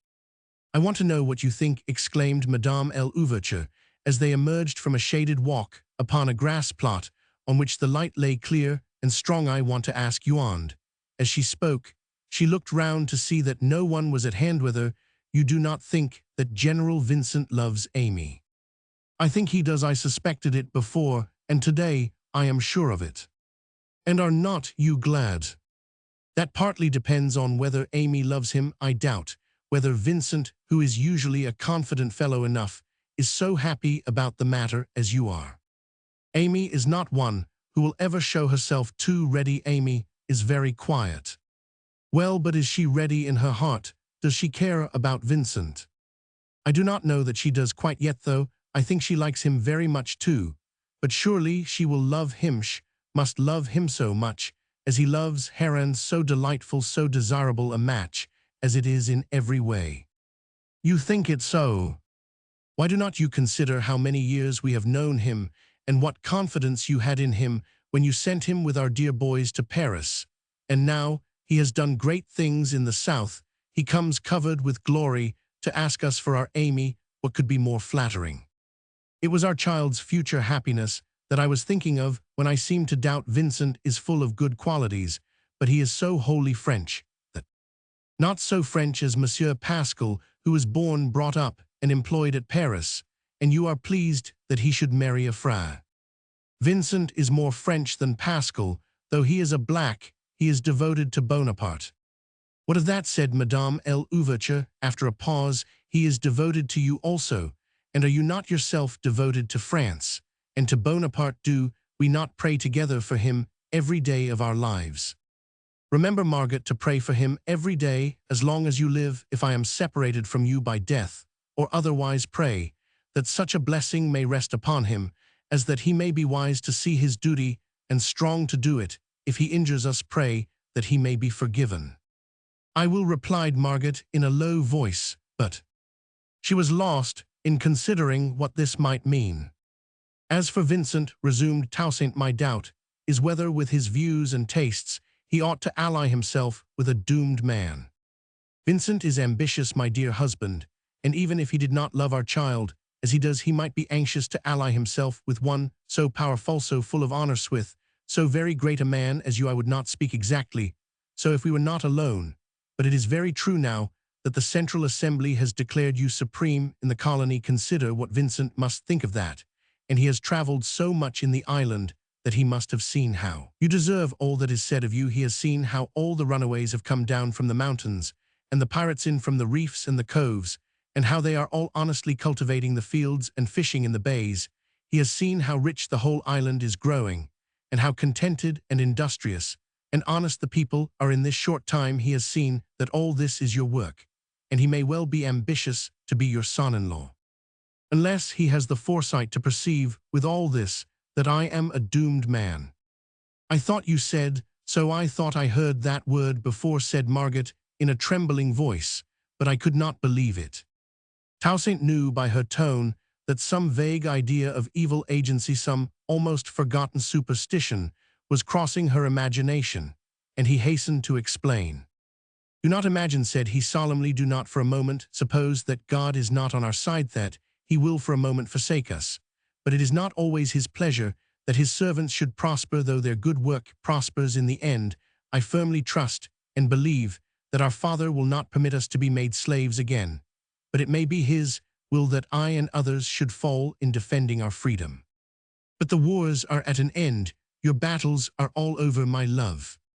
How can we be sure of that when Bonaparte has yet to learn what the Assembly has done? Hedouville is on the way home, eager to report of the blacks, while he is ignorant of their minds and prejudiced about their conduct. Monsieur Papelier and other planters are at Paris at the ear of Bonaparte, while his ear is already so quickened by jealousy that it takes in the lightest whisper against me and my race. How can we say that my battles are over, love, when every new success and honor makes this man, who ought to be my brother, yet more my foe? Oh, write to him, and tell him how you would have him be a brother to you. Have I not written twice, and had no reply but neglect? I wrote to him to announce the earliest prospect of entire peace. I wrote again to explain my intercourse with his agent Raum, and requested his sanction of what I had done. There has been no reply. Then write again, write this very night. I wrote yesterday to inform him fully concerning the new constitution framed by the Assembly. I told him that it should be put in force, provisionally, till the pleasure of his government is made known. Oh, then that must bring an answer. Toussaint was silent. He must send some sort of answer to that, pursued Margaret. What answer do you think it will be?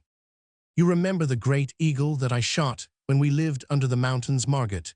Do you remember how the kids played in the pasture with the shadow of that huge eagle floating above them?" Margaret, trembling, pressed closer to her husband's side. "You saw today," he continued, "that troop of gay dolphins in the smooth sea beyond the island. You saw the shark, with its glaring eyes, opening its monstrous jaws as it rose near the pretty creatures and hovered about them." "But you shot the eagle," cried Margaret, "and Denny's wounded the shark." "Heaven only knows how it may end with us," said Toussaint, "but we have the shadow of Bonaparte's jealousy over us, and danger all about us. The greater our prosperity, the more certain is it to bring all France down upon us. Oh, can Bonaparte be so cruel?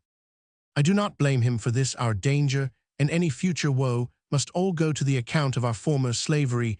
We Negroes are ignorant, and have been made loose, deceitful, and idle by slavery.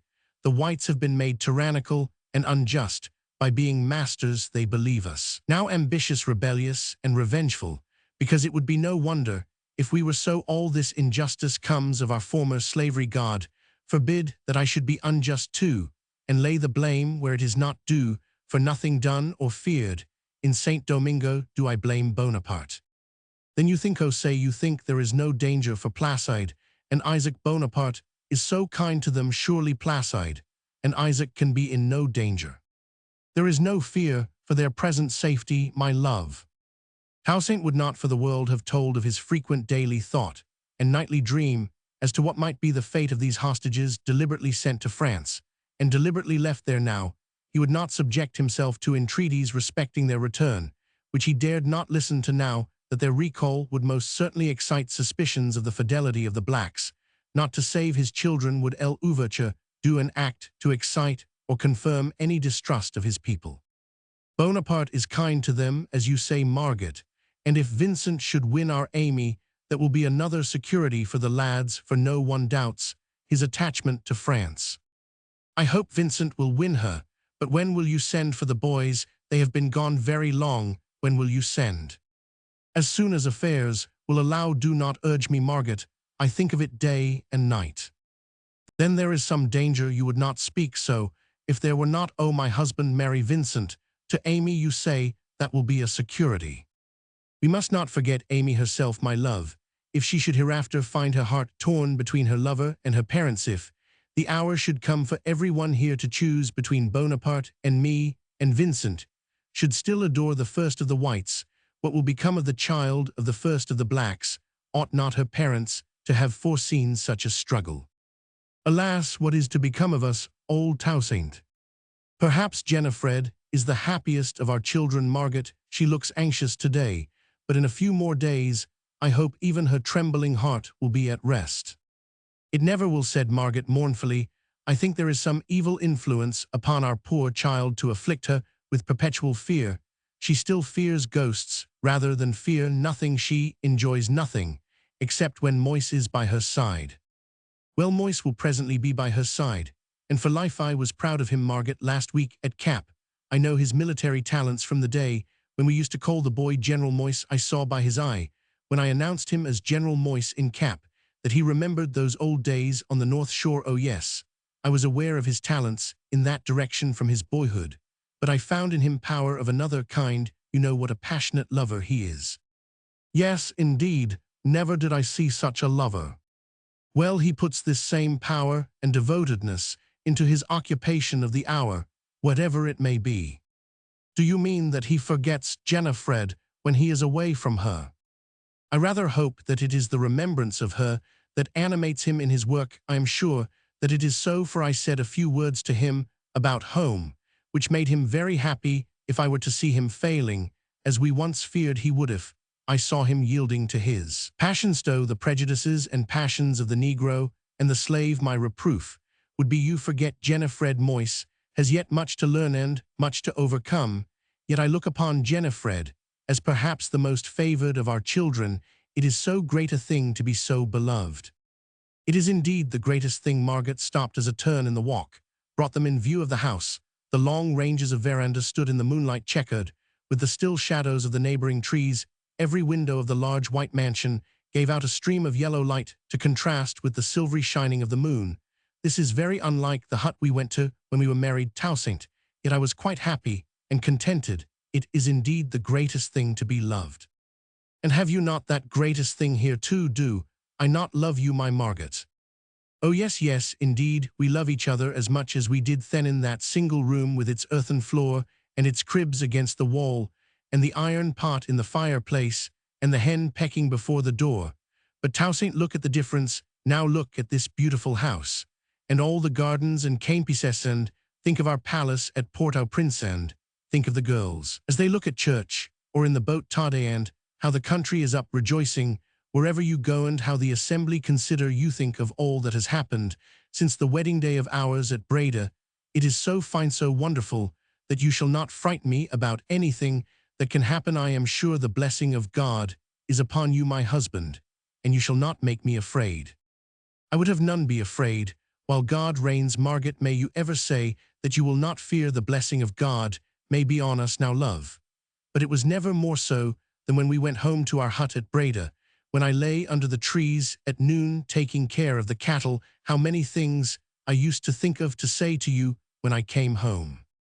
And so did I as I kneeled at my washing by the brookside, and you were driving Monsieur Bayou 20 miles off, and were expected home in the evening. How much there was to say at the end of those days. It was not for ourselves, then, Margaret, that we have been raised to what we are. We were as happy drawing water in the wood, and gathering plantains in the negro grounds, as we have ever been in these shrubberies. We were as merry in that single room at Breda, as in this mansion, or in our palace. It is not for our own sakes that we have been so raised. It is pleasant for our children. It is, and it is good for our race. It is to make us their servants. O Margaret, if ever you find a thought of pride stirring at your heart, remember that if the blacks were less ignorant and more wise, it would not matter whether we lived as we used to do or as we live now. It is because we Negroes are vain and corrupted that show and state are necessary, and the sight of our show and state should therefore humble us. I am sure you are not fond of show and state. You eat and drink and wait upon yourself as you did at Breda, and your uniform is the only fine dress you like to wear. I am sure you had rather have no court. Very true, I submit to such state as we have about us for the sake of the Negroes who need it. To me, it is a sacrifice. But Margaret, we must make sacrifice, perhaps, some which you may little dream of, while looking round upon our possessions and our rank, and our children worshipped as they are. We must carry the same spirit of sacrifice into all our acts, and be ready to suffer, and perhaps to fall for the sake of the blacks.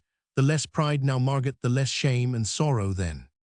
I wish not to be proud, said Margaret, trembling. I pray that I may not be proud, but it is difficult. Hark, there is a footstep. Let us turn into this alley. Nay, said Toussaint, it is Monsieur Pascal. No doubt I am wanted. Forever wanted, exclaimed Margaret. No peace. It was not so at Breda, said Toussaint, smiling. I was just speaking of sacrifice, you know, and this is not the last night that the moon will shine. News, Monsieur Pascal. News from Cap, replied Monsieur Pascal, in a depressed tone. Bad news here. Our dispatches, not a moment is to be lost. There is light enough, said Toussaint, turning, so that the moonlight fell upon the page. While he read, Monsieur Pascal told Madame L'Ouverture that messengers had brought news of a quarrel at Cap, a quarrel between the races, unhappily, about Hedouville's proclamation. Again a quarrel, in which several whites had been killed. All was presently quiet, but the whites were crying out for vengeance. No peace, as you say, Margaret, observed Toussaint, when he had run over the letters. See what a strong hand and watchful eye our poor people require. The curse of slavery is still upon us. How is Moise? Tell me only that. What is Moise doing? I do not understand Moise, nor what he is doing, said Toussaint gloomily. Monsieur Pascal. Your horses are coming round, said Pascal, and I shall be there almost as soon as you. Write in Laxabin from me, ask the favor of Father Laxabin to follow without delay. Margaret, take care of poor Jenifred. Farewell. As he passed through the piazza to mount his horse, Toussaint saw Jenifred standing there like a statue. He embraced her, and found her cold as marble. He returned to his family for an instant to beg that she might not be immediately disturbed. In an hour or two, she might be able to speak to her mother or sister, and she could not now. Once more he whispered to her that he would send her early news, and was gone. Again and again, Amy looked timidly forth to see if she might venture to approach her sister. Once Madame L'Ouverture went to her, and once Therese, but she would say nothing but leave me from her.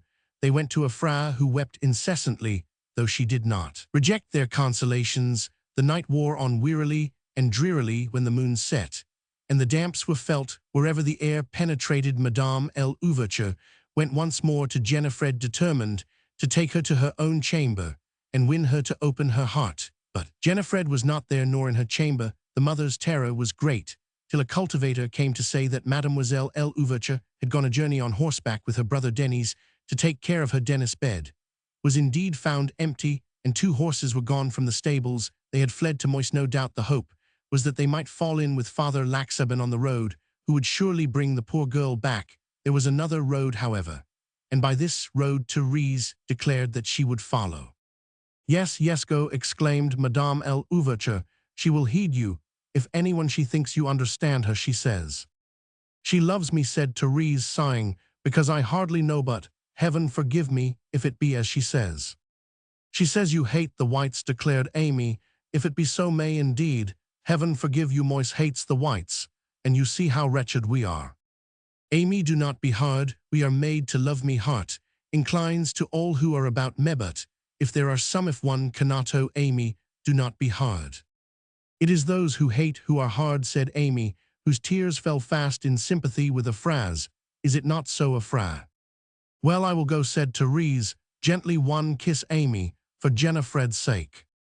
For your own, said Amy, tenderly embracing her. Bring back poor Jennifer, tell her we will devote ourselves to her. Bring back my child, said Margaret. Be sure you tell her that there may be good news, yet Moise may have explanations to give. He may do great things yet. These words renewed a phrase, weeping, in the midst of which Therese hastened away, when the remnant of the anxious family retired to their chambers, not to sleep, but to pray and wait. Chapter 20. Perplexity. As it might be supposed, Monsieur Revel and his grandchild had no desire to remain in Government House a moment longer than was necessary, as a Fra was obliged to leave it. A Fra's last care, before quitting Cap, was to see that her friends were properly escorted to their home. Euphrosyne was still struggling with the grief of saying farewell to a Fra when she entered the pleasant sitting-room at home, but she smiled through her tears when she saw how cheerful it looked. There was a mild, cool light in the room, proceeding from the reflection of the evening sunshine from the trees of the convent garden. The blinds were open, and the perspective of one of the alleys was seen in the large mirror on the wall, shrubs noiselessly waving, and the gay flowers nodding. In a sunlight and breeze, which were not felt within, Euphrosyne's work lay upon the table, the needle sticking in the very stitch of embroidery at which she had laid it down when she went to see if her grandfather was awake on the morning of their alarm. Some loose music had been blown down from the stand upon the floor, and the bouquet of flowers was dead, the water dried up, and the leaves fallen to dust. But when these were removed, there were no further signs of neglect and desertion.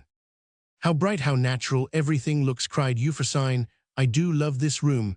This is the place that we thought was to be sacked and burnt. I won't believe such nonsense another time. I never will be frightened again. Grandpapa, do not you love this room? It is a pretty room, my dear, and it looks very bright when you are in it. Oh, thank you, she cried, dropping a sportive curtsy. And now will you look at my work? Sit down here and tell me, where are your glasses? Tell me whether you ever saw a prettier pattern. It is a handkerchief fit for a princess. It is very prettily worked, my dear. And whom is it for? Some very elegant lady. Is it for the first consul's lady? They say she is the most elegant lady in the world, though she is a Creole like you, my darling. Is your pretty handkerchief for her? No, grandpapa, I dare say she has all the ladies in France to work for her. I should like, if you have no objection, to send this to Madame L'Ouverture.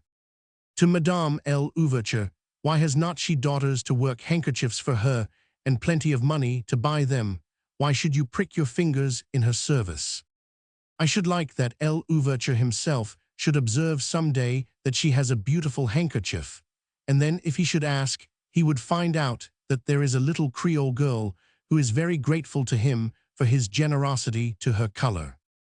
Do not speak of color, child, what expressions you pick up from afar, and such people, it is our distinction, that we have no color, that we are white. That is the distinction of the nuns I know, but I hoped it was not mine, yet I do not forget how you pinch my cheeks sometimes and talk about roses. What is there, what do I see? Cried the old man, whose mind seemed open to everything agreeable that met his observation on his return home. Are those the same little birds that you were wooing the other morning? No creature that has ever seen you, my dear, ever forgets you. Nothing that you have spoken to ever deserts you. Shy creatures that are afraid of everybody else haunt you.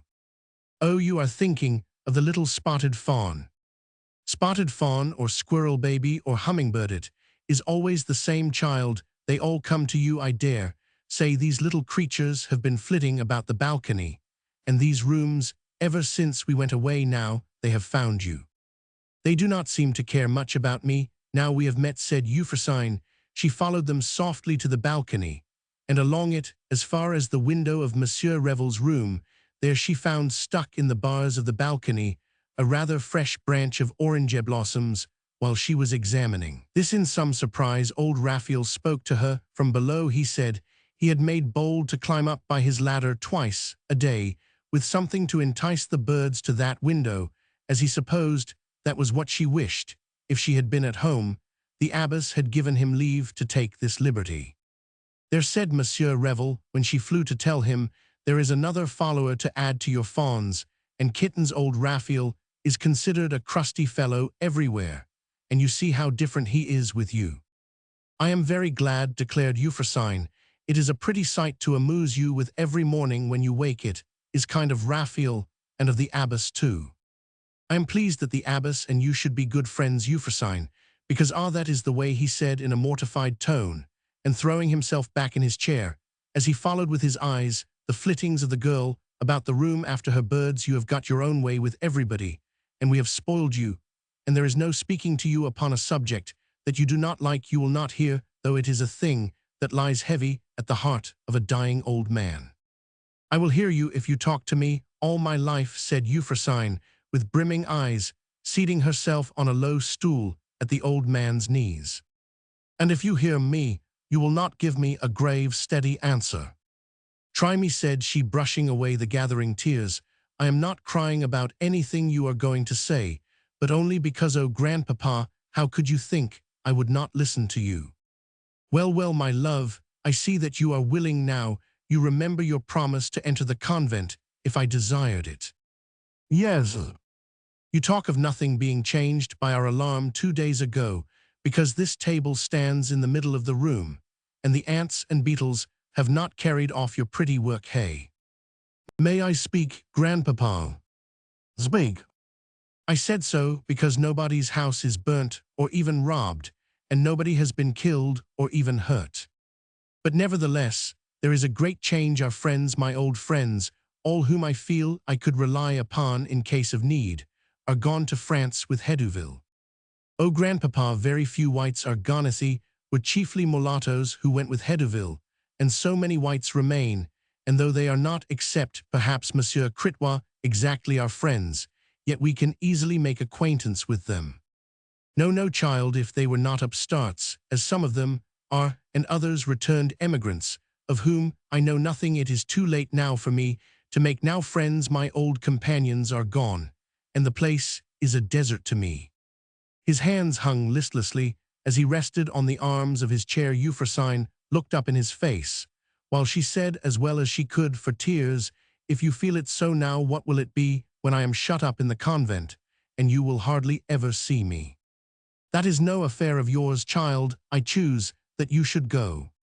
Whose affair is it, if it is not mine? I am your grandchild, dear, only one, and it is my business and the greatest pleasure I have in the world to be with you and wait upon you. If I leave you, I shall hear my poor mother reproaching me all day long, every morning at my lessons, every night at my prayers.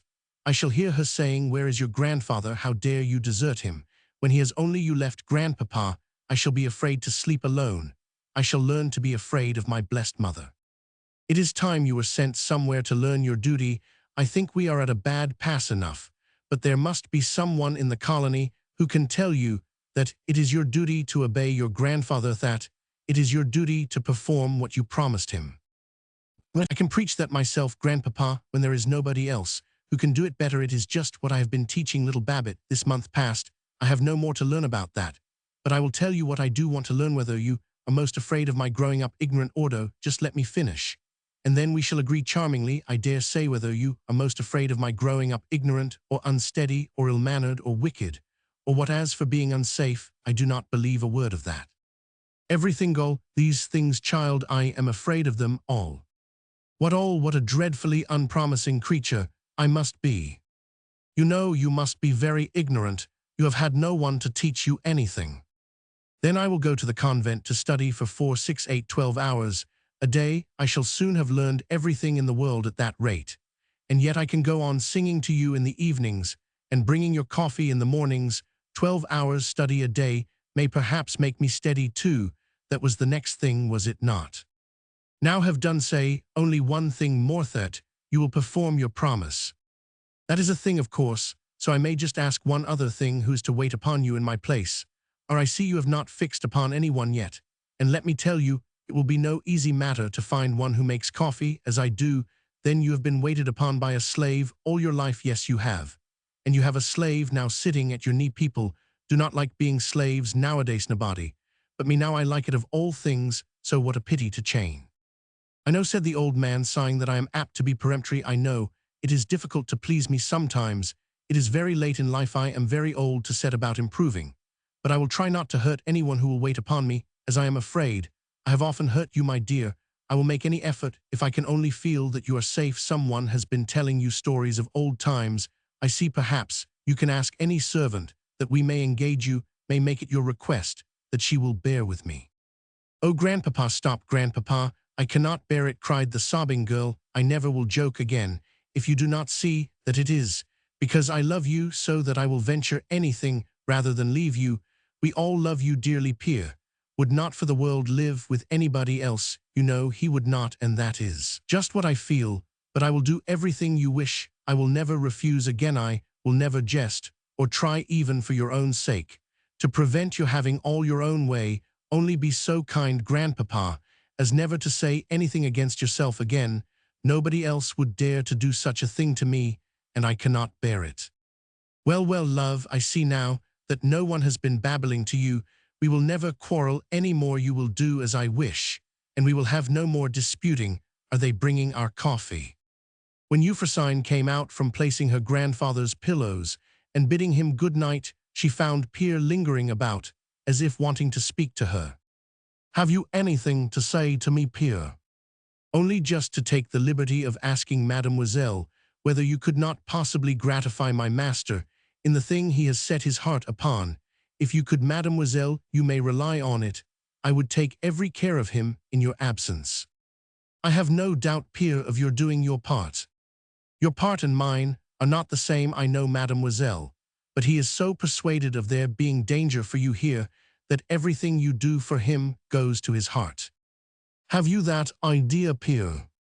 Indeed, mademoiselle, I know nothing about it more than that it takes a long time for people in a town or an island to live comfortably together on equal terms after having all their lives looked upon one another as tyrants and low, revengeful servants.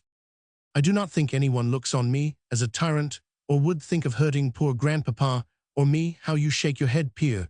We have lived 7 years in peace and quiet, sometimes being afraid, but never having found cause for fear. However, if grandpapa really is uneasy, that is the point, mademoiselle, he is so. Do you suppose I could see the abbess if I were to go to the convent to consult her? It is not late. If the Dumonts were but here still, said Pierre next door, but one, it was a comfort to have them at hand on any difficulty. If they were here, I should not consult them. They were so prejudiced against all the mulattoes, and put so little trust in L'Ouverture himself as, indeed, they're going off in such a hurry with Hedouville proofs that I should not have cared for their opinion tonight. Suppose you step to the convent, Pierre, and ask whether the lady abbess could see me for half an hour on business. If I am to leave grandpapa, I should like to tell him in the morning that it is all settled. Pierre went with alacrity and was back in 3 minutes when he found Euphrosyne shawled and veiled for the visit the lady awaited her. "What can I do for you, my child?" said the abbess, kindly seating Euphrosyne beside her in her parlor. "You will tell me what you think it is my duty to do. When I have told you my story, I know I have laughed and joked too much about this very matter, and that partly because I had a will of my own about it, but it is all serious enough now, and I really do wish to find out my duty upon it. In order to do your duty, whatever it may cost you." "Certainly." She then told her story. The lady at length smiled and observed, "You have no very strong inclination to join us, I perceive." "Not any," frankly replied Euphrosyne. "I have no doubt the sisters are very happy. They choose their way of life for themselves. I only feel it is one that I should never choose, nor would grandpapa for me, for more than a short time. I hope, madam, you understand that we neither of us think of my ever becoming a nun. I see that there is no present sign of its being your vocation." "And there never will be," cried Euphrosyne very earnestly. "I assure you I cannot bear the idea of it." "So I perceive, my dear. I am quite convinced. I assure you have you as great a dislike to being educated." "Almost, I am afraid, but I could get over that. I like reading very well and learning things at my own time and in my own way, but I feel rather old to begin to be under orders as to what I shall learn, and when and how, and yet rather young to be so grave and regular as the sisters are. I am 15, you know. You are not aware, I see, how much we laugh when we are by ourselves, nor how we like to see girls of 15 happy and gay. I think, too, that I may answer for the sisters not quarreling with you about what you ought to learn. You will comply with the rules of the house as to hours, and your preceptresses will allow you as far as possible to follow your bent. You are very kind, as you always are, but I think far less of all this than of what grandpapa is to do without me. Consider what long weary days he will have. He has scarcely any acquaintance left in Cap, and he has been accustomed to do nothing without me. He will sit and cry all day, I know he will." And Euphrosyne's tears began to overflow at the thought. "It is a great honor, my child, to have been made such a blessing to an old man." It was almost the only one he had left up to that terrible 91. The abbess shuddered. "You knew my mother and sisters?" "Very little. I was then a humble sister, and had little intercourse with any ladies who might occasionally visit us. But I remember her coming one day with her children, 3 girlsown, who ran about the garden, and 2 modest, blushing girls, who accepted some of our flowers. I must have been the little one who ran about, and the others were my poor sisters. Well, all these, besides my papa, were always about grandpapa, and he never wanted amusement or waiting on. Since that dreadful time he has had only me, and now in his old age, when he has no strength and nothing to do, he is going to be all alone. Oh, madam, I think it is wicked to leave him. Had anybody ever a clearer duty than I have to stay with him? You would be quite right if it was anybody but himself that desired you to leave him. Your first duty, my dear, is to obey his wishes. I shall never be able to learn my lessons for thinking of him sitting alone there, or perhaps lying in bed, because there is nothing to get up for. Now you are presumptuous. You are counting upon what may never happen, and fearing to leave your parent in the hand of him who gave you to him. Suppose you were to die tonight, I fear you could not trust him in the hands of him who wraps us round with old age before taking us home to himself. Oh yes, I could so trust him tonight if I myself had watched him to sleep, but a month hence, if I were to die, I should dread to meet my parents. They would ask me, how is our father? And I should have to answer, I do not know. I have left him. I have done nothing for him of late. The whole time that I am here, madam, I shall be afraid to die and meet my mother. We must lead you to doubt your own notions, and to trust more in God, said the lady gently. We know not what a day may bring forth, and as you grow older, you will find how in cases of hard and doubtful duty our way becomes suddenly clear, so as to make us ashamed of our late anguish. Father Gabriel will tell you that one night he lost his way among the marshes in the plain. The clouds hung thick and low overhead, and there was not a ray of light. He plunged on the one hand into the marsh, and on the other the reeds grew higher than his head. Behind him was a wood that he had hardly managed to struggle through, and he knew not what might be before him. He groped about for a firm place to stand on, and had no idea which way to move. At last, without his having felt a breath of wind, he found that the clouds had parted to the right, making a chink through which he saw the Cibao peaks standing up against a starlight sky. And to the left, there was on the horizon a dim white line, which he could not understand, till the crescent moon dropped down from behind the cloudy canopy across a bar of clear sky and into the sea. This made him look whether the church of Saint Hilaire was not close by. He made out its dim mass through the darkness, and in a few minutes stood in the porch. So, my child, is our way, even yours young, as you are sometimes made too dark for our feeble eyes, and thus from one quarter or another is a ray permitted to fall, that we may not be lost. Thank you, said Euphrosyne softly. May I come tomorrow? At any hour you shall be welcome, my dear. If you will appoint me something to do every morning in the garden, Madame Grandpapa might sit in the balcony to see me and talk to me. That will be a reason for his getting up, that will prevent his lying too long for want of something to do. A very good plan, if you love your grandfather so, Euphrosyne. How would you have loved your mother if she had lived? Had you a mother when you were my age? Yes, my dear, but do not let us speak of that. Do you remember your mamma, my dear? Yes, a little. I remember her sitting in a wood on the ground with her head bent down upon her knees, and a great many black people about. Well, tell me no more. I ought not to have asked you. I was not thinking of that horrid time.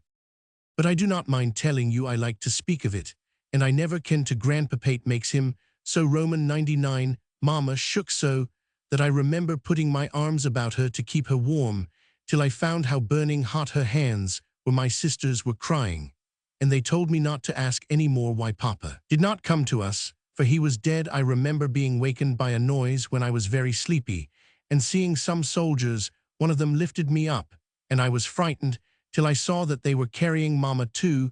They put us both into a cart. I did not see my sisters, and I believe they were both dead then of grief and hardship, and Mamma never spoke again. She looked as pale as her gown as she lay in the cart with her eyes shut. She was breathing, however, and I thought she was asleep. I felt very sleepy and odd. The soldiers said I was half-starved, and they gave me a plantain that they pulled by the roadside. I wanted them to give some to Mamma too, but they made me no answer. I put mine into her hand, but she let it fall, and I cried, because she would not take any notice. Then one of the soldiers bade me eat my plantain, and I thought I must do as I was bid. I forget where we went next. You remember more than I had supposed. Your mother was brought on board the ship where we were, and there she presently died. You were on board ship, madam? Yes, all the sisters, for the town was not considered safe even for us. And where was Euphrosyne stopped abruptly. You were going to ask where my mother was, said the lady. I feel that I was wrong in stopping you, as I did just know, for you might fancy that my mother was in some way to blame. She was a good mother to me, full of kindness, but I did not make her happy. You did not? Indeed, I did not. I crossed her in the thing she desired most of all, that we should live together. I believed it my duty to become a nun, and I left her. She returned to France, being a widow, and having no other child, and there she died among distant relations. Was she angry with you? She never said or showed that she was, but I know that she was grieved to the very soul. And for life, this, my dear, has been the greatest affliction I have ever known. I did not feel it so at the time, having no doubt of my vocation. But what I have suffered since from the thought that an only child, an only parent, who ought to have made each other happy, were both miserable, God only knows. Yet you did what you thought was your duty to God. I wonder whether you were right. If you knew how many times, but said the lady, interrupting herself, we shall know all when our hearts are laid open, and may minister to my mother. Yet if I erred and there be further punishment, yet for my error I am ready to bear it. You see, my child, how much you have to be thankful, for that your difficulty is not from having failed in duty to your parent for the future. Fear not, but that your duty will be made clear to you. I am sure this is all you desire. Shall we have any more such conversations as this when I come to live here, if we can? We shall see, replied the lady, smiling. Father Gabriel says there may easily be too much talk even about our duties, but occasions may arise. I hope so, said Euphrosyne, rising, as she perceived that the lady thought it was time for her to go. I dare say Pierre is here. Pierre had been waiting some time. The abbess sat alone, after Euphrosyne was gone, contemplating not the lamp, though her eyes were fixed upon it, but the force of the filial principle in this lonely girl, a force which had constrained her to open the aching wound in her own heart to a mere child. She sat till called by the hour to prayer, pondering the question how it is that relations designed for duty and peace become the occasions of the bitterest sin, and suffering. The mystery was in no degree cleared up when she was called to prayer, which, however, has the blessed power of solving all painful mysteries for the hour. Chapter 21. Perplexity solved. "What is the matter, child? What makes you look so merry?" asked Monsieur Revel, when his eyes opened upon Euphrosyne the next morning. "Nothing has happened, grandpapa. The only thing is that I like to do what you wish, and I always will as long as you live. I will go to the convent today. You can send for me at any time, when you want me. You know, I am sure the abbess will let me come, whenever you send Pierre for me." Well, do not be in such a hurry. I do not want you to go today. Why should you be in such a hurry?" When the breeze had come to refresh him, and he had had his coffee, Monsieur Revel felt more complacent, and explained what he meant by there being no hurry. Euphrosyne should not leave him till tomorrow, and this day should be spent as she pleased. Whatever she liked to ask today should be granted. This indulgence was promised under a tolerable certainty that she would ask nothing unreasonable, that she would not propose a dinner party of dark-complexioned guests. For instance, there might also be an expectation of what it would be that she would choose Roman 1000. Revel was conscious that he did not visit his estate of Le Bosquet in the plain of Limbe so often as Euphrosyne would have liked, or as he himself knew to be good for his agent, the cultivators, and his heiress. He was aware that if he could have shown any satisfaction in the present order of affairs, any goodwill towards the working of the new system, there might have been a chance of old stories dying away, of old grievances being forgotten by the cultivators in his present acquiescence in their freedom. He could not order the carriage and say he was going to Le Bosquet, but he had just courage enough to set Euphrosyne free to ask to go. It turned out exactly as he expected. "We will do what you will, my child, today. I feel strong enough to be your humble servant." "It is a splendid day, grandpapa. It must be charming at Le Bosquet. If I order the carriage now, we can get there before the heat, and we need not come home till the cool of the evening. We will fill the carriage with fruit and flowers for the abbess. May I order the carriage?" Le Bosquet was only 12 miles off. They arrived when the cultivators were settling to their work after breakfast. It was now, as on every former occasion, a perplexity and embarrassment to Euphrosyne that the Negroes lost all their gaiety and most of their civility in the presence of her grandfather. She could hardly wonder, when she witnessed this, at his intolerance of the very mention of the blacks, at his ridicule of all that she ever told him about them from her own observation. When she was in any other company, she saw them merry, active, and lavish of their kindness and politeness, and whenever this occurred, she persuaded herself that she must have been mistaken the last time she and Monsieur Revel were at Le Bosquet, and that they ought to go again soon. The next time they went there was the same gloom, listlessness, and avoidance on the part of the Negroes, the same care on her grandfather's that she should not stir a step without the escort of Pierre, or the agent. He would not even let her go with Portia, the dairywoman, to gather eggs, nor with little Sully to see his baby brother. She made up her mind that this was all wrong, that all parties would have been more amiable and happy if there had been the same freedom and confidence that she saw on other estates. Poor girl, she little knew what was in all minds but her own. What recollections of the lash and the stocks and hunger and imprisonment on the one hand, and of the horrors of that August night on the other. She little knew how generally it was supposed that she owed it to the grandfather whom she loved so much, that she was the solitary orphan whom every one pitied.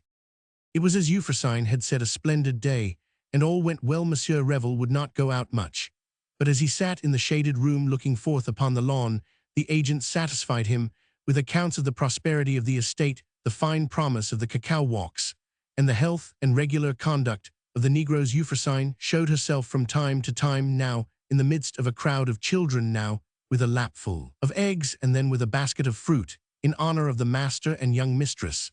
The dinner was very superb and far too long, so that the day had slipped away before Euphrosyne felt at all disposed to return. She was glad that the agent was engaged in a deep discussion with his employer when the carriage came round, so that she was able to make one more short circuit in the twilight while they were settling their point. The gentlemen were talking over the two late proclamations, L'Ouvertures and Hédouville's. The agent wished that Hédouville had never come rather than that he should have set afloat the elements of mischief contained in his proclamation. Monsieur Revel could not believe that a commissary sent out for the very purpose of regulating such matters could have got very far wrong upon them. And besides, the proclamation had never been issued, never formally issued the agents. But it had been circulated from hand to hand of those who were interested in its provisions. Some were at that moment preparing to act upon it, and he feared that mischief might come of it. Yet it was certain that L'Ouverture knew more about claims to deserted estates and about the proper regulations as to tillage than any novice from France could know, and it was no less certain that he was ever more eager to gratify the whites than the blacks. It would have been by far the wisest plan to leave that class of affairs in the hands of the person who understood them best, and if he was not much mistaken, the government at home would yet rue Hédouville's rashness in acting without so much as consulting L'Ouverture. Monsieur Revel was so amazed at finding that L'Ouverture was not only worshipped by romantic young ladies and freed Negroes, but approved and confided in by such practical and interested whites as his own agent, that he could only say again what he said every day, that the world was turned upside down, and that he expected to be stripped before he died of Le Bosquet, and of everything else that he had, so that his poor child would be left dependent on the charity of France. To this, the agent replied as usual, that the property had never before been so secure, nor the estate so prosperous, and that all would go well if only the government at home would employ competent people to write its proclamations. "Where is this child?" cried Monsieur Revel at last.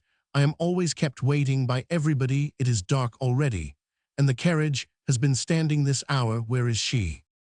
"Mademoiselle is in the carriage," said Pierre from the hall. "I made Prince light the lamps, though he thinks we shall not want them." "Come, come, let us lose no more time," said Monsieur Revel, as if everyone had not been waiting for him. Euphrosyne jumped from the carriage, where she had been packing her basket of eggs, her fruit, and her flowers, so that they might be out of her grandfather's way. He could not admire any of them, and found them all in his way, while the road lay under the dark shadow of the groves on the estate. He cast anxious glances among the tall stems, on which the carriage lamps cast a passing gleam.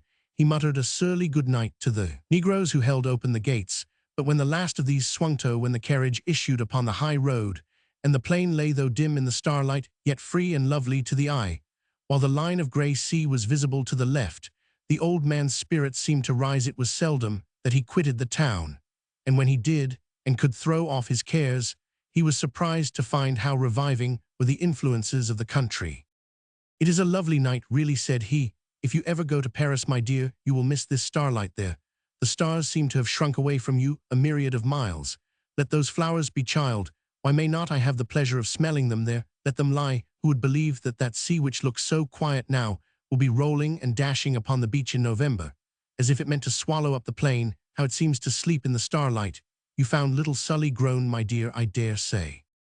"Oh yes, but more glad to see us than ever. He had to show me how he could read, and how he had been allowed to put a new leg to the master's desk at the school. Sully will make a good carpenter. I think he is going to make a box for me, and he declares the ants shall never get through it at the hinge or lid or anywhere. How the people are singing all about. I love to hear them. Prince drives so fast that we shall be home too soon. I shall be quite sorry to be in the streets again." It seemed as if Prince had heard her, for in another moment he was certainly checking his horses, and their speed gradually relaxed. "He must have driven us fast, indeed," said Monsieur Revel. "Look at the lights of the town. How near they are those the lights of the town?" "I should have looked for them more to the left," Euphrosyne replied. "Let us ask Pierre. We cannot possibly have lost our way."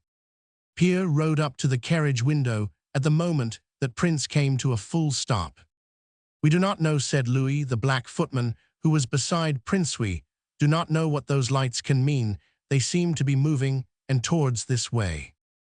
"I think it is a body of people," said Pierre. "I fear so, sir." "We had better go back," said Euphrosyne. "Let us go back to Le Bosquet."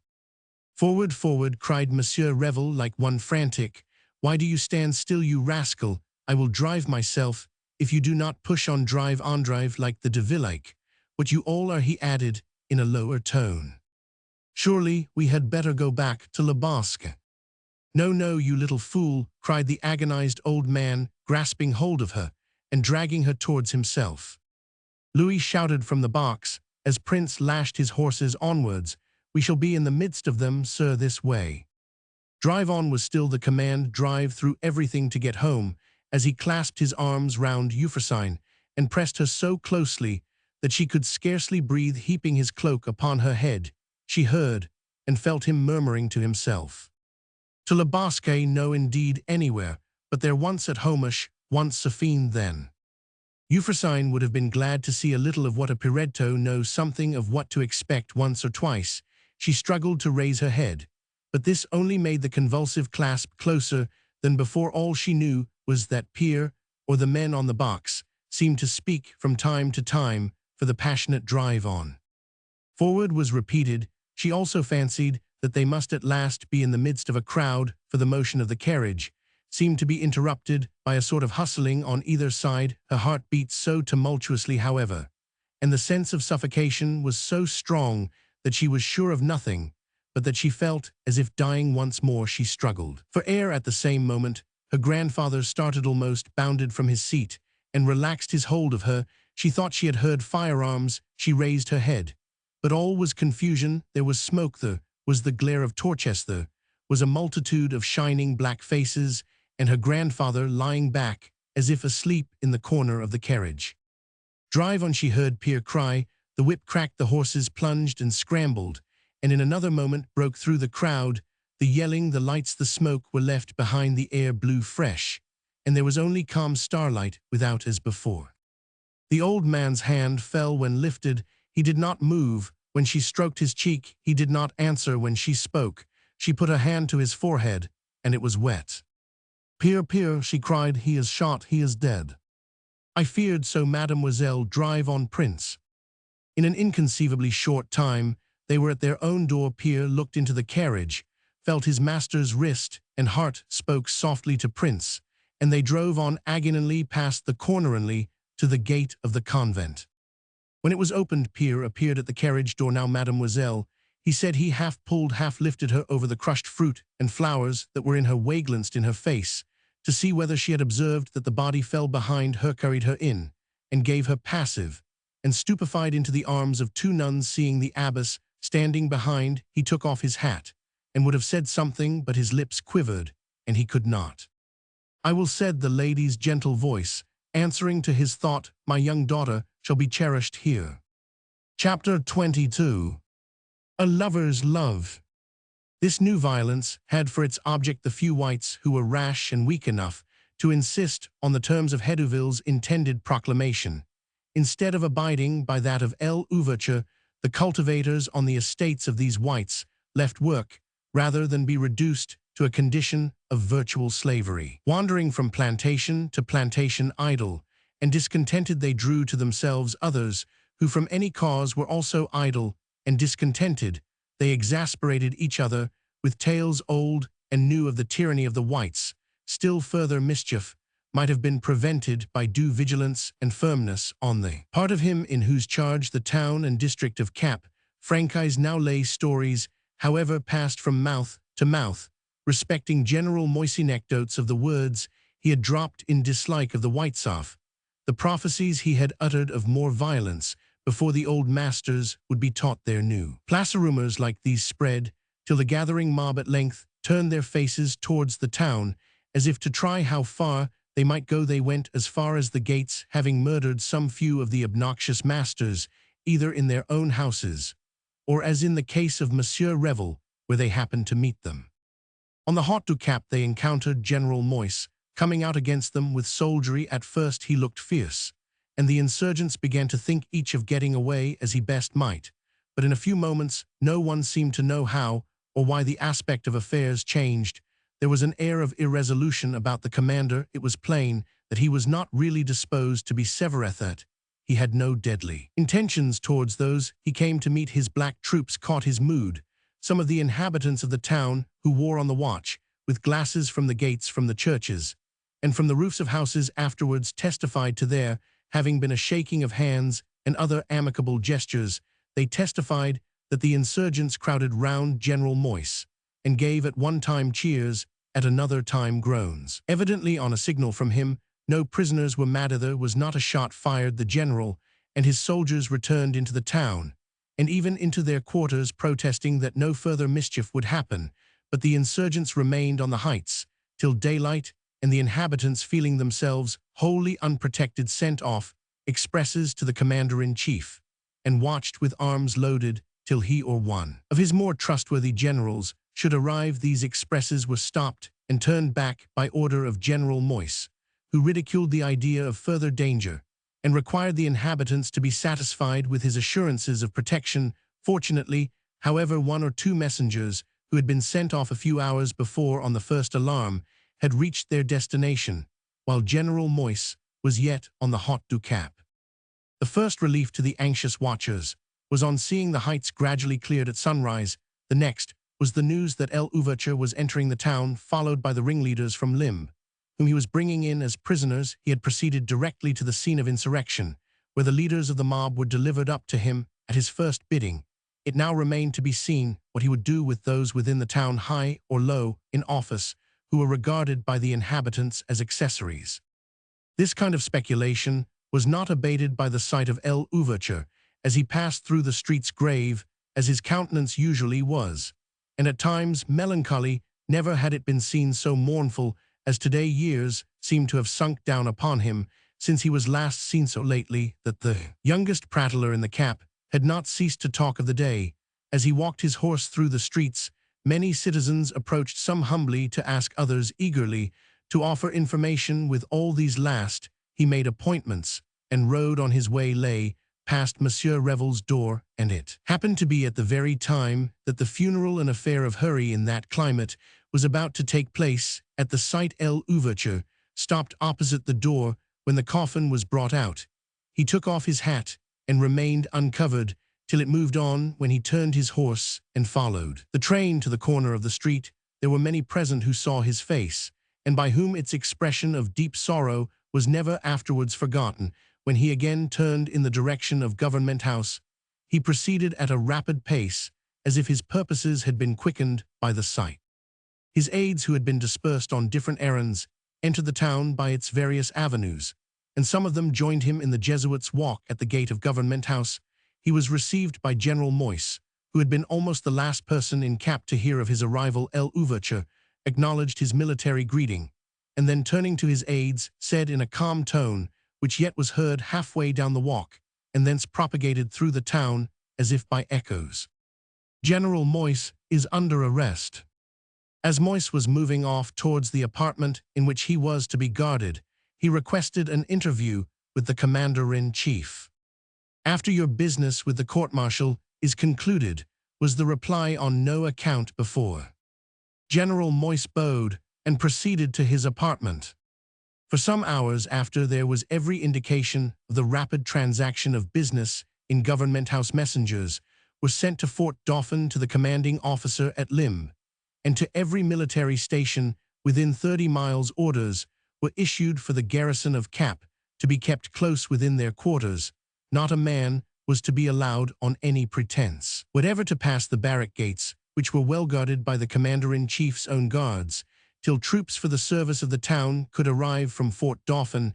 As L'Ouverture was closeted with his secretary, message after message was reported, letter upon letter was delivered by his usher. Among these messages came at length one which made him start. "Mademoiselle L'Ouverture begs to be permitted to see General Moyse." Before he could reply, a note by another messenger was put into his hands. "I implore you to let me see Moyse.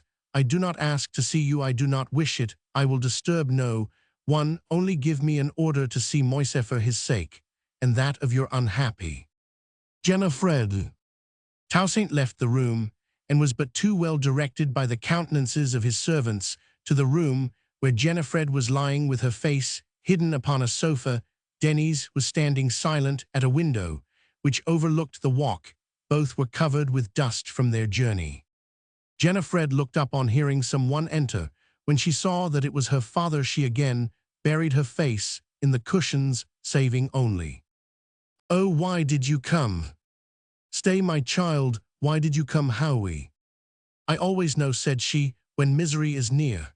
And where misery is there am Roman 1, do not be angry with Denny's father, I made him come." "I am angry with no one, Jennifer. I am too much grieved to be angry.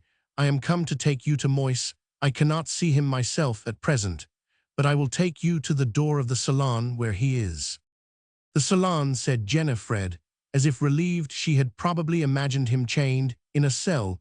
This one word appeared to alter the course of her ideas.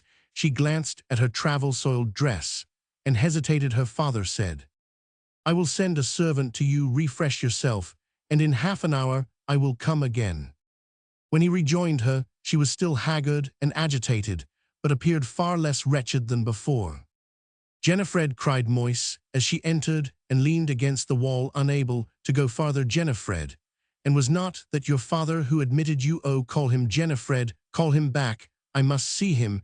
If you ask him, he will come. Call him back, Jennifer." "If you are engaged," Moise said she, in a sickening voice, "if I am in your way, I will go." "No, no, my love, but I must see your father. Everything may depend upon it."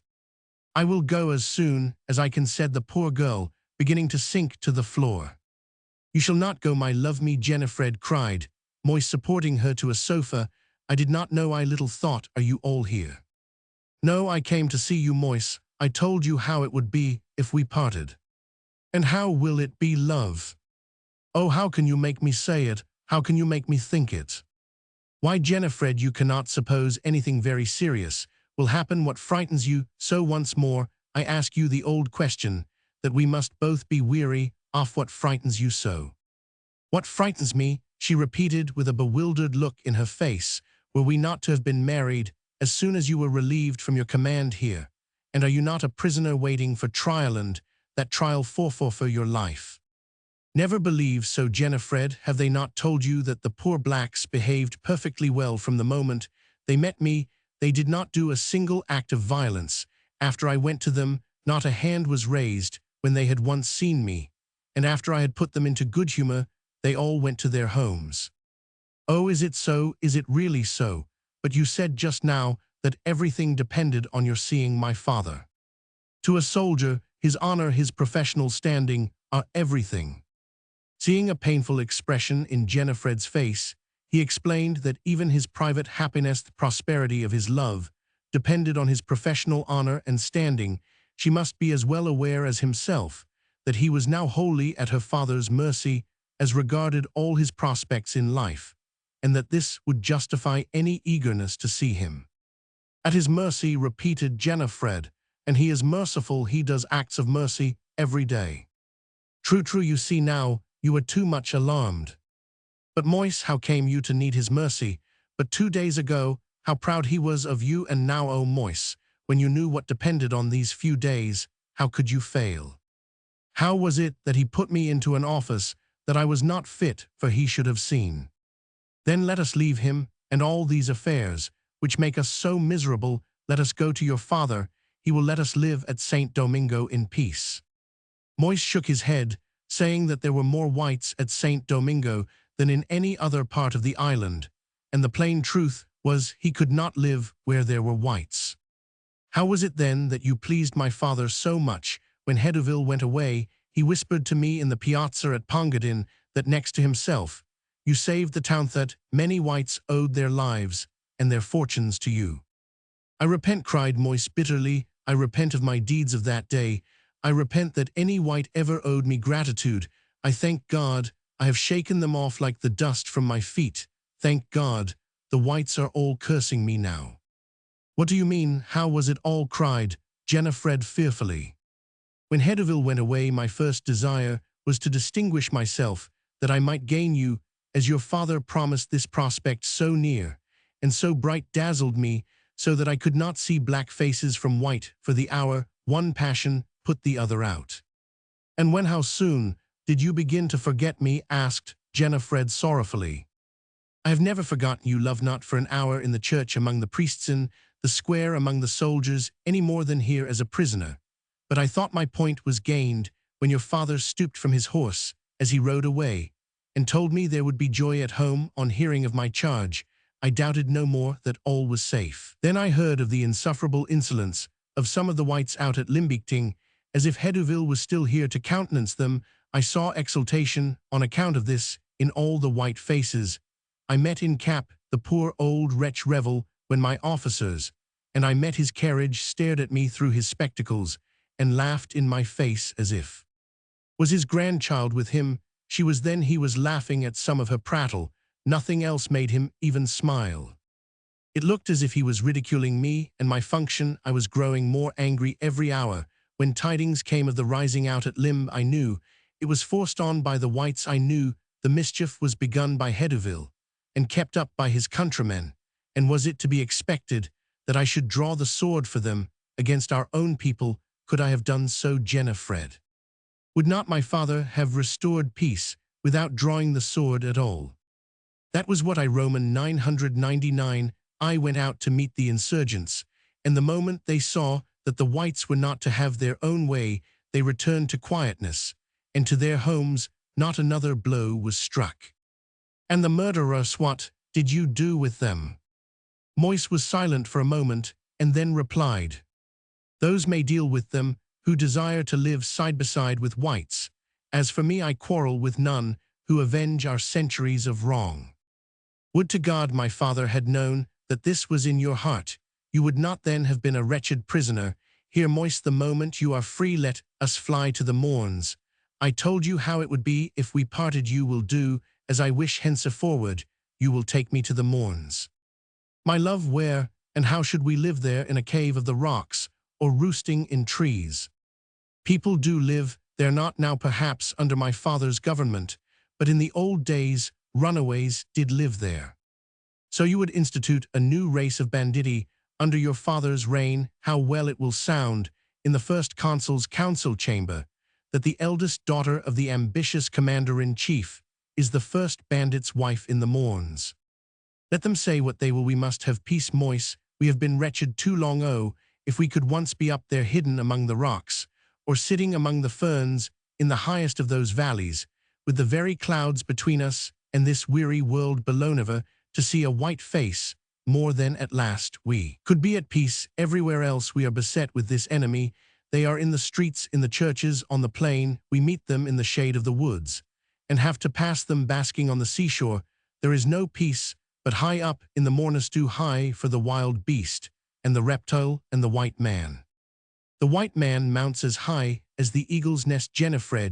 You will not be safe even there from the traveler or the philosopher climbing to measure the mountain or observe the stars. But while we are talking of the free and breezy heights, you are a prisoner, said Jennifer mournfully, but soon, very soon, we can go. Why do you look so? You said there was no further, that nothing serious could happen, nothing more than disgrace. And for each other's sake, we can defy disgrace, can we not, Moyse? Why do not you speak? Disgrace or death, or anything, even death, Jennifer. Yes, I said what was not true. They will not let me out. But to my death do not shudder so, my love. They shall not part us. They shall not rob me of everything. You did well to come, love. If they had detained you, and I had had to die with such a last thought, as that you remain to be comforted sooner or later by another, to be made to forget me by a more prosperous lover, O God, I should have been mad. You are mad, Moyse, cried Jennifer, shrinking from him in terror. I do not believe a word you say. I love another, they kill you. It is all false. I will not hear another word. I will go. To go was, however, beyond her power. As she sank down again, trembling, Moyse said in the imperious tone which she both loved and feared, I am speaking the truth now. I shall be tried tonight before a court-martial, which will embody your father's opinion, and they will find me a traitor, and doom me to death upon the place.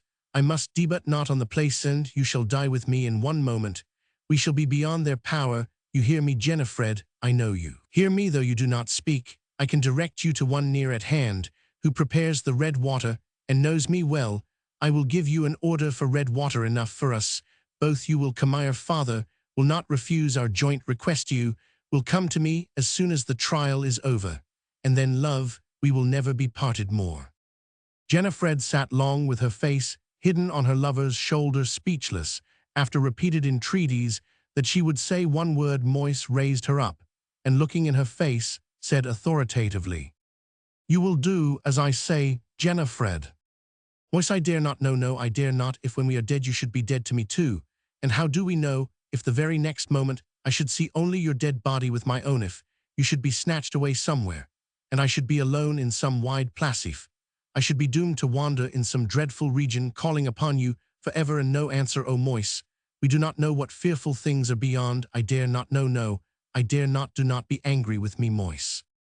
I thought you had been ready to live and die with me. And so I am ready to live anywhere, anyhow, ready to die, if only we could be sure, oh, if you could only tell me there is nothing beyond." "I have little doubt," said Moise, "that death is really what it is to our eyes, an end of everything." "Do you think so? If you could only assure me of that. But if you were really quite certain of that, would you wish me to die too?" "Wish it you must, you shall," cried he passionately. "You are mine forever, and I will not let you go. Do not you see, do not you feel," he said, moderating his tone, "that you will die a slow death of anguish, pining away from the moment that cursed firing in the place strikes upon your ear? You cannot live without love. You know you cannot, and you shall not live by any other love than mine. This little sign," said he, producing a small carved ivory ring from his pocketbook, "this little sign will save you from the anguish of 1,000 sleepless nights, from the wretchedness of 1,000 days of despair.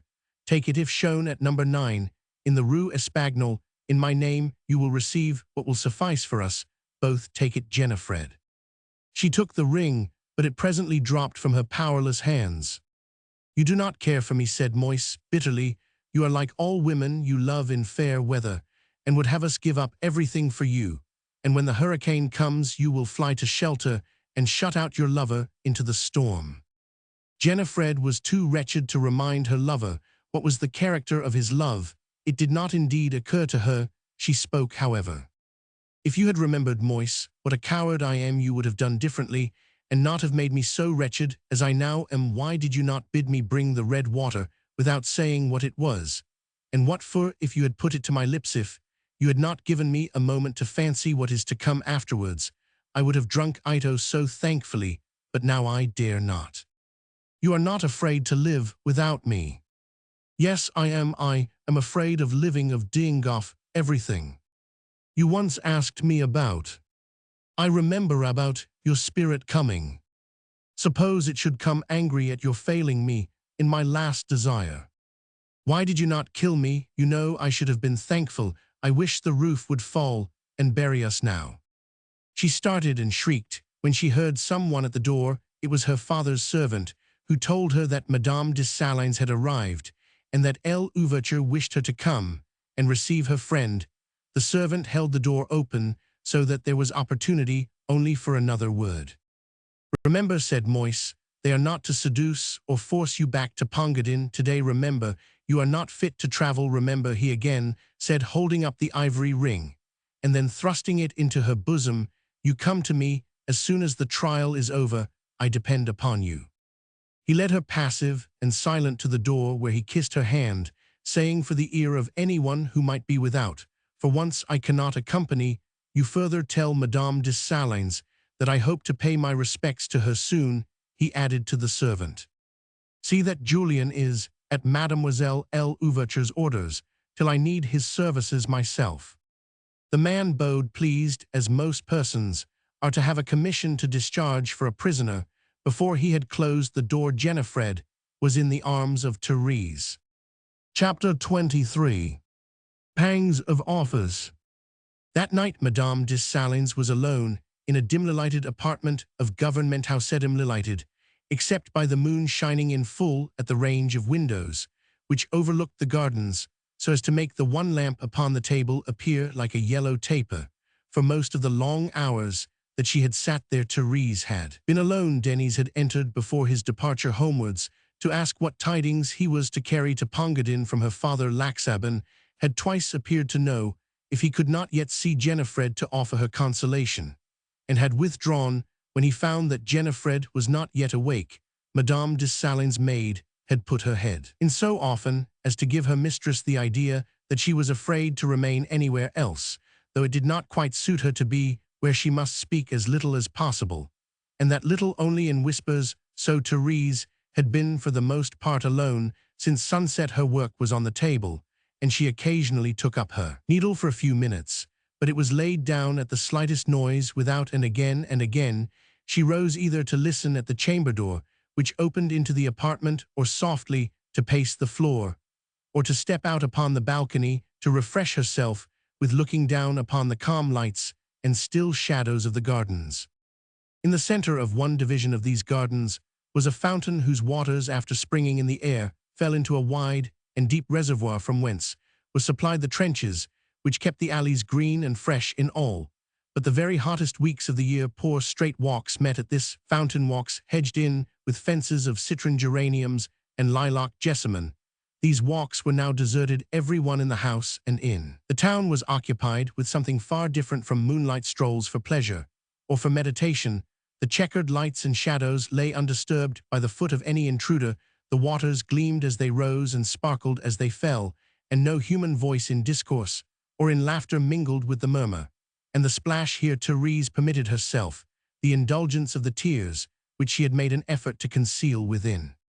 These young creatures thought she what a lot they are to be parted, wrenched asunder by death, be the same cause for indulgence of the same passion which brought Jacques and me together.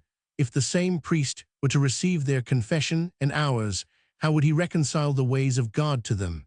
And to us the thought of my child burns at my heart, and its last struggle me bosom is quivering with it. Still for this Jacques took me to his heart, and I have ever since had Allah's not forgetfulness of my child, but a home, and the good fame that a woman cannot live without, and the love of a brave and tender heartender to me, however hard to those we hate. Jacques lives in honor, and in a station of command, though he hates the whites with a passion which would startle Moise, himself hates them so that he does not even strive as I do to remember that they are humanto, be ready to give them the cup of cold water when they thirst, and the word of sympathy when they grieve. He would rather dash the cup from their parched lips and laugh at their woes.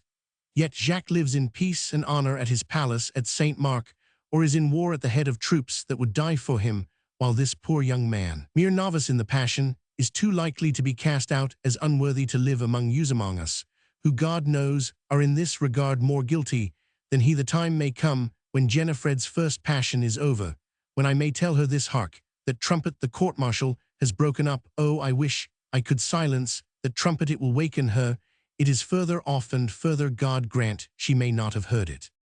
She stepped in and to the chamber door and listened. There was no stir, and she said to herself that her medicine had wrought well. From the window, which opened on one of the courtyards, she heard the shuffling of feet and the passing by of many persons. She dared not look out, but she felt certain that the trial was over, that the officers were proceeding to their quarters, and the prisoner to his solitude. Her heart beat so that she was glad to return to her seat and cover her eyes from the light. She was startled by the opening of the door from the corridor. It was l'ouverture, and she rose, as everyone habitually did at his approach. Jennifer, he said anxiously as he approached. Therese pointed to the chamber, saying softly, "She is there. I do not know what you will think of the means I have taken to procure her sleep, but she was so shaken, so dreaded this night. You have given her medicine. Is she asleep? I gave her henbane, and she is asleep. Is there a chance of her sleeping till noon? If she be not disturbed, I have carefully darkened the room. What has been done?" she inquired, looking in his face, struck with its expression. She exclaimed, "How you have suffered! Yes, life is bitter to those whom God has chosen. If Moise did but know it, I almost envy him his rest. Is it over then? Is he dead? He dies at sunrise. You think Jennifer may sleep till noon?" Therese could not reply, and he proceeded. "He is found guilty and sentenced. There was no escape. His guilt is clear as noonday."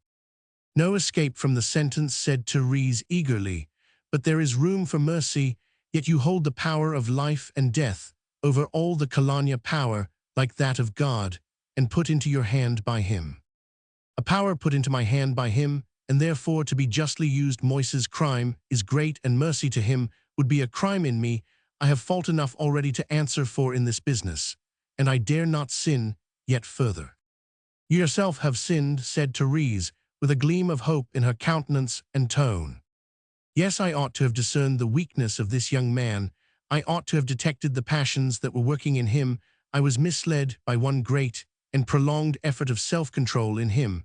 I appointed an unworthy officer to the care of the lives and safety of the whites.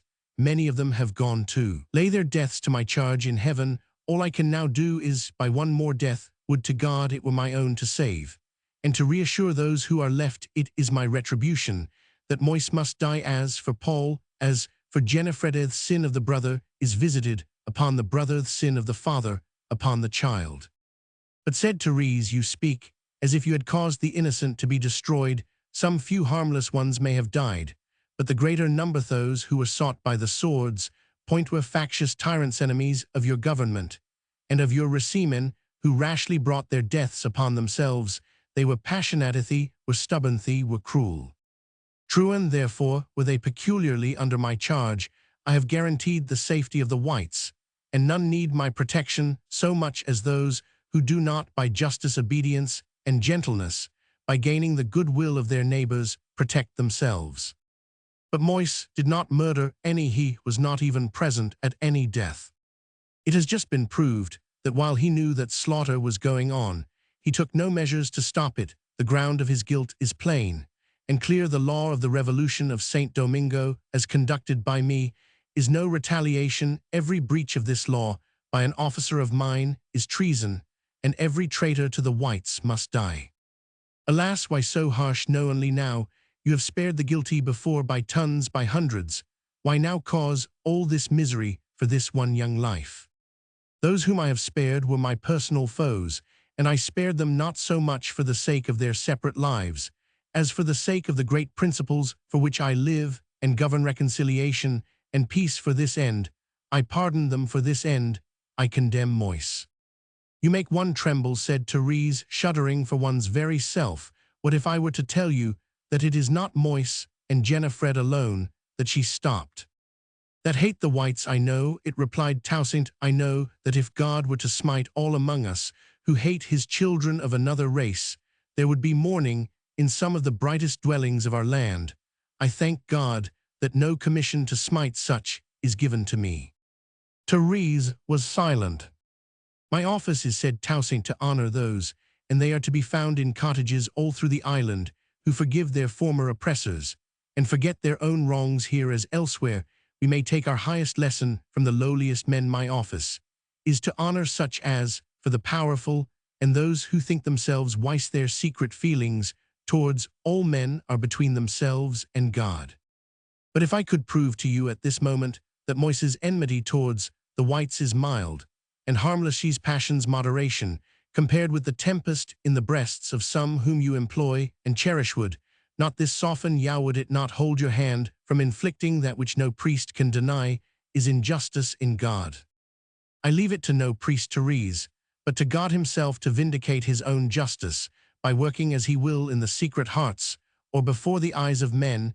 He may have for those who hate their enemies punishments too great for me or any ruler to wield punishments to which the prison and the bullet are nothing. You speak of the tempest within the breast. I know at this moment, if you do not, that years of imprisonment or 100 death strokes are mercy compared to it. But no more of this. I only say, Therese, that while Jacques, say me too, while Jacques and you secretly hate, I have no concern with it, except in my secret heart. But if that hatred, be it more or less than that of this young man, should interfere with my duty to friend or foe, you see from his fate that I have no mercy to grant. Jacques is my friend. Moise was to have been my son. Neither could immediately speak. At length Toussaint signed once more to the chamber door, and once more said, Jennifer, I have something to tell you, something to show you, replied Therese. Her sleep or stupor came upon her suddenly, but she kept a strong grasp upon the bosom of her dress. When I laid her on the bed, she kept her hands clasped one upon the other there. As she slept more heavily, the fingers relaxed, her hands fell, and I saw one end of this. She produced a phial. Ha, the red water, exclaimed Toussaint. I thought it was, said Therese. Who taught her this, who has been tampering with her and with her life? Perhaps this may tell, said Therese, showing the ivory ring. Toussaint closely examined the ring and then drew his hand across his brows. How strange, said he, are old thoughts long forgotten. This bit of ivory makes me again a young man and a slave. Do you remember that I once had the care of the sick at Breda and administered medicines? Therese shuddered. She remembered that when her infant was taken ill, Papillier had sent for Toussaint, because though Toussaint was no longer surgeon to the quarter at Breda, he was thought to have great knowledge and skill. Toussaint remembered nothing of this particular incident, and was not aware how he had touched her feelings. He went on. I began that study, as all of my race have begun it, till of late in superstition. With what awe did I handle charms like this? Can it be possible that my poor child has been wrought upon by such jugglery? What do you know about it? No more than that the charm and the poison were hidden in her bosom. It is hard to trouble a dying man, said Toussaint, but the survivor must be cared for. If Moise has poisoned her mind, as I much fear he would have poisoned her body, but Noit is an atrocious thought. If I wrong him, if his love for her is faithful, he will be glad to tell me what he knows, that her sick mind may be well tended. Father Laxabin is coming presently to go to Moise, and leave him no more. I will go with him.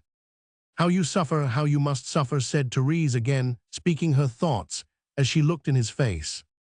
It is worse than going to my death, replied he, but for my child's sake, for my poor brother's sake too, it must be done. He could say no more till Father Laxabin came. He paced the room, listened at the chamber door, went out upon the balcony to hide, as Therese well understood his tears of agony. He again entered, listened again at the chamber door, and hastily approaching the table took up the file, saying, Are you certain that this is all? Are you certain that she only sleeps and is not ding or dead? Indeed, I am not certain, exclaimed Therese, starting up and softly entering the chamber. Toussaint followed with the lamp, shading it carefully with his hand. Here is no pain, whispered Therese. She breathes quietly. There is no pain. Satisfy yourself. She took the light from his hand and saw him stoop above his sleeping child, extending his hands over her as if in the act of prayer or blessing.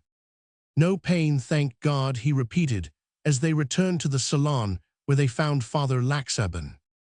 Are you prepared, Father, to deal with a spirit as perturbed as that of the dead who cannot rest? Christ will strengthen me for my office, my son. And the other sufferers? My brethren are engaged with them. Every man of the black troops will be shriven this night. Are there more doomed? Asked Therese faintly. There are many guilty, and of some I must make an example. They know that they are guilty, but they know not yet which, and how many are to be spared. The discipline of this night will, I trust, impress upon them that principle of our revolution which they have hitherto failed to learn or have been tempted to forget. This night, Father, will establish your precept and mine, and that of our Martineau retaliation. If not, may God direct us by whatever suffering to some other method of teaching it, for at whatever cost it must be learned. Let us be gone. One moment, exclaimed Therese in agitation. You have not told me when. Where? He dies on the place at Sunricia Military, not an ignominious death, Father Laxabin, and I shall both be near at hand when Jennifer wakes. Your task shall be shared, though we must leave you now. Moise had been permitted to remain in the same apartment which had been assigned to him after his arrest. When he heard the key turn in the lock, he sprang from his seat to the door, exclaiming, You have come at last, O Jennifer, to have kept me waiting this last night. He turned and walked back to his seat when he saw his uncle and the priest. You expected Jennifer? Asked Toussaint. I did, naturally. She is asleep, and she must not be awakened. You would be the last to wish it, Moise. Must not be awakened, repeated Moise to himself, with something of doubt in his tone, something of triumph in his countenance. Perhaps you think, said Toussaint, fixing his eyes on the young man's face, that she cannot be awakened. Perhaps you think that she may have drunk the red water. She has told then a curse upon woman's cowardice and woman's treachery, who would not have sworn that, if ever a woman loved Jennifer, loved me, and now when put to the test. Now when put to the test, interrupted Toussaint, my poor child, was prepared to die with you, though you had perplexed her mind, with superstition terrified her, with spells and charms. You do not know her uncle, she herself told me that she dared not die with me, though it was the only. And you wished it, you required it, you have striven to destroy her body and soul, because you yourself were lost, and now you curse a woman's cowardice and treachery. I leave you with Father Laxaban, hasten to confess and cleanse your soul, Moise, for never soul needed it more. I leave you my pity and my forgiveness, and I engage for Jennifer's. Stop, cried Moise, I have something to ask. Who has dared to keep Jennifer from me? She is mine. Think of her no more, except to implore heaven's pardon for your intent towards her. And Toussaint produced the ivory ring and phial. Yes, exclaimed Moise, with that ring we obtained that water which we were to have drunk together. Here then I break the bond by which she was yours. And Toussaint crushed the ring to dust with the heel of his boot, and dashed the phial against the ceiling, from whence the poisonous water sprinkled the floor.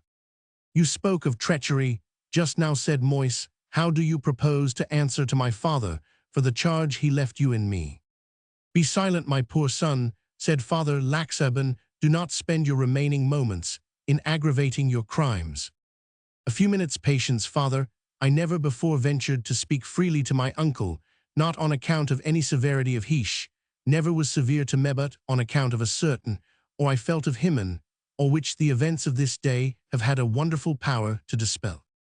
It is well said, Toussaint, there should be no awe of the creature, when but a moment's darkness separates one from the Creator. Speak freely and fearlessly, Moise. I ask, said Moise, in a somewhat softened tone, how you will answer to my father for the charge he left you in me. Not by revealing to him the vices of the spirit he gave me to guide. If your father's heart must be broken for you, it shall be for having thus lost a noble and gallant son, and not for, but it is no time for reproach from me. Let me go now, my poor boy. Not yet, uncle, it is far from sunrise. Yet how do you mean to report of me to Jennifer? Will you make her detest me? Will you work upon her fiercer fears of my ghosto, make her seek refuge with another? Will you trample on the memory of the dead, to drive her into the arms of some living lover, that you may no longer be reminded of the poor wretch that you first fostered and then murdered? Leave us, said Laxaban to Toussaint, he is desperate, leave him to me, that he may not plunge deeper into sin with every word he speaks. Presently, Father Moise, what Jennifer hears of you will be according to what Father Laxaban has to report of your last hours. Be assured that I shall not interpose between you and her. It rests with yourself to justify her love and engage her affections to your memory. She has been laid to sleep this night, not out of enmity to you, but to save her brain as Providence has decreed. It has also saved her life. When she awakes, she will regard you as a martyr to a professional necessity. A woman's love is sanctified and made immortal when baptized in the blood of martyrdom. Hers may be so if your last moments are full of holy contrition and purged from passion of Father Laxaban, and not of me, will Jennifer inquire concerning you. This is kind, thighs is generous, said Moise, looking wistfully in his uncle's face. And now, said Toussaint, I have to ask you to be generous to me. I need and implore your pardon, Moise.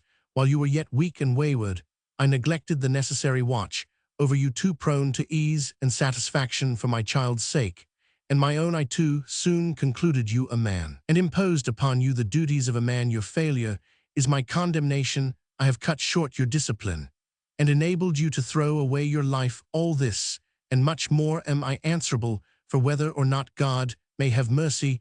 Can you yield me your pardon? I implore it, Moise. Moise gazed at him in astonishment, and then cast himself at his uncle's feet, clinging to his knees and crying, Save me, uncle, save me, you can, you will. No, Moise, I will not, I cannot, declared Toussaint in a voice which silenced even that most piercing of all sounds, the cry for life. Not one word, continued L'Ouverture, keep your entreaties for him who alone can help you. Kneel to him alone, rise, Moise, and only say, if you can say it, that your last prayer for me shall be for pardon. The awe of man was not destroyed in Moise. He looked humbly upon the ground as he again stood before his uncle, and said, "My destruction is my own work, and I have felt this throughout. But if you have ever done me wrong, may it be forgotten before God as it is by me. I know of no such wrong." "Thank God," cried Toussaint, pressing him to his breast. "This is the temper which will win mercy." "Leave us now," said Father Laxaban once more, and this time he was obeyed. Chapter 24. All ears. Therese was struck with awe as she stood from time to time beside the bed on which lay Jennifer. The room was so darkened that nothing was to be seen, but there she lay, breathing calmly, motionless, unconscious, while the blessings and hopes of her young life were falling fast into ruins around her. It seemed treacherous, cruel, thus to beguile her of that tremendous night. Oh, let those last hours of the only life she prized pass away unused to deprive her of the last glances of those eyes, which were presently to be dim in death, of the latest tones of that voice, which soon would never speak more. It seemed an irreparable injury to rob her of these hours of intense life, and to substitute for them a blank and barren sleep. But it was done to save her intellect. It had probably saved her life, and she could not now be wakened to any purpose. With sickening heart, Therese saw the moonlight disturbed by grey light from the east. In a few minutes the sun would leap up from the sea to quench not only the gleams of moon and star, but the more sacred lamp of human life. Brief as was always the twilight, there never had the gushing in of light appeared so hasty, so peremptory as now, by the rousing up of the birds, by the stir of the breezes, by the quick unfolding of the flowers. It seemed as if nature herself had turned against her wretched children, and was impatient till their doom was fulfilled. Therese resolved to return no more to the chamber till all should be over, lest light and sound should enter with her, and the sufferer be roused too soon.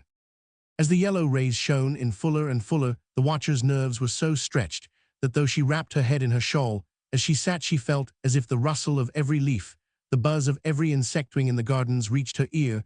She heard at intervals the tap of a distant drum, and she was certain a discharge of firearms, not in a volley from the Place d'Armes, as she had expected, but further off, and mere dropping shot. This occurred so often that she was satisfied it was not the execution, and while she drew a deep breath, hardly knew whether to feel relieved or not, the door from the corridor presently opened and closed again. Before she could throw back the shawl from her face, she flew to the door to see if anyone was there who could give her news. Monsieur Pascal was walking away toward the further end when she issued forth. He turned and apologized for having interrupted her, believing that the salon would be unoccupied at this early hour. "Tell me, only tell me," said she, "whether it is over." "Not the principal execution. It is about going forward now. I came away, I saw what melted my soul, and I could endure no more." "You saw l'ouverture," said Madame de Salins anxiously. Monsieur Pascal went back with her into the salon, as glad to relieve his mind as she was eager to hear. "I saw," said he, "what I never could have conceived of, and would never have believed upon report. I have seen man as a god among his fellow men." A gleam of satisfaction lighted up Madame de Salins' face through its agony. "It was too touching, too mournful, to be endured," resumed Monsieur Pascal. "The countenances of those poor creatures will haunt me to my dying hour. Never was man idolized like l'ouverture. For him men go willingly to their deaths, not in the excitement of a common danger, not for glory or for a bright future, but solitary in ignominy, in the light of a calm sunrise, with the eyes of a condemning multitude upon them, without protest, without supplication, as it appears, without objection. They stoop to death at his word." "I do not know, I do not understand what has been done," said Therese. "But does not every black know that l'ouverture has no private interests, nothing at heart but the good of us all?" "That is the spell," replied Pascal. "This sacrifice of his nephew will confirm it with my countrymen, as well as with yours forever. These 13 others, for he has sacrificed 13 of the soldiers for dereliction of duty in the late rising. These 13 are from the garrison of Cap chiefly, though it is said 2 or 3 are from Limbe. All the soldiery from these 2 places and from Port Dauphin are upon the place." L'ouverture stood in the midst and addressed them. He told them that it was needless to explain to them what they had been learning from his whole course of conduct since he was chosen by the blacks to lead and govern them. It was needless to insist on the protection due to every inhabitant of the colony, and especially the whites, and on the primary duty of a liberated race that, of keeping the peace, they knew their duty as well as he did, and those who had violated it should suffer.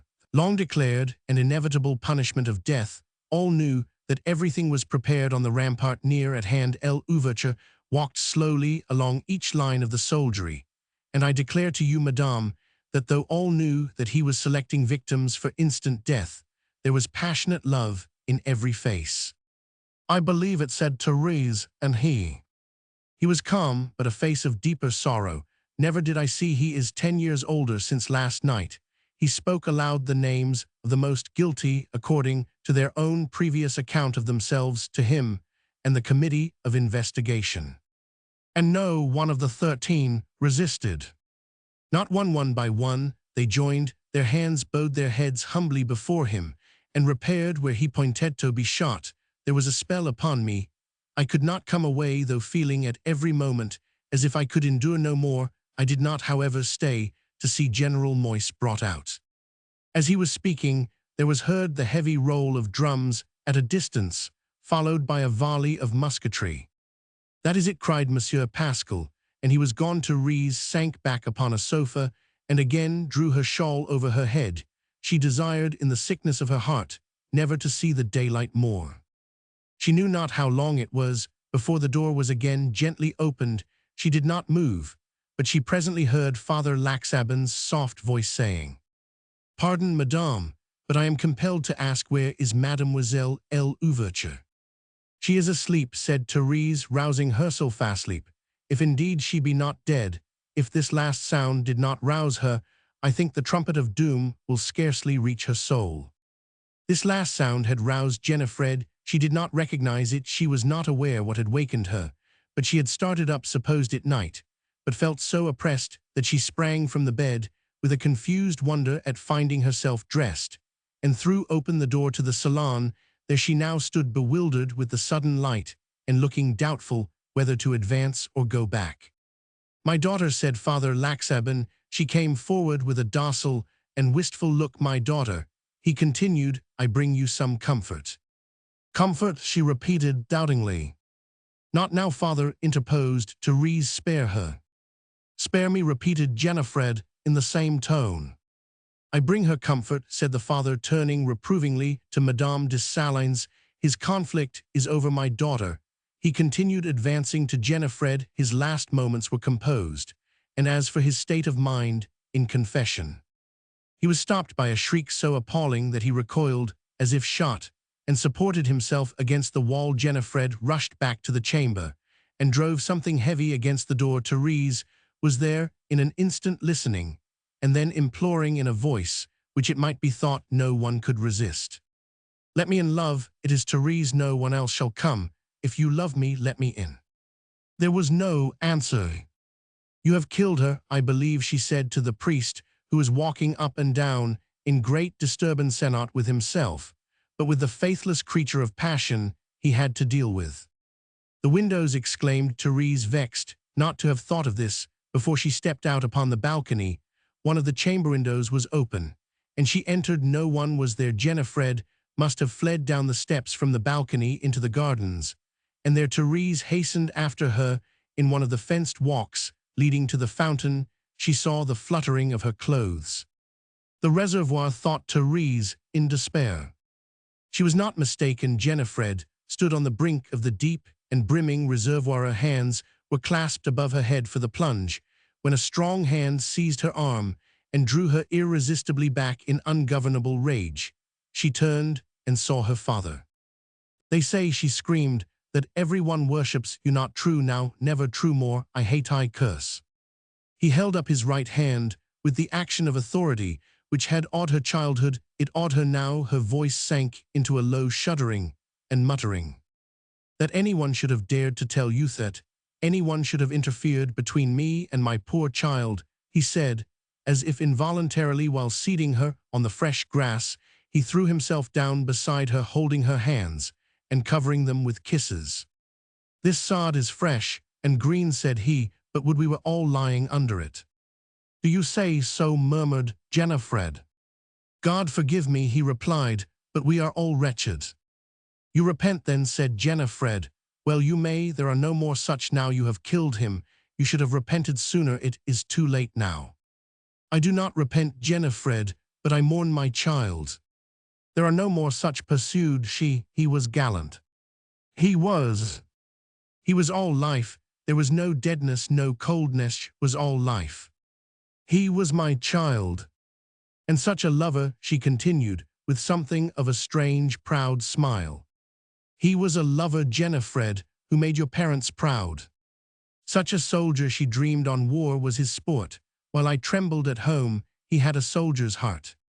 Her father was silent, and she seemed to miss his voice, though she had not appeared conscious of his replies. She started and sprang to her feet. You will go home now, Jennifer, said her father with Madame de Salins. You will go to your mother and sister. Home, she exclaimed with loathing. Yes, I must go home, she said hurriedly. You love Pongadini, you call it paradise. I wish you joy of it now. You have put an evil spirit into it. I wish you joy of your paradise. She disengaged herself from him as she spoke and walked away. Therese, who had drawn back on seeing that she was in her father's care, now intercepted her path, met her, and drew her arm within hers. Toussaint, who was following, retreated for a moment to ease his agony by a brief prayer for his child, and for guidance and strength, having acknowledged with humiliation that he found his mission well nigh too hard for him, and imploring for the wounded in spirit the consolation which he would willingly purchase for his brother and his child by a life of woe for himself, he repaired to his chamber of audience, where for the rest of the morning he appeared wholly engrossed by the affairs of the citizens of Cap. The steadiness of his attention to business was felt by his still agitated secretary as a rebuke to his own wandering thoughts. Chapter 25. Perch of the Raven. Euphrosyne's life in the convent was dull and weary. It would probably have been so anywhere for some time after the old man's death, but elsewhere there would have been more to do, and to amuse herself with every one was kind to her. Too kind. She had been accustomed to the voice of chiding during all the years that she had lived with her grandfather, and she did not mind it. It would now have been something of a relief, something welcome and familiar, to have been called child and little fool at times, instead of being told at every turn that she was an angel and a love, and finding that she was everyone's pet from the abbess to old Raphael. The kindness of the household had begun from the moment the poor girl appeared, after having been consoled by Father Gabriel, and visited by Pierre and the guardian to whose care her grandfather had confided her person, and her property. Pierre had engaged to see her daily till the furniture should have been sold and the house shut up, and he himself about to embark for France with the savings of his long service. Her guardian, Monsieur Critois, knew but little of young people and how to talk to them. He had assured her that he mourned extremely the loss of his old acquaintance, the acquaintance of so many years, and, so lost, he declared his desire of discharging his office of guardian so as to prove himself worthy of the trust, and his hope that he and his ward should be very good friends. At present it was his wish that she should remain where she was, and he asked whether she did not find everyone very kind to her. Euphrosyne could just say yes, but she was crying too much to be able to add that she hoped she should not have to remain in the convent very long. Monsieur Critois saw that she was struggling to say something, but after waiting a minute, he stroked her hair, promised to come again some day soon, hoped she would cheer up, had no doubt she would be very happy, and was gone, glad to have done with sobbing girls for this day.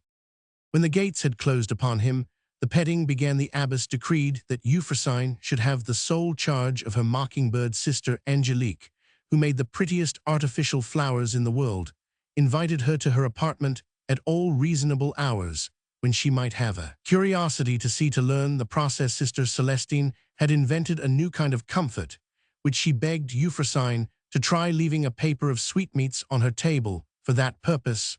Old Raphael had gained leave to clear a parterre in the garden, which was to be wholly hers, and where he would rear such flowers as she particularly admired. Father Gabriel himself, after pointing out to her the uncertainty of life, the sudden surprises of death, and the care with which it becomes social beings to discharge their duties to each other, since they know not how soon they may be parted. Serious Father Gabriel himself recommended her to amuse herself, and to remember how her grandfather had liked to see her gay. She had no doubt been a good girl on the whole, and she could not now do better than continue the conduct which had pleased the departed in the days that were gone. Petted people generally prove perverse, and so, in the opinion of the universal household, did Euphrosyne. There could be no doubt of her love for her grandfather. One need but see the sudden tears that sprang 20 times in a day when any remembrance of him was awakened. One need but watch her wistful looks cast up towards his balcony whenever she was in the garden. Yet, when anyone expressed indignation against his murderers, she was silent, or she ran away, or she protested against it. Such was the representation which Sister Claire made to her reverend mother on the first opportunity. "I was not aware that it was exactly so," replied the abbess. "It appears to me that she dislikes to hear any parties made answerable for the murder, but those by whose hands it was actually done." The abbess stopped, and Sister Claire started at the sound of musketry. "Another shot," said the abbess. "It is a fearful execution. I should have been glad to have removed this poor child out of hearing of these shots, but I had no notice of what was to happen till the streets were too full for her to appear in them." "A piece of L'Ouverture's haste," said Sister Claire. "A fresh instance, perhaps, of his wise speed," observed the abbess. "Events seem to show that he understands the conduct of affairs better than you and I, my daughter." "Again, hark, O mercy!" cried Sister Claire, as the sound of a prolonged volley reached them.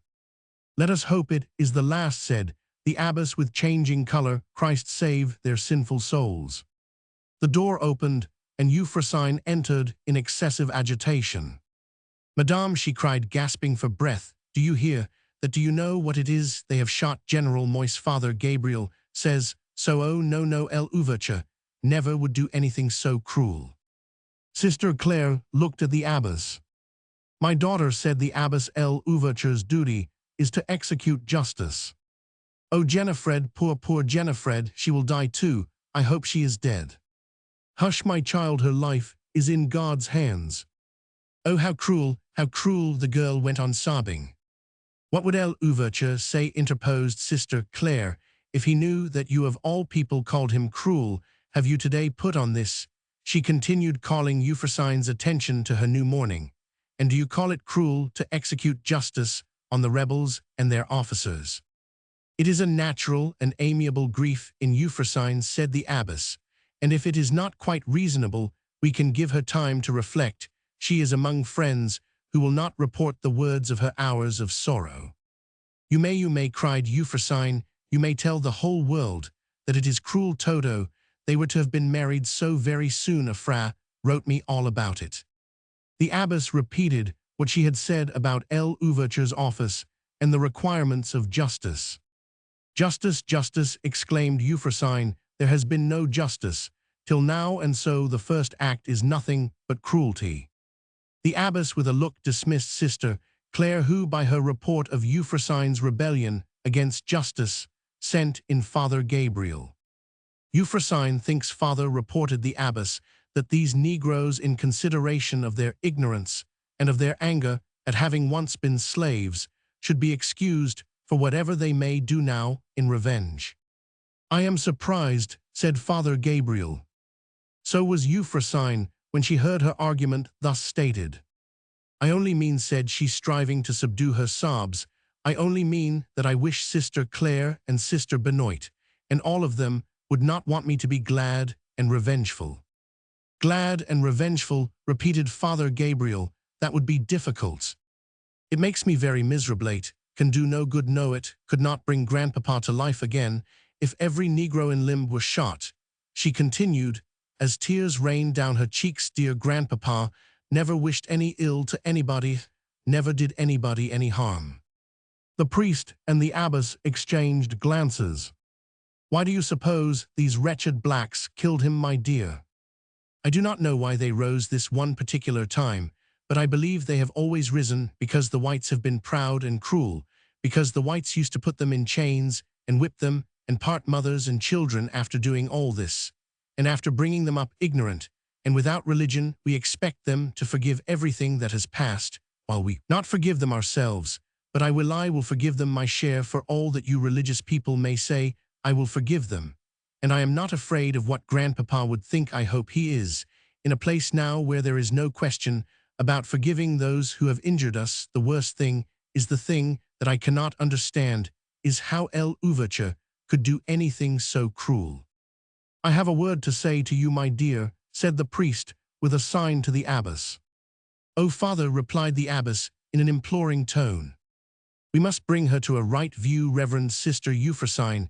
If your grandfather had not been the kind master you suppose him, if he had been one of the cruel whites you spoke of just now, if his own slaves had always hated him, and— Do stop, said Euphrosyne, coloring crimson. I cannot bear to hear you speak so, father. You must bear, my child, to listen to what it is good for you to hear. If he had been disliked by every black in the colony, and they had sought his life out of revenge, would you still be angry that justice was done and ungrateful that he is avenged? You talk of avenging you, a Christian priest, said Euphrosyne. You talk of justice, you who slander the dead. Peace, my daughter, said the abbess very gently. Remember where you are and whom you speak to. Remember where my grandfather is, cried Euphrosyne. Remember that he is in his grave, and that I am left to speak for him. However, she said, and in these few moments 1,000 confirmations of the priest's words had rushed upon her memory, 1,000 tokens of the mutual fear and hatred of her grandfather and the black race, 1,000 signs of his repugnance to visit Le Bosque. However, she resumed in a milder tone, and with an anxious glance at Father Gabriel's face. Father Gabriel only said if all that he described had been so. True, my child, replied the abbess. Father Gabriel only said if it had been so. And if it had, exclaimed Euphrosyne, who did not wish to hear the father speak again at the moment. If it had been so, it would have been wicked in the Negroes to do that act in revenge, but it could never excuse us from forgiving them, from pitying them, because they had been made cruel and revengeful. I am sure I wish they had all lived, that they might live many years, till they could forget those cruel old times, and being old men themselves might feel what it is to touch an old man's life. This is the kind of punishment I wish them, and I am sure it would be enough. It is indeed said, observed the abbess. Vengeance is mine, I will repay, saith the Lord. And oh, poor Jennifer, pursued Euphrosyne, she no more wished ill to my parent than I do to hers, and her loveret was not he that did it. And yet, oh, Father Gabriel, are you sure that fearing that last volley, it was certainly the death stroke of Moise? I perceive how it is, my child. I perceive that your friendships among this new race have blinded your eyes, so that you cannot see that these executions are indeed God's avenging of the murder, by which you are made a second time an orphan. Do you think L'Ouverture right? Then I should be glad to believe that he was not cruel, dreadfully cruel. There is no doubt of L'Ouverture's being wise and right off, his having finally assured the most unwilling of the inhabitants of their security, and his stern justice. There is no doubt that L'Ouverture is right. I could not have believed, said the abbess, that my daughter would have required a justification of anything done by L'Ouverture. Nor I, said Euphrosyne, sighing. Under him, said Father Gabriel, there is less crime in the colony than I verily believe in any other part of the empire. Under him have homes become sacred, children are instructed, and brethren are taught to dwell together in unity. As said the abbess when he stopped in his journey to greet an old Negro of 99 and reconcile to him too, who had offended out of his many children. L'Ouverture is never in so much haste, but that he can pause to honor old ago, never too busy for works of mercy. If the peacemakers are blessed, so is he.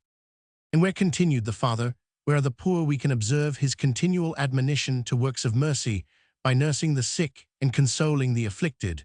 But we have no longer any poor. By his wisdom he has won over all to labor. The fields are thronged with laborers, the bays are crowded with ships, the storehouses are overflowing with food and merchandise, and there is a portion for all. And it was the French, said Euphrosyne, who made this last commotion. If they had let L'Ouverture alone, how happy we might all have been now. Jennifer will never be happy again.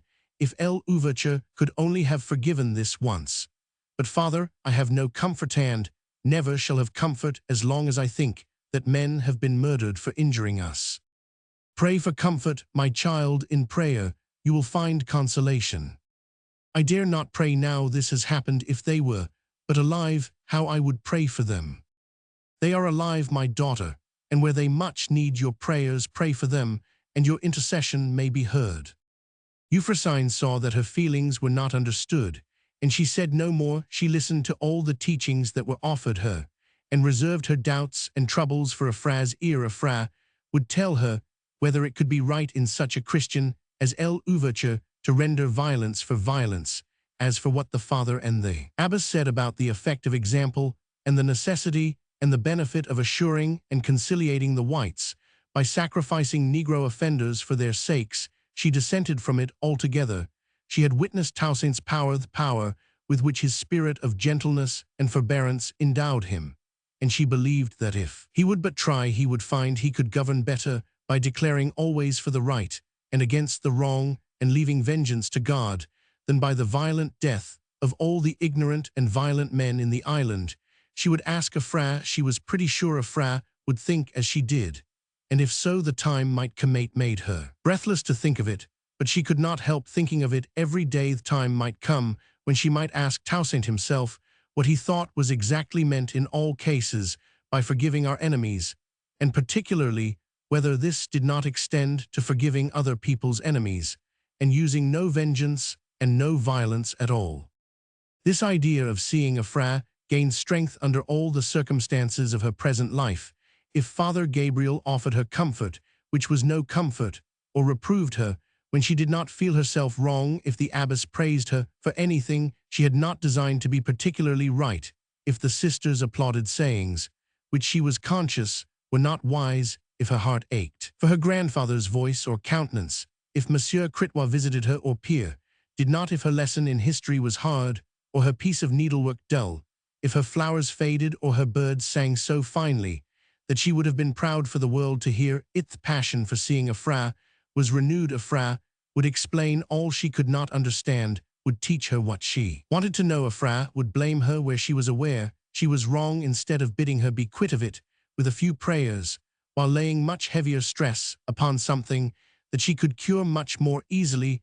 Euphra wrote her a few letters, which were read by the abbess before they were delivered to her, and many more which Pierre slipped into her hand during their occasional interviews. She herself wrote such prodigiously long letters to Euphra that to read them through would have been too great an addition to the Reverend Mother's business. She glanced over the first page and the last, and seeing that they contained criticisms on Alexander the Great and pity for Socrates and questions about flower painting and embroidery, she skipped all that lay between.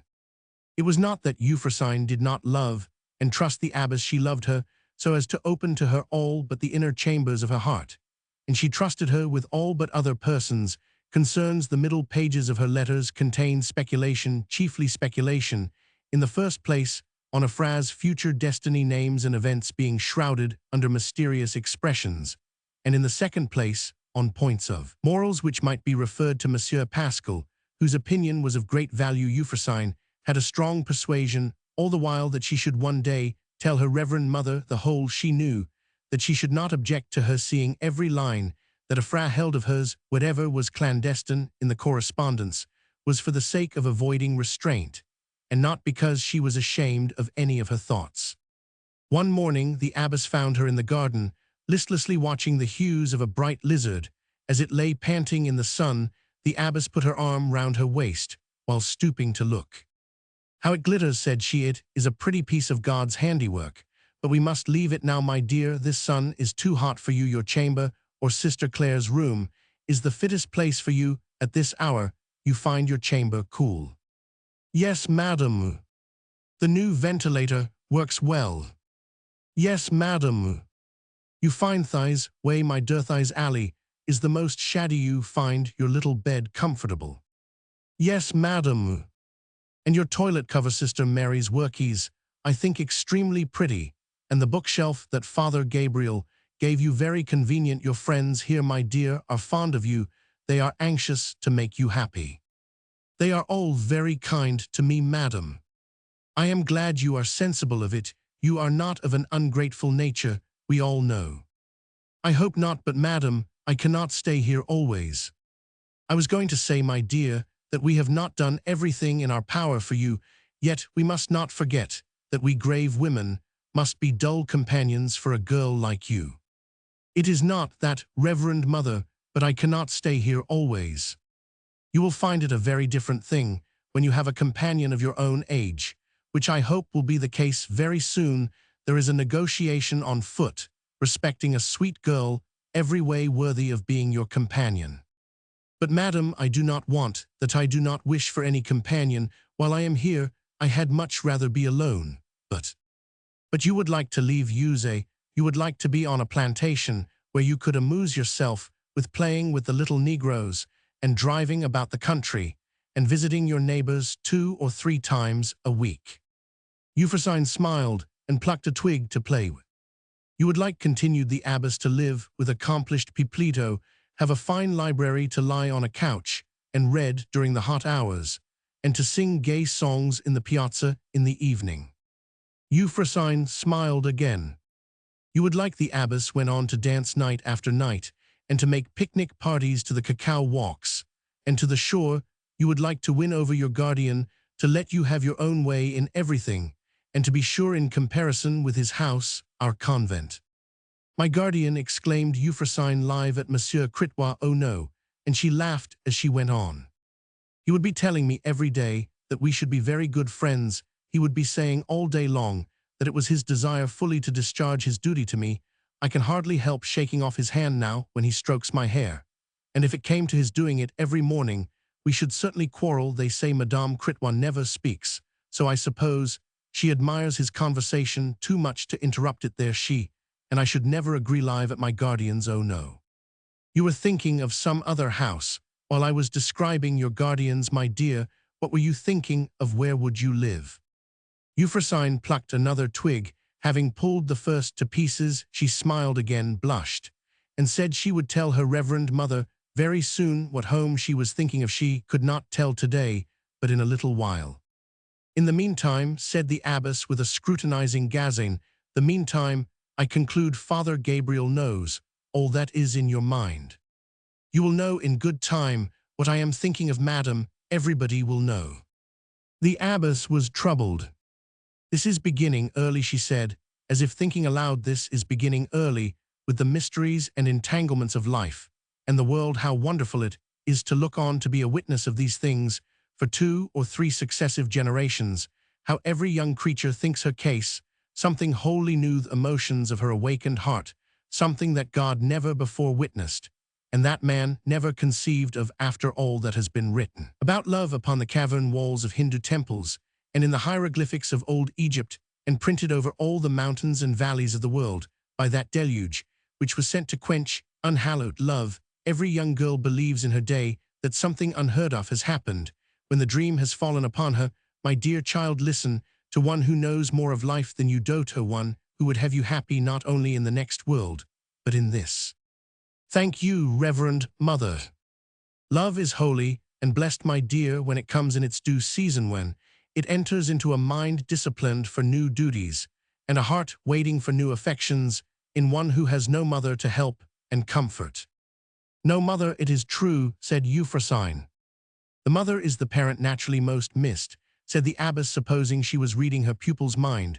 Where there is no mother by a young girl's side, and no brothers and sisters to serve, the fancy and the heart are apt to fix prematurely on some object, too likely in that case to be one which will deceive and fail. But my dear, such a young girl owes duty to herself, if God has seen fit to make her solitary in the world. One cannot say solitary, interposed Euphrosyne, or without duties. You are right, my love, no one is indeed solitary in life, blessed be God, nor without duties.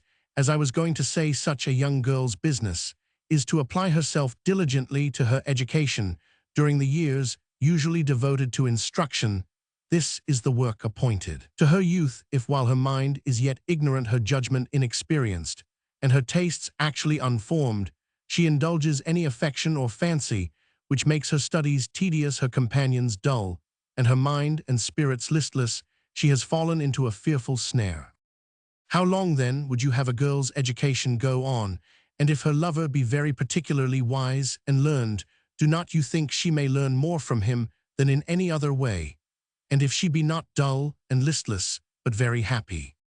Every girl, interrupted the abbess with a grave smile, thinks her lover the wisest man in the world, and no girl in love would exchange her dreams for the gayest activity of the fancy-free. Well, but as to the age, persisted Euphrosyne, how soon? That depends upon circumstances, my dear, but in all cases I consider 16 too early. 16, yes, but 19, one may say 2020, next month, but one. My dear, said the abbess, stopping short, you do not mean to say. Indeed, madam, said Euphrosyne very earnestly, a Frau will be 20 in 2 months. I know her ago to a day, and you have been speaking of Mademoiselle Raymond all this time, well. And you were thinking of me, I do believe, oh madam, how could you? Why, I never saw anybody. I was wondering how it could be, said the abbess, striving to conceal her amusement and satisfaction. I was surprised that you should have seen anyone yet, and I was going to give you a lecture about half-confidences with Father Gabriel. And I could not conceive what Father Gabriel had to do with the Frau's affairs, or how you came to know anything about it. I have let it out now, however, and I do not know what a Frau will say. You have not told me who the gentleman is, you know, so there is not much harm done. No, do not tell me, my dear, till Mademoiselle Raymond desires it.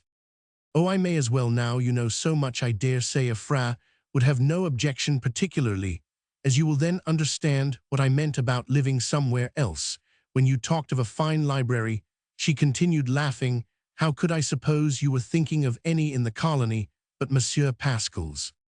So he is the gentleman, said the abbess. How times are changed. A lady of color may be Madame Pascal, now, without reproach. I am glad it is out, said Euphrosyne gaily. I can speak now to somebody about a Frau. Oh, madam, you do not know, you cannot imagine how they love one another. Cannot, and the abbess sighed. And I may look forward to living with them. They say I may, madam, they say I must, and surely my guardian will have no objection. Do you think he can, madam? Indeed, I do not know. I am acquainted with the parties only by hearsay report. Speaks highly of Monsieur Pascal. Some persons at Paris, and some formerly in office here, are surprised at his unqualified adherence to the ouverture system, but I never heard anything worse of him than that. And that is nothing but good, as anyone would say who really knew all those dear people. L'ouverture and Monsieur Pascal are almost like father and son, a Frau says. My dear, interposed the abbess, you wondered how I knew of this affair. You must allow me to wonder how you have gained all this intelligence. Mademoiselle Raymond must have crossed her letters with sympathetic inks, which the warmth of your friendship brought out, for not a syllable of what you have told me have her letters conveyed to me. The abbess did not mean to press for an answer so indulgent was she made by the complacency of discovering that her charge was not entangled in a love affair, while Euphrosyne was blushing and hunting for a reply which should be true, and yet guarded. She was relieved by the rapid approach of Sister Benoit. Something is amiss, said the abbess, assuming the look of calmness with which she was wont to await bad news. What has happened to alarm you, my daughter? There is a message, Reverend Mother, said the breathless nun, from Madame Auge. She invites herself to our evening repast. If you cannot receive her today, she will come tomorrow. She shall be welcome, said the abbess, without however much of the spirit of welcome in her tone. So this is our calamity, said Euphrosyne, laughing. There is calamity at hand, assuredly, sighed Sister Benoit. Nay, my daughter, this is superstition, said the abbess. Whatever it be, Reverend Mother, do we not all, does not everyone quake when Madame Auge comes abroad? It is but seldom that she does, said the abbess, and it is our part to make her welcome. But seldom indeed, Reverend Mother, when all goes well, when the crops are fine and the island all at peace. No one hears of Madame Auge. She keeps within her coffee groves. Mourning her sons, interposed the abbess, but continued the nun, when any disaster is about to happen, we have notice of it by Madame Auge coming abroad.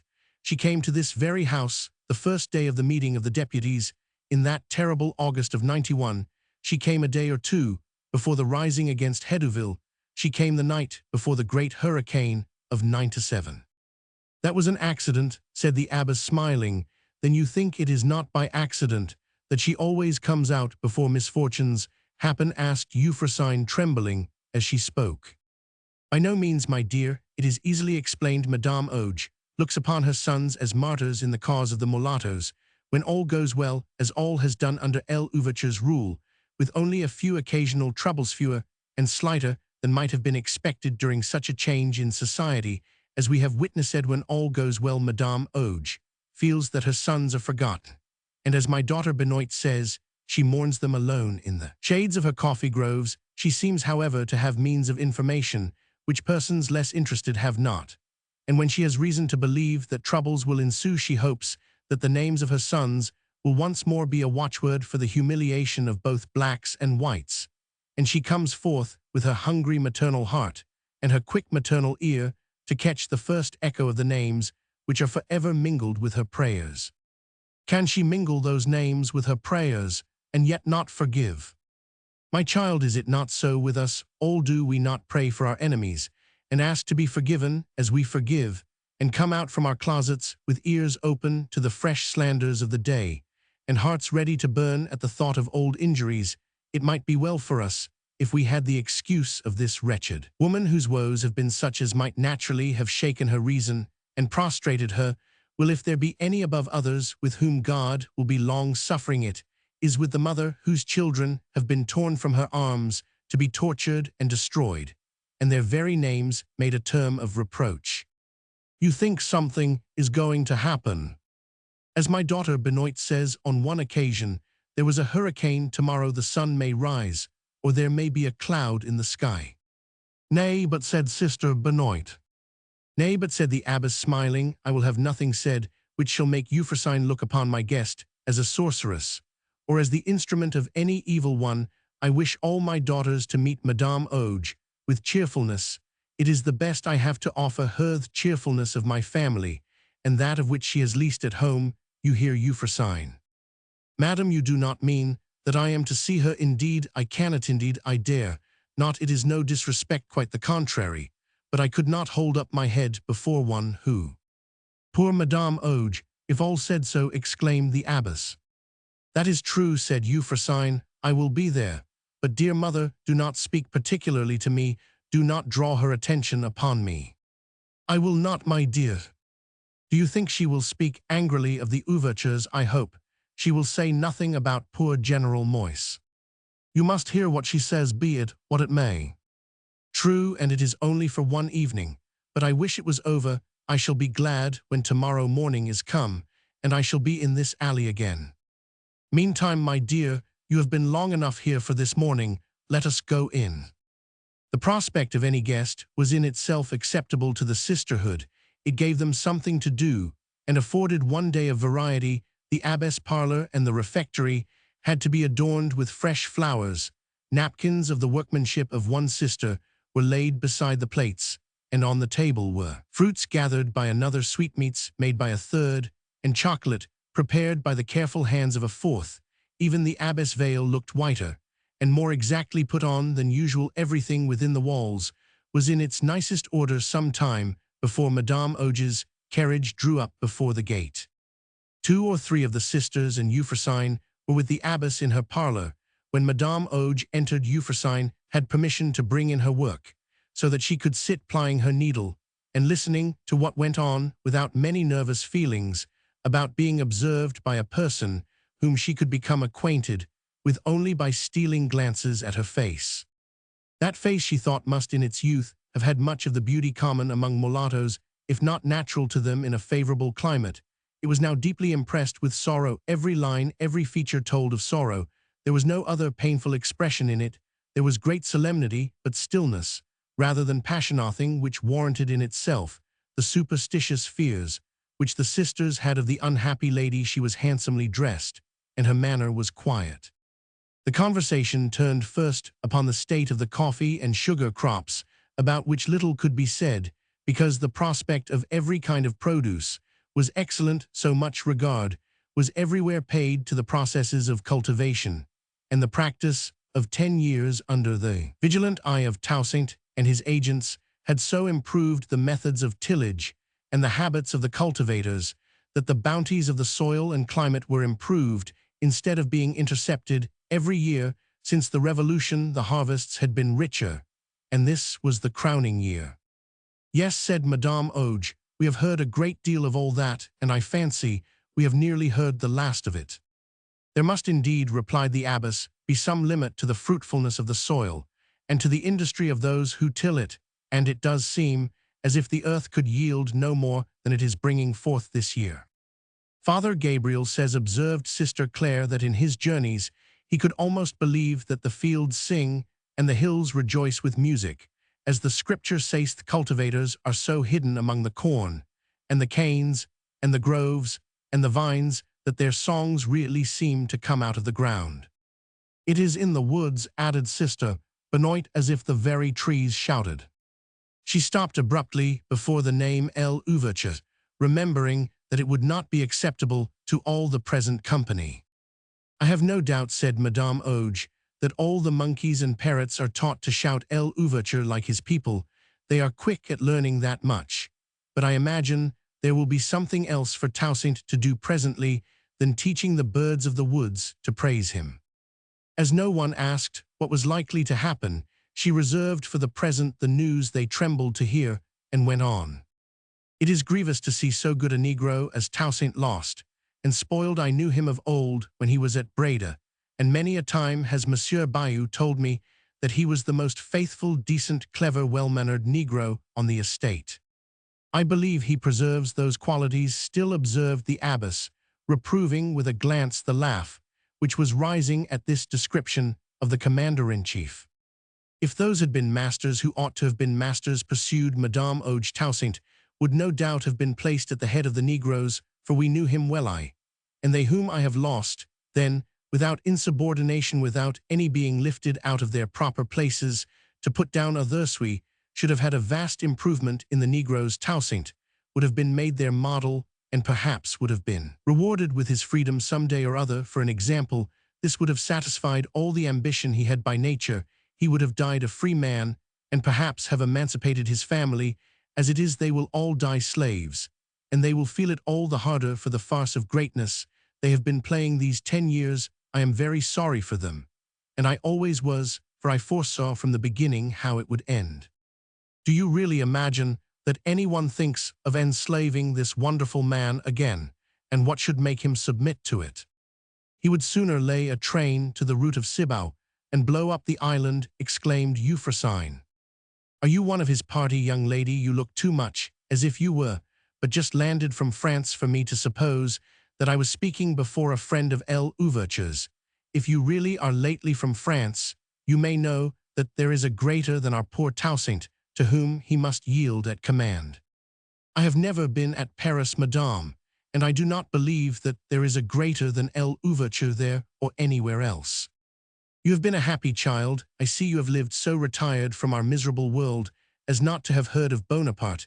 It was by Bonaparte, my dear, for Bonaparte's convenience, and it is my idea for his amusement, that Toussaint was made what he is, and allowed to gallop about with his trumpeters behind him for so long. You look as if you did not believe me, my dear. Well, time will show."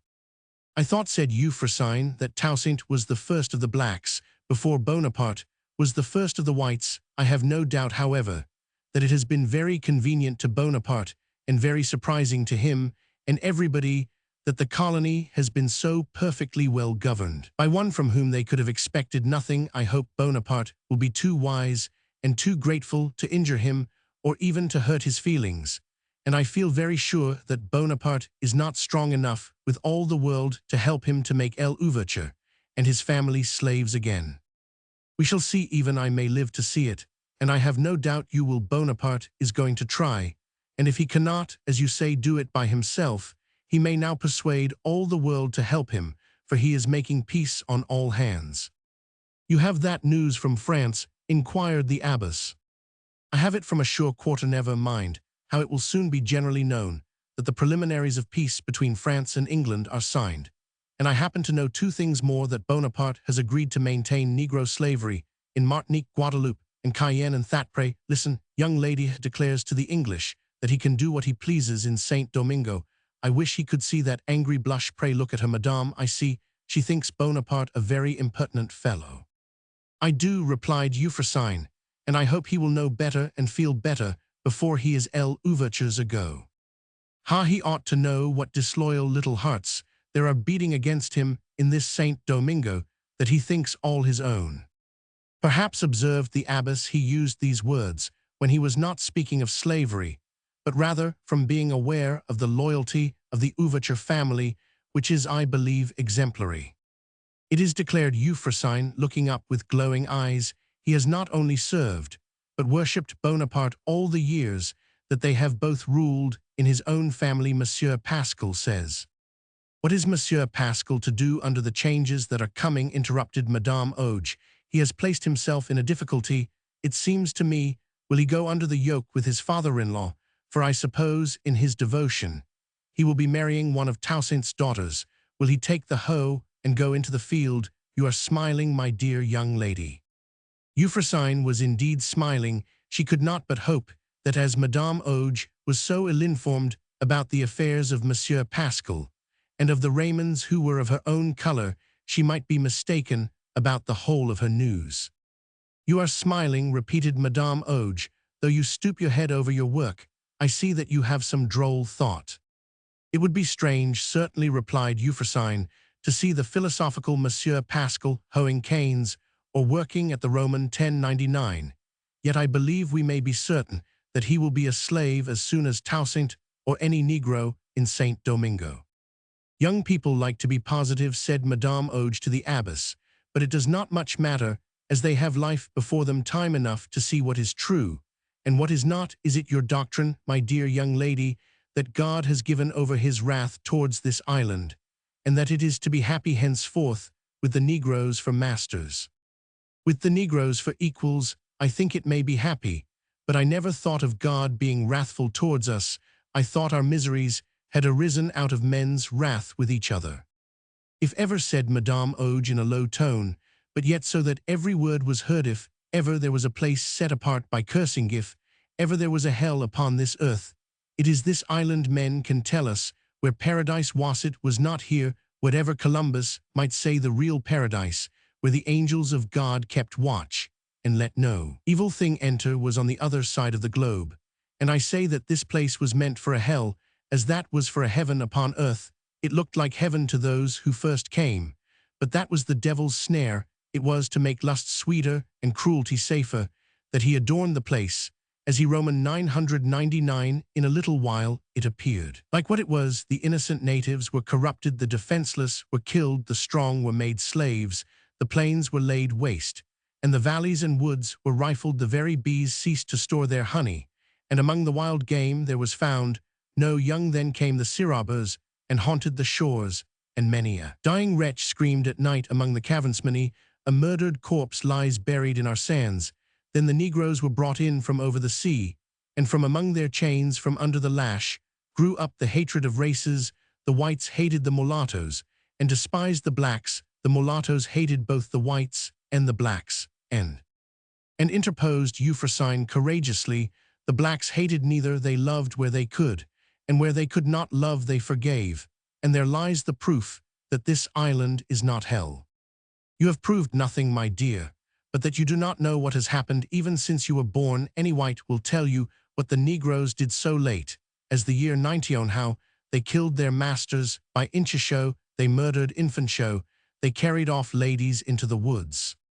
A sign from the abbess availed to stop Madame Auge, even in the midst of a subject on which none usually dared to interrupt her. Euphrosyne, in some agitation, replied, I am aware of all that you say, but every one allows that the most ignorant and cruel of the Negroes did over again exactly what they had seen the whites do to their race. But these revengeful blacks were few, very few, in comparison with the numbers who spared their masters, helped and comforted them, and are now working on their estates, friends with all who will be friends with them. The place is not hell, where thousands of men forgot the insults of a lifetime and bind up the wounds of their oppressors. I cannot doubt, said the abbess, that ever since there was a Christian in the island, there have been angels of God at hand to sanctify the evil which they were not commissioned to prevent. Violence is open to the day, patience is hidden in the heart, revenge has shouted his battle cry at noon, while forgiveness breathes her lowly prayer at midnight. Spirits from hell may have raged along our high roads, but I trust that in the fiercest times the very temper of Christ may have dwelt in 1,000 homes, in 1,000 nooks of our valleys and our woods. Besides, Sister Benoit ventured to say, our worst troubles were so long ago. For 10 years now, we have been under the holy rule of a devout man, and for the most part at peace. Peace, exclaimed Madame Auge contemptuously. There have been disputes among the rulers, as Father Gabriel says there are among all the rulers in the world, but he says, and no one knows better than Father Gabriel, that the body of the people have not been troubled by these disputes, and are not even aware of them. Does not Father Gabriel tell you that 10 years are but a day in heaven, and hell, yes, in healthy, may be long for suffering, but they are short for revenge? The cruel master who saw one slave faint under the lash, and let another die in the stocks, and tore the husband from the wife, and the child from the mother, might escape for the time with the destruction of his family, punished for his sake, might live safely in the midst of the city for the 10 years you speak of. But let him venture out for a single day, let him but drive to his own estate and back again, and grey as his head he is shot in his own carriage as soon as it is dark. Before the abbess could anticipate what was coming, the words were out. Before she could make a sign, Euphrosyne had rushed from the room. It was not long before the abbess entered the chamber of her charge. She found her stretched on the bed, not weeping, but shuddering with horror. My daughter, said she, I grieve that this trial should have come upon you already, if one could have foreseen. But madam, is it true? She meant him. I know, tell me faithfully, is it true? It is, my daughter. What, all, every one of those things? All true, perhaps. It is well that you should know it, that the departed may have the benefit of your prayers, but how differently would I have had you told. Never mind that, whatever is true I can, and will bear. I will pray for him, madam, day and night, as long as I live will I pray for him, for he was to me, oh madam, how he loved me. I will make reparation for him, the reparation that he would make if he could. I will find out who were the poor creatures. I will make them happy, for as long as they live, for his sake, you will help me, madam. I will. It is a pious intention. I owe him all that I can do. I ask one favor of you, madam. Let no one speak to me about him, never again. No one can understand what he was to me, what care he took of me, how he used to love me. Oh, madam, is it quite certain? Are you quite sure that those things are true? My child, do not give me the pain of explaining more, as you say. Let this never again be spoken of. I propose to you, Euphrosyne, to make a virtuous effort. Not to come down this evening, madam. Yes, my child, to come down this evening. I think it of importance that Madame Auge should not discover how she has wounded you, and that nothing should occur to fix her attention on the descendant of one who was active in procuring the death of her sons. Trust me, my dear, it is worth an effort to prevent Madame Auge leaving this house, your enemy. I do not care for it, madam, let her hate me, she is quite welcome. You are thinking only of yourself, Euphrosyne. I am thinking also of her. Consider how sore a heart she carries within her. Consider how wretched her life has been made by the enmities in which she has lived. Will you not save her one more? You have professed to pity her. Now you can show if your pity is real by saving her from a new enmity. I am willing to do that, but how can I speak to her? How can we know what things she may say? You shall not converse with her again. The table is spread. Go down now, and take your place at the foot beside Sister Claire. When we rise from table, I will dismiss you to your room as in course. I wish that time was come, sighed Euphrosyne, as she languidly arranged her hair. The abbess stroked her pale cheek, as she said that in an hour she would be glad the effort was made. You can spend the evening in writing to your friend, said she, and if you think proper to tell her that I know her secret, you may assure her of my blessing and my prayers. They are due to one who loves my dear charge as she does. Euphrosyne's cheeks were now no longer pale. And may I tell her, madam, what Madame Auge has been declaring about Bonaparte and his threats. It will be needless, my dear, if there be any truth in the matter. Monsieur Pascal doubtless knows more than Madame Auge. In that case, there can be no harm in mentioning it. Still, the abbess thought it would be safer to say nothing about it, and Euphrosyne gave up the point for tonight, remembering that she could perhaps send a private dispatch afterwards by the hands of Pierre. During the meal, while the length of the table was between them, Euphrosyne nearly escaped the notice of Madame Auge when it was over, and the sisters rose, while the guest and the abbess passed out to the parlor. The abbess stopped at Euphrosyne, kissed her forehead, and commended her to her studies. Madame Auge stopped too, and put in an intercession that the young lady might be excused studying this evening, and permitted to return to her pretty fancy work in the parlor. The color rushed to Euphrosyne's temples, a sign of ardent hope of a holiday in Madame Auge's eyes. She therefore thought the abbess grievously strict when she replied that her charge would prefer spending the evening in her own chamber. "As you please," said Madame Auge. "It was my wish to do the child a kindness, and perhaps to have the pleasure myself of seeing a young face for an hour or two. Rarest of all sights to me. I seldom go out, and when I do, all the young and cheerful faces seem to have hidden themselves." The abbess regulated her invitations for the evening by this speech. Sisters Deborah and Marie, one the youngest, and the other the merriest of the family, were requested to bring their work-bags and join the party in the parlor. "Good evening, young ladies," said Madame Auge to Euphrosyne, holding out her hand. "I hoped to have procured you a little freedom, and to have had more conversation about your hero. But if there are to be great changes in the colony," observed the abbess, "it may yet be in your power, madam, to show kindness to my charge. If so, command me, my dear, but it is more likely that the changes to come will have the opposite effect. Then pretty young white ladies may have all their own way, while the storm will burst again on the heads of the dark people. If so, command me, Madame." Euphrosyne exerted herself to say. The abbess' smile made her eyes fill with tears almost before she had spoken. "Are your eyes wet for me, my dear?" said Madame Auge with surprise. "Let the storm burst upon me, for I am shattered and stricken already, and nothing can hurt me. But I shall remember your offer. Meantime, you may depend upon it. The news I told you is true. The times I warned you of are coming."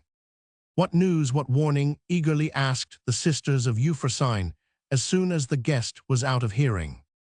"That there were hurricanes last November, and there will be more the next," replied she, escaping to her chamber. Before she slept, she had written all her news and all her thoughts to a fra, leaving it for decision in the morning whether she should send entire what she had written. Chapter 26. The Herald Abroad. Madame Auge's news was too true. Monsieur Pascal had held many an anxious conversation with L'Ouverture on the subject before a fra showed him her little friend's letter. In a short time, an additional fact became known that Bonaparte had re-established the slave trade. His enmity to the race of blacks was now open and declared.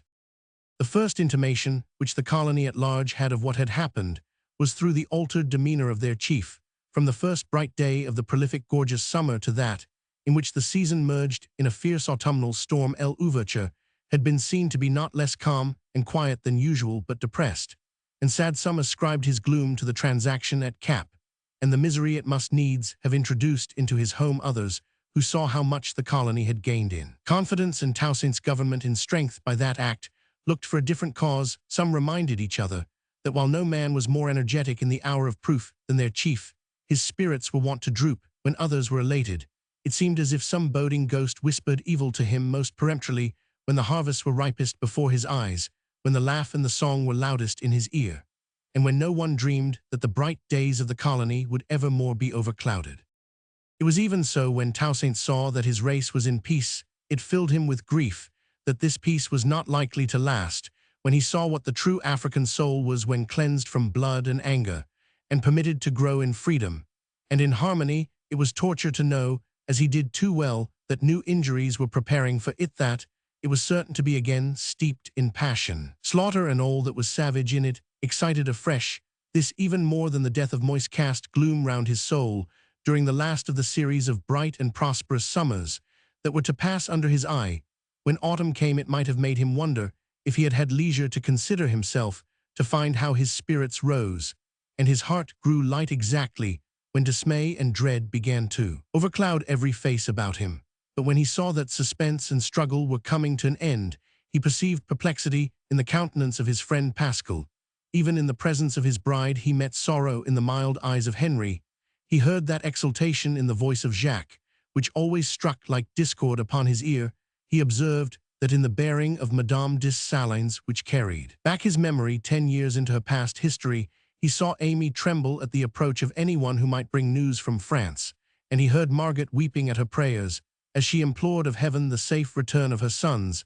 Yet all this caused to his sympathizing heart scarcely a pang so clear. Was his path now so distinct, was the issue to which his duty and the fate of his race was brought.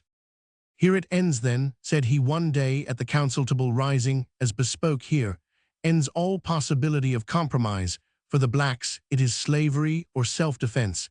It is so, Monsieur Pascal. It is the terms of the new peace are proclaimed, and the fact substantiated that Bonaparte has declared that he will do what he pleases with Saint Domingo." Such were certainly his words. "Who is surprised?" inquired Dessalines. "I forewarned you of this long ago, and I said at the same time that if we waited for aggression, we might find it too late for defense. Not a word of fear, Jacques, our victory is as sure as the justice of heaven." "Perhaps so, but it would have been easier if you had not been training your people all these years to love and cherish those whom they are now going to resist. I see and admit our difficulty, Jacques, but if I had governed as you would have had me, we should have been in a worse. I should then have been the chief of a race of savages, instead of soldiers and citizens. If we had been extirpating the whites all this time, we should now have been destroying each other instead of preparing to go forth to a righteous war." "True, most true," declared Henry. "We may suffer for a time, and fight with the more difficulty from our habits of observance towards those whom we must now oppose. But God will not allow the spirit of forgiveness and love to be finally a snare." "Never," said Toussaint. "He has appointed fierce passions for a yoke and mild affections for freedom. Though Bonaparte betrays and oppresses, the gospel stands. It is now time for proclaiming the war throughout the colony." "I will prepare the proclamation this night," said Monsieur Pascal. "If you will, my friend," said Toussaint, "but I intend to be my own proclamation tomorrow morning. I set forth for Saint Domingo to visit my brother in his city. I shall examine every fort and call together the militia. As I go, the trip would be more effective if I could have my council about me." "I will go with you," said Henry. "And I," exclaimed Jacques. "And I," said Raymond, inquiringly. "No, Raymond, stay at Port-au-Prince to report my proceedings to the legislature, and you, Monsieur Pascal, remain here to receive the dispatches which may arrive from France. My brethren in arms of the council will be with me when we have satisfied ourselves. We will let you know whether or not those who would have loved and served France forever as a guardian angel can cast her off when she becomes an incubus." It was a time of high excitement that, in which L'Ouverture, attended by 4 of his generals, and a train of inferior officers traversed the island to communicate or confirm the intelligence that an expedition was believed to be setting sail from France for the purpose of wresting from the blacks the freedom which was theirs by the law of the land. Toussaint found not only that all hearts were ready for the assertion of freedom, but that all eyes were so fixed upon him, all ears so open to his lightest word, that there was every probability of his purposes being fully understood and completely executed at a word from him. The inhabitants of Cap Francaise and Port-au-Prince began to remove their property into the fastnesses of the interior and to prepare to burn those towns at the moment of the French attempting to land. It was useless to think of preventing a landing so exposed. Was the greater part of the coast, the more rational hope was so to distress the foe on shore as to make them glad to go on board their ships again. Equally satisfactory was the disposition of the interior. The municipal bodies throughout the colony, previously brought under one system, now acted in concert. Their means of communication had been improved, so that each settlement was no longer like an encampment in the wilderness, On the contrary, every order given by l'ouverture seemed to have been echoed by the mountaintops around, so promptly was it transmitted, and so continually. He find his commands anticipated. As he went, his 4 generals parted off to examine the forts on either hand, and to inspect and animate the militia. Everywhere the same story was told, and everywhere was it received with the same eagerness and docility. The French are coming to make slaves of us again, but there shall never more be a slave in Saint Domingo. They are coming, but they are our countrymen. Till they have struck the first blow, we will demand of them an account of our brethren in Cayenne, in Guadeloupe, and in Martinique. We will ask of them concerning our brethren on the coasts of Africa. If in return they throw us chains and the whip, we shall know how to answer, but not a blow must be struck till they have shown. Whether they are brethren or foes, our dark skin is no disgrace, but the first drop of a brother's blood dyes us all in infamy. Let the infamy be theirs who assault us at this moment. Our first duty is to our white brethren of this island. In this time of our high excitement, they are full of grief. They are guiltless of this attack upon our liberty. They are as willing as we to live and die under the rule of l'ouverture, and under the special protection of l'ouverture. They shall, if they please, live and die. Beware of imputing to them the sins of their color. Protect them from your hearts. Defend them with your lives in the hour of danger. As you invoke the blessing of heaven, save first the Creole whites, and next your wives and your children. Such were the exhortations spoken everywhere by Christophe La Plume and Clairvaux. It could not be expected of Dessalines that he should deliver the last clauses with perfect fidelity. The solemnity of the hour had, however, its tranquilizing effect, even upon his ruling passion. Even his heart, which usually turned to stone at the sight of a white, was moved by the visible distress of the proprietors of that race, who were with scarcely an exception in despair. In private, they execrated the spirit and conduct of their former neighbors now in Paris, whose representations were the chief cause of the expedition now projected, instead of remaining or returning to ascertain the real state of things in Saint Domingo. Instead of respecting the interests and wishes of those who were entirely satisfied under the government of l'ouverture, they had prejudiced the mind of the first consul and induced him to bring back the ruin and woe which had passed away. The ladies wept and trembled within their houses. Their fathers, husbands, and brothers flocked to every point where l'ouverture halted to assure him of their goodwill to his government, and to remind him of the difficulty and danger of the position in which they were placed. These last carried some comfort home with them. All who had seen Toussaint's face had met there the gaze of a brother. If there were 2 or 3 who went with doubtful minds, prepared to exult at the depression of the blacks, but thinking it well to bespeak protection in case of the struggle ending the wrong way. If there was a sprinkling of such among the throng of whites who joined the cavalcade from the crossroads, they shrunk away, abashed, before the open countenance of the deliverer, and stole homewards to wait the guidance of events. If it had not been that the city of Saint Domingo was at the end of this march, Toussaint would have traversed the colony with a higher spirit and a lighter heart than during any of his serener days of power. But the city of his brother's government was before him, and at its gate Paul, whom he had not met since the death of Moise, he had not been forgetful of his sorrowing brother. He had immediately sent to him Father Laxabonth, best consoler, as the last confidant of the departed. Letter upon letter had Toussaint sent, deed upon deed of kindness had he attempted towards his brother, but still Father Laxabon had written, "Come not, yet he must have time. Give him time. If there is to be peace between you now."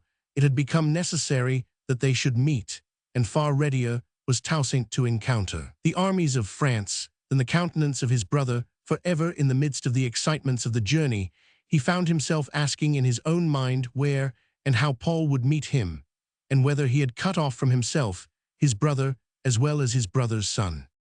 Meantime the party rode proudly on through the interior of the island, signs of welcome spreading around them at every step. From the grass farms in the wide savannas, the herdsmen hastened with promises to drive their flocks up into the morns, where no enemy should penetrate, while a man remained to guard the passes at each salute. From the forts that rose at intervals along the way, the wild cattle rushed towards the steeps, while the parties of hunters turned back from their sports to offer themselves as scouts and messengers on behalf of the colony. From some glade of the woods appeared the monk charged with the blessing of his convent, or the grazier with a string of horseshoes gift for the service of the army around the crosses, which, half concealed by the long grass of the plains, yet served to mark the road, were gathered groups of women bearing bags of money or ornaments of gold and silver, which they would have thrust upon him, to whom they declared that they owed their all, while every settlement displayed its company of armed men, standing in military order, and rending the air with shouts on the approach of their chief, La Plume and Clervaux, to whom such demonstrations were less familiar than to the other generals, no longer doubted that all would be well. They pronounced that the colony already showed itself invincible. Toussaint thought that he might have been of the same opinion if the expected foe had been any other than French. The event must show whether the pains he had taken to unite his race with their fellow citizens as brethren would now weaken or strengthen his cause, whether it would enhance or mitigate the bitterness of the impending quarrel.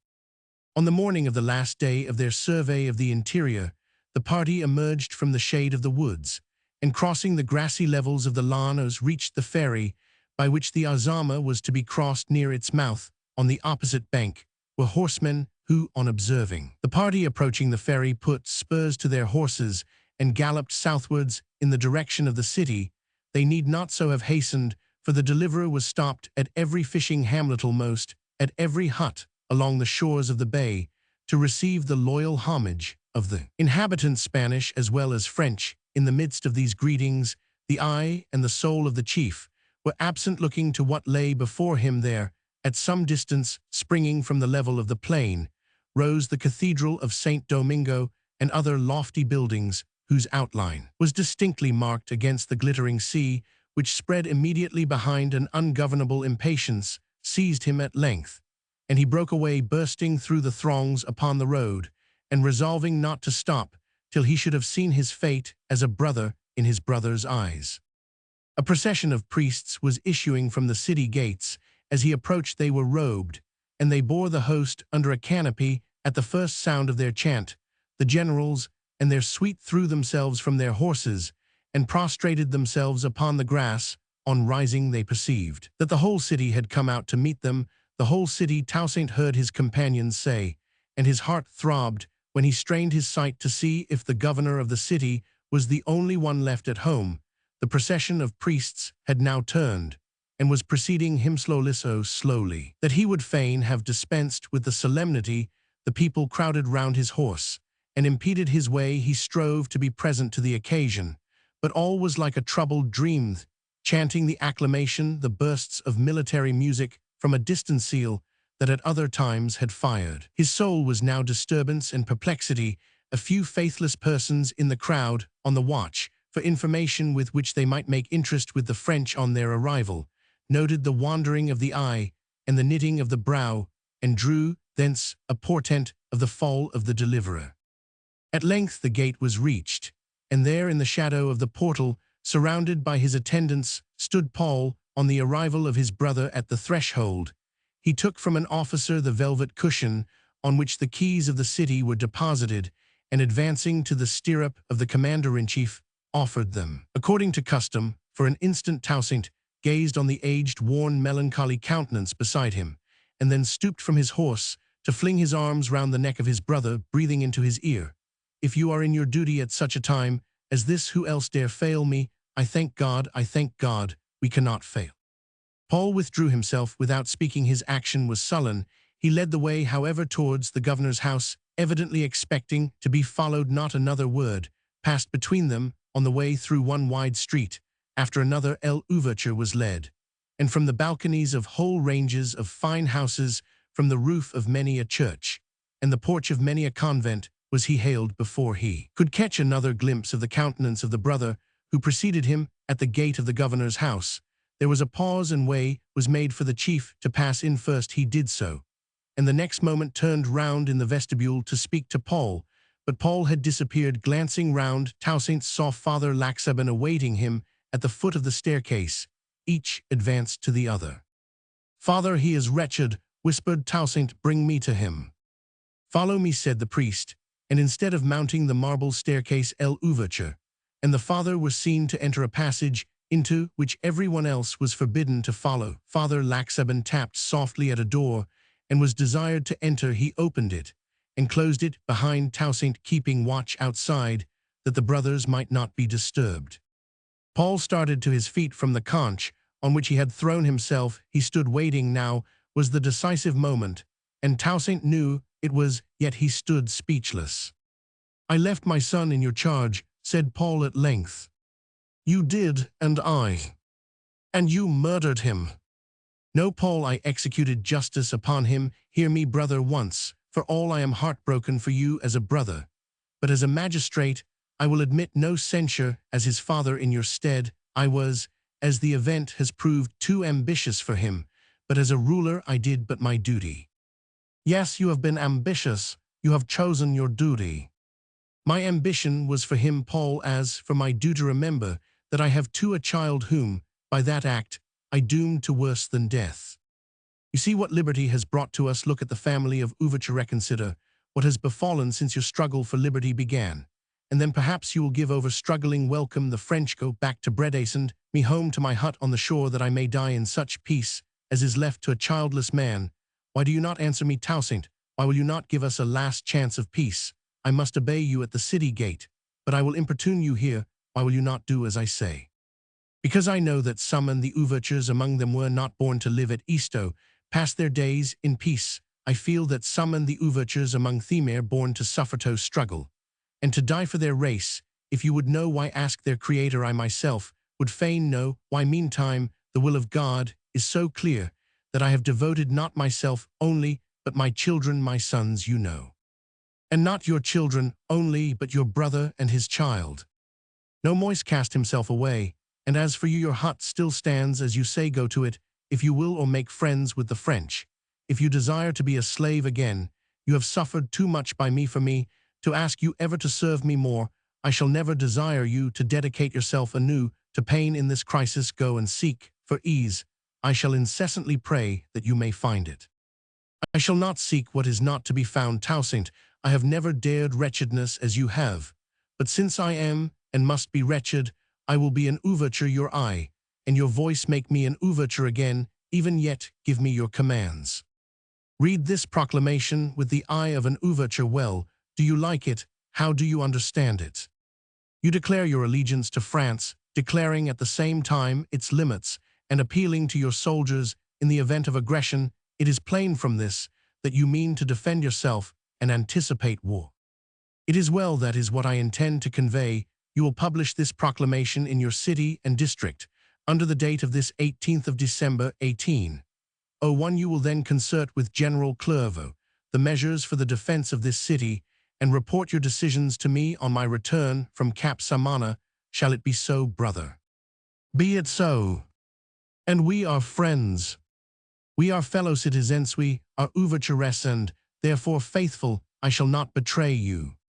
That is all I can ask. I know we are old men, Paul. Fidelity for a while, beyond the grave, perhaps more. You are going already to Cap Samana, and alone farewell." Chapter 27. All eyes. Day by day, in the internals of his occupation about the defense of the colony, did Toussaint repair to Cap Samana to look eastwards over the sea. Day by day was he more sure from the information that reached him that the French could not be far off. At length he desired that his generals should be within call from Kottai, a small town which stood on the banks of the Kottai, near the western base of the mountainous promontory of Samana Promontory, at low water island, at high tide. All was yet dark on the eastern point of this mountain on the morning of the 28th of December, when two watchmen who had passed the night under the ferns in a cleft of the steep came out to look abroad on their mountain.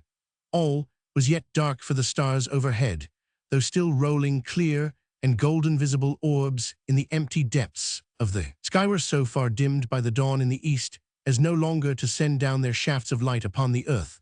The point on which these watchmen stood was so high that between them and the horizon the sea lay like half a world, an immeasurable expanse, spreading as if from a vast depth below up into the very sky. Dim and soundless lay the mass of waters, breaking, no doubt, as for ages past, against the rocky precipice below, but not so as to be heard upon the steep, if might have appeared dead, but that a ray from some quarter of the heaven, capriciously touching its surface, showed that it was heaving, as was its wont, eastwards, at the point of junction of sea and sky a dusky yellow. Light shone through the haze of morning as behind a curtain, and told that the sun was on his way as their eyes became accustomed to the dim light, which was darkness compared to that which had visited their dreams among the ferns.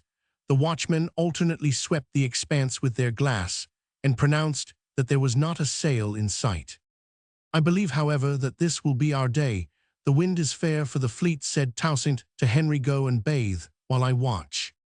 "We have said for a week past that each would be the day," replied Henry. "If it be today, however, they can hardly have a fairer for the first sight of the paradise, which poets and ladies praise at the French court. It promises to be the loveliest day of the year. I shall be here again before the sun has risen." And Christophe retired to bathe in the waterfall, which made itself heard from behind the ferns, and was hidden by them, springing as they did to a height of 20 feet, and upwards to the murmur and gush of this waterfall. The friends had slept. An inhabitant of the tropics is so accustomed to sound that he cannot sleep in the midst of silence, and on these heights there would have been everlasting silence, but for the voice of waters and the thunders and their echoes in the season of storms. When both had refreshed themselves, they took their seat on some broken ground on the verge of the precipice, sometimes indulging their full minds with silence, but continually looking abroad over the now brightening sea. It was becoming of a deeper blue as the sky grew lighter, except at that point of the east where earth and heaven seemed to be kindling with a mighty fire. There the haze was glowing with purple and crimson, and there was Henry intently watching for the first golden spark of the sun, when Toussaint touched his shoulder and pointed to the northwards, shading his eyes with his hand. Christophe strove to penetrate the grey mists which had gathered there. "What is it?" said he. "Sail, yes, there is one threefer." "There are 7, said Toussaint. Long did he gaze through the glass at these 7 sail, and then he reported an 8th. At this moment his arm was grasped. "See," cried Christophe, who was looking southwards. From behind the distant southeastern promontory del Ugano now appeared sail after sail, to the number of 20. "All French," observed Christophe. "Lend me the glass." "All French," replied his friend. "They are no doubt coming to rendezvous at this point."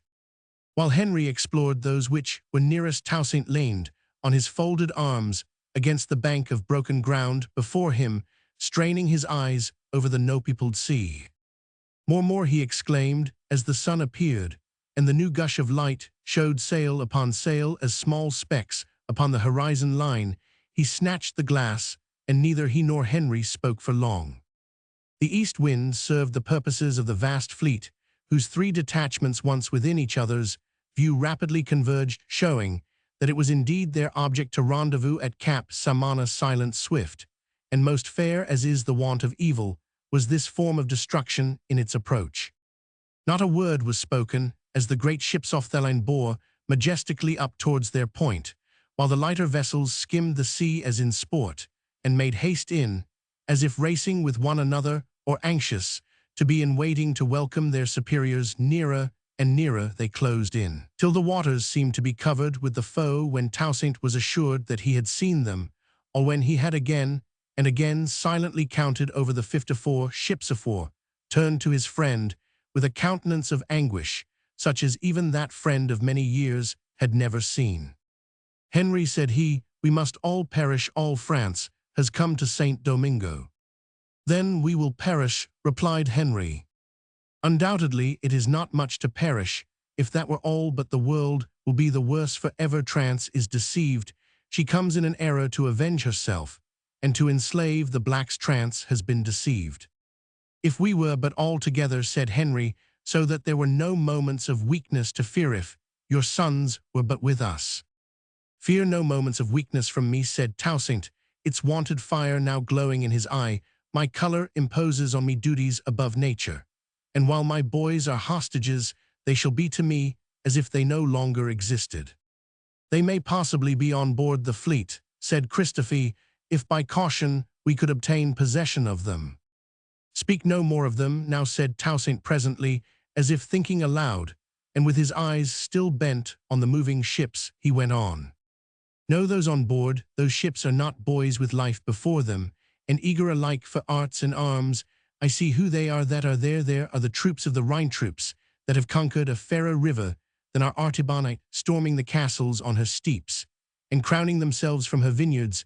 There are the troops of the Alps troops that have soared above the eagle, and stormed the clouds, and plucked the ice king by the beard upon his throne. There are the troops of Italy troops that have trodden the old Roman ways, and fought over again the old Roman wars, that have drunk of the Tiber, and once more conquered the armies of the Danube. There are the troops of Egypt troops that have heard the war cry of the desert tribes, and encamped in the shadow of the pyramids. Yet he is not afraid, said Henry to himself, as he watched the countenance of his friend. All these, continued Toussaint, all these are brought hither against a poor, depressed, insulted, ignorant race, brought as conquerors eager for the spoil before a blow is struck. They come to disembarrass our paradise of us, as they would clear a fragrant and fruitful wood of apes and reptiles. And if they find that it takes longer than they suppose to crush and disperse us, France has more thousands ready to come and help. The laborer will leave his plough at a word, and the vinedresser his harvest, and the artisan his shop. France will pour out the youth of all her villages to seize upon the delights of the tropics and the wealth of the savages, as they are represented by the emigrants, who will not take me for a friend, but eat their own hearts far away with hatred and jealousy. All France is coming to St. Domingo. But interposed Christophe. But Henry interrupted his friend, laying his hand on his shoulder. Not all France, with her troops of the Rhine, of the Alps, of the Nile, nor with all Europe to help her, can extinguish the soul of Africa.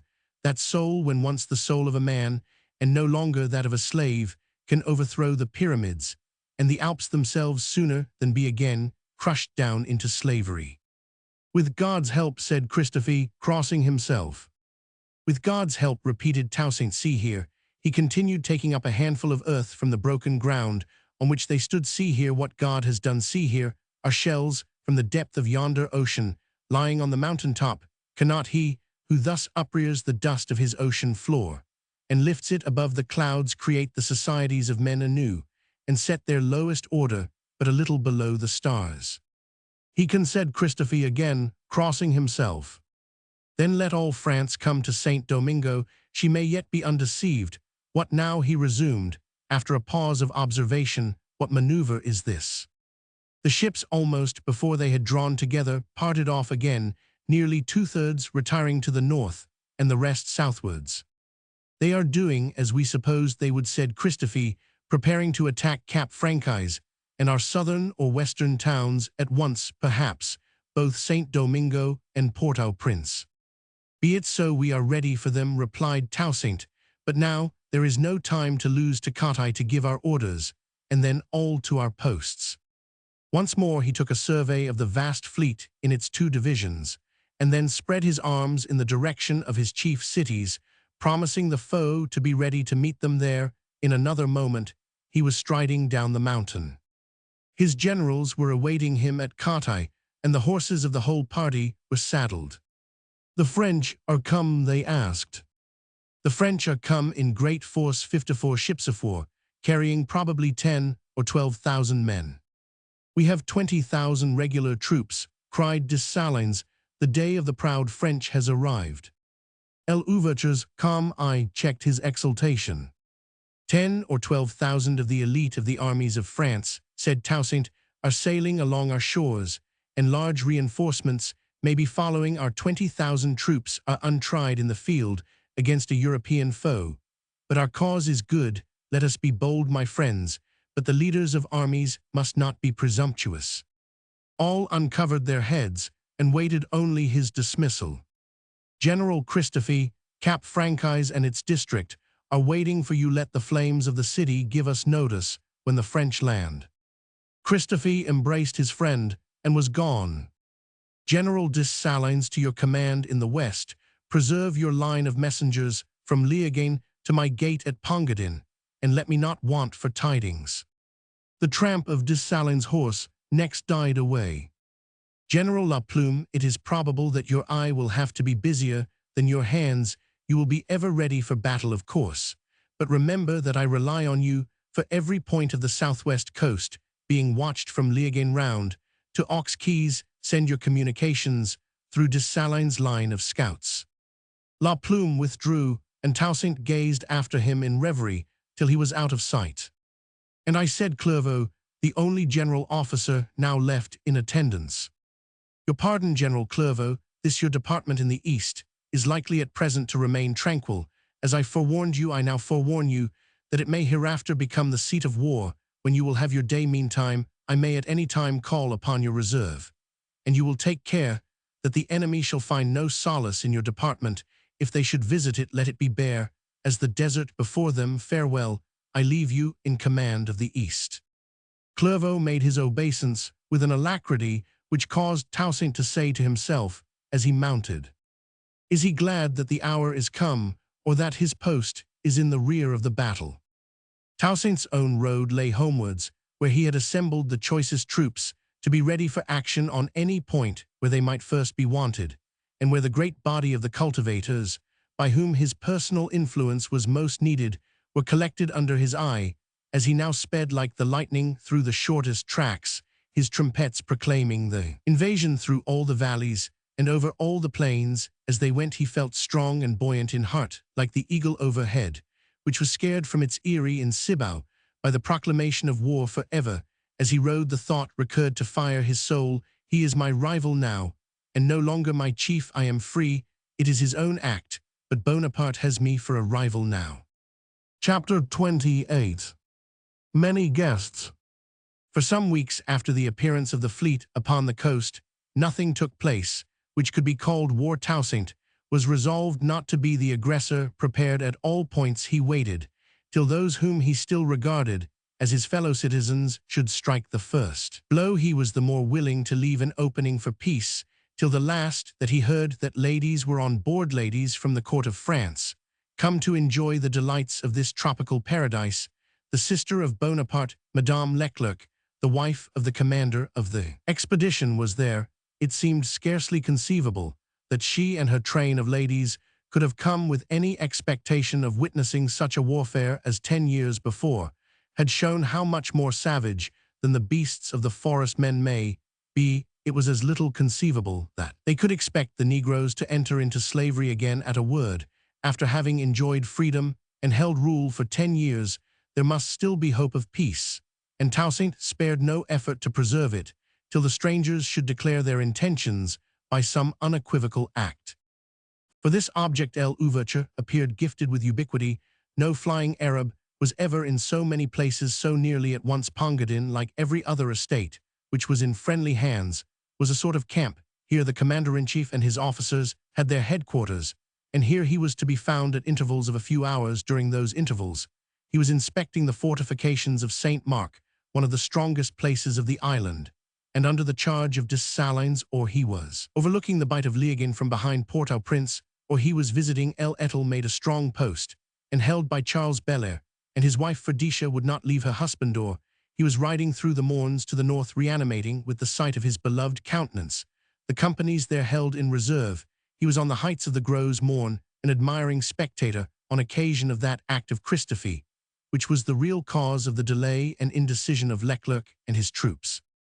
The main body of the French army was preparing to land immediately on its arrival at Cap Francaise, when Christophe sent his friend and brother officer Sangos on board the fleet to acquaint Leclerc with the absence of the commander-in-chief of the colony, without whose permission the landing of troops could not be allowed.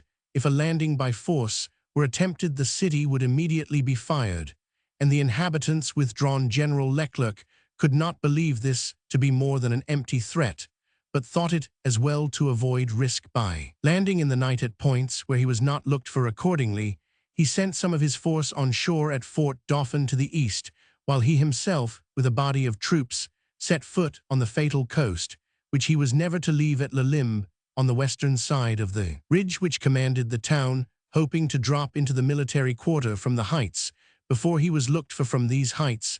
However, he beheld the town one mass of fire. Christophe had withdrawn the inhabitants, including 2,000 whites, who were to be held as hostages in the interior, and so orderly and well-planned had been his proceedings that not the slightest personal injury was sustained by any individual of this conflagration. Toussaint had been a witness from the heights of Gros Morne the horror which it occasioned was for the strangers alone. All the movable property of the citizens was safe in the interior, and they were all safe in person. The dismay was for the French when they found only a burning soil, tumbling roofs, and tottering walls where they had expected repose, and feasting after the ennui of a voyage across the Atlantic. For the court ladies, there existed at present only the alternative of remaining on board the ships, of which they were heartily weary, and establishing themselves on the barren island of Tortuga, the home of the buccaneers of former days. They shortly after took possession of Tortuga, which they found to be a tropical region indeed, but no paradise. It was not the best season for turtle, and there was no other of the luxuries whose savor had reached the nostrils of the court of France. Among the 2,000 whites removed from Cap were, of course, the ladies of the convent. They were safely established under shelter of the fortifications of St. Mark, with all their little comforts about them, and their mockingbird as tuneful as when hanging in its own orangery. Euphrosyne was not with them, nor yet with her guardian. Monsieur Critwa had enough to do to protect himself and his lady, and he earnestly desired his ward to be thankful that she had friends among the ruling powers. Euphrosyne needed no commands on this head. She joined Madame Pascal, and was now with her and the secretary in the half-camp, half-household of Pongadin. Besides the family and establishment of the commander-in-chief, as many of the white gentry of Cap were accommodated as the country palace of Pongadin would contain. It seemed doubtful how long they would have to find amusement for themselves there, for the invaders seemed to have fallen asleep. A month had passed since the burning of Cap, and not another step had been taken. Expectation had begun to be weary. The feverish watching for news had begun to relax. The ladies no longer shuddered at the bare idea of walking in the shrubberies, and some of the younger damsels had begun to heed warnings from L'Ouverture himself not to go out of bounds, by no means to pass the line of sentinels in any direction. Instead of everything French being spoken of with a faltering voice, anyone was now welcome who might be able to tell, even at second or third hand, that Madame Leclerc had been seen, and what she wore, and how she looked, and what she had said either about the colony or anything else.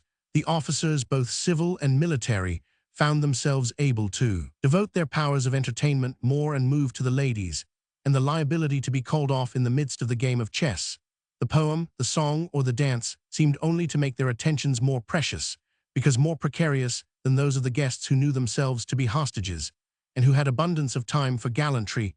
If only they had had spirits and inclination. Most of the party certainly found the present position of affairs very dull. The exceptions were few. They were poor Jennifer, whose mind was wholly in the past, and before whose eyes the present went forward as a dim dream. Her mother and sister, whose faculties were continually on the stretch to keep up under such circumstances the hospitalities for which they were pledged to so large a household. The secretary and his bride, who were engrossed at once with the crisis in public affairs, and in their own, and Euphrosyne, who could find nothing dull after the convent, and who unconsciously wished that if this were invasion and war, they might last a good while yet.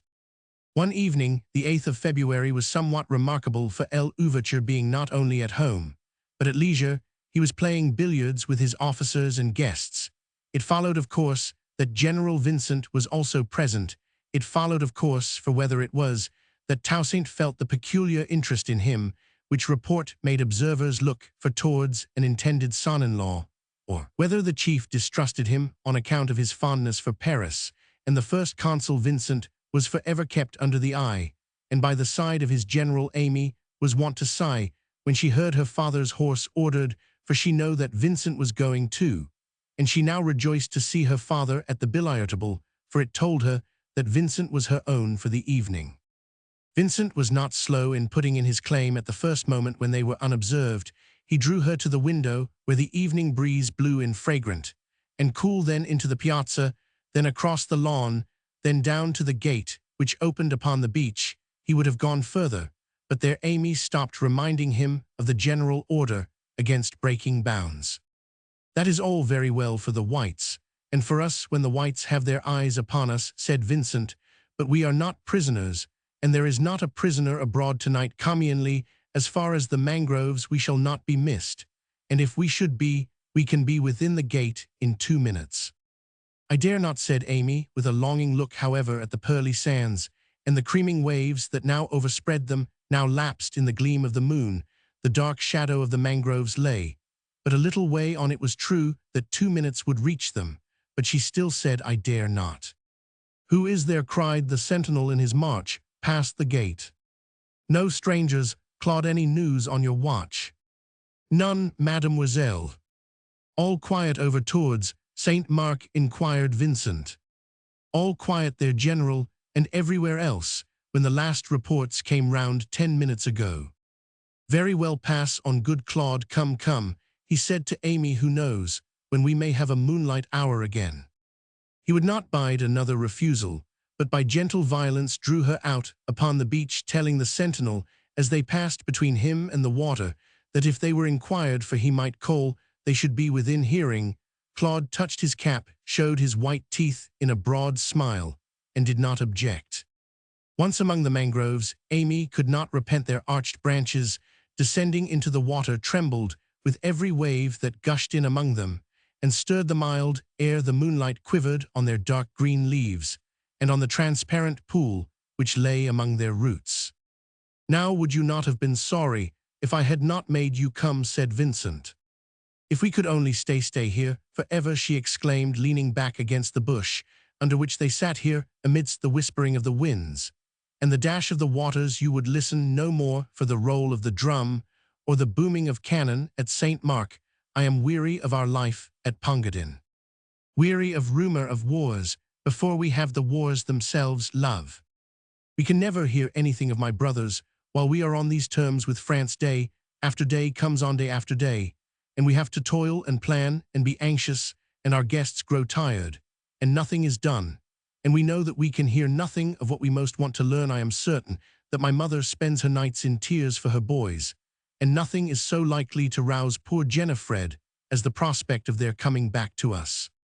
And you yourself, Amy, cannot be happy without Isaac." "I never tried," said she. "I have daily felt his loss, because I wished never to cease to feel it." "He is happier than you, dearest Amy. Do not tell me that men feel such separations less than women, for I know it well already. I can never have been so necessary to him as he is to me. I know that well. Say, was my Amy, the time comes when sisters find their brothers less necessary to them than they have been. Such a time has never come to me, and I believe it never will. No one can ever be to me what Isaac has been. Has been true, but see how times have changed. Isaac has left off writing to you so frequently as he did." No, he never did write frequently. It was never his habit to write as I wrote to him. Well, whatever expectation may lie at the bottom of this little heart, whatever secret remonstrance for his silence, whatever dissatisfaction with his apologies, whatever mortification that such apologies were necessary. "How dare you? What right have you to pry into my heart?" exclaimed Amy, withdrawing herself from her companion's side. "The right of love," he replied, following, till both were seated on the very verge of the water. "Can you suppose that I do not see your disappointment when L'Ouverture opens his dispatches, and there is not one of that particular size and fold which makes your countenance change when you see it? Can you suppose that I do not mark your happiness for hours and days after one of those closely written sheets has come happiness, which makes me feel of no account to your happiness, which makes me jealous of my very brother for my brother, he is as he is yours." "It should not do that," replied Amy, as she sat looking into the water. "You should not be angry at my being happy, if you have learned so much of my thoughts." "Say on, oh, say on." "There is no need," said she, "if you can read the soul without speech, as you seem to profess. I read no thoughts but yours, and none of yours that relate to myself. I see at a glance every stir of your love to all besides. If you care for me, I need to hear it from yourself. If this quarrel comes to bloodshed, what will become of my brothers? If you love me, tell me that." "Still these brothers," cried Vincent impatiently. "And who should be inquired of concerning them, if not you? You took them to France, you left them there." I was sent here by Bonaparte to put on the deputation, by his express command. If not, I should not now have been here. I should have remembered you only as a child. But Placide and Isaac, suppose Leclerc and Rochambeau, both killed suppose Madame Leclerc, entering once more into her brother's presence. A mourning widow, what would Bonaparte do with Placide and Isaac? I am sure you have no comfort to give me, or you would not so evade what I ask. I declare, I protest, you are mistaken. Bonaparte is everything that is noble and gracious and gentle. You are sure of that? Nay, why not? Have I not always said so, and you have delighted to hear me say so? I should delight to believe it. Now I will believe it. But yet if he were really noble, how should this quarrel have arisen? For if ever man was noble and gracious and gentle, my father is. If two such men come to open defiance, whose is the crime, and wherein does it lie? If the world fall to pieces, Amy, there can be no doubt of Bonaparte's greatness, what majesty he carries with him through all his conquests, how whole nations quail under his magnificent proclamations. Are they really fine? I have seen but few, and they. Are they not all grand? That proclamation in Egypt, for instance, in which he said he was the man of fate, who had been foretold in the Koran, and that all resistance was impious and vain. If it had not happened 4 years before Bonaparte went to Egypt, I should have thought your father. I was just thinking of that, but there is a great difference. It was not my father, but Lavox who said that the Black Chief predicted by Raynal had appeared, and it was originally said not as a divine prophecy, but because in the natural course of things the Redeemer of an oppressed race must arise. Besides, my father says nothing but what he believes, and I suppose Bonaparte did not believe what he was saying. Do you think not? For my part, I believe his very words, that to oppose him is impious and vain. Heaven pity us if that be true. Was it not in that proclamation that Bonaparte said that men must account to him for their secret thoughts, as nothing was concealed from him? Yes, just as L'Ouverture told the mulattoes in the church at Cap that from the other side of the island his eye would be upon them, and his arm stretched out to restrain or punish. He almost reached Bonaparte's strain there. I like my father's words the best, because all understood and believed what he said. Bonaparte may claim to read secret thoughts, but before my father men have no secret thoughts. They love him so that their minds stand open. Then those Italian proclamations and letters to the Directory, said Vincent, how they grew grander as city after city and state after state fell before him, when he summoned Pavia to open her gates to him after her insurrection. How imperious he was! If he had found that a drop of French blood had been shed, he declared not a stone of the city should have remained, but a column should arise in its place, bearing the inscription, Here once stood Pavia. There spoke the man who held the ages in his hand, ready to roll them over the civilized world, to crumble cities and overthrow nations in case of resistance to his will. How Paris rang with acclamations when these words passed from mouth to mouth. He was worshipped as a god. It is said, sighed Amy, that Leclerc has proclamations from him for our people. I wonder what they are, and how they will be received. With enthusiasm, no doubt. When and where has it been otherwise? You shudder, my Amy, but trust me, there is inconceivable folly in the idea of opposing Bonaparte. As he said in Egypt, it is impious and vain. Trust me, love, and decide accordingly. Desert my father and my family in their hour of peril. I will not do that. There is no peril in the case, love. It is glory and happiness to live under Bonaparte. My life upon it. He will do your father no injury, but continue him in his command under certain arrangements. And as for the blacks, they and the whites will join in one common enthusiasm for the conqueror of Europe. Let us be among the first, my Amy, be mine, and we will go to the French forces among my friends. There it is as if we were called to be mediators. It is as if the welfare of your family and the colony were in a measure consigned to our hands once married. And with Leclerc, how easily may we explain away causes of quarrel, how completely shall we make him understand L'Ouverture, and how through us Leclerc can put your father in possession of the views of Bonaparte. O Amy, be mine, and let us go. And if it were otherwise, if it came to bloodshed, to deadly warfare, then love, you would least of all repent alone, and desolate parted from your brother parted from me. From you, Vincent. Assuredly, I can never unsheath my sword against those to whom my attachment is strong. I can never fight against an army from Paris troops that have been led by Bonaparte. Does my father know that? He cannot know me if he anticipates anything else. I execute his orders at present because I admire his system of government and am anxious that it should appear to the best advantage to the brother-in-law of the first consul. Thus I am confident that there will be no war, but love, if there should be. You will be parted forever from your brothers, and from me by remaining here. You will never again see Isaac. Nay, nay, no tears, no terrors, my Amy, by being mine, and going with me to that place where all are happito Paris. You will, through my interest, best aid your father and Isaac, and I will watch over you forever. Not a word more, Vincent. You make me wretched. Not a word more, till I have spoken to my father. He will tell me what he thinks, what he expects, whether he fears. Hark, there are horsemen. Can it be horsemen approaching on this side? I will look out. No, no, Vincent, you shall not go.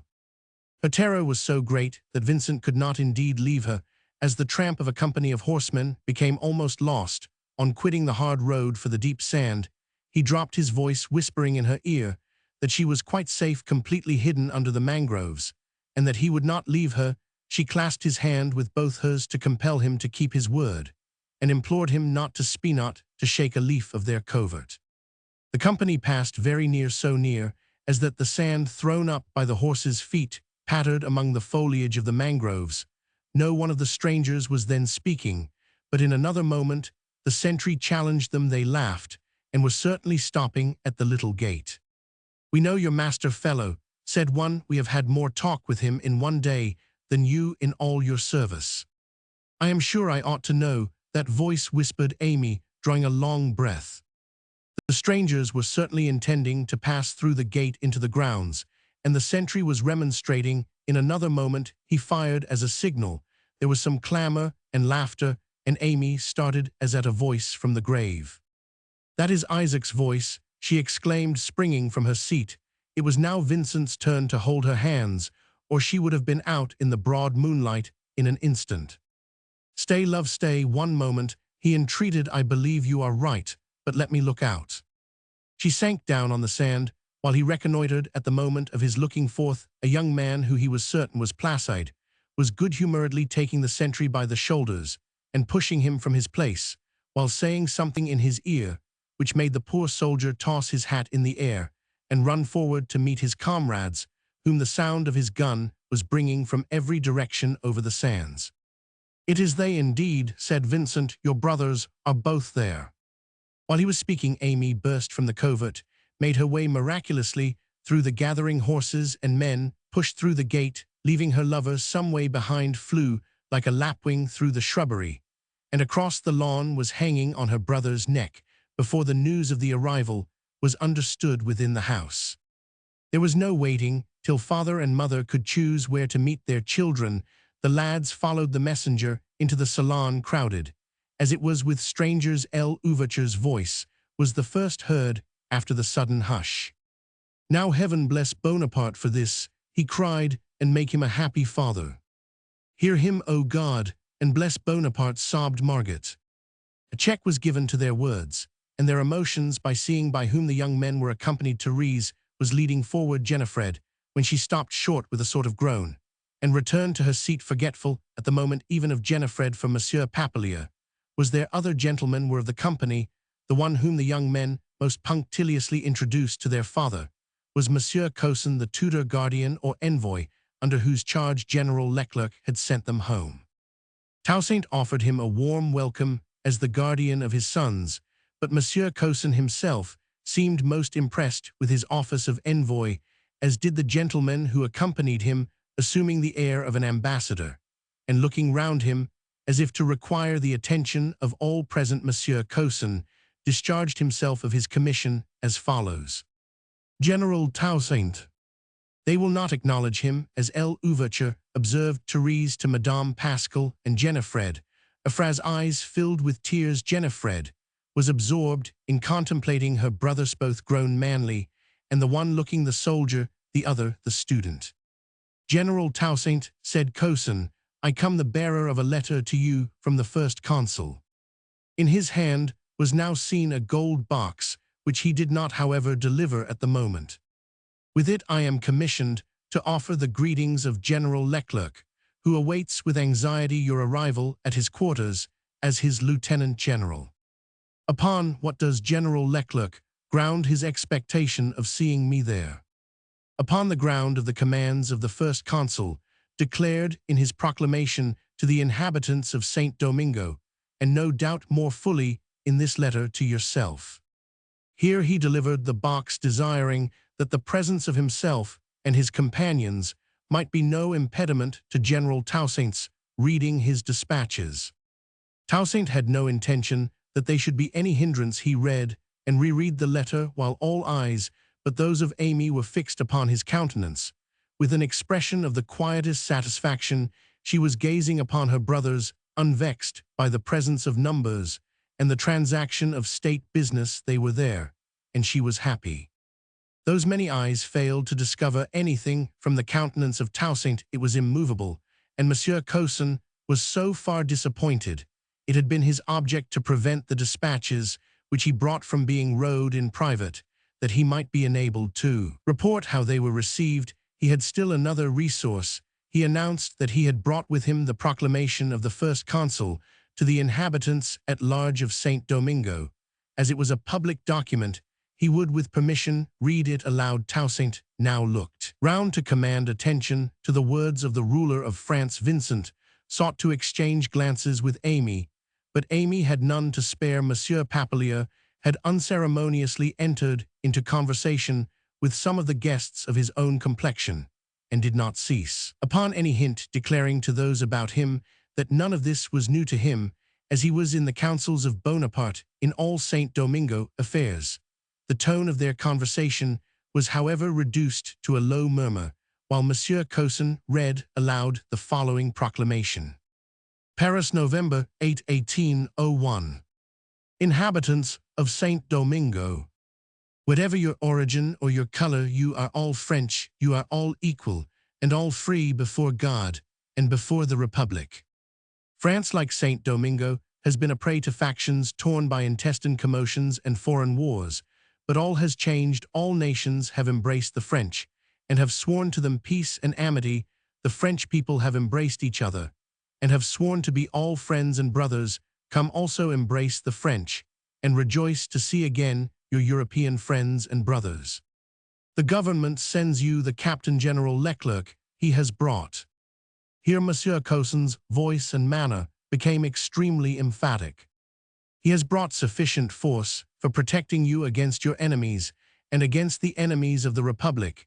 If you are told that these forces are destined to violate your liberties, reply, the Republic will not suffer them to be taken from us. Rally round the Captain General, he brings you abundance and peace. Rally all of you around him. Whoever shall dare to separate himself from the Captain General will be a traitor to his country, and the indignation of the country will devour him, as the fire devours your dried canes. Done at Paris, etc.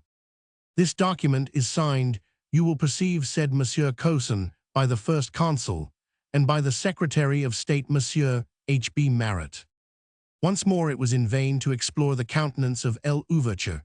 It was still immovable. He extended his hand for the document, saying that he would retire with his secretary for the purpose of preparing his replies for the first consul, in order that no such delays might take place on his part, as the date of the letter and proclamation showed to have intervened on the other side. Meantime he requested that Monsieur Cosin and all whom he had brought in his company would make themselves at home in his house, and turning to his wife and family, he commended his newly arrived guests to their hospitality with a passing smile and greeting to his sons. He was about to leave the room with Monsieur Pascal, when Monsieur Cosin intimated that he had one thing more to say. I am directed, General Toussaint, said he, in case of your refusal to join the French forces, immediately to convey your sons back to the guardianship of the Captain General Leclerc, and it will be my duty to set out with them at dawn. A cry of anguish broke forth from Margot and Placide, was instantly by her side. "Fear nothing," said Toussaint to her in a tone which once more fixed all eyes upon him. His countenance was no longer unmoved.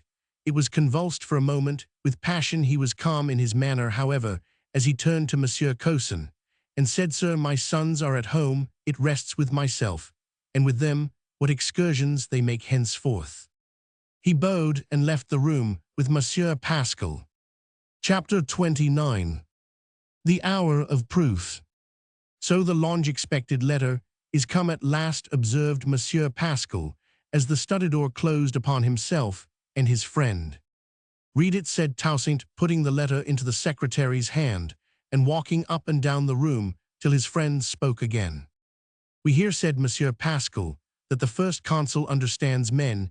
He may understand some men's soldiery of France perhaps, but of others he knows no more than if he were not himself a man. He no more understands my people than myself. Can it be possible that he believes that proclamation will be acceptable to them, that mixture of cajolery and bombast? He has heard that we are ignorant, and he concludes that we are without understanding. What think you of his promise of abundance by the hands of Leclerc, as if it were not their cupidity excited by our abundance which has brought these thousands of soldiers to our shores? They are welcome to it, all to our harvests, our money, and our merchandise, if they would not touch our freedom." "Bonaparte has a word to say to that in his letter to you," observed the secretary. "What can you desire? The freedom of the blacks. You know that in all the countries we have been in, we have given it to the people who had it not. What say the Venetians to that? What says the Pope?" "Does he suppose us deaf?" replied Toussaint, "that we have not heard of the fate of our race in Guadeloupe and Martinique and Cayenne? Does he suppose us blind, that we do not see the pirates he has commissioned hovering about the shores of Africa, as the vulture preparing to strike his prey? Ignorant as we are, does he suppose us stupid enough to be delighted, when free already, we find ourselves surrounded by 54 warships, which come to promise us liberty? He does not know, apparently, how our commerce with the world brings us tidings of all the world. And if it were not so, if his were the first ships that our eyes had ever seen, does he not know that the richest tidings of liberty come not through the eye and ear, but from the heart? Does he not know that the liberties of St. Domingo, large as they are, everlasting as they will prove to be, sprang from here, and here, pointing to his head and heart? This is he," continued, "who has been king in my thoughts from the hour when I heard of the artillery officer who had saved the Convention. This is he to whom I have felt myself bound as a brother in destiny and in glory. This is he with whom I hope to share the lot of reconciling the quarrel of races and of ages. In the eye of the world he may be great, and I the bandit captain of a despised race. On the page of history he may be magnified, and I derided, but I spurn him for a hero. I reject him for a brother. My rival he may make himself. His soul is narrow, and his aims are low. He might have been a god to the world, and he is a tyrant. We have followed him with wistful eyes to see him loosen bonds with a divine touch, and we find him busy forging new chains. He has sullied his divine commission, and while my own remains pure, he is no brother of my soul. You, my friend, knew him better than I, or you would not have left his service for mine. Yet I gave him credit for a better appreciation of you, a clearer foresight of the destiny of this colony than he has shown. While we live, my friend, we must accept disappointment. In my youth I learned to give up hope after hope, and one of the brightest I must now relinquish in my old age. 2 brilliant ones have, however, entered your dwelling this evening, my friend," said the secretary. "My boys are they not? But these are times to show what they are. In the joy of having them back, I might have forgiven and forgotten everything, but for the claim you heard, Pascal, about their leaving you at dawn. Yes, that was amusing. If they will not consider a Negro a man, they might have remembered that beasts are desperate to recover the young that they have lost. Leclerc will find, however, that this night will make men of my sons. I will call them my boys no more, and never more shall this envoy call them his pupils or his charge. These French will find that there is that in this St. Domingo of ours which quickly ripens young wits and makes the harvest ready in a day. Let them beware, the reaping for it is another sort of harvest than they look for. But come," said he, "it is late, and we have to answer the letter of this foreigner, this stranger to my race and nature." He took some papers from his pocket, sat down beside the friend, and said with the countenance of one who has heard good news, "See here, how little they comprehend, how Negroes may be friends. See here, the proofs that they understand my Henry no better than myself." And he put into the hands of his secretary those fine letters of Christophe, which do everlasting honor to his head and heart, and show that he bore a kingly soul before he adorned the kingly office. As Monsieur Pascal wrote the narrative of Leclerc's attempts to alarm, to cajole, and to bribe Christophe to betray his friend's cause and deliver up his person, the pale countenance of the secretary became now paler with anger, and disgust now flushed with pleasure and admiration. "Here is the friend that sticketh closer than a brother," said he. "Alas, poor Paul, he will be faithful, Pascal, but he can never again love me. Pardon me, I entreat you, I meant no allusion." "You did not, but everything serves as an allusion there, for Paul is never out of my mind. Now for our letters that to Leclerc modified, as you perceive by our knowledge of what has passed between him and Henry." "Modified, indeed," exclaimed Pascal. "Their proceedings were destined to be further modified by the events of this night. Tidings as black as the darkest night that ever brooded over the island in the season of storms poured in to overshadow the prospects of the Negroes and the hopes of their chief. It was after midnight when, in the midst of their quiet consultation, Toussaint and his secretary thought they heard voices at the gate. Toussaint was going to ascertain when he was met in the hall by news that a messenger from the southwest had arrived. The messenger entered halting and slow. "It is no," said Pascal. "Surely it cannot be." "Is it possible that you are Jacques?" exclaimed Toussaint, his eyes shaded by his hand. "I am Dessalines," said the wounded man, who had already sunk upon a seat. "Why, come yourself in this state?" cried Toussaint, hastening to support him. "I could more easily come than write my news," replied Dessalines, "and it is news that I would commit to no man's ear but your own." "Shall I go?" asked Monsieur Pascal of Toussaint. "No, stay and hear. Tell us your tidings, Jacques." "I am as well here as down in the southwest, or you would not have seen me." "You mean that all is lost there?"